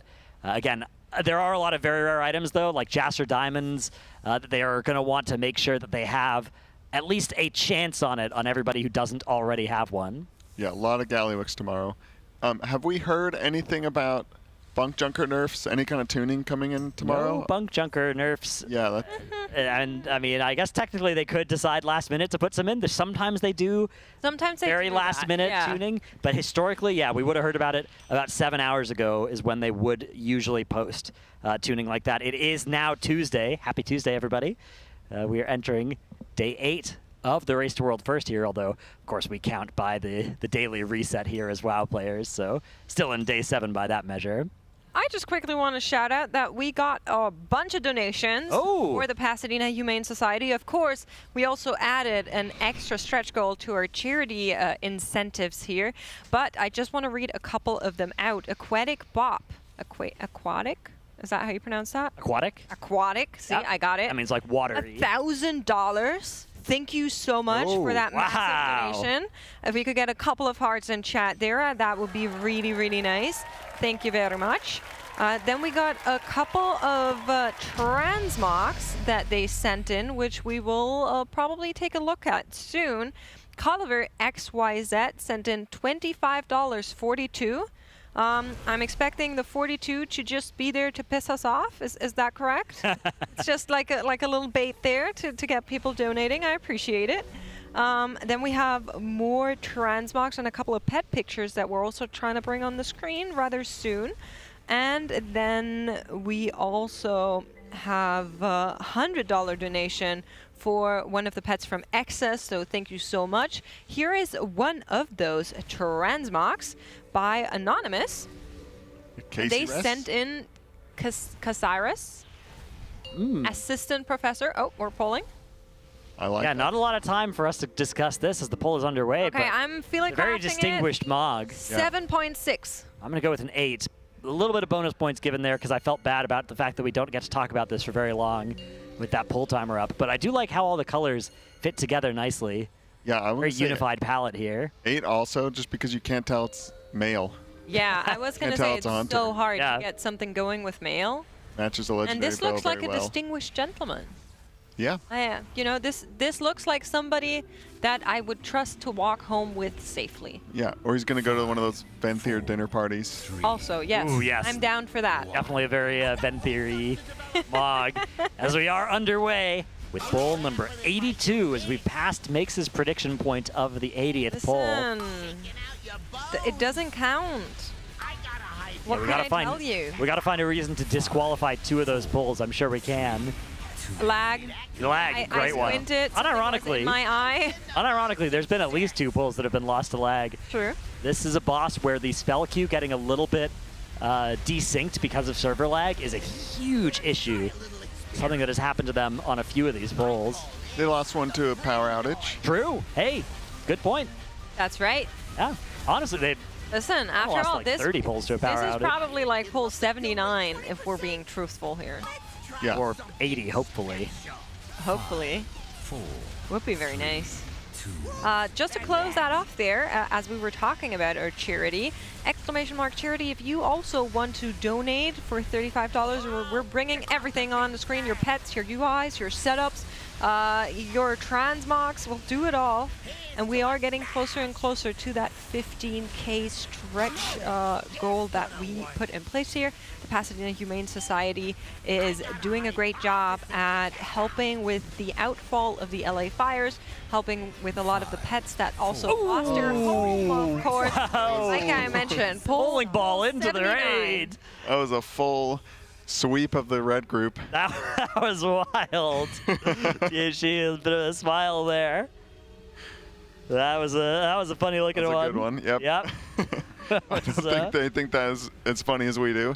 No, you can tell. You can kind of tell that we're approaching the sort of the clutch time, right, where they know they need to kill this boss, because something like that would normally get very big laughs here.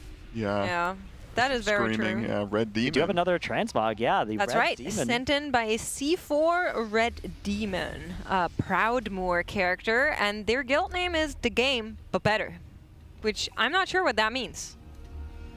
It's just the game, but better. Does that apply to the transmog? It's definitely giving mommy.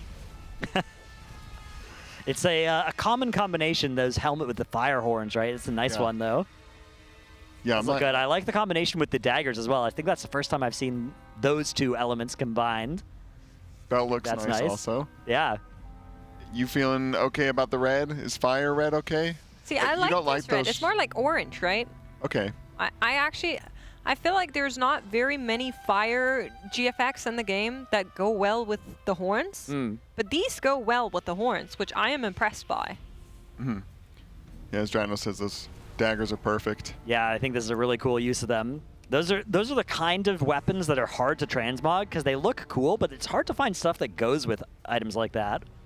I think Red Demon here has really succeeded at that, so I'm going to give it a 9. Ooh, yeah. I'm also doing a 9. All right. I'm doing a 9.3 because Wow. if this person rolled up to one of my keys, I would do whatever they said. All right. That's a good metric. What's the new stretch goal? I heard you bring that up earlier. Oh yeah, so 15K of course is our next stretch goal, which is Life Week Aura Sounds. Yep. Provided by the caster team. And then the 17K stretch goal is Aya and I will go on a mechanical bull to see who's better at it. Wow. Ooh. That's exciting. Ooh, we have another one of our transmogs up on Yeehaw. screen right now. As we've got Kragan, the Dark Iron Dwarf of the guild Couples Therapy. Got those two big green hammers. Very green shaman here. What's going on here with the cloak and the helmet? Face? I'm also not sure. He's just hiding. Maybe this is a mole person. This could be, yeah. Yeah, I like how that's on there. Is that a graphics bug, or is that just how it appears on the Dark Iron Dwarf? No, I think that just is. I think Okay, that's I just like how it this is. one. Yeah. Yeah, I like this guy. Tiny cloak, big hood. is what it looks like. Is that like the individual? It has to be the individual headpiece, right? Yeah, I think so. Very funny transmog. What is that? I'm not sure. I don't It does think seem I've like it seen goes that. with like the kilt, but then the tunic and the shoulders are kind of telling a different story. And the weapons are very loud. I don't like being perceived, but if you must, please only perceive my shoulders and weapons. Yeah. Yeah, those are where the attention is drawn for sure. I do like these weapons. They're very neon. Yep. Very Burning Crusade. Yeah. Not them in the Outlands, but they look nicer. A bunch of greens collaging here together. I do like it. I will give it a 6.2. All right. Oh, 6.2? I'll go with 6.5. All right, I was going to do 7. All right. No, I'll do 8. All right. I'll do 8. I like the hood. Thank you very much, Kragan. Thank you for sending in your Dark Iron Shaman. Here comes poll number 83. This time for sure. As we are at 12:08 a.m. Let's just say it. In sunny Santa Monica. It's not sunny right now, though, because it is 12:08 a.m. And the sun is very rarely out. In fact, never out in Santa Monica at this time. That's right, yeah. Some parts of the world, though. That's true. Up far enough north or south. What were you going to have him not say? Oh, Dratnos has a tagline he likes to say to make sure something really works out for teams. I've always said it was going to be pull number 83. Mm-hmm. Sure. He's been saying it all night. Have been. Pull number 83. Of course. Why 83? I don't know, but here we are, and now we know why. Yeah. A way they could wipe from here. Just nailed. That's what I meant. Now he's catching on over there, but we are in our mine sets. The Raiders, of course, many a tries having gone through these and will continue to do so. We know where the pain points are. It's usually at the end of the phase. You know, the first time around, you get these rockets and then the big void beams come together that you can still immunity soak. But then at the end of the second time go around, you get the orbs, which you cannot immunity soak. Those are toughy, but we made a plan that apparently should help us. Yeah, we heard in that Monster Energy listen in Max talking about maybe splitting the raid a little bit more aggressively, which is something you were suggesting as well, Makes, right? Giving the two squads more space to dodge in. That's going to mean planting the boss in the middle of the room instead of in the middle of one of the sides. And that's going to mean that whoever is closer to the orbs will have a lot less time to dodge, but they'll have a lot more space to dodge. And I think that makes sense because it looked like space was they just didn't have enough of it to do that dodging with the old strategy. Now, the good news is, I think they could kill before they get to that point as well on a perfect pull. So it may not matter if everything lines up properly. Their damage is quite strong as we enter this first intermission. You can see they're making pretty good time here.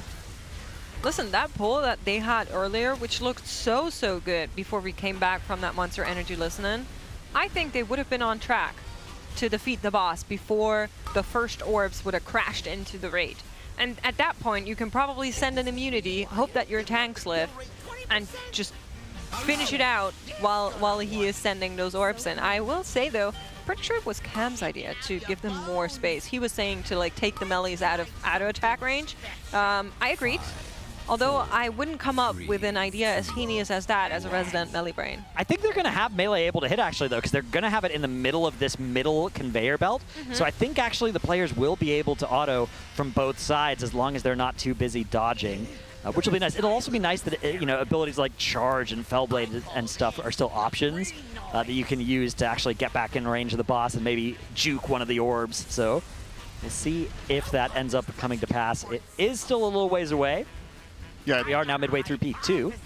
Just splitting the raid, I mean, it's going to give more space, but just the fact that they don't have to think about the other group, and they can fully focus their attention on the balls. Like, just don't hit the balls, and as long as you don't cross the conveyor belt, you're not going to run into a friend. It's a very nice change. Here come these beams. This is such a nasty spot here. You can see the rockets shooting into the red group there. Part of the reason we have the barrier is just to help whoever gets hit by those rockets survive.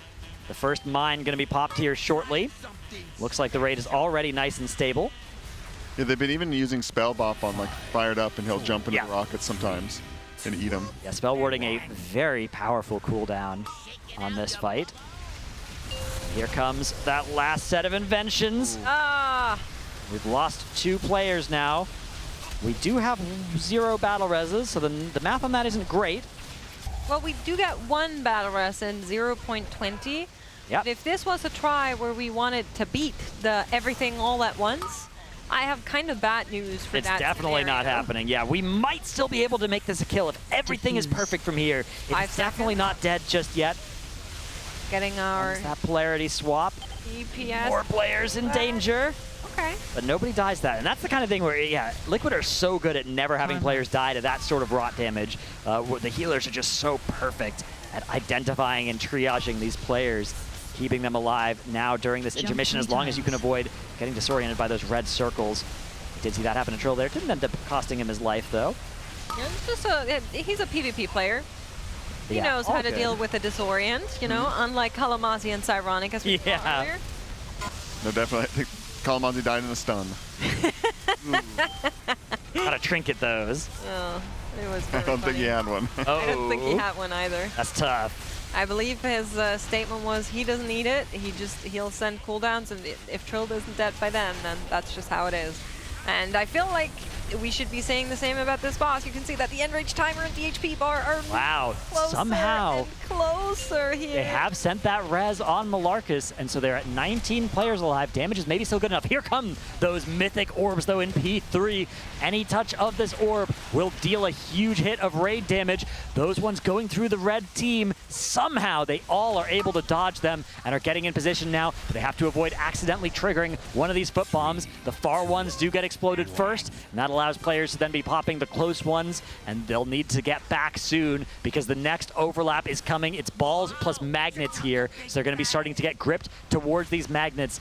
You can see they'll use this to actually get across the room, sort of a slingshot maneuver to get on the other side. And now Yips has to get far from everybody while also avoiding these orbs. Using the turtle, but it's a second too early, and with that, everybody just kind of goes down here. Too much damage onto the entire group. They are off the Enrage as well, but still, I would say it's good to see these deep runs, but at the same time, clocks are ticking.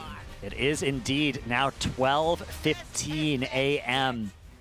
Another 45 minutes until their scheduled typical raid end time. Although, of course, as we all know, we raid when we want. True. Yeah, true. Daylight savings did not matter for them. They raid when they want, which is usually when Max wants. He's this setter, schedule setter.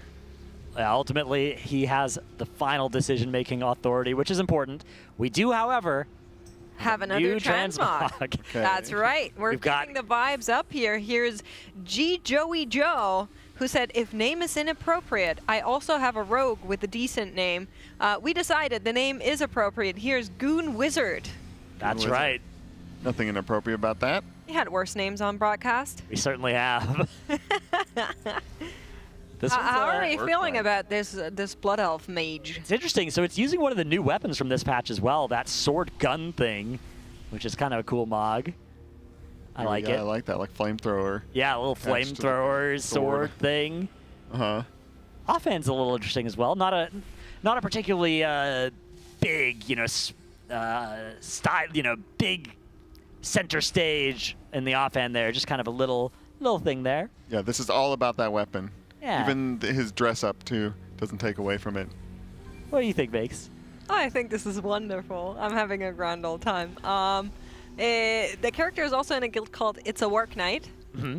So I'm not sure if they're trying to tell us something here with the entire collection, but I think this is a very average transmog, all things considered. And this is probably somebody I would see in Dornagal, just hanging around. I'm not going to go into detail on what I think they'd be doing, but I would give it a 5 out of 10. Yeah. I'm going to give it a 3 out of 10. I had to take points off for the ears clipping through the hat. Oh. Anytime I see that, I hate it, yeah. I think that's cute. I like that, actually. Eyebrows also. Yeah. The eyebrows are bad, but like if you had pointy ears, you wouldn't just bend them under a head. You would get slits, no? Did you see people walking around with holes carved in their hats? I don't really usually see people with long, pointy elven ears. Okay, touche. Zalatath had the pointy ears. That's true. Yep. Although Zalatath also notably not a real person. Sorry to break it to you. Oh, she was here last time with the pointy ears. Not true, yeah, we did have Zalatath here in studio last time. Hat, though. I'm sure if she had worn one. No, not to cover that beautiful hair. Yeah, that's right. true. Oh, it's a man. good haircut, too. I've forgotten about that. Tettles has never recovered from not hearing back from her. Oh, no, yeah, that's tough. Never called. See, I think Tettles is used to that kind of situation. Oh, my goodness. Oh, wow. I'm sorry. No. Harsh but fair, I'd say. Yeah. He can relate to that last mog. Oh, my goodness.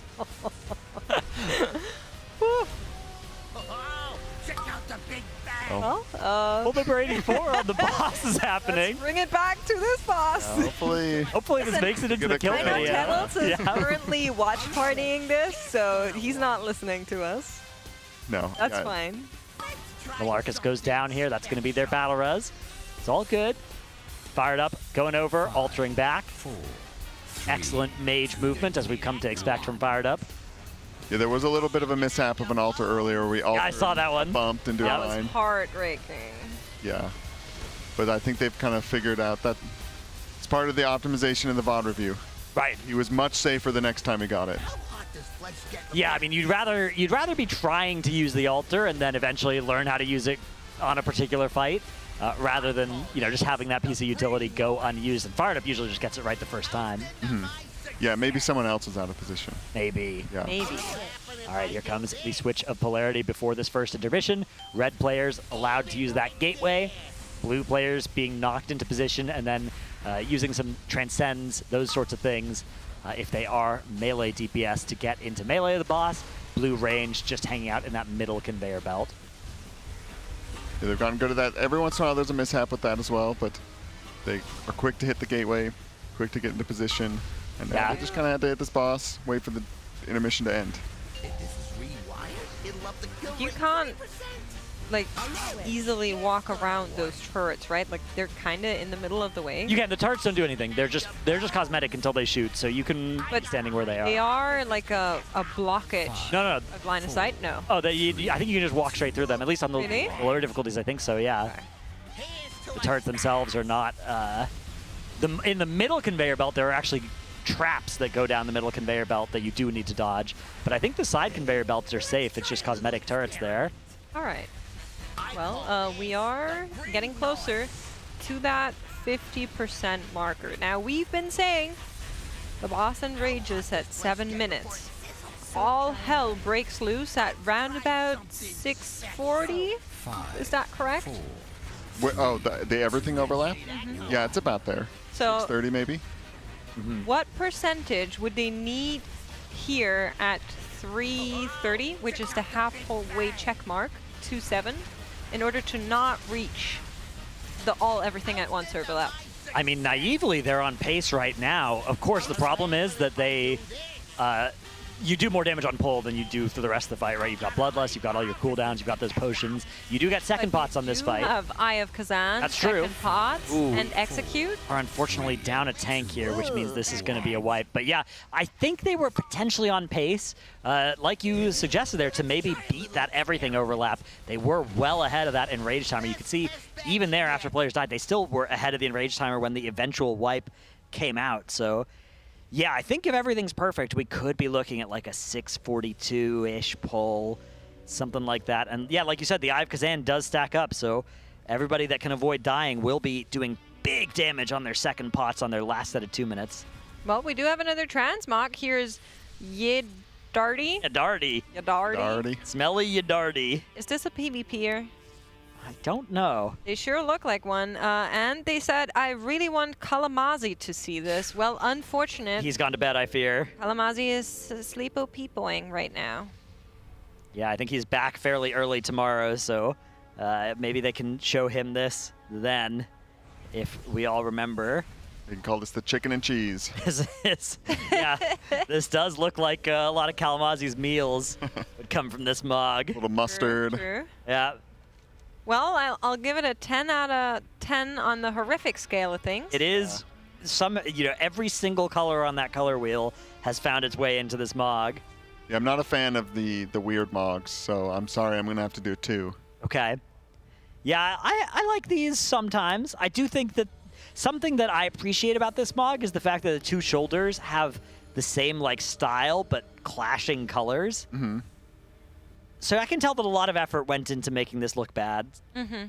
But I am going to rate it badly because that's their goal, right? Their goal is to have this transmog get rated low. Yeah, I think so. I'll give it a 1 out of 10, which is sort of a 9 out of 10 of badness, if you think about it. Yeah. Is 0's the 10? Yeah. I mean, it depends on what you're looking for, really. Yeah.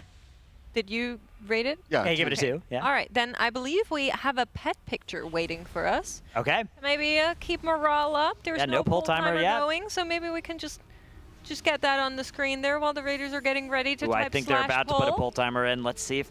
Yeah, I can see there it is. Damn it. I can sense these things. I could sense it too. They're all walking up. Yeah, you could see them Then I will promise that we forward. will look at a pet picture after the next poll, surely, right? What if it's a kill? After that, we'll look at a pet picture. All right, here we go. Pull number 85. Rocketmonger Lockenstock. The 5th boss here in the Liberation of Undermine. A raid that has surprised everybody with the incredible difficulty of the 4th and 5th bosses. Oh, yes. Huge question mark of bosses 6, 7, and 8. Yeah, I It think really is. I remember we spent all the splits talking about the Mythic Gallywix, secret only phase and stuff, and we're still so far away from seeing if that exists. Listen, I have a lot of friends back in EU who've been messaging me like, so when are you coming back? Oh yeah, or and not. I just have to hit them with the, I don't know, not sure. Yeah. whenever it's over. At least, I think we'll get into the weekend next week. I think we probably will as well. Yeah, I think our flights are more likely than not gonna need some rebooking.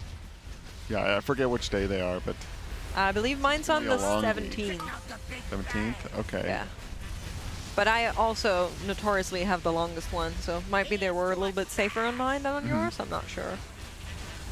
They've got a nice little 2-hour. Oh, that would be I nice. still don't like it. I would take a 2-hour flight. Tell you that much. Yeah, I could not be doing the trip across the ocean every 6 months or whatever you're doing. It seems rough.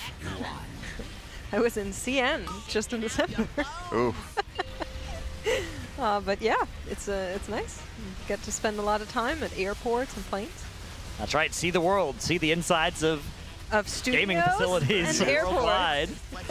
So funny, yeah. You really, like you were saying earlier, Dratnos, you come to the race and you go to your hotel and then you go to the facility. You cast WoW all day, and if you don't do that, you play WoW all day. I actually got a group together for Mythic Plus earlier at like 5 a.m., that felt really good, which is very rare to proc. And then you go to bed again. There's that gateway, beginning the first intermission here. Everybody looking pretty healthy. The Beerez not yet expended on this pull, which is carrying a lot of the healing during this phase. He's the one healer of this healer comp that can do pretty good healing without needing a spatial paradox during this. The Disc Priests and the Mistweavers really like that spatial if they can get one during this intermission. And of course, there's only one Lizard in this comp, so they only get that one spatial every 3 minutes, meaning Nick with that Flourish has to do a lot to keep the raid alive during that movement. It is quite a bit of damage, and there's also a lot of Healing Absorb that goes out during that intermission. Healing Absorb, a mechanic they've used a lot this tier, as we do have everybody explode. Some sort of mine mishap? It looks like the mine was popped by the wrong color player here. I think that's what happened, but I'm not 100% sure. I didn't see it this time. Well, guys, like I promised, we are going to bring a pet up on screen because God knows we all need it. Here is Bub. Oh, wow. Submitted by Ocean Man. Oh, wow. Triple Bub. That is Let's see if I can find the donation text for Bub. That's a good kitty. He's looking kind of... His proportions look a little strange in the middle picture. Yeah, kind of a squished kitty in the middle one, and then an elongated kitty on that picture on the right. Looking cute. Funny how that works. But the cats, famously, they kind of fit into any dimensions that you want. I'm hearing it's from our production, and Salil actually sent this one in. Oh, this is your guy, Bub? Oh, there we go. Name change. A very cute little kitty. Well, beautiful cat. Absolutely. Thank you so much for showing that to us. We appreciate it. Bub.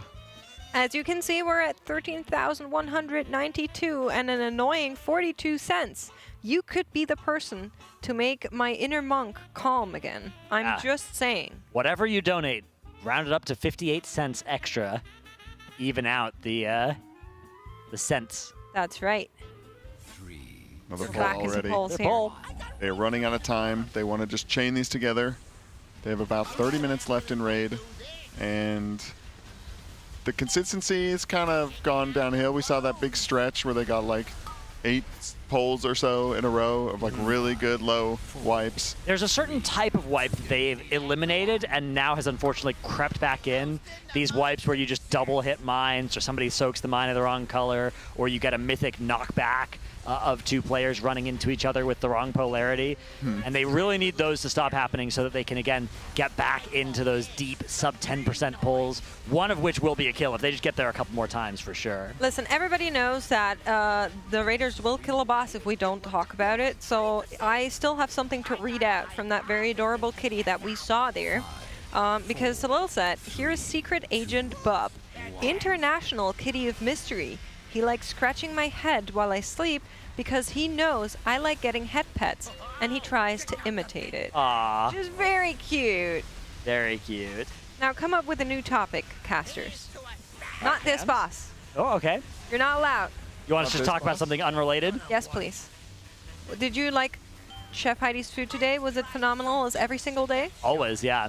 Looking forward to tomorrow as well. We've got carne asada burrito bowls for lunch. Yeah, and then beef with rice and broccoli for dinner, which I love. Well, I thought tomorrow was like the mac and cheese dinner with the brisket, but I may have been looking at the wrong day. I may also have been looking at the wrong Either way, I'm going to be excited. Yeah, we're on a new reset of the dinner. We're re-clearing all the different kinds we've had before. All right, we have had a death, so that's going to be a B-res. Not to talk about the fight. Back to the food. That's right. We're missing, there used to be like a Greek day, and we're missing that one. That was one of my favorites. Like gyros? Yeah. Is that how you pronounce that? Like cucumbers Gyro? and... G-Y-R-O? Yeah, gyro. Gyros? Is that how you guys pronounce it? Okay, I think it's... I'm pretty sure the correct pronunciation is not euro. I think it's euro. It might be in English. I don't know. All right, hang on. I thought it was euro. That one is very good. It must have gotten crossed off with like some... How to pronounce? Yeah, hit us with the Google Translate Greek pronunciation, please. That was one of my favorites, kind of like a healthier Mediterranean one. Apparently, gyro and euro are both widely accepted. Gyro, No, okay. listen, that is not good enough for me. Comes from the Greek word It's gyros, yeah. meaning circle or turn. No way in Greek do they say euro. Yeah, the first syllable starts with a Y sound, followed by the long E. The R is rolled strongly, apparently. The O is pronounced as in go, although I will say this is the Google AI overview is the first thing I found, and this thing lies to me all the time, so. Did you hear that? Oh, go again? Listen, I need to listen too. Yeah. Euros, see? Well, that is actually way closer than I figured. Yeah. Okay. Huh, maybe we got it wrong then. I will start saying that and hope they know what I mean. Well, maybe it's one of those things where maybe like the German, yeah, we're weird pronunciation like of it's going to be different. Although I guess we're doing just the Greek one, so that wouldn't change between Germany and America. Huh. Ha, indeed. Euros. Euros. Yeah. Euro. Well, I'm glad we figured that one out. But mystery solved. I really like. Unfortunately, talking about not the fight. Still went down. Yeah. Okay, look, so we've had 2 deaths on this fight. That's the bad news. The good news is they've both been healers. Right. And the B-res is coming up kind of soon. If your healers die, but nobody else does, then you get them back up. Yeah. That's fine. Kind of like nothing happened. They've got some honks. They are a little behind this Enrage timer. People may be playing a little bit more defensively. Yip's going down, and that's going to be catastrophic here. Being down a tank. You can see they are very quickly going to call this wipe, as we are now past 12:30 in the morning. Yeah, these days are long. They are indeed. Of time spent focusing on the raid, even with the power outage and the ping pong and the fun, which was unfortunate way to start the day. 7 days into the race to world first and no end in sight as well. After this boss goes down, there are 3 more looming in the future. For the night is dark and full of terrors, but you know what's not? Pets. So we do have more things that you guys sent in. I believe we're starting with the setup here from Fattori. We read this one out earlier, and I was curious on how it actually looked, because Fattori sent this in and said, hold on, let me find it. I'm stuck in the utility closet, but you make do with what the wife gives you, right? So that is actually their setup here, which I think is actually proper nice. I would like a little nerdy corner. There's a lot of decoration here that looks really great, although definitely not a lot of space, right? Yeah. Tiny desk. Very small desk, say. yeah. Crammed in here. Got the swords up on that little holy wall. Yeah. Even a nice spot for the It's headset. a nicely shaped desk. It is. I'd rather have it be... It's very well. Very small. Yeah, it is, but I think this is definitely making great use of the space available. What is the LED sign there actually like a Warcraft logo with the name Fattori? Am I seeing that correctly? Yes, I think Where it is might it? be, yeah. On the desk there, left of the second monitor, on the left monitor. It's like a light up LED sign with his own gamer tag and the Warcraft, logo. I think you're right. That is pretty cool. That's cool. Do we rate those? You can. I like it. I'm going an 8. You did All right. well with the space. Yeah, I'll go with an 8 as well. I'm happy with that. Well, I was going to say an 8 as well, but now I feel like I should say something else because everybody's saying 8. Well, no, if you're trying to be yourself, then that means also, you know, if you happen to agree with people, don't just force yourself to change. That's true. I do like it. I think it's kind of cozy, these like nooks and crannies. Yeah. You don't get many of those in German houses, so every single time I see someone who has like a setup in a closet or like a utility room or whatever, I think it's just kind of cozy. Yeah, you guys have the weird windows that open 2 ways, right? That's that's the meta there. That's very good. Yeah. Here we just have like bunch of random windows. The windows in the cash room, half them don't open. That's How do you know about the windows in Germany? Oh, Travis just knows a lot. I just know things. Yeah, you do. That's that was kinda one of my his shtick. bingos. I'm a general knowledge rememberer. Okay. Yeah. To be honest, I do like them because I can open my windows without my cats climbing out, which is nice. Yeah, they open like horizontally and vertically. Yeah, yeah. They like either way. fold open, so there's just like a little slit at the top, and then you can close them back up, turn the handle, and then they open all the way. And you guys have Germans are obsessed with lüften. Right, you have the windows open for the fresh air even in the winter, right? Yes, we do that twice a day at least, but preferably more than that. But then you have to do actually like Stoßlüften, which is you open all of the windows all the way so that the air really circulates. Right, yeah. If you have 10 minutes. You need the breeze to actually be moving to circulate the air. Yeah, maybe we should do that argon or here. whatever. Maybe. You can probably utilize a couple of fans, you know. Just It is, you know, somewhat useful, right? If you got that carbon dioxide buildup otherwise, that it's nice to get a fresh air in. It really is a big thing in Germany, I'm telling you. You have a word for it? Lüften, yeah. Actually, we have several Does words. that just There's mean fresh air? Stoßlüften, Kreuzlüften. Air, right? Yeah. Because Lufthansa is the airline. Yeah, it's That's probably the same it's word related. there, right? It's related. Same word. Same root? Root, yeah, exactly. Lüften just means basically like an air exchange, yeah. Okay. I mean, you can tell a difference when you get the fresh air in the room, so maybe there's something to it. Yeah. You should try it. I'm telling you, it's good. Oh, we have that. There's usually a window open at all times at my place, winter or summer. Yeah, but that's not lüften. Just like a That's just crack. laziness. No, not a little crack on purpose, unless it gets really cold. Sometimes the bedroom window's open. We did lose another player. Yeah, we've actually had a death for quite a while here without that B-Res. I've been trying to not call attention to it, but you can see if you look at the very bottom of the screen here, you guys. But the Enrage timer is we're on the wrong. Actually, we're still a little bit on the right side of the Enrage timer, but not by as much as we usually are here. Down that Shadow Priest. Earlier, they were making the fight look so easy, but you can tell it's hard still fight, difficult. yeah. It's the fatigue is setting in, and it's kind of early phases, causing a little bit of regression. I wonder, do they really like go until 1 a.m. here on Sprocket Mongrel Lockenstock, or are they eventually just going to say, okay, more value in maybe getting like the splits and whatever done here at the end of the day? I think you go till 1, yeah. There's certainly a tension between the people who are going to want to stay up until it dies and the kind of adults in the room that are like, we should go to bed. And I think pre-setting 1 a.m. as the stop time in advance is a good way to get a compromise where it's like, okay, you know, the people who want to go to bed will be like, all right, we'll stay up till 1 a.m. And the people who want to stay up will be like, okay, we'll go to bed at 1 a.m., right? And we can all agree on that. As Fired Up is in a lot of danger there. Looks like that was the spell warding on him, though, maybe. I see Forbearance on his debuffs. 2 players are dead. One of them is Impact. Impact does have Ankh available. The B-Res is coming up in 10 seconds here as well. So they are going to send the Ankh, and they are going to send this B-Res when it comes up, and they are going to continue this pull. They are still slightly behind now, the Enrage timer. Here's that other battle rest, so now we can get everybody back up together. But the question is, can they catch up here now that the fight is ramping up in difficulty during that intermission? Rezzing in general is kind of not advised for. You'd rather wait until the end off, so that is once more some extra time that is being lost here for the Raiders, unfortunately, as they are waiting to be able to rest back up their Evoker. But now we should be good to do just that. See when that rest is. Yeah, it's pending. He's waiting for the polarities.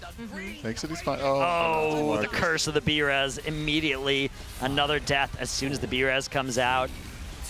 They're going to try and continue this pull yet further. We are now down a Hunter. We've changed a Hunter into a Shadow Priest, though, sub 30%, so we have gained damage. Yeah. Shadow Priest do a little bit of bonus damage on those low health targets. It's our priest, not the evoker. I just saw the S. I'm kind of squinting at the screens. My bad. Yeah, luckily they don't need everybody alive to beat the DPS check. They've had someone down for a while. Whoa! Bullet hell mode here, but somehow Nick dodging beautifully through those. The next set of mines come out, and you can see those far detonations coming out first, so the players have a time to get back before these lasers will be coming in the medium term. First, though, we are going to have, I believe, magnets and balls. Yep, there they go. Coming from the edge of the room, and not a lot of space here. So those drills in the middle there, kind of cutting them off from where they wanted to be, but some fancy footwork is once again going to allow Team Liquid to get to the other side. The balls, a couple of them maybe colliding here, and unfortunately THD gets thrown into a drill. No overlap. 5 players are dead. The boss is still quite low, 15%. Not low 35 enough, seconds until this Enrage. We haven't actually seen the Enrage, I think, in this group, and we're not going to on this roll either. Yeah. 6 minutes and 30 seconds, so 30 seconds left until then. 13.8%, but they were missing a lot of DPS for a lot of this pull. Definitely still looking good on that Enrage timer, but are they good on the Enrage timer of the night is the question. Listen, I have bigger and better questions because I want to see pet pictures, and we have one more from Excess, donated $100 earlier, said, Jackson, he used to lie on the couch and listen to the Race to World First broadcast. Wow. A very good bunny. And honestly, chat is like Jackson in a way, right? They're all just cute, fuzzy little creatures waiting for the boss to die while they're hanging out with us and watching the broadcast. We are getting a 7-minute break timer here. Ooh. So that means we can look at more stuff together. So while the Raiders are taking a bizarre. 7-minute break time 20 minutes before their alleged ending time. This might mean that a call may be being made to give it another hour or something like that. You know, take 7 minutes, splash some cold water on your face, keep it going for a little while longer, because if you were going to end in 20 minutes, you wouldn't do a 7-minute break, right? You would just go until then, and then you'd call it. Unless somebody had something urgent that came up, right? Like somebody really needed to go to the bathroom or something, you'd maybe put the break timer up, although then you'd give them 3 minutes, tell them to go fast. Yeah, you're like, you have 1 minute, go, go. I don't know, I'm seeing all of them kind of get up. Maybe they are doing like a little exercise. Yeah, it's good to walk around. Like blood flowing. Exactly. I'm not sure. We'll see a couple of them walk by in a couple of minutes, I think. Coming for a fist bump. Oh, maybe. Nope. Could be. Oh, all right, we have actually something very exciting to watch. We're going to be watching Trill, Demolish, Zyronic, and Kalamazi.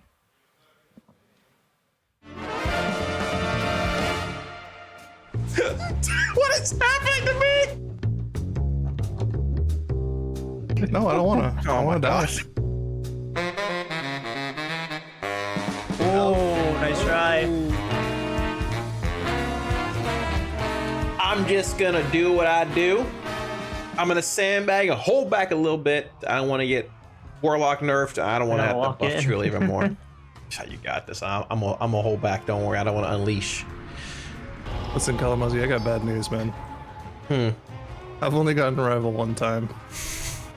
I have never been above 1600. He carried me to it. Now we're charging right in, Zar. We're charging right in. Yeah. No fear. No gate. Your head. Come on. Get in there. Pinch him. Pinch him. Pinch him. Yep. Yep.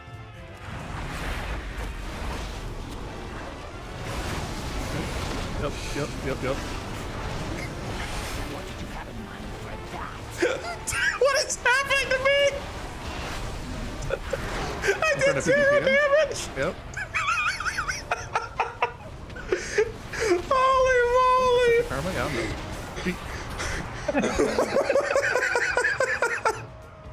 I did 390k. Just blitz us down. All good. I don't know if you've PvP'd in this game before, Kalamazi, but you have a pretty good button you can use that helps peel melee. What's that? Fear. No, we don't hit those buttons. Those are what we call defensives. We don't hit those. We just hit offensives, and that's it. Yeah, just do a lot of damage. Just do damn. Yeah, do damn. Come on, just do damn. It's fine. All right, Zyra, you go in first this time. I don't think it really matters, to be honest with you. Get on your Brutosaur at least. We can flex on him when we hit in. He's got those too, man. Well, I have one. Yeah, exactly. We have I don't have the other one. Lock in here. Lock in here. I'll run on the poor man's one.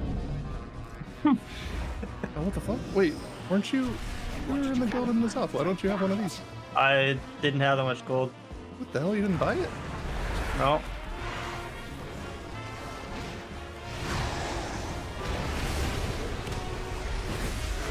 Okay. Yep. Hitting buttons.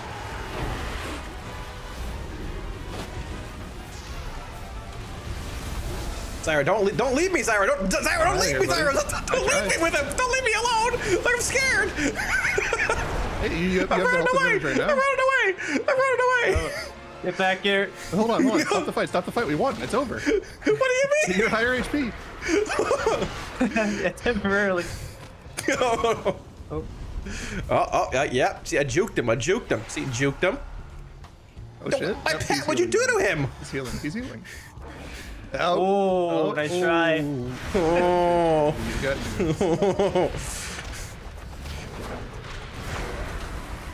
big portal.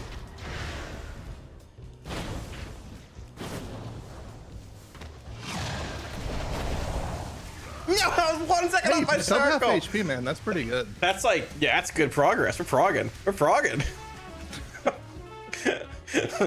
He actually had to do something to my pet. He was in like this purple cage. I don't know what that was.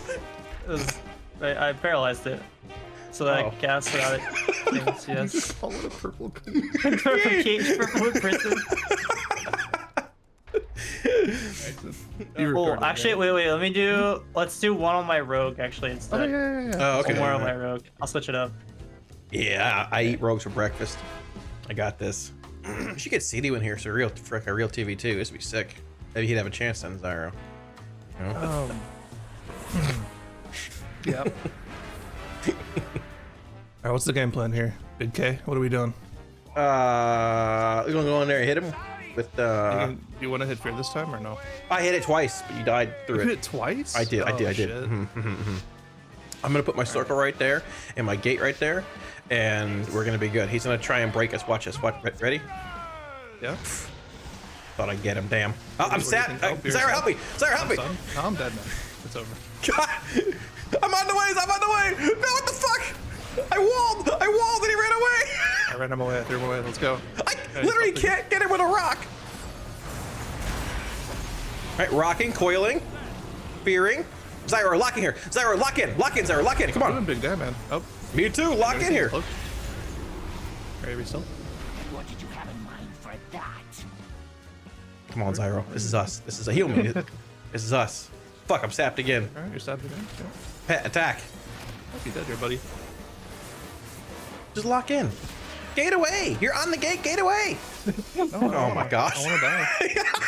You're on the gate. What do you mean you want to die?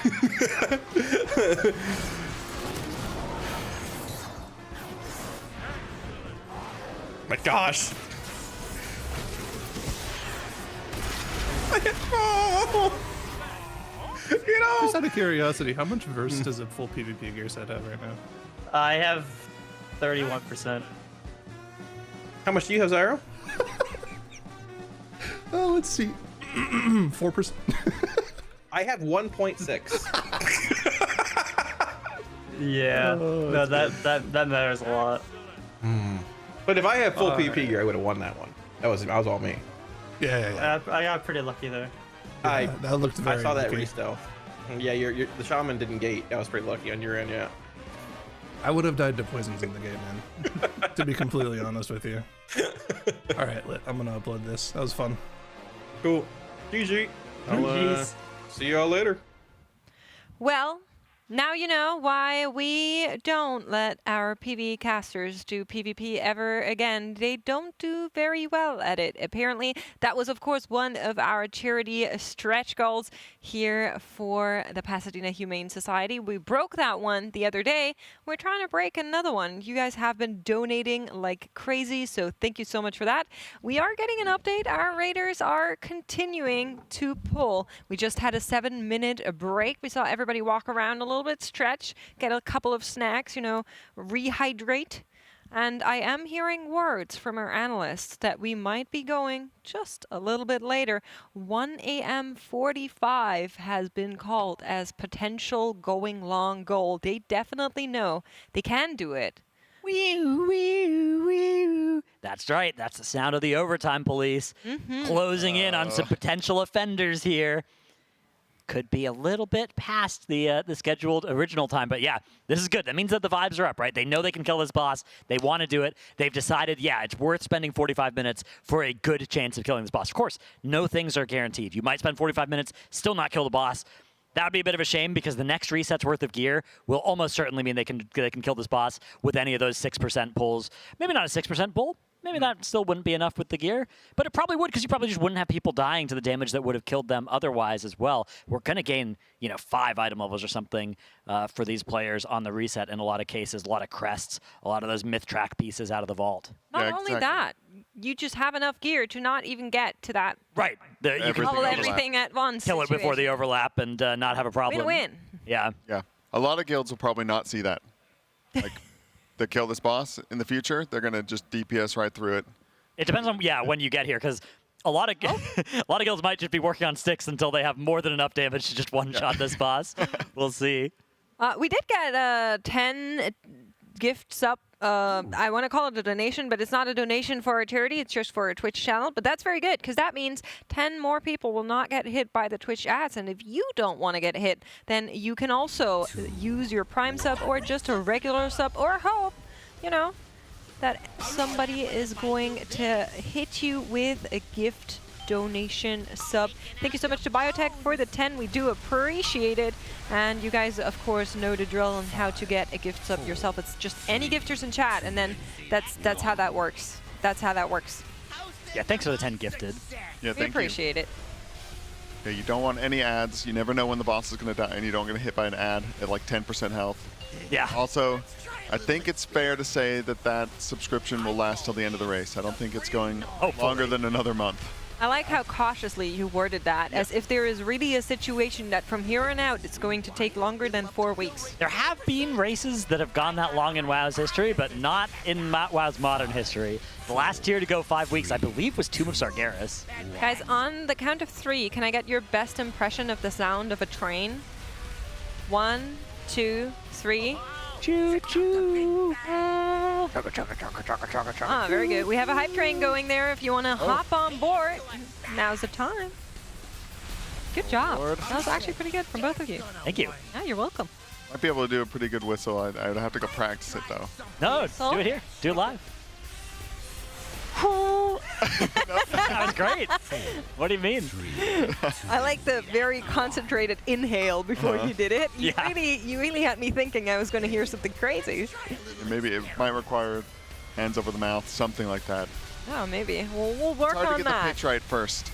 Also, my throat, it's been so dry. You're saying it's AC.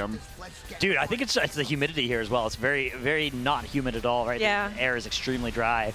A lot of talking in this dry air. That's true. Losing it.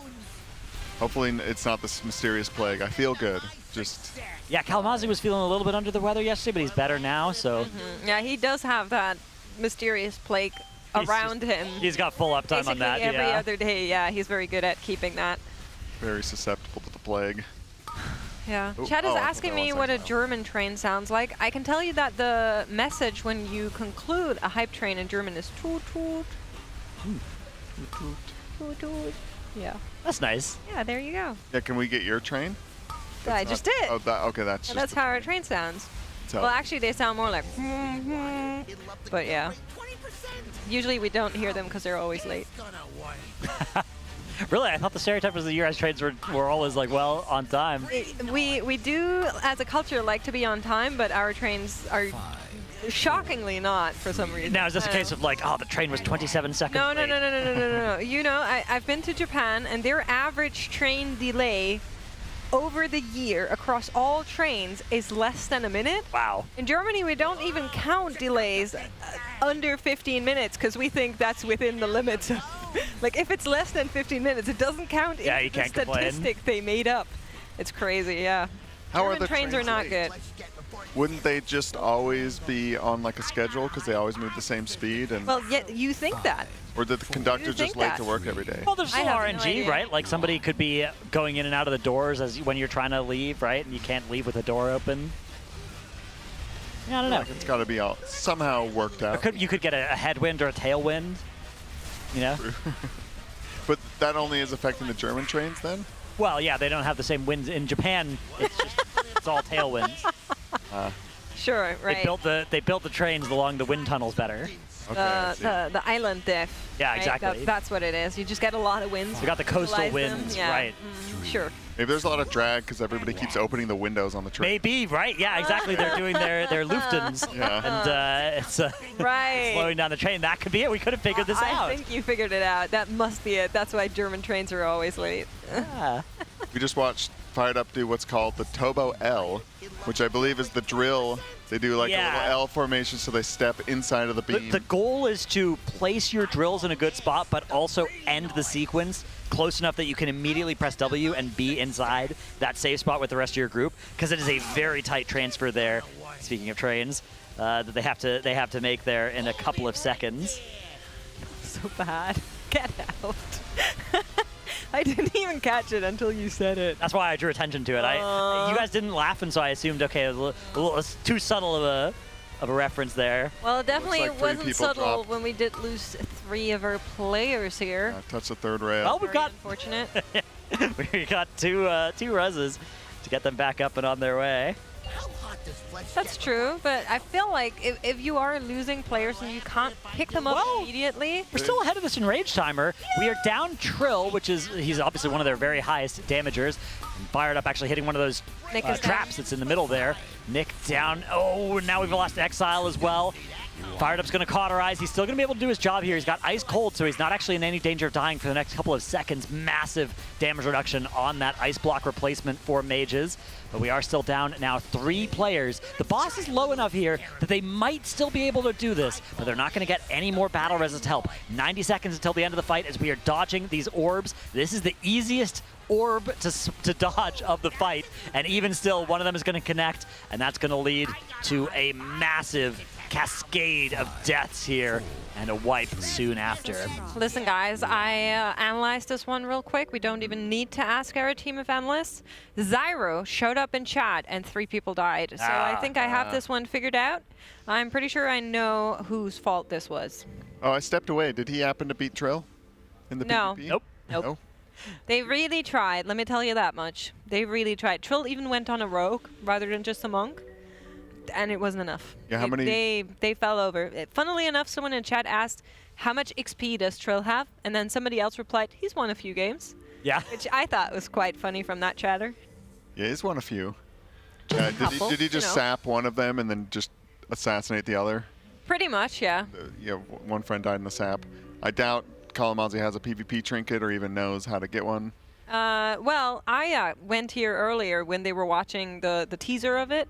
And she asked them both about it. She was like, why did you just walk into melee range as a caster duo?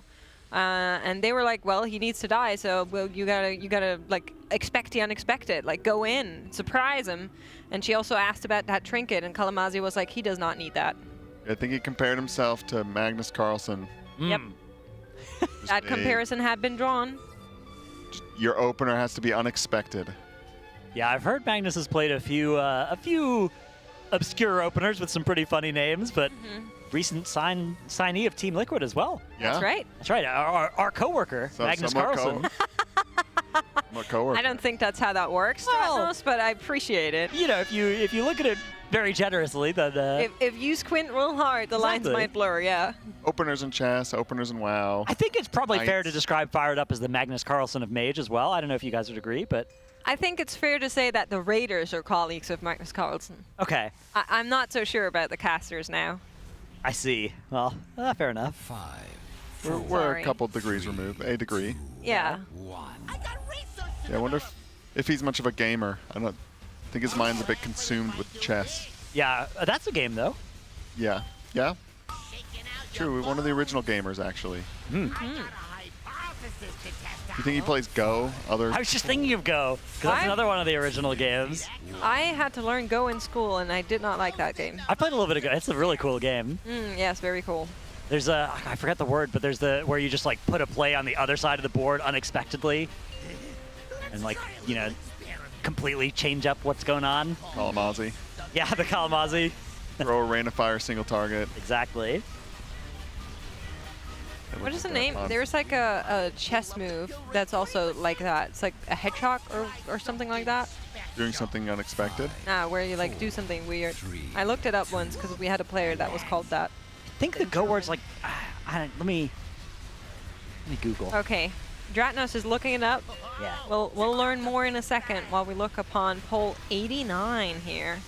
Yep, they're just getting through this first phase. Nothing too difficult here. They just want to make sure they get through with all their battle reses, basically. That's best case scenario. I don't think they're going to have problems with damage, and they're not really having problems executing it. They have everything down. There's a little bit of fatigue into the night, but the breaks seem to have done some good.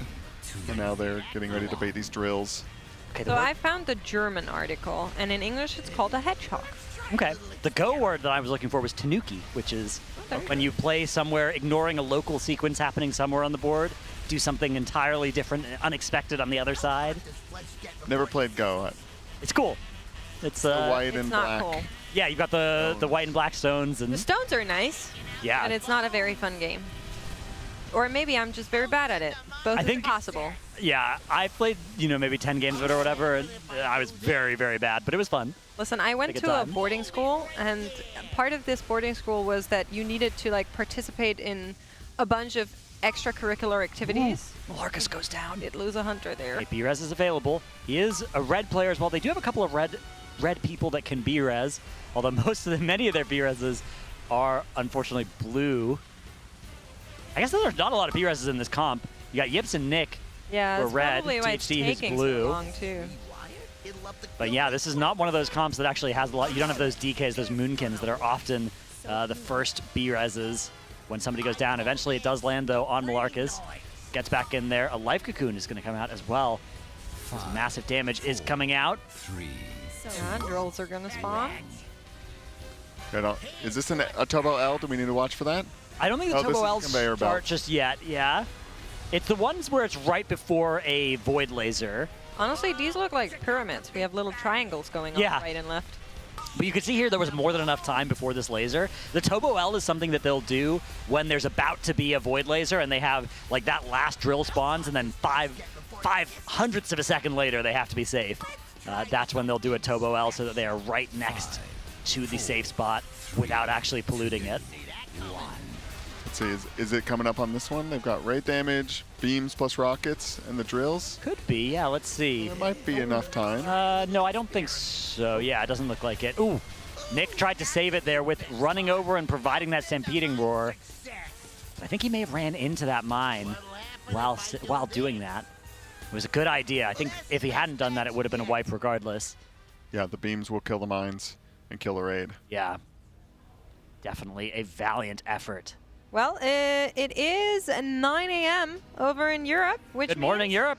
The other guilds are starting to pull as well, and that also means we'll get a lot of chatters from over there. Good morning, Europeans, and, well, hello to everybody that stayed the entire night. Also, good evening, Americans, if you're just now tuning in, and everybody else. Would you guys like to give a little breakdown on where we are, how far we've come, how our day went? That's right. If you look over at our Coinbase leaderboard right now, you can see Liquid have advanced to 5.26% on this boss. Now, we had a little bit of a power outage. That was probably while you were still awake. If you're a European, you were up kind of late. We did have a power outage through the middle of the day.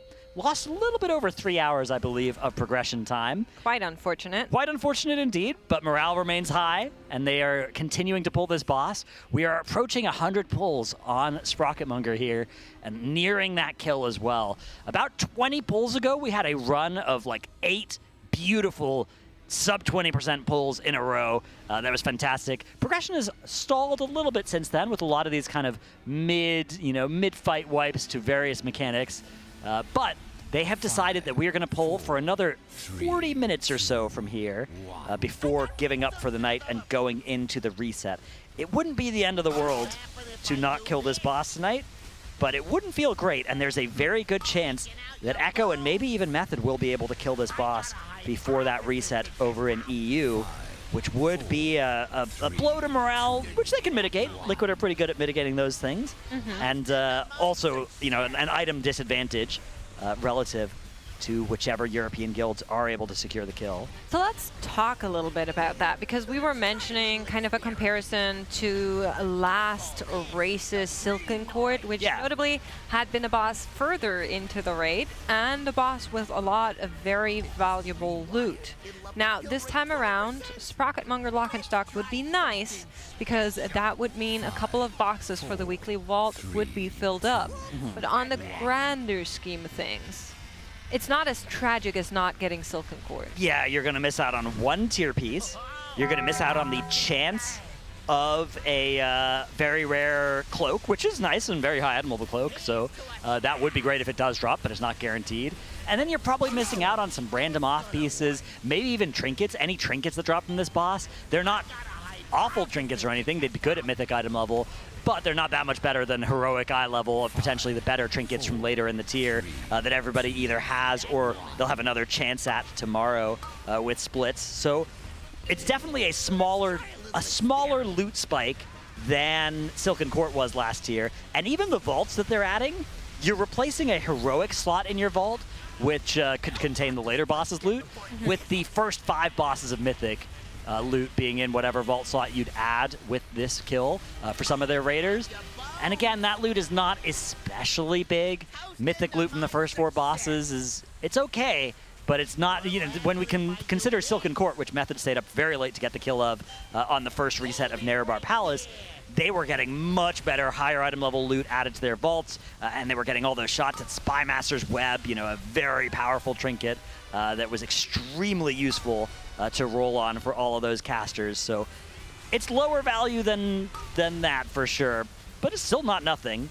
It's definitely the kind of thing where Liquid are already a couple eye levels below, or they were about an eye level below Echo last I saw. Oh, really? Between the comps. So, and the item level doesn't tell the whole story, right? Because sometimes you have stuff like treacherous transmitters equipped because you're playing more Windwalkers and. I think a big thing is like wearing the old tier pieces. Yeah. A lot of these characters. 2-piece is good for a couple of people. I think Enhancement Shaman, for instance, is playing 2-piece for all of the Race to World first, because that's just still very, very good. So we'll see how it all turns out. I mean, the item level doesn't tell the whole story, but last I checked, there was a slight advantage for Echo and Method on that front. I don't know if that's still true, though. As far as I know, they're just extending in this about an hour. Yeah. Another 40 minutes, so they're not, they're giving it the respect, I guess, that it should have. It's not the Silken Court crazy kill, so they don't need to just go like, we'll go until it dies or we die. Yep, that's a classic call. Yeah, we're not at that point yet. This is if it doesn't die, we'll be a little sad, but it's not the end of the race. I mean, there's quite a bit of the race left to go, actually. Yeah, I mean, I think that's a big factor here. Right now, it is very close between the 3 guilds, right? Yeah. We know that Echo and Method both have another day until their reset is, which is the day that they just started, so to say. And they've been pulling on their end, but at the same time, this is boss number 5. And we know that raid bosses tend to get harder with time in terms of where they are in the raid overall. So we're expecting the bosses that come after Sprocketmonger Lockenstock to be harder than what we've seen thus far, which also kind of means that there's still plenty of time to catch some stuff up. But yeah, one of the rockets just sniping Trill there. Yeah, that was unlucky there. It's okay, though. That was our first B-Res, and our second B-Res is actually going to be available in just 10 seconds here. So if you look at the very bottom of your screen, you can see the boss HP compared to the Enrage timer is still looking solid here for Liquid. That last polarity shift doing such huge damage the whole raid, but they are going to survive it, taking this gateway. Oh no! There's a red player in the middle of the blue stack. That's Wolf Disco. They're getting yeeted away there. And that's going to end up being B-Res number 2. Great that only killed one person. Whoever collided with Wolf Disco, able to survive, is very good news there. Probably a big defensive committed, but still, things looking okay on this damage check. The B-Res for Wolf Disco needs to come out from one of those red polarity players, although now the polarities are shifting. Yeah, they're probably waiting for that. Now that Battle Res is going to be cast, yep, is pending. Wolf Disco back with the team. We're going to be seeing the next set of mines come out here. You can see the timer on the screen there for Fire Up. That was the second one. Third one just popped. Sang does go down here. We don't have a Battle Res for him anymore. Next one in 3 minutes. 36. The boss fight does not go that long. They will need to do it with one player down. And you can see on our L frame how that HP bar and the Enrage is moving closer and closer. First set of orbs are coming in. You cannot, by any means, touch these orbs. That is so much damage that is being done to your entire raid. It needs to be avoided at any cost, and it is going to be much harder with the overlaps that are incoming. Now, pretty good news here. Nick able to just plant, knowing he's not a target for this set of drills because he was a target of the last one. That's where that no drills weak aura you can see in the middle of the screen is. He is going to be able to dodge as they have to very quickly move to the other side here. One of the balls connects with the raid. You can see everybody dropping super low. Marcus needs to get topped. And oh no, a couple more orbs connect here. And down goes Team Liquid, 11.8%. With a full 40 seconds more to damage this boss if they had lived through that section. It was not the hardest overlap yet. That was still to come. But very well played up until that point. Unfortunate way for things to go. Yeah, at this point, I mean, they've been in any pole territory for a while. They've kind of hammered out every possible scenario, the best way to deal with every mechanic. Like you saw there, they used a roar, would hop over the belt. They used to just be on the side where the turrets were, but it was a lot harder to dodge. Now they go far away to give themselves some more room. And yeah, it's like the orbs seem easy to dodge, but sometimes you go in a spot and they're inside of each other and one kind of pops out of one in a weird angle. Well, rough. While you are waiting, we do have something for you because it's still running. This boss is not dead.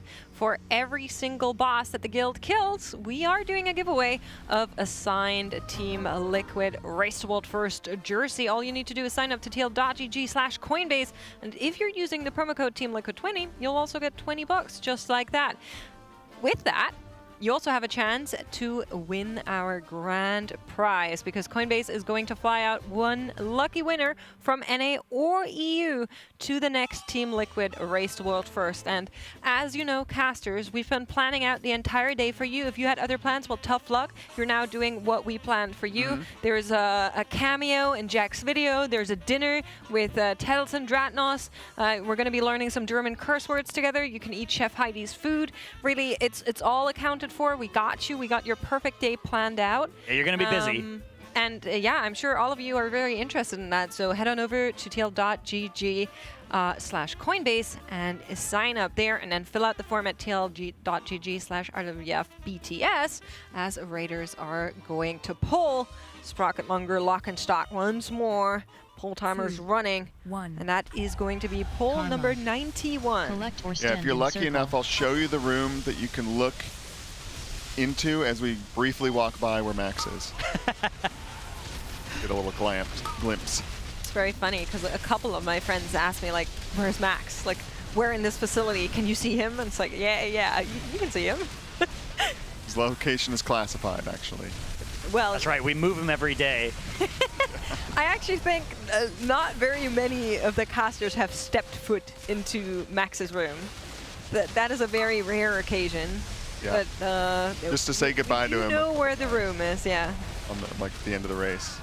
Yeah, I don't think I've been in there except for after the race was over last time. Soak circle.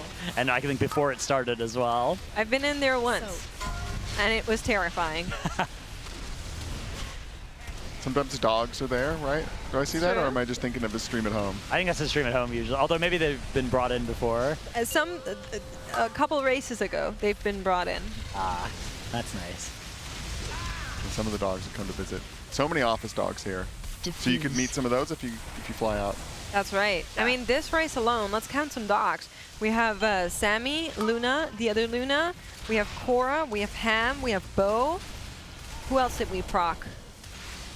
Those are the only ones I could think of as well. Oh, we procced Lola.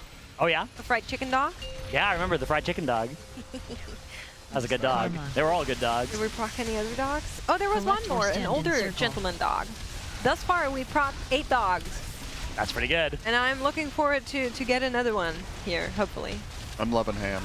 Yeah, Ham is definitely a winner. I love all the dogs. Big neck. Yeah. Scratches. Reminds me of my dog's big neck. Yeah. Neck, fluffy, big, and I miss her. Aw. Very cute. Yeah. Tough to be away from home for so long, but we aren't even halfway done with this raid, so buckle up. We are in for a long race. Tobo going down here on the first intermission. That looked like just the classic intermission, knocked into bad or off the edge. It is a very precise placement, and even if you're not placing yourself precisely, it's precise gateway timing if you're not. So very hard section. Rare that it kills people because they're so good at dealing with it, but it is unsurprising that it still does. It's something where getting that to 100% consistency is almost impossible. So Tobo will be taking that first B-Res. Especially someone with the mobility of a Shadow Priest. Shadow Priest can save others that are in trouble, but they can't save themselves. Listen, we have a prediction running, and I urge you to get in there. Will Boss die in the next 5 polls? Hey, that's pretty much the amount of polls we have left in the day here. 30 minutes until the end time. I mean, that's a yes, right? Hit that yes button. Yes. I'm a believer. Every doubter gets banned. There's something different in the air. It was getting a little laggy, and then they took their break, kind of walked around, did their little bathrooms and some snacks maybe. I saw some of the Raiders eyeing some nuts. Yeah. Get a little boost. Some chips as well. Yeah, for Sprocket Munger. Listen, I made what is it? I don't know. Like a detection? That's not the right word. I'm blanking on discovery? A discovery, exactly, as we're wiping here. I made a discovery this race. Mm-hmm. We have bagels with cream cheese at any given time. We do, yeah, those are always there. I didn't know that. A lot of effort, though, to assemble those. Much easier to just grab one of the bags of snacks. See, I can't have those. Oh, yeah, the fructose incident. Yeah. Forgot about that. There's some, you can have the chips. No. Not even the chips? Not in Well, you'd be surprised. You can read the ingredients. Okay. I'm not sure what it is, but there's a lot of high fructose corn syrup on many of things.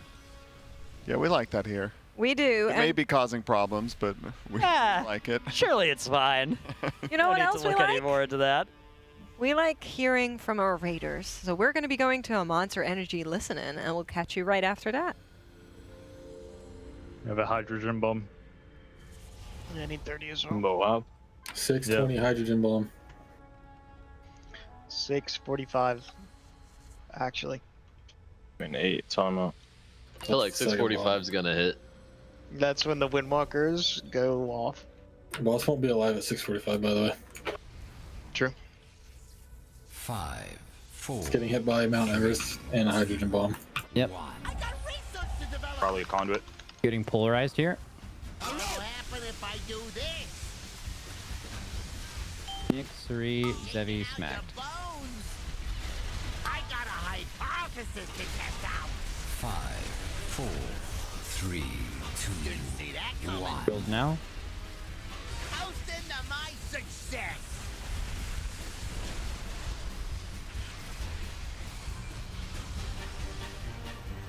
Laser spawning. Let's try a little experiment.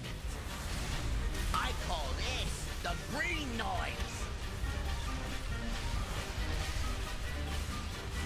Nice.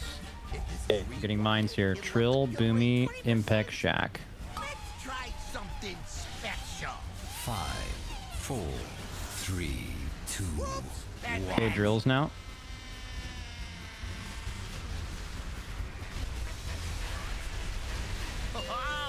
Rockets. Fired up, we'll get a super stinker. Polarize. Excellent soak. Sorry, no glazing. This is Cinny, KSB, Wolf, and fired up. 1, 5. Oh, what the fuck? KSB, someone needs to go far. It's blue. Blue far, anyone. Or else we're fucking cooked. Nope. We're There's no way I can make it to that, man. I had the debuff. Dude, what the fuck is that? Yeah, sir. I never got that one before. I didn't know that it was there. You got ranged on this set? Yeah, I got that. Yeah. I didn't even know that was possible, to be honest. For a priest. Why did that happen? Want to hashtag put it in the past? Fired up. Get. I was just looking around for the marker and I didn't even see it. It's because KSP. It's because KSP was on cooldown. Yeah, all of them are red, and KSP was on cooldown, so it could only assign. Even me and Mark are both red. Yeah. Cindy's the literal only blue. Yeah. That would literally never happen again, by the way. But it also could have picked Cindy. Thank you, The only reason it picked Cindy was because Cindy's ahead of him in the list, or behind him, I guess. Could change that. I don't know. So that'll probably never happen to you, Dovo. I mean, I don't think it should happen to any of us ever again. That's probably like a fucking unicorn pull. That is probably has probably only happened. Not 30. I mean, that has only happened one time, right? Yeah, pretty sure. I've never gotten it before. Actual unicorn pull. Like, take it all in right now. Like, I could change the prio, but I feel like probably not. I mean, if it happens again, I will know it's now. a unicorn pull, bro. I just soaked the close one because I was so far that I didn't think it was worth it to like delay it by 6 seconds. It is worth it because we would have done it, right? Like the middle, like calling the like someone blue go far, that's a wipe. 100% that's a wipe. The pro play would be to hit the close one and grip someone far. That could back up. That would also have a 0% chance of working. Suri, Nick, Zevi, and Smack. That's locking a kill right here. Dude, could you imagine how confused that person would be freaking the fuck out? All right, drills here. Welcome to the ride, Mark.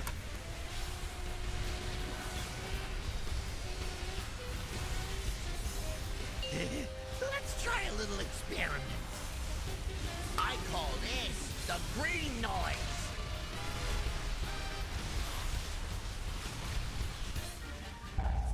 Mines. Okay. Soak square. Mines.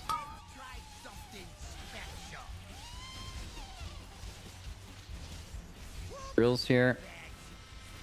Soak.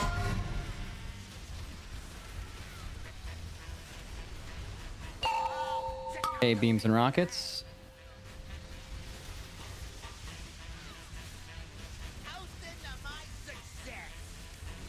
Okay, polarize. Mines. Fired up 1, KSP 2, impact 3, Tobo 4. Drills in 3, 2, 1, now. This is going to be in 3 seconds. This is a big dodge. Big dodge with the suck. KSP can use his shit, maybe. W soak. Watch 3, now he PS'd himself, should be okay. Smacked as well, he's Ironbarked. Good. That's fine, that's playable. Okay, polarizing here soon. What'll happen if I do this? Hold it right Okay, there. watch the gate.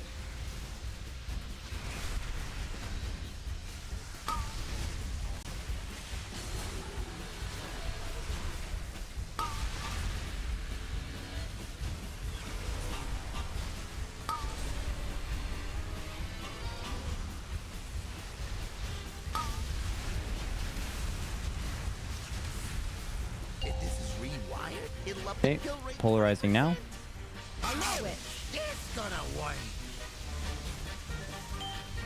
I call Bait drills already. green noise. This is Kingfly 1, Malarcus 2, Suri 3, Nick 4. Baiting drills in 3, 2, 1, now. Toast into my success.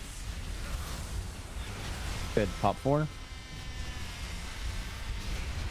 Good, and big beams, big beams, big beams. Big bricks.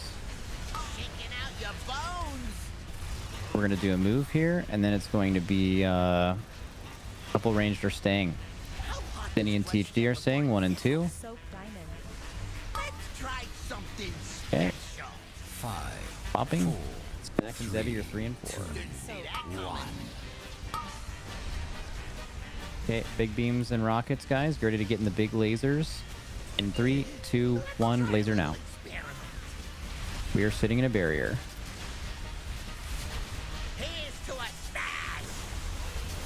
Wow, that's the first person to ever die in a barrier. He got hit twice. He can honk, it's fine. Oh, sorry. We're fine, we're fine. I think I'm honking this. I'll move up, dark. Fuck it. Oh, we win. 4, 3, 2, 1.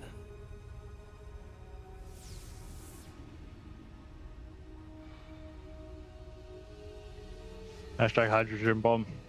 Yep. If you know, you know, bro.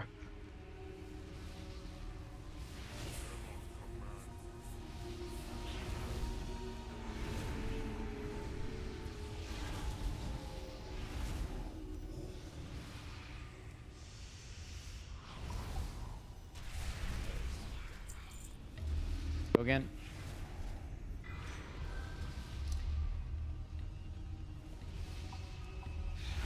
When's the final cutoff, Bubba? 1:45, so like 20 minutes? I think. Yeah, we could. Yeah.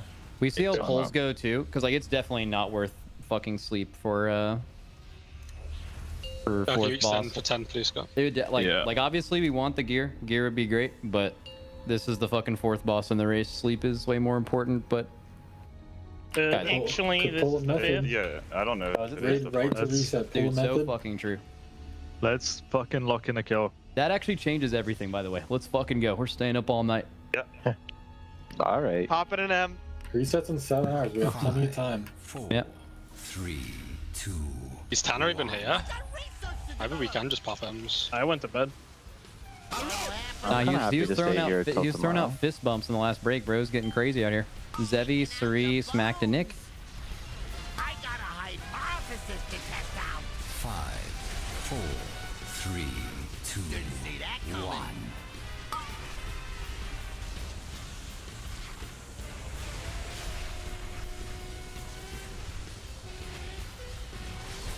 Hey, beams in 3.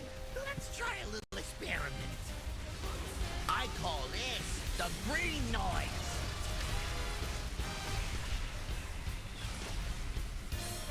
If this is rewired, it'll up the kill rate. Hey, mines in 3, 2, 1. This is Boomy, Trill, Wolf Disco, and Shaq. 5, 4. I guess that's the night too, sec. Drills.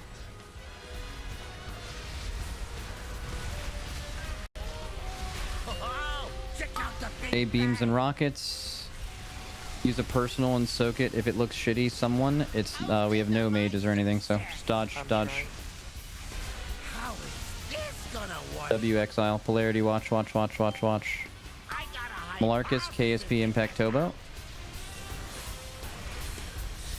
5, 4, 3, 2, 1. Shaking out your bones. And fired up can soak if it's shit. Dodge on your own though. Keep dodging. There's 2 shit ones. Okay, good. W, whoever soaked that other one. I call this the green noise. Here's to a Okay, polarizing in 3, 2, 1 now. Check your colors. if I do this. Nice. Watch the gate. Look at the gate. Look at the gate. Look at the gate.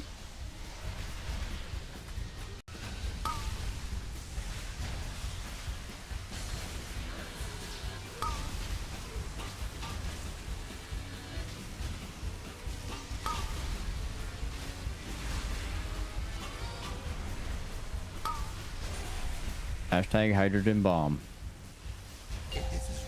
Polarizing in 3, 2, 1 now. This is going to be THD, Kingfly, Suri, and Zevi. Mine just spawning now. Let's do them fast so the healers have a lot of opportunity. Can bait drills already. Yep.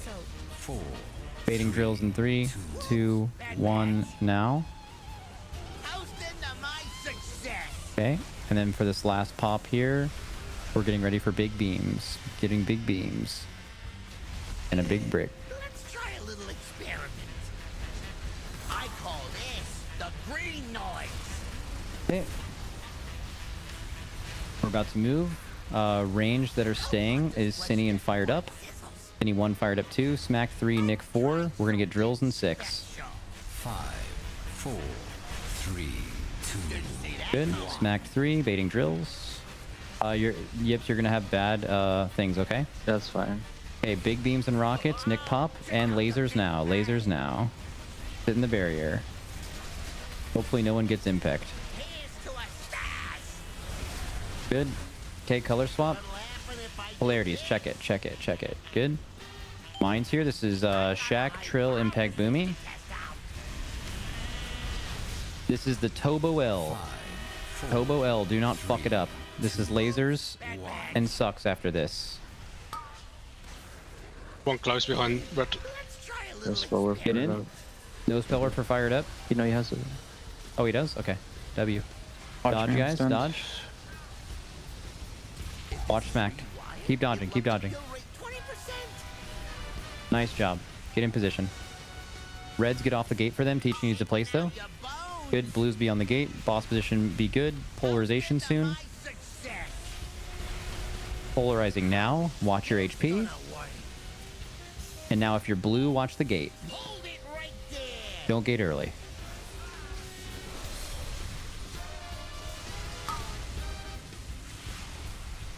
Guys, fucking lock the fuck in right now. Do not hit a ball. And it dies. Guaranteed.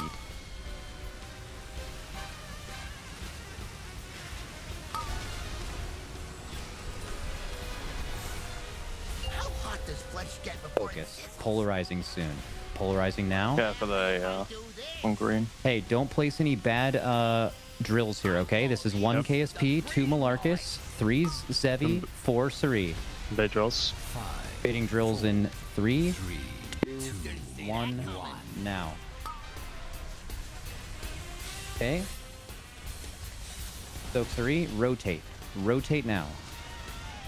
Dodge balls, do not hit a fucking ball. If a ball gets hit, everyone uses 1 health stone. After this, just dodge here. We're moving over in 3, 2, 1, go. Do not hit a ball. Reds KSP. Kingfly, Tobo, Cine, smacked. Kingfly, Tobo, Cine, smacked. Blue res KSP. Drill in 3, 2, 1, now.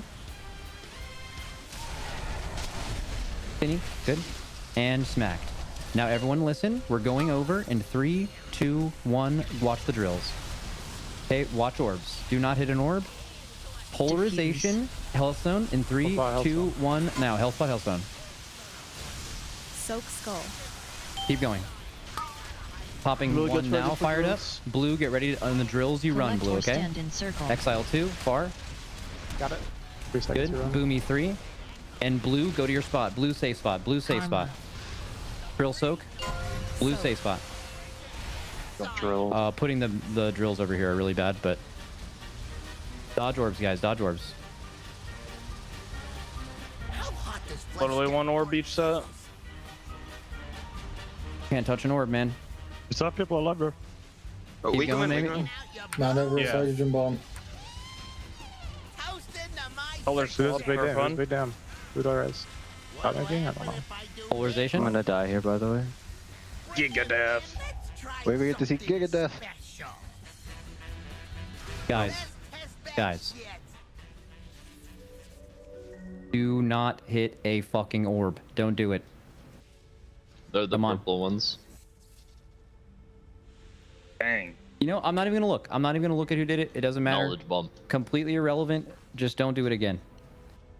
You can't allow it to be you. Do we roar on both of those or either of them? I'm assuming. I roar on the way back over the shit. Got the windows as well because I didn't use it on the second intermission. Pretty sure this isn't needed, so. Guys, it's so fucking dead, man. That wasn't even our best percent. Dog shit. I believe we are back after that Monster Energy listen-in. I'm not sure, but she should be back here. Production doing a little bit of pranking, but we did see another very, very good pull.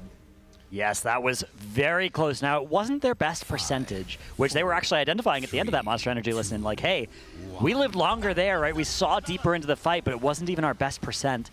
We can do this. We know that that last really 40 seconds of the fight and that last 6% are within reach, but we are running out of time in the day. Those Void Orbs are pretty close to a wipe. If even one person hits one orb, things are spiraling out of control so quickly. They just can't let that happen at all.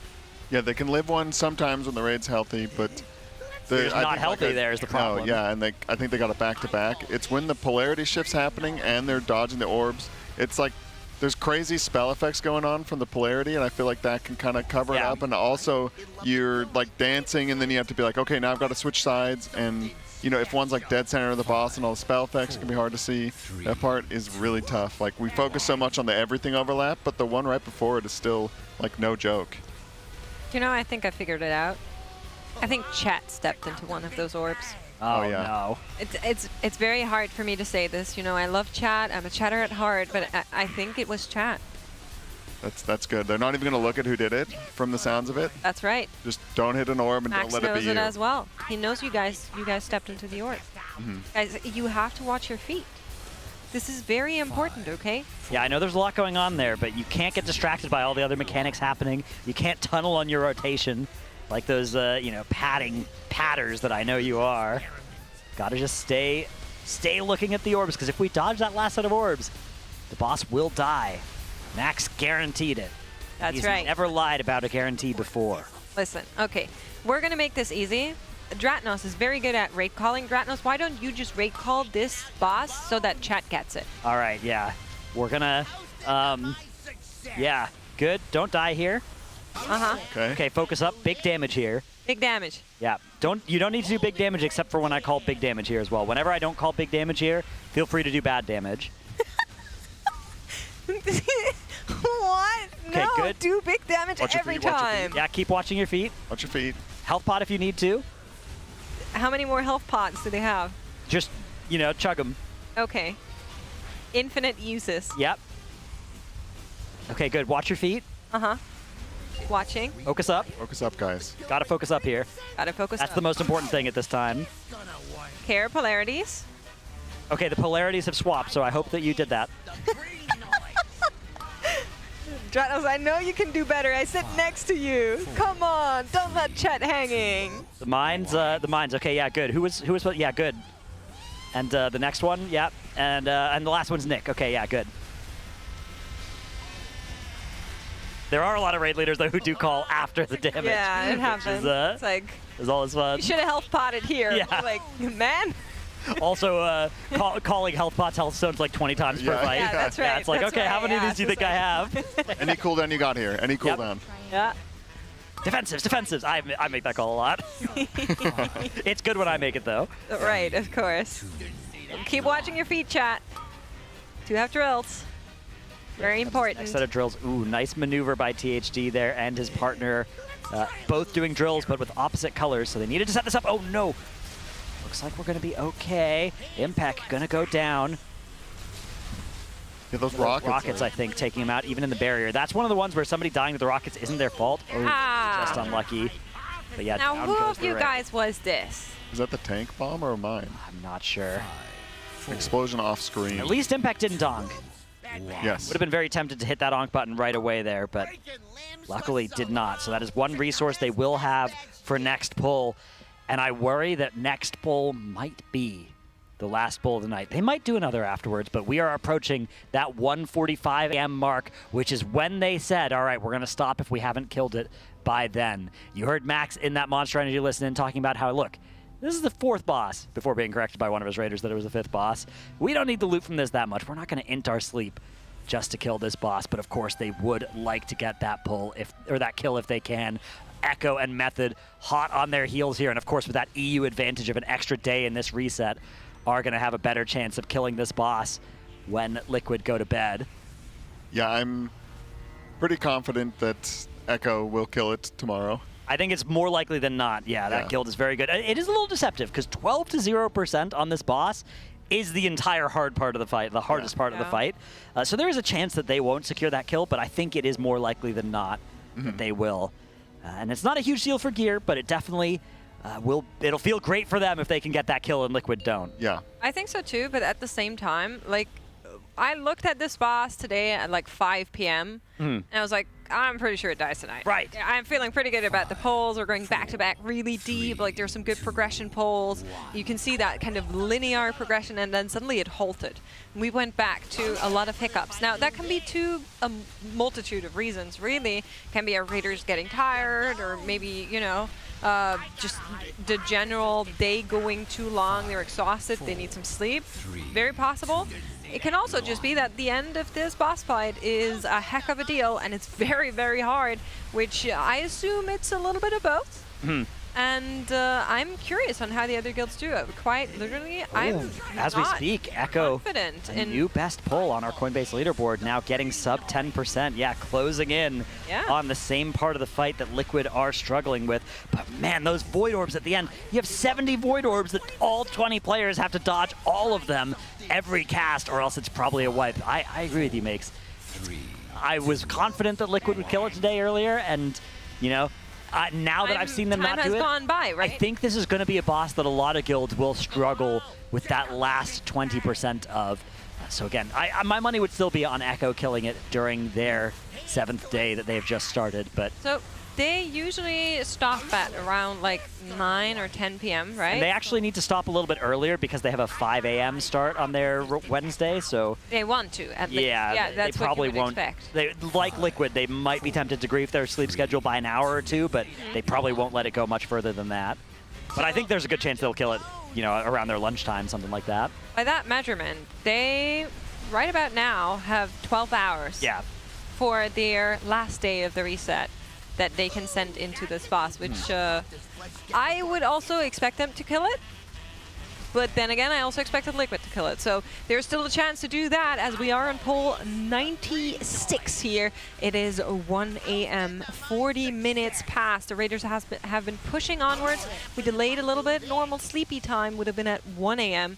The call has been made to go until 1:45. What we're looking at here may very well be the last pull that they're doing. May also not be. I could be making this up right now. Yeah, certainly if they wipe before the end of the boss, then I'm sure they'll give it one more. It won't even be 1:45 yet. So, but if this fight goes the full length and they wipe to Enrage, maybe then we won't get another. We have had a death, which has been a B-res. Now we've had another death, which has not got a B-res available for another 2 minutes here, and this is going to quickly be a called wipe. I suspect the call here was wipe, wipe, wipe, go one more, go one more. I think so. I make this call all the time when we're approaching the end of the raid night, right? And you want to just get one more, and you know if you keep the pull going, you can lose those 3 minutes, and then you won't be able to be justified in your one more call. And yeah, here comes that instant soulstone into mass res. This will very likely be the last pull of the night here. Pull number 97, which I've always said, I had a good feeling about pull 97. No, you always said. I heard you say that so many times. I've been quoted, yeah. It's true. Literally every other minute or so. This is a very rare moment. Not often in the Race to World First. I can't even think of another time where you're kind of, maybe like Halandris, you're on a mid-boss, back like where either guild could kill it at the same time. Yeah, it feels like an end boss, right? Yeah. And that's because we've just spent so long doing splits and stuff this reset, and then on Styx Bunk Junker that we are nearing the end of a reset. And yeah, at the end of a middle tier boss 5 of 8. After I think the hardest 4th boss of all time, we are now moving into what might well be the hardest 5th boss of all time. Prediction. There's a prediction running. It's not running for long. Get in there now. As the pull timer canceled so we can eat this feast. Luckily, eating the feast only takes 5 seconds now and not 10, thanks to that fast food buff. Yeah, that is nice. I forgot. That's true. That's what it's called. You're looking at me like I made a pun, but Blizzard made a pun, not me. I just think it's funny that an American company put something in the game that's called a fast food buff. It is a good buff. It's it's very that, nice. You know, our raiders are intimately familiar with. We can Nothing make wrong with good that. advantage of it. Yeah. No perma food buff now. You can, yeah. You can eat the hearty feast or your own hearty food, but it looked like the hour was up there, so they had to re-eat. But yeah, they definitely all are on that full. No need to eat between pulls buff, because that's a power level game. Okay, chat, lock in. We are in the poll. Wow, all of Group 4. I guess that makes sense. Are assigned to these first mines, which means they got a good split of the all our colors between healers. them. Yeah, I guess they probably are. They probably prio the healers to go first because it's when there's the least healing to do, and then they know they won't have to go later, which does make sense. And the healers will always get. I believe you're going to get always 2 of one color and 2 of the other. So that would make sense. I don't know if that's to keep the DPS planted during Listen, lust. everybody. Yeah. Straighten your backs. Sit up. Lock in. Lock in. Feet on the floor, you know. Make sure you're grounded. Don't panic. Stay calm. Watch your feet. I don't want any of you to step into these orbs. You hear me? We gotta be really careful here as we are approaching yet another set of mines. 4, 3. Yeah, people are switching in from the European side. We're getting pretty close to a kill, and it is these orbs at the end of the fight that are the thing that are preventing them from killing the boss. Tons of them come out. There's a lot of mechanic overlap. They have to switch polarities. They've got beams coming out at the same time. There's the everything overlap where it's all at once. You're getting sucked in. There's no space, and all the orbs are coming in. And I don't even know if they've come up with like a consistent strat for that part. We've only seen it like once since they changed strats allegedly on it as well. Maybe having the boss on the middle conveyor instead of in the middle of the side. But we don't even. I don't think we've even seen it on a good pull. So we don't know for sure how they plan to handle that. And even with that, like, a lot of these rockets just come into the raid, but they don't wipe the raid. Sometimes they'll take somebody out. Yeah. The orbs, you know, they have to be dodged. Yeah, there's just no way around it. Maybe one can hit if everybody's topped, but definitely not when the mines are going out. I don't think that's something you can have in your mind. I think Oh, yeah. if you are going into this, on your brain has to be not a single orb can hit. And that has to be the goal for every single person in this raid. It is so hard how much damage that is doing. It's so hard how much damage is already going out to the group. First intermission here. That is one of the pain points. That's where we're often losing individual players. But looks like this time around, at least everybody has made it onto the conveyor belt on the right. Now don't get disoriented. Make sure you are staying put where you are needed. And then after that, we will be going back into our positions. Color swap is coming in. Polarities are there. Yeah, it's so nasty. The boss repolarizes right before and right after that intermission. So you have so little time to get in the right position before the intermission, get on that gateway if you need to. And also, each time the boss repolarizes, it comes with a lot of damage. So you have big damage from the polarization, then big damage from the intermission, and then big damage from the repolarization as we have a mine mishap leading to this wipe. And it is now 1:45 a.m. Let's see if we get the famous one more. Just one more. Like it's 1:45 a.m., but we did the last one. LG. One little... You can't end on a pull like that. That's right. You know that meme with the diamonds and you're stopping right before you hit? Exactly, that could be them, but it looks like that is them as there are players starting to release Spirit instead of a B-res or instead of a mass res coming out, and players starting to go offline as well, perhaps. So I think we are done for the night. It is going to be 4 out of 8 Mythic that Liquid end week 1 at an unprecedented state for the Race to World First to be in. We are ready for a long race, 4 bosses still alive. What would you say? When is it going to end if you had to make a call right now based on what you know? Maybe... Like, give me a day. We're on day 7 now. I don't feel good about anything. Day 13, maybe. Day 13. Maybe the very end of Petals the second walks by, reset. just shakes his head. Camps, what do you think? I would say day 12. That's on my bingo card. Day 12? Yeah, I mean, even though there are still 4 bosses to go, one of them is almost done, and the week 2 gear might make a boss like One Arm Bandit that might have had a very tight week 1 DPS check into a fairly doable, fairly quickly boss, perhaps, with that week 2 big power spike of gear that they are going to be getting on the reset after some splits that we will get to watch tomorrow. So make sure you tune in to the Race to World First tomorrow. You're not going to miss it. If you missed the 4 days of splits we had this week, don't worry. More are on the way. Listen, I know chat loves splits. That's kind of their thing. They just really, really love seeing the Raiders just go through it again and again and again, and then normal and heroic. So we got you covered. We sorted that all out for you. It wasn't actually our own trait prints. Tellus, I did that. I got you. So no worries there. You're going to be getting a lot of splits. Yeah, a lot of Gallywix. If you missed heroic Gallywix, he will be making a prominent in the stream tomorrow. All right. They want that Jasper Diamond. They want the Aya Kazan, Mm-hmm. the trinket. Very powerful items. The And they best want in it on slot. everybody, so they're going to have to do Looking like for that as well. 30 of those. Yeah, best in Seeing- slots. Many splits being done. We did have a couple of characters that were re-geared. I heard of Atlas Chi and Lip Warrior. Mhm. Both of these characters might be making a showing, which would be nice. You know, I've been kind of missing Atlas in the raid, personally. Yeah, usually you don't see Atlas in the raid if you don't have Death Knights that tier, but he has played a couple of other things in the past. I've seen him on, a lot of those kind of plate melee over the years, other melee as well. Often tanks, if they need a third tank, it's often Atlas Blood DK that will be used. We saw that used during Styx progression, but many historic Race to World first bosses have featured Atlas spawning in by surprise. But yeah, Atlas Chi giving them the opportunity to play 4 Windwalker, 2 Mistweaver if they want, which they might want. They've played a lot of Windwalkers before. We don't know what the One-Armed Bandit or Muggsy might look like, but Muggsy in particular, I wouldn't be surprised if that was a Windwalker boss as well. Listen, I'm really curious how many main DKs are currently re-rolling to Monk as the Race to World First continues.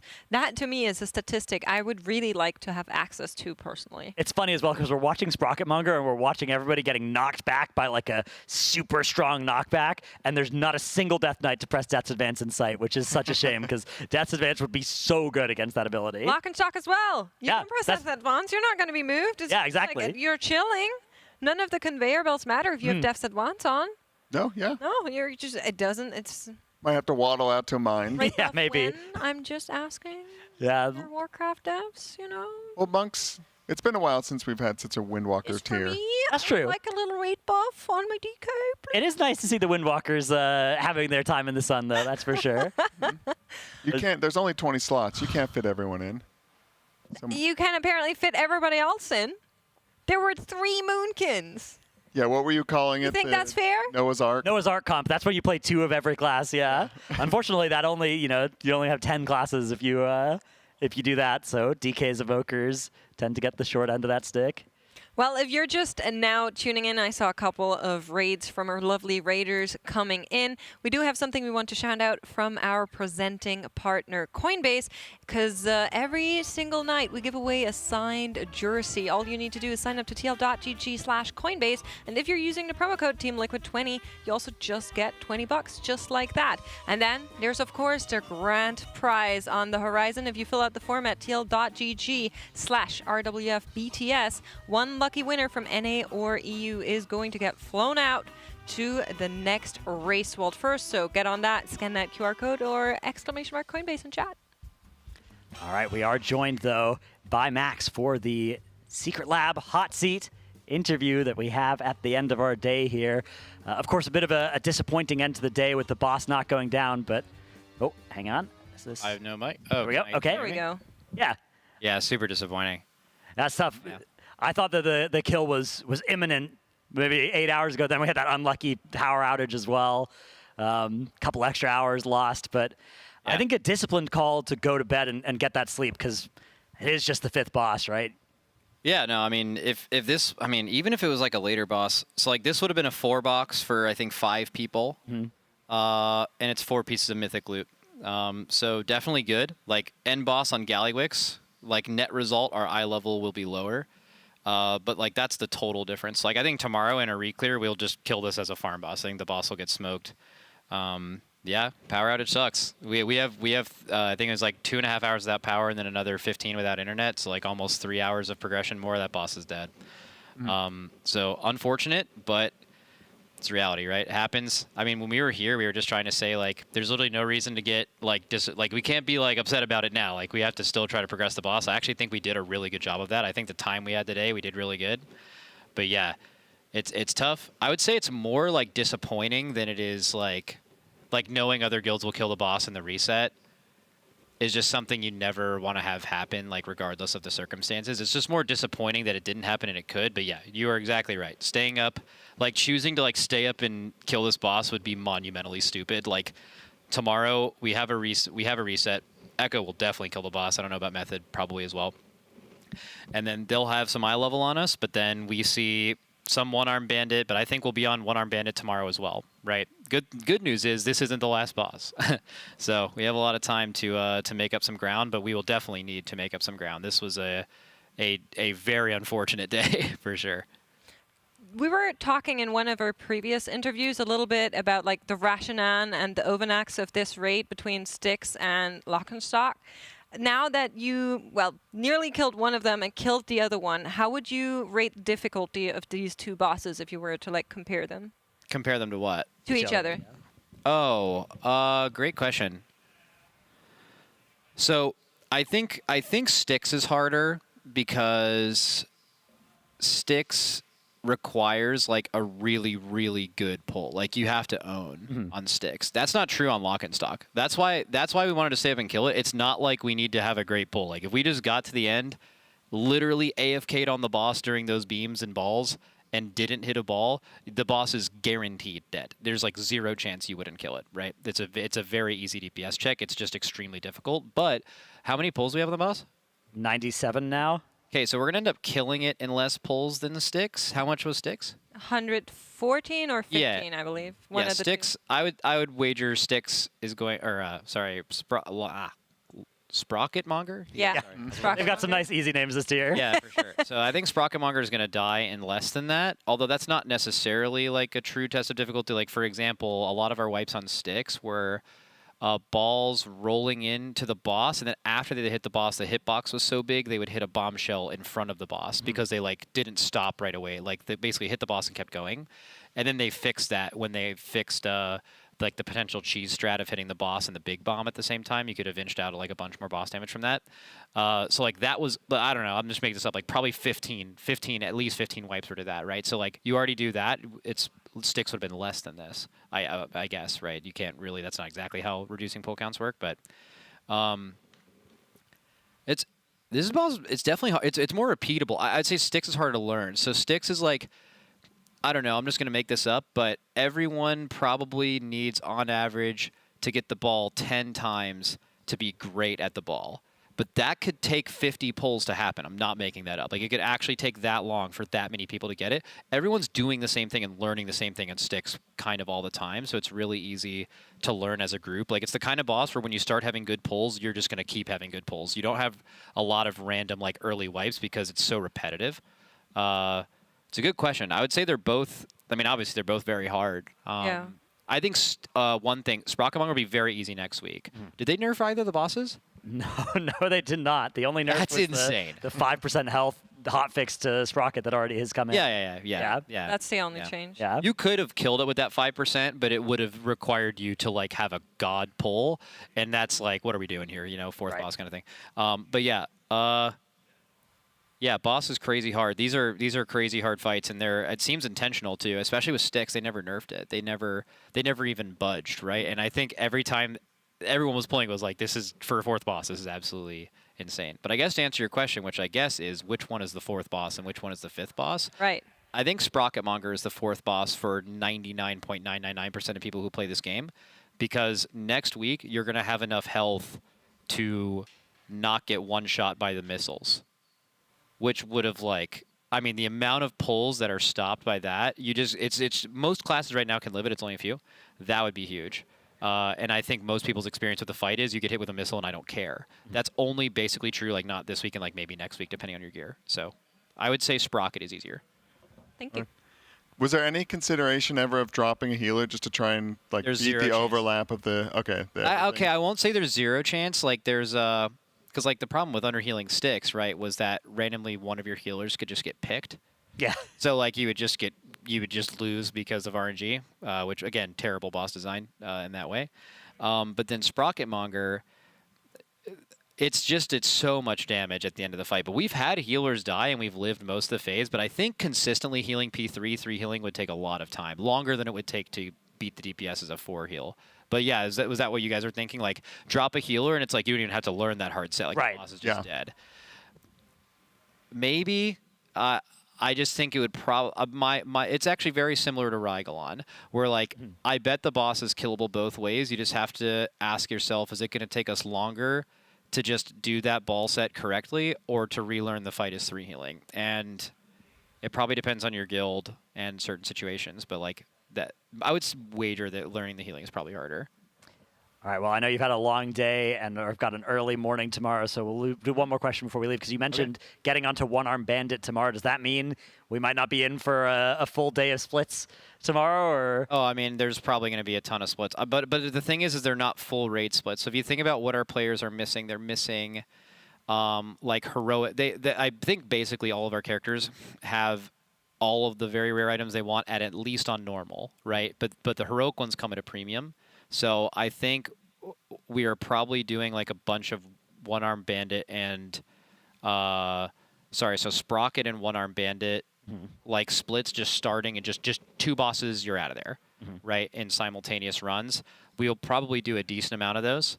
Like not just for the Sprocket comp, like there's no reason to do it and just go into Sprocket right away, right? Like at this point, Sprocket is just another boss in our re-clear tomorrow. Right. So we'll probably do as much as we do of that in the morning. And yeah, I mean, we're going to do a bunch of Mugsies and Gallywixes, but we'll probably save some because we want to make sure we have the ability to gear the things we might need for something. We don't want to, for example, why on Tuesday would you do a heroic split for a class that you think you might need on a boss, but you're not sure? You'd might as well get to that boss, see it, and then do it. Because if you never bring that class in, you just wasted an hour, right? Objectively. So yeah, I think there'll be heroic splits, but again, I'm the worst person to ask because I am like so optimistic with this because I'm sitting around doing basically nothing. Like the only thing I could do tomorrow is if Echo kills this boss and then sees One-Arm Bandit, I can get some early information on One-Arm Bandit or something. But other than that, I'm just like sitting around. So I want to raid really bad, so I know that I usually like overshoot, and I'm like, okay, yes, we're gonna do this boss, and it's sweet. But I don't know. I would say I'm just making this up, but worst case scenario, we're starting our Mythic re-clear after dinner. That's worst case scenario. I would say best case scenario, like a few hours after lunch, we're doing Mythic. Awesome. Yeah. All right, well, thank you so much, and thanks to Secret Lab for the hot seat interview. Yep. We'll see you again tomorrow night.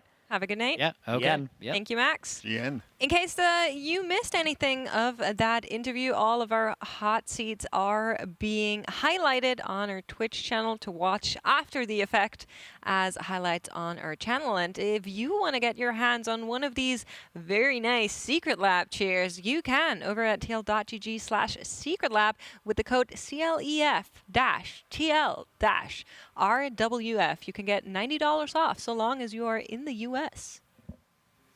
Tough luck for our European friends like me. That is tough, yeah. You can still get your hands on one of these chairs at least, but maybe a slightly different discount or no discount. Even at no discount, these things are very worth. That's right. They're if you're in the US, $90 off. Great deal. Yeah. I need to look up how much of the chairs, do we know? That's a great question. What percentage? Well, they're 90 off. That's right. $90 less than whatever they normally cost, which... Yeah. Yeah, there you go. Happy to help. Thank you. What's on the After Dark today? No idea. Perfect. With that, we are going to be going into a little break, and then we'll go to the After Dark for no idea, whatever that means. We want to thank all of our sponsors for making this event possible. Huge shout out to Coinbase, our presenting partner here at the Team Liquid Race to World First. But of course, also a huge thank you to all of the other sponsors that are supporting us in this event. Thank you so much to Honda, to Secret Lab, to Alienware, Monster Energy, MyBlue, RaiderIO, Wowhead, Warcraft Logs, and the DungeonDojo. And we are continuing to raise money for the Pasadena Humane Society, which you guys have been doing fantastically. Thank you so much for all your generosity and your donations. And we'll see you at the After Dark. And if we don't see you there, we'll see you tomorrow for our reset with lots and lots of split, and then hopefully some Mythic progression at the end of it. Thank you so much for watching. Bye.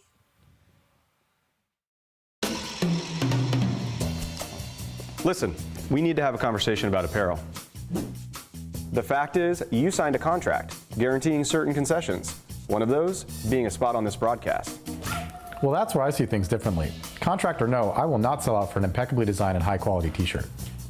I'm sorry you feel that way, but that's basically the nature of the race. Maybe I'm wrong on this one, but for me, the race doesn't include selling cozy 100% cotton hoodies with graphics specifically designed for this race. Oh, this is cozy. Max, you know what I'm talking about, right? It's like people only do the race to sell t-shirts. And that's just really sad.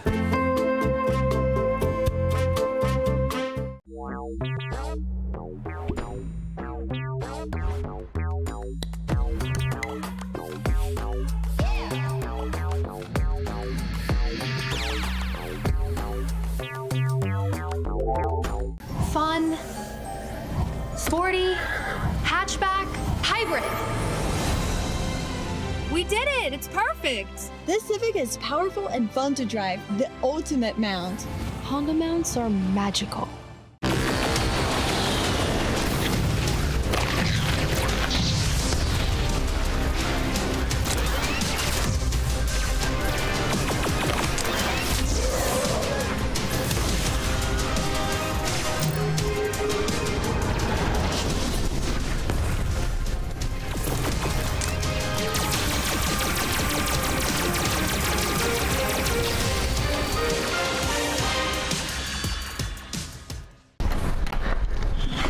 Max, hurry up, they're behind us.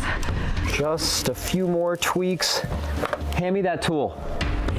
This better be worth it.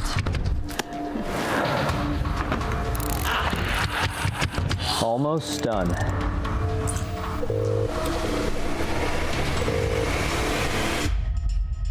It's beautiful.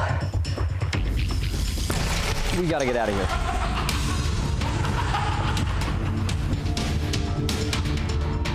Don't forget the PC.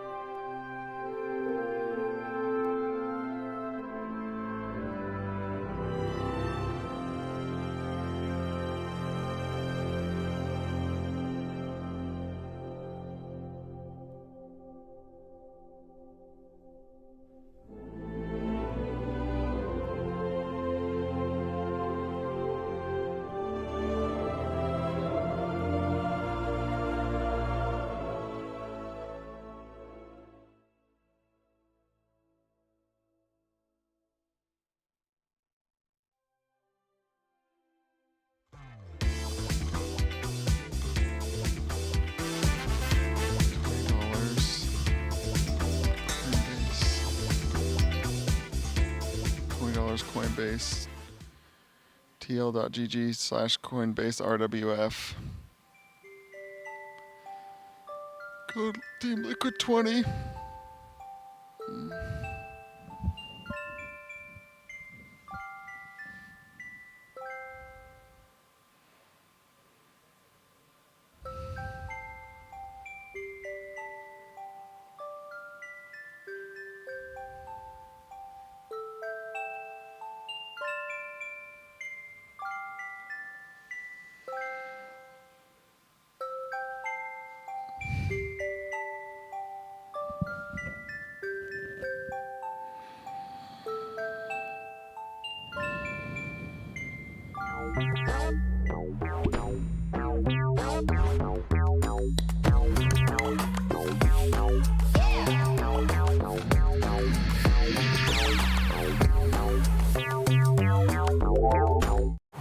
How about this to celebrate our spring championship? I celebrated by getting a new Honda Civic Hybrid. With style, power, and fuel efficiency, it's next level awesome. Get in. Why didn't I think of this? How do you return a billboard?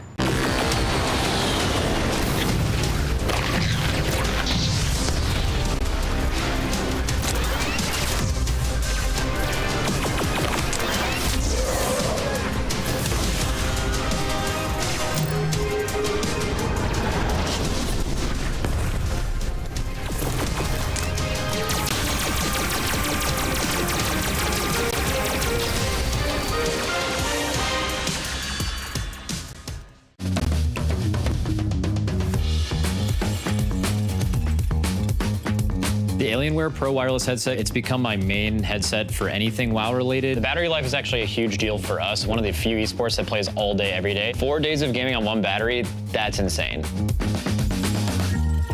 This headset is everything that you can ever want and dream of. Without a doubt, this is the most comfortable headset that I've ever worn. I hate headsets that kind of like clamp on your ears or feel like they're pinning against the side of your head. This headset feels really, really good around my ears while I play.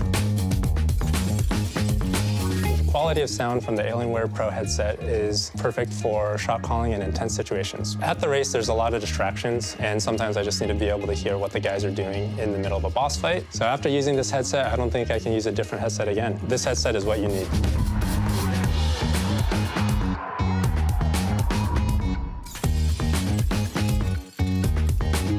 This is Max, and here is the exact moment he saw a custom plush toy we made of him from scratch. Wow, it's got, okay, so there's a lot going on here. We here at Team Liquid have spent months turning all of our friends, family, and any famous people we can find a public address for into their own custom plushes based off our mascot, Blue.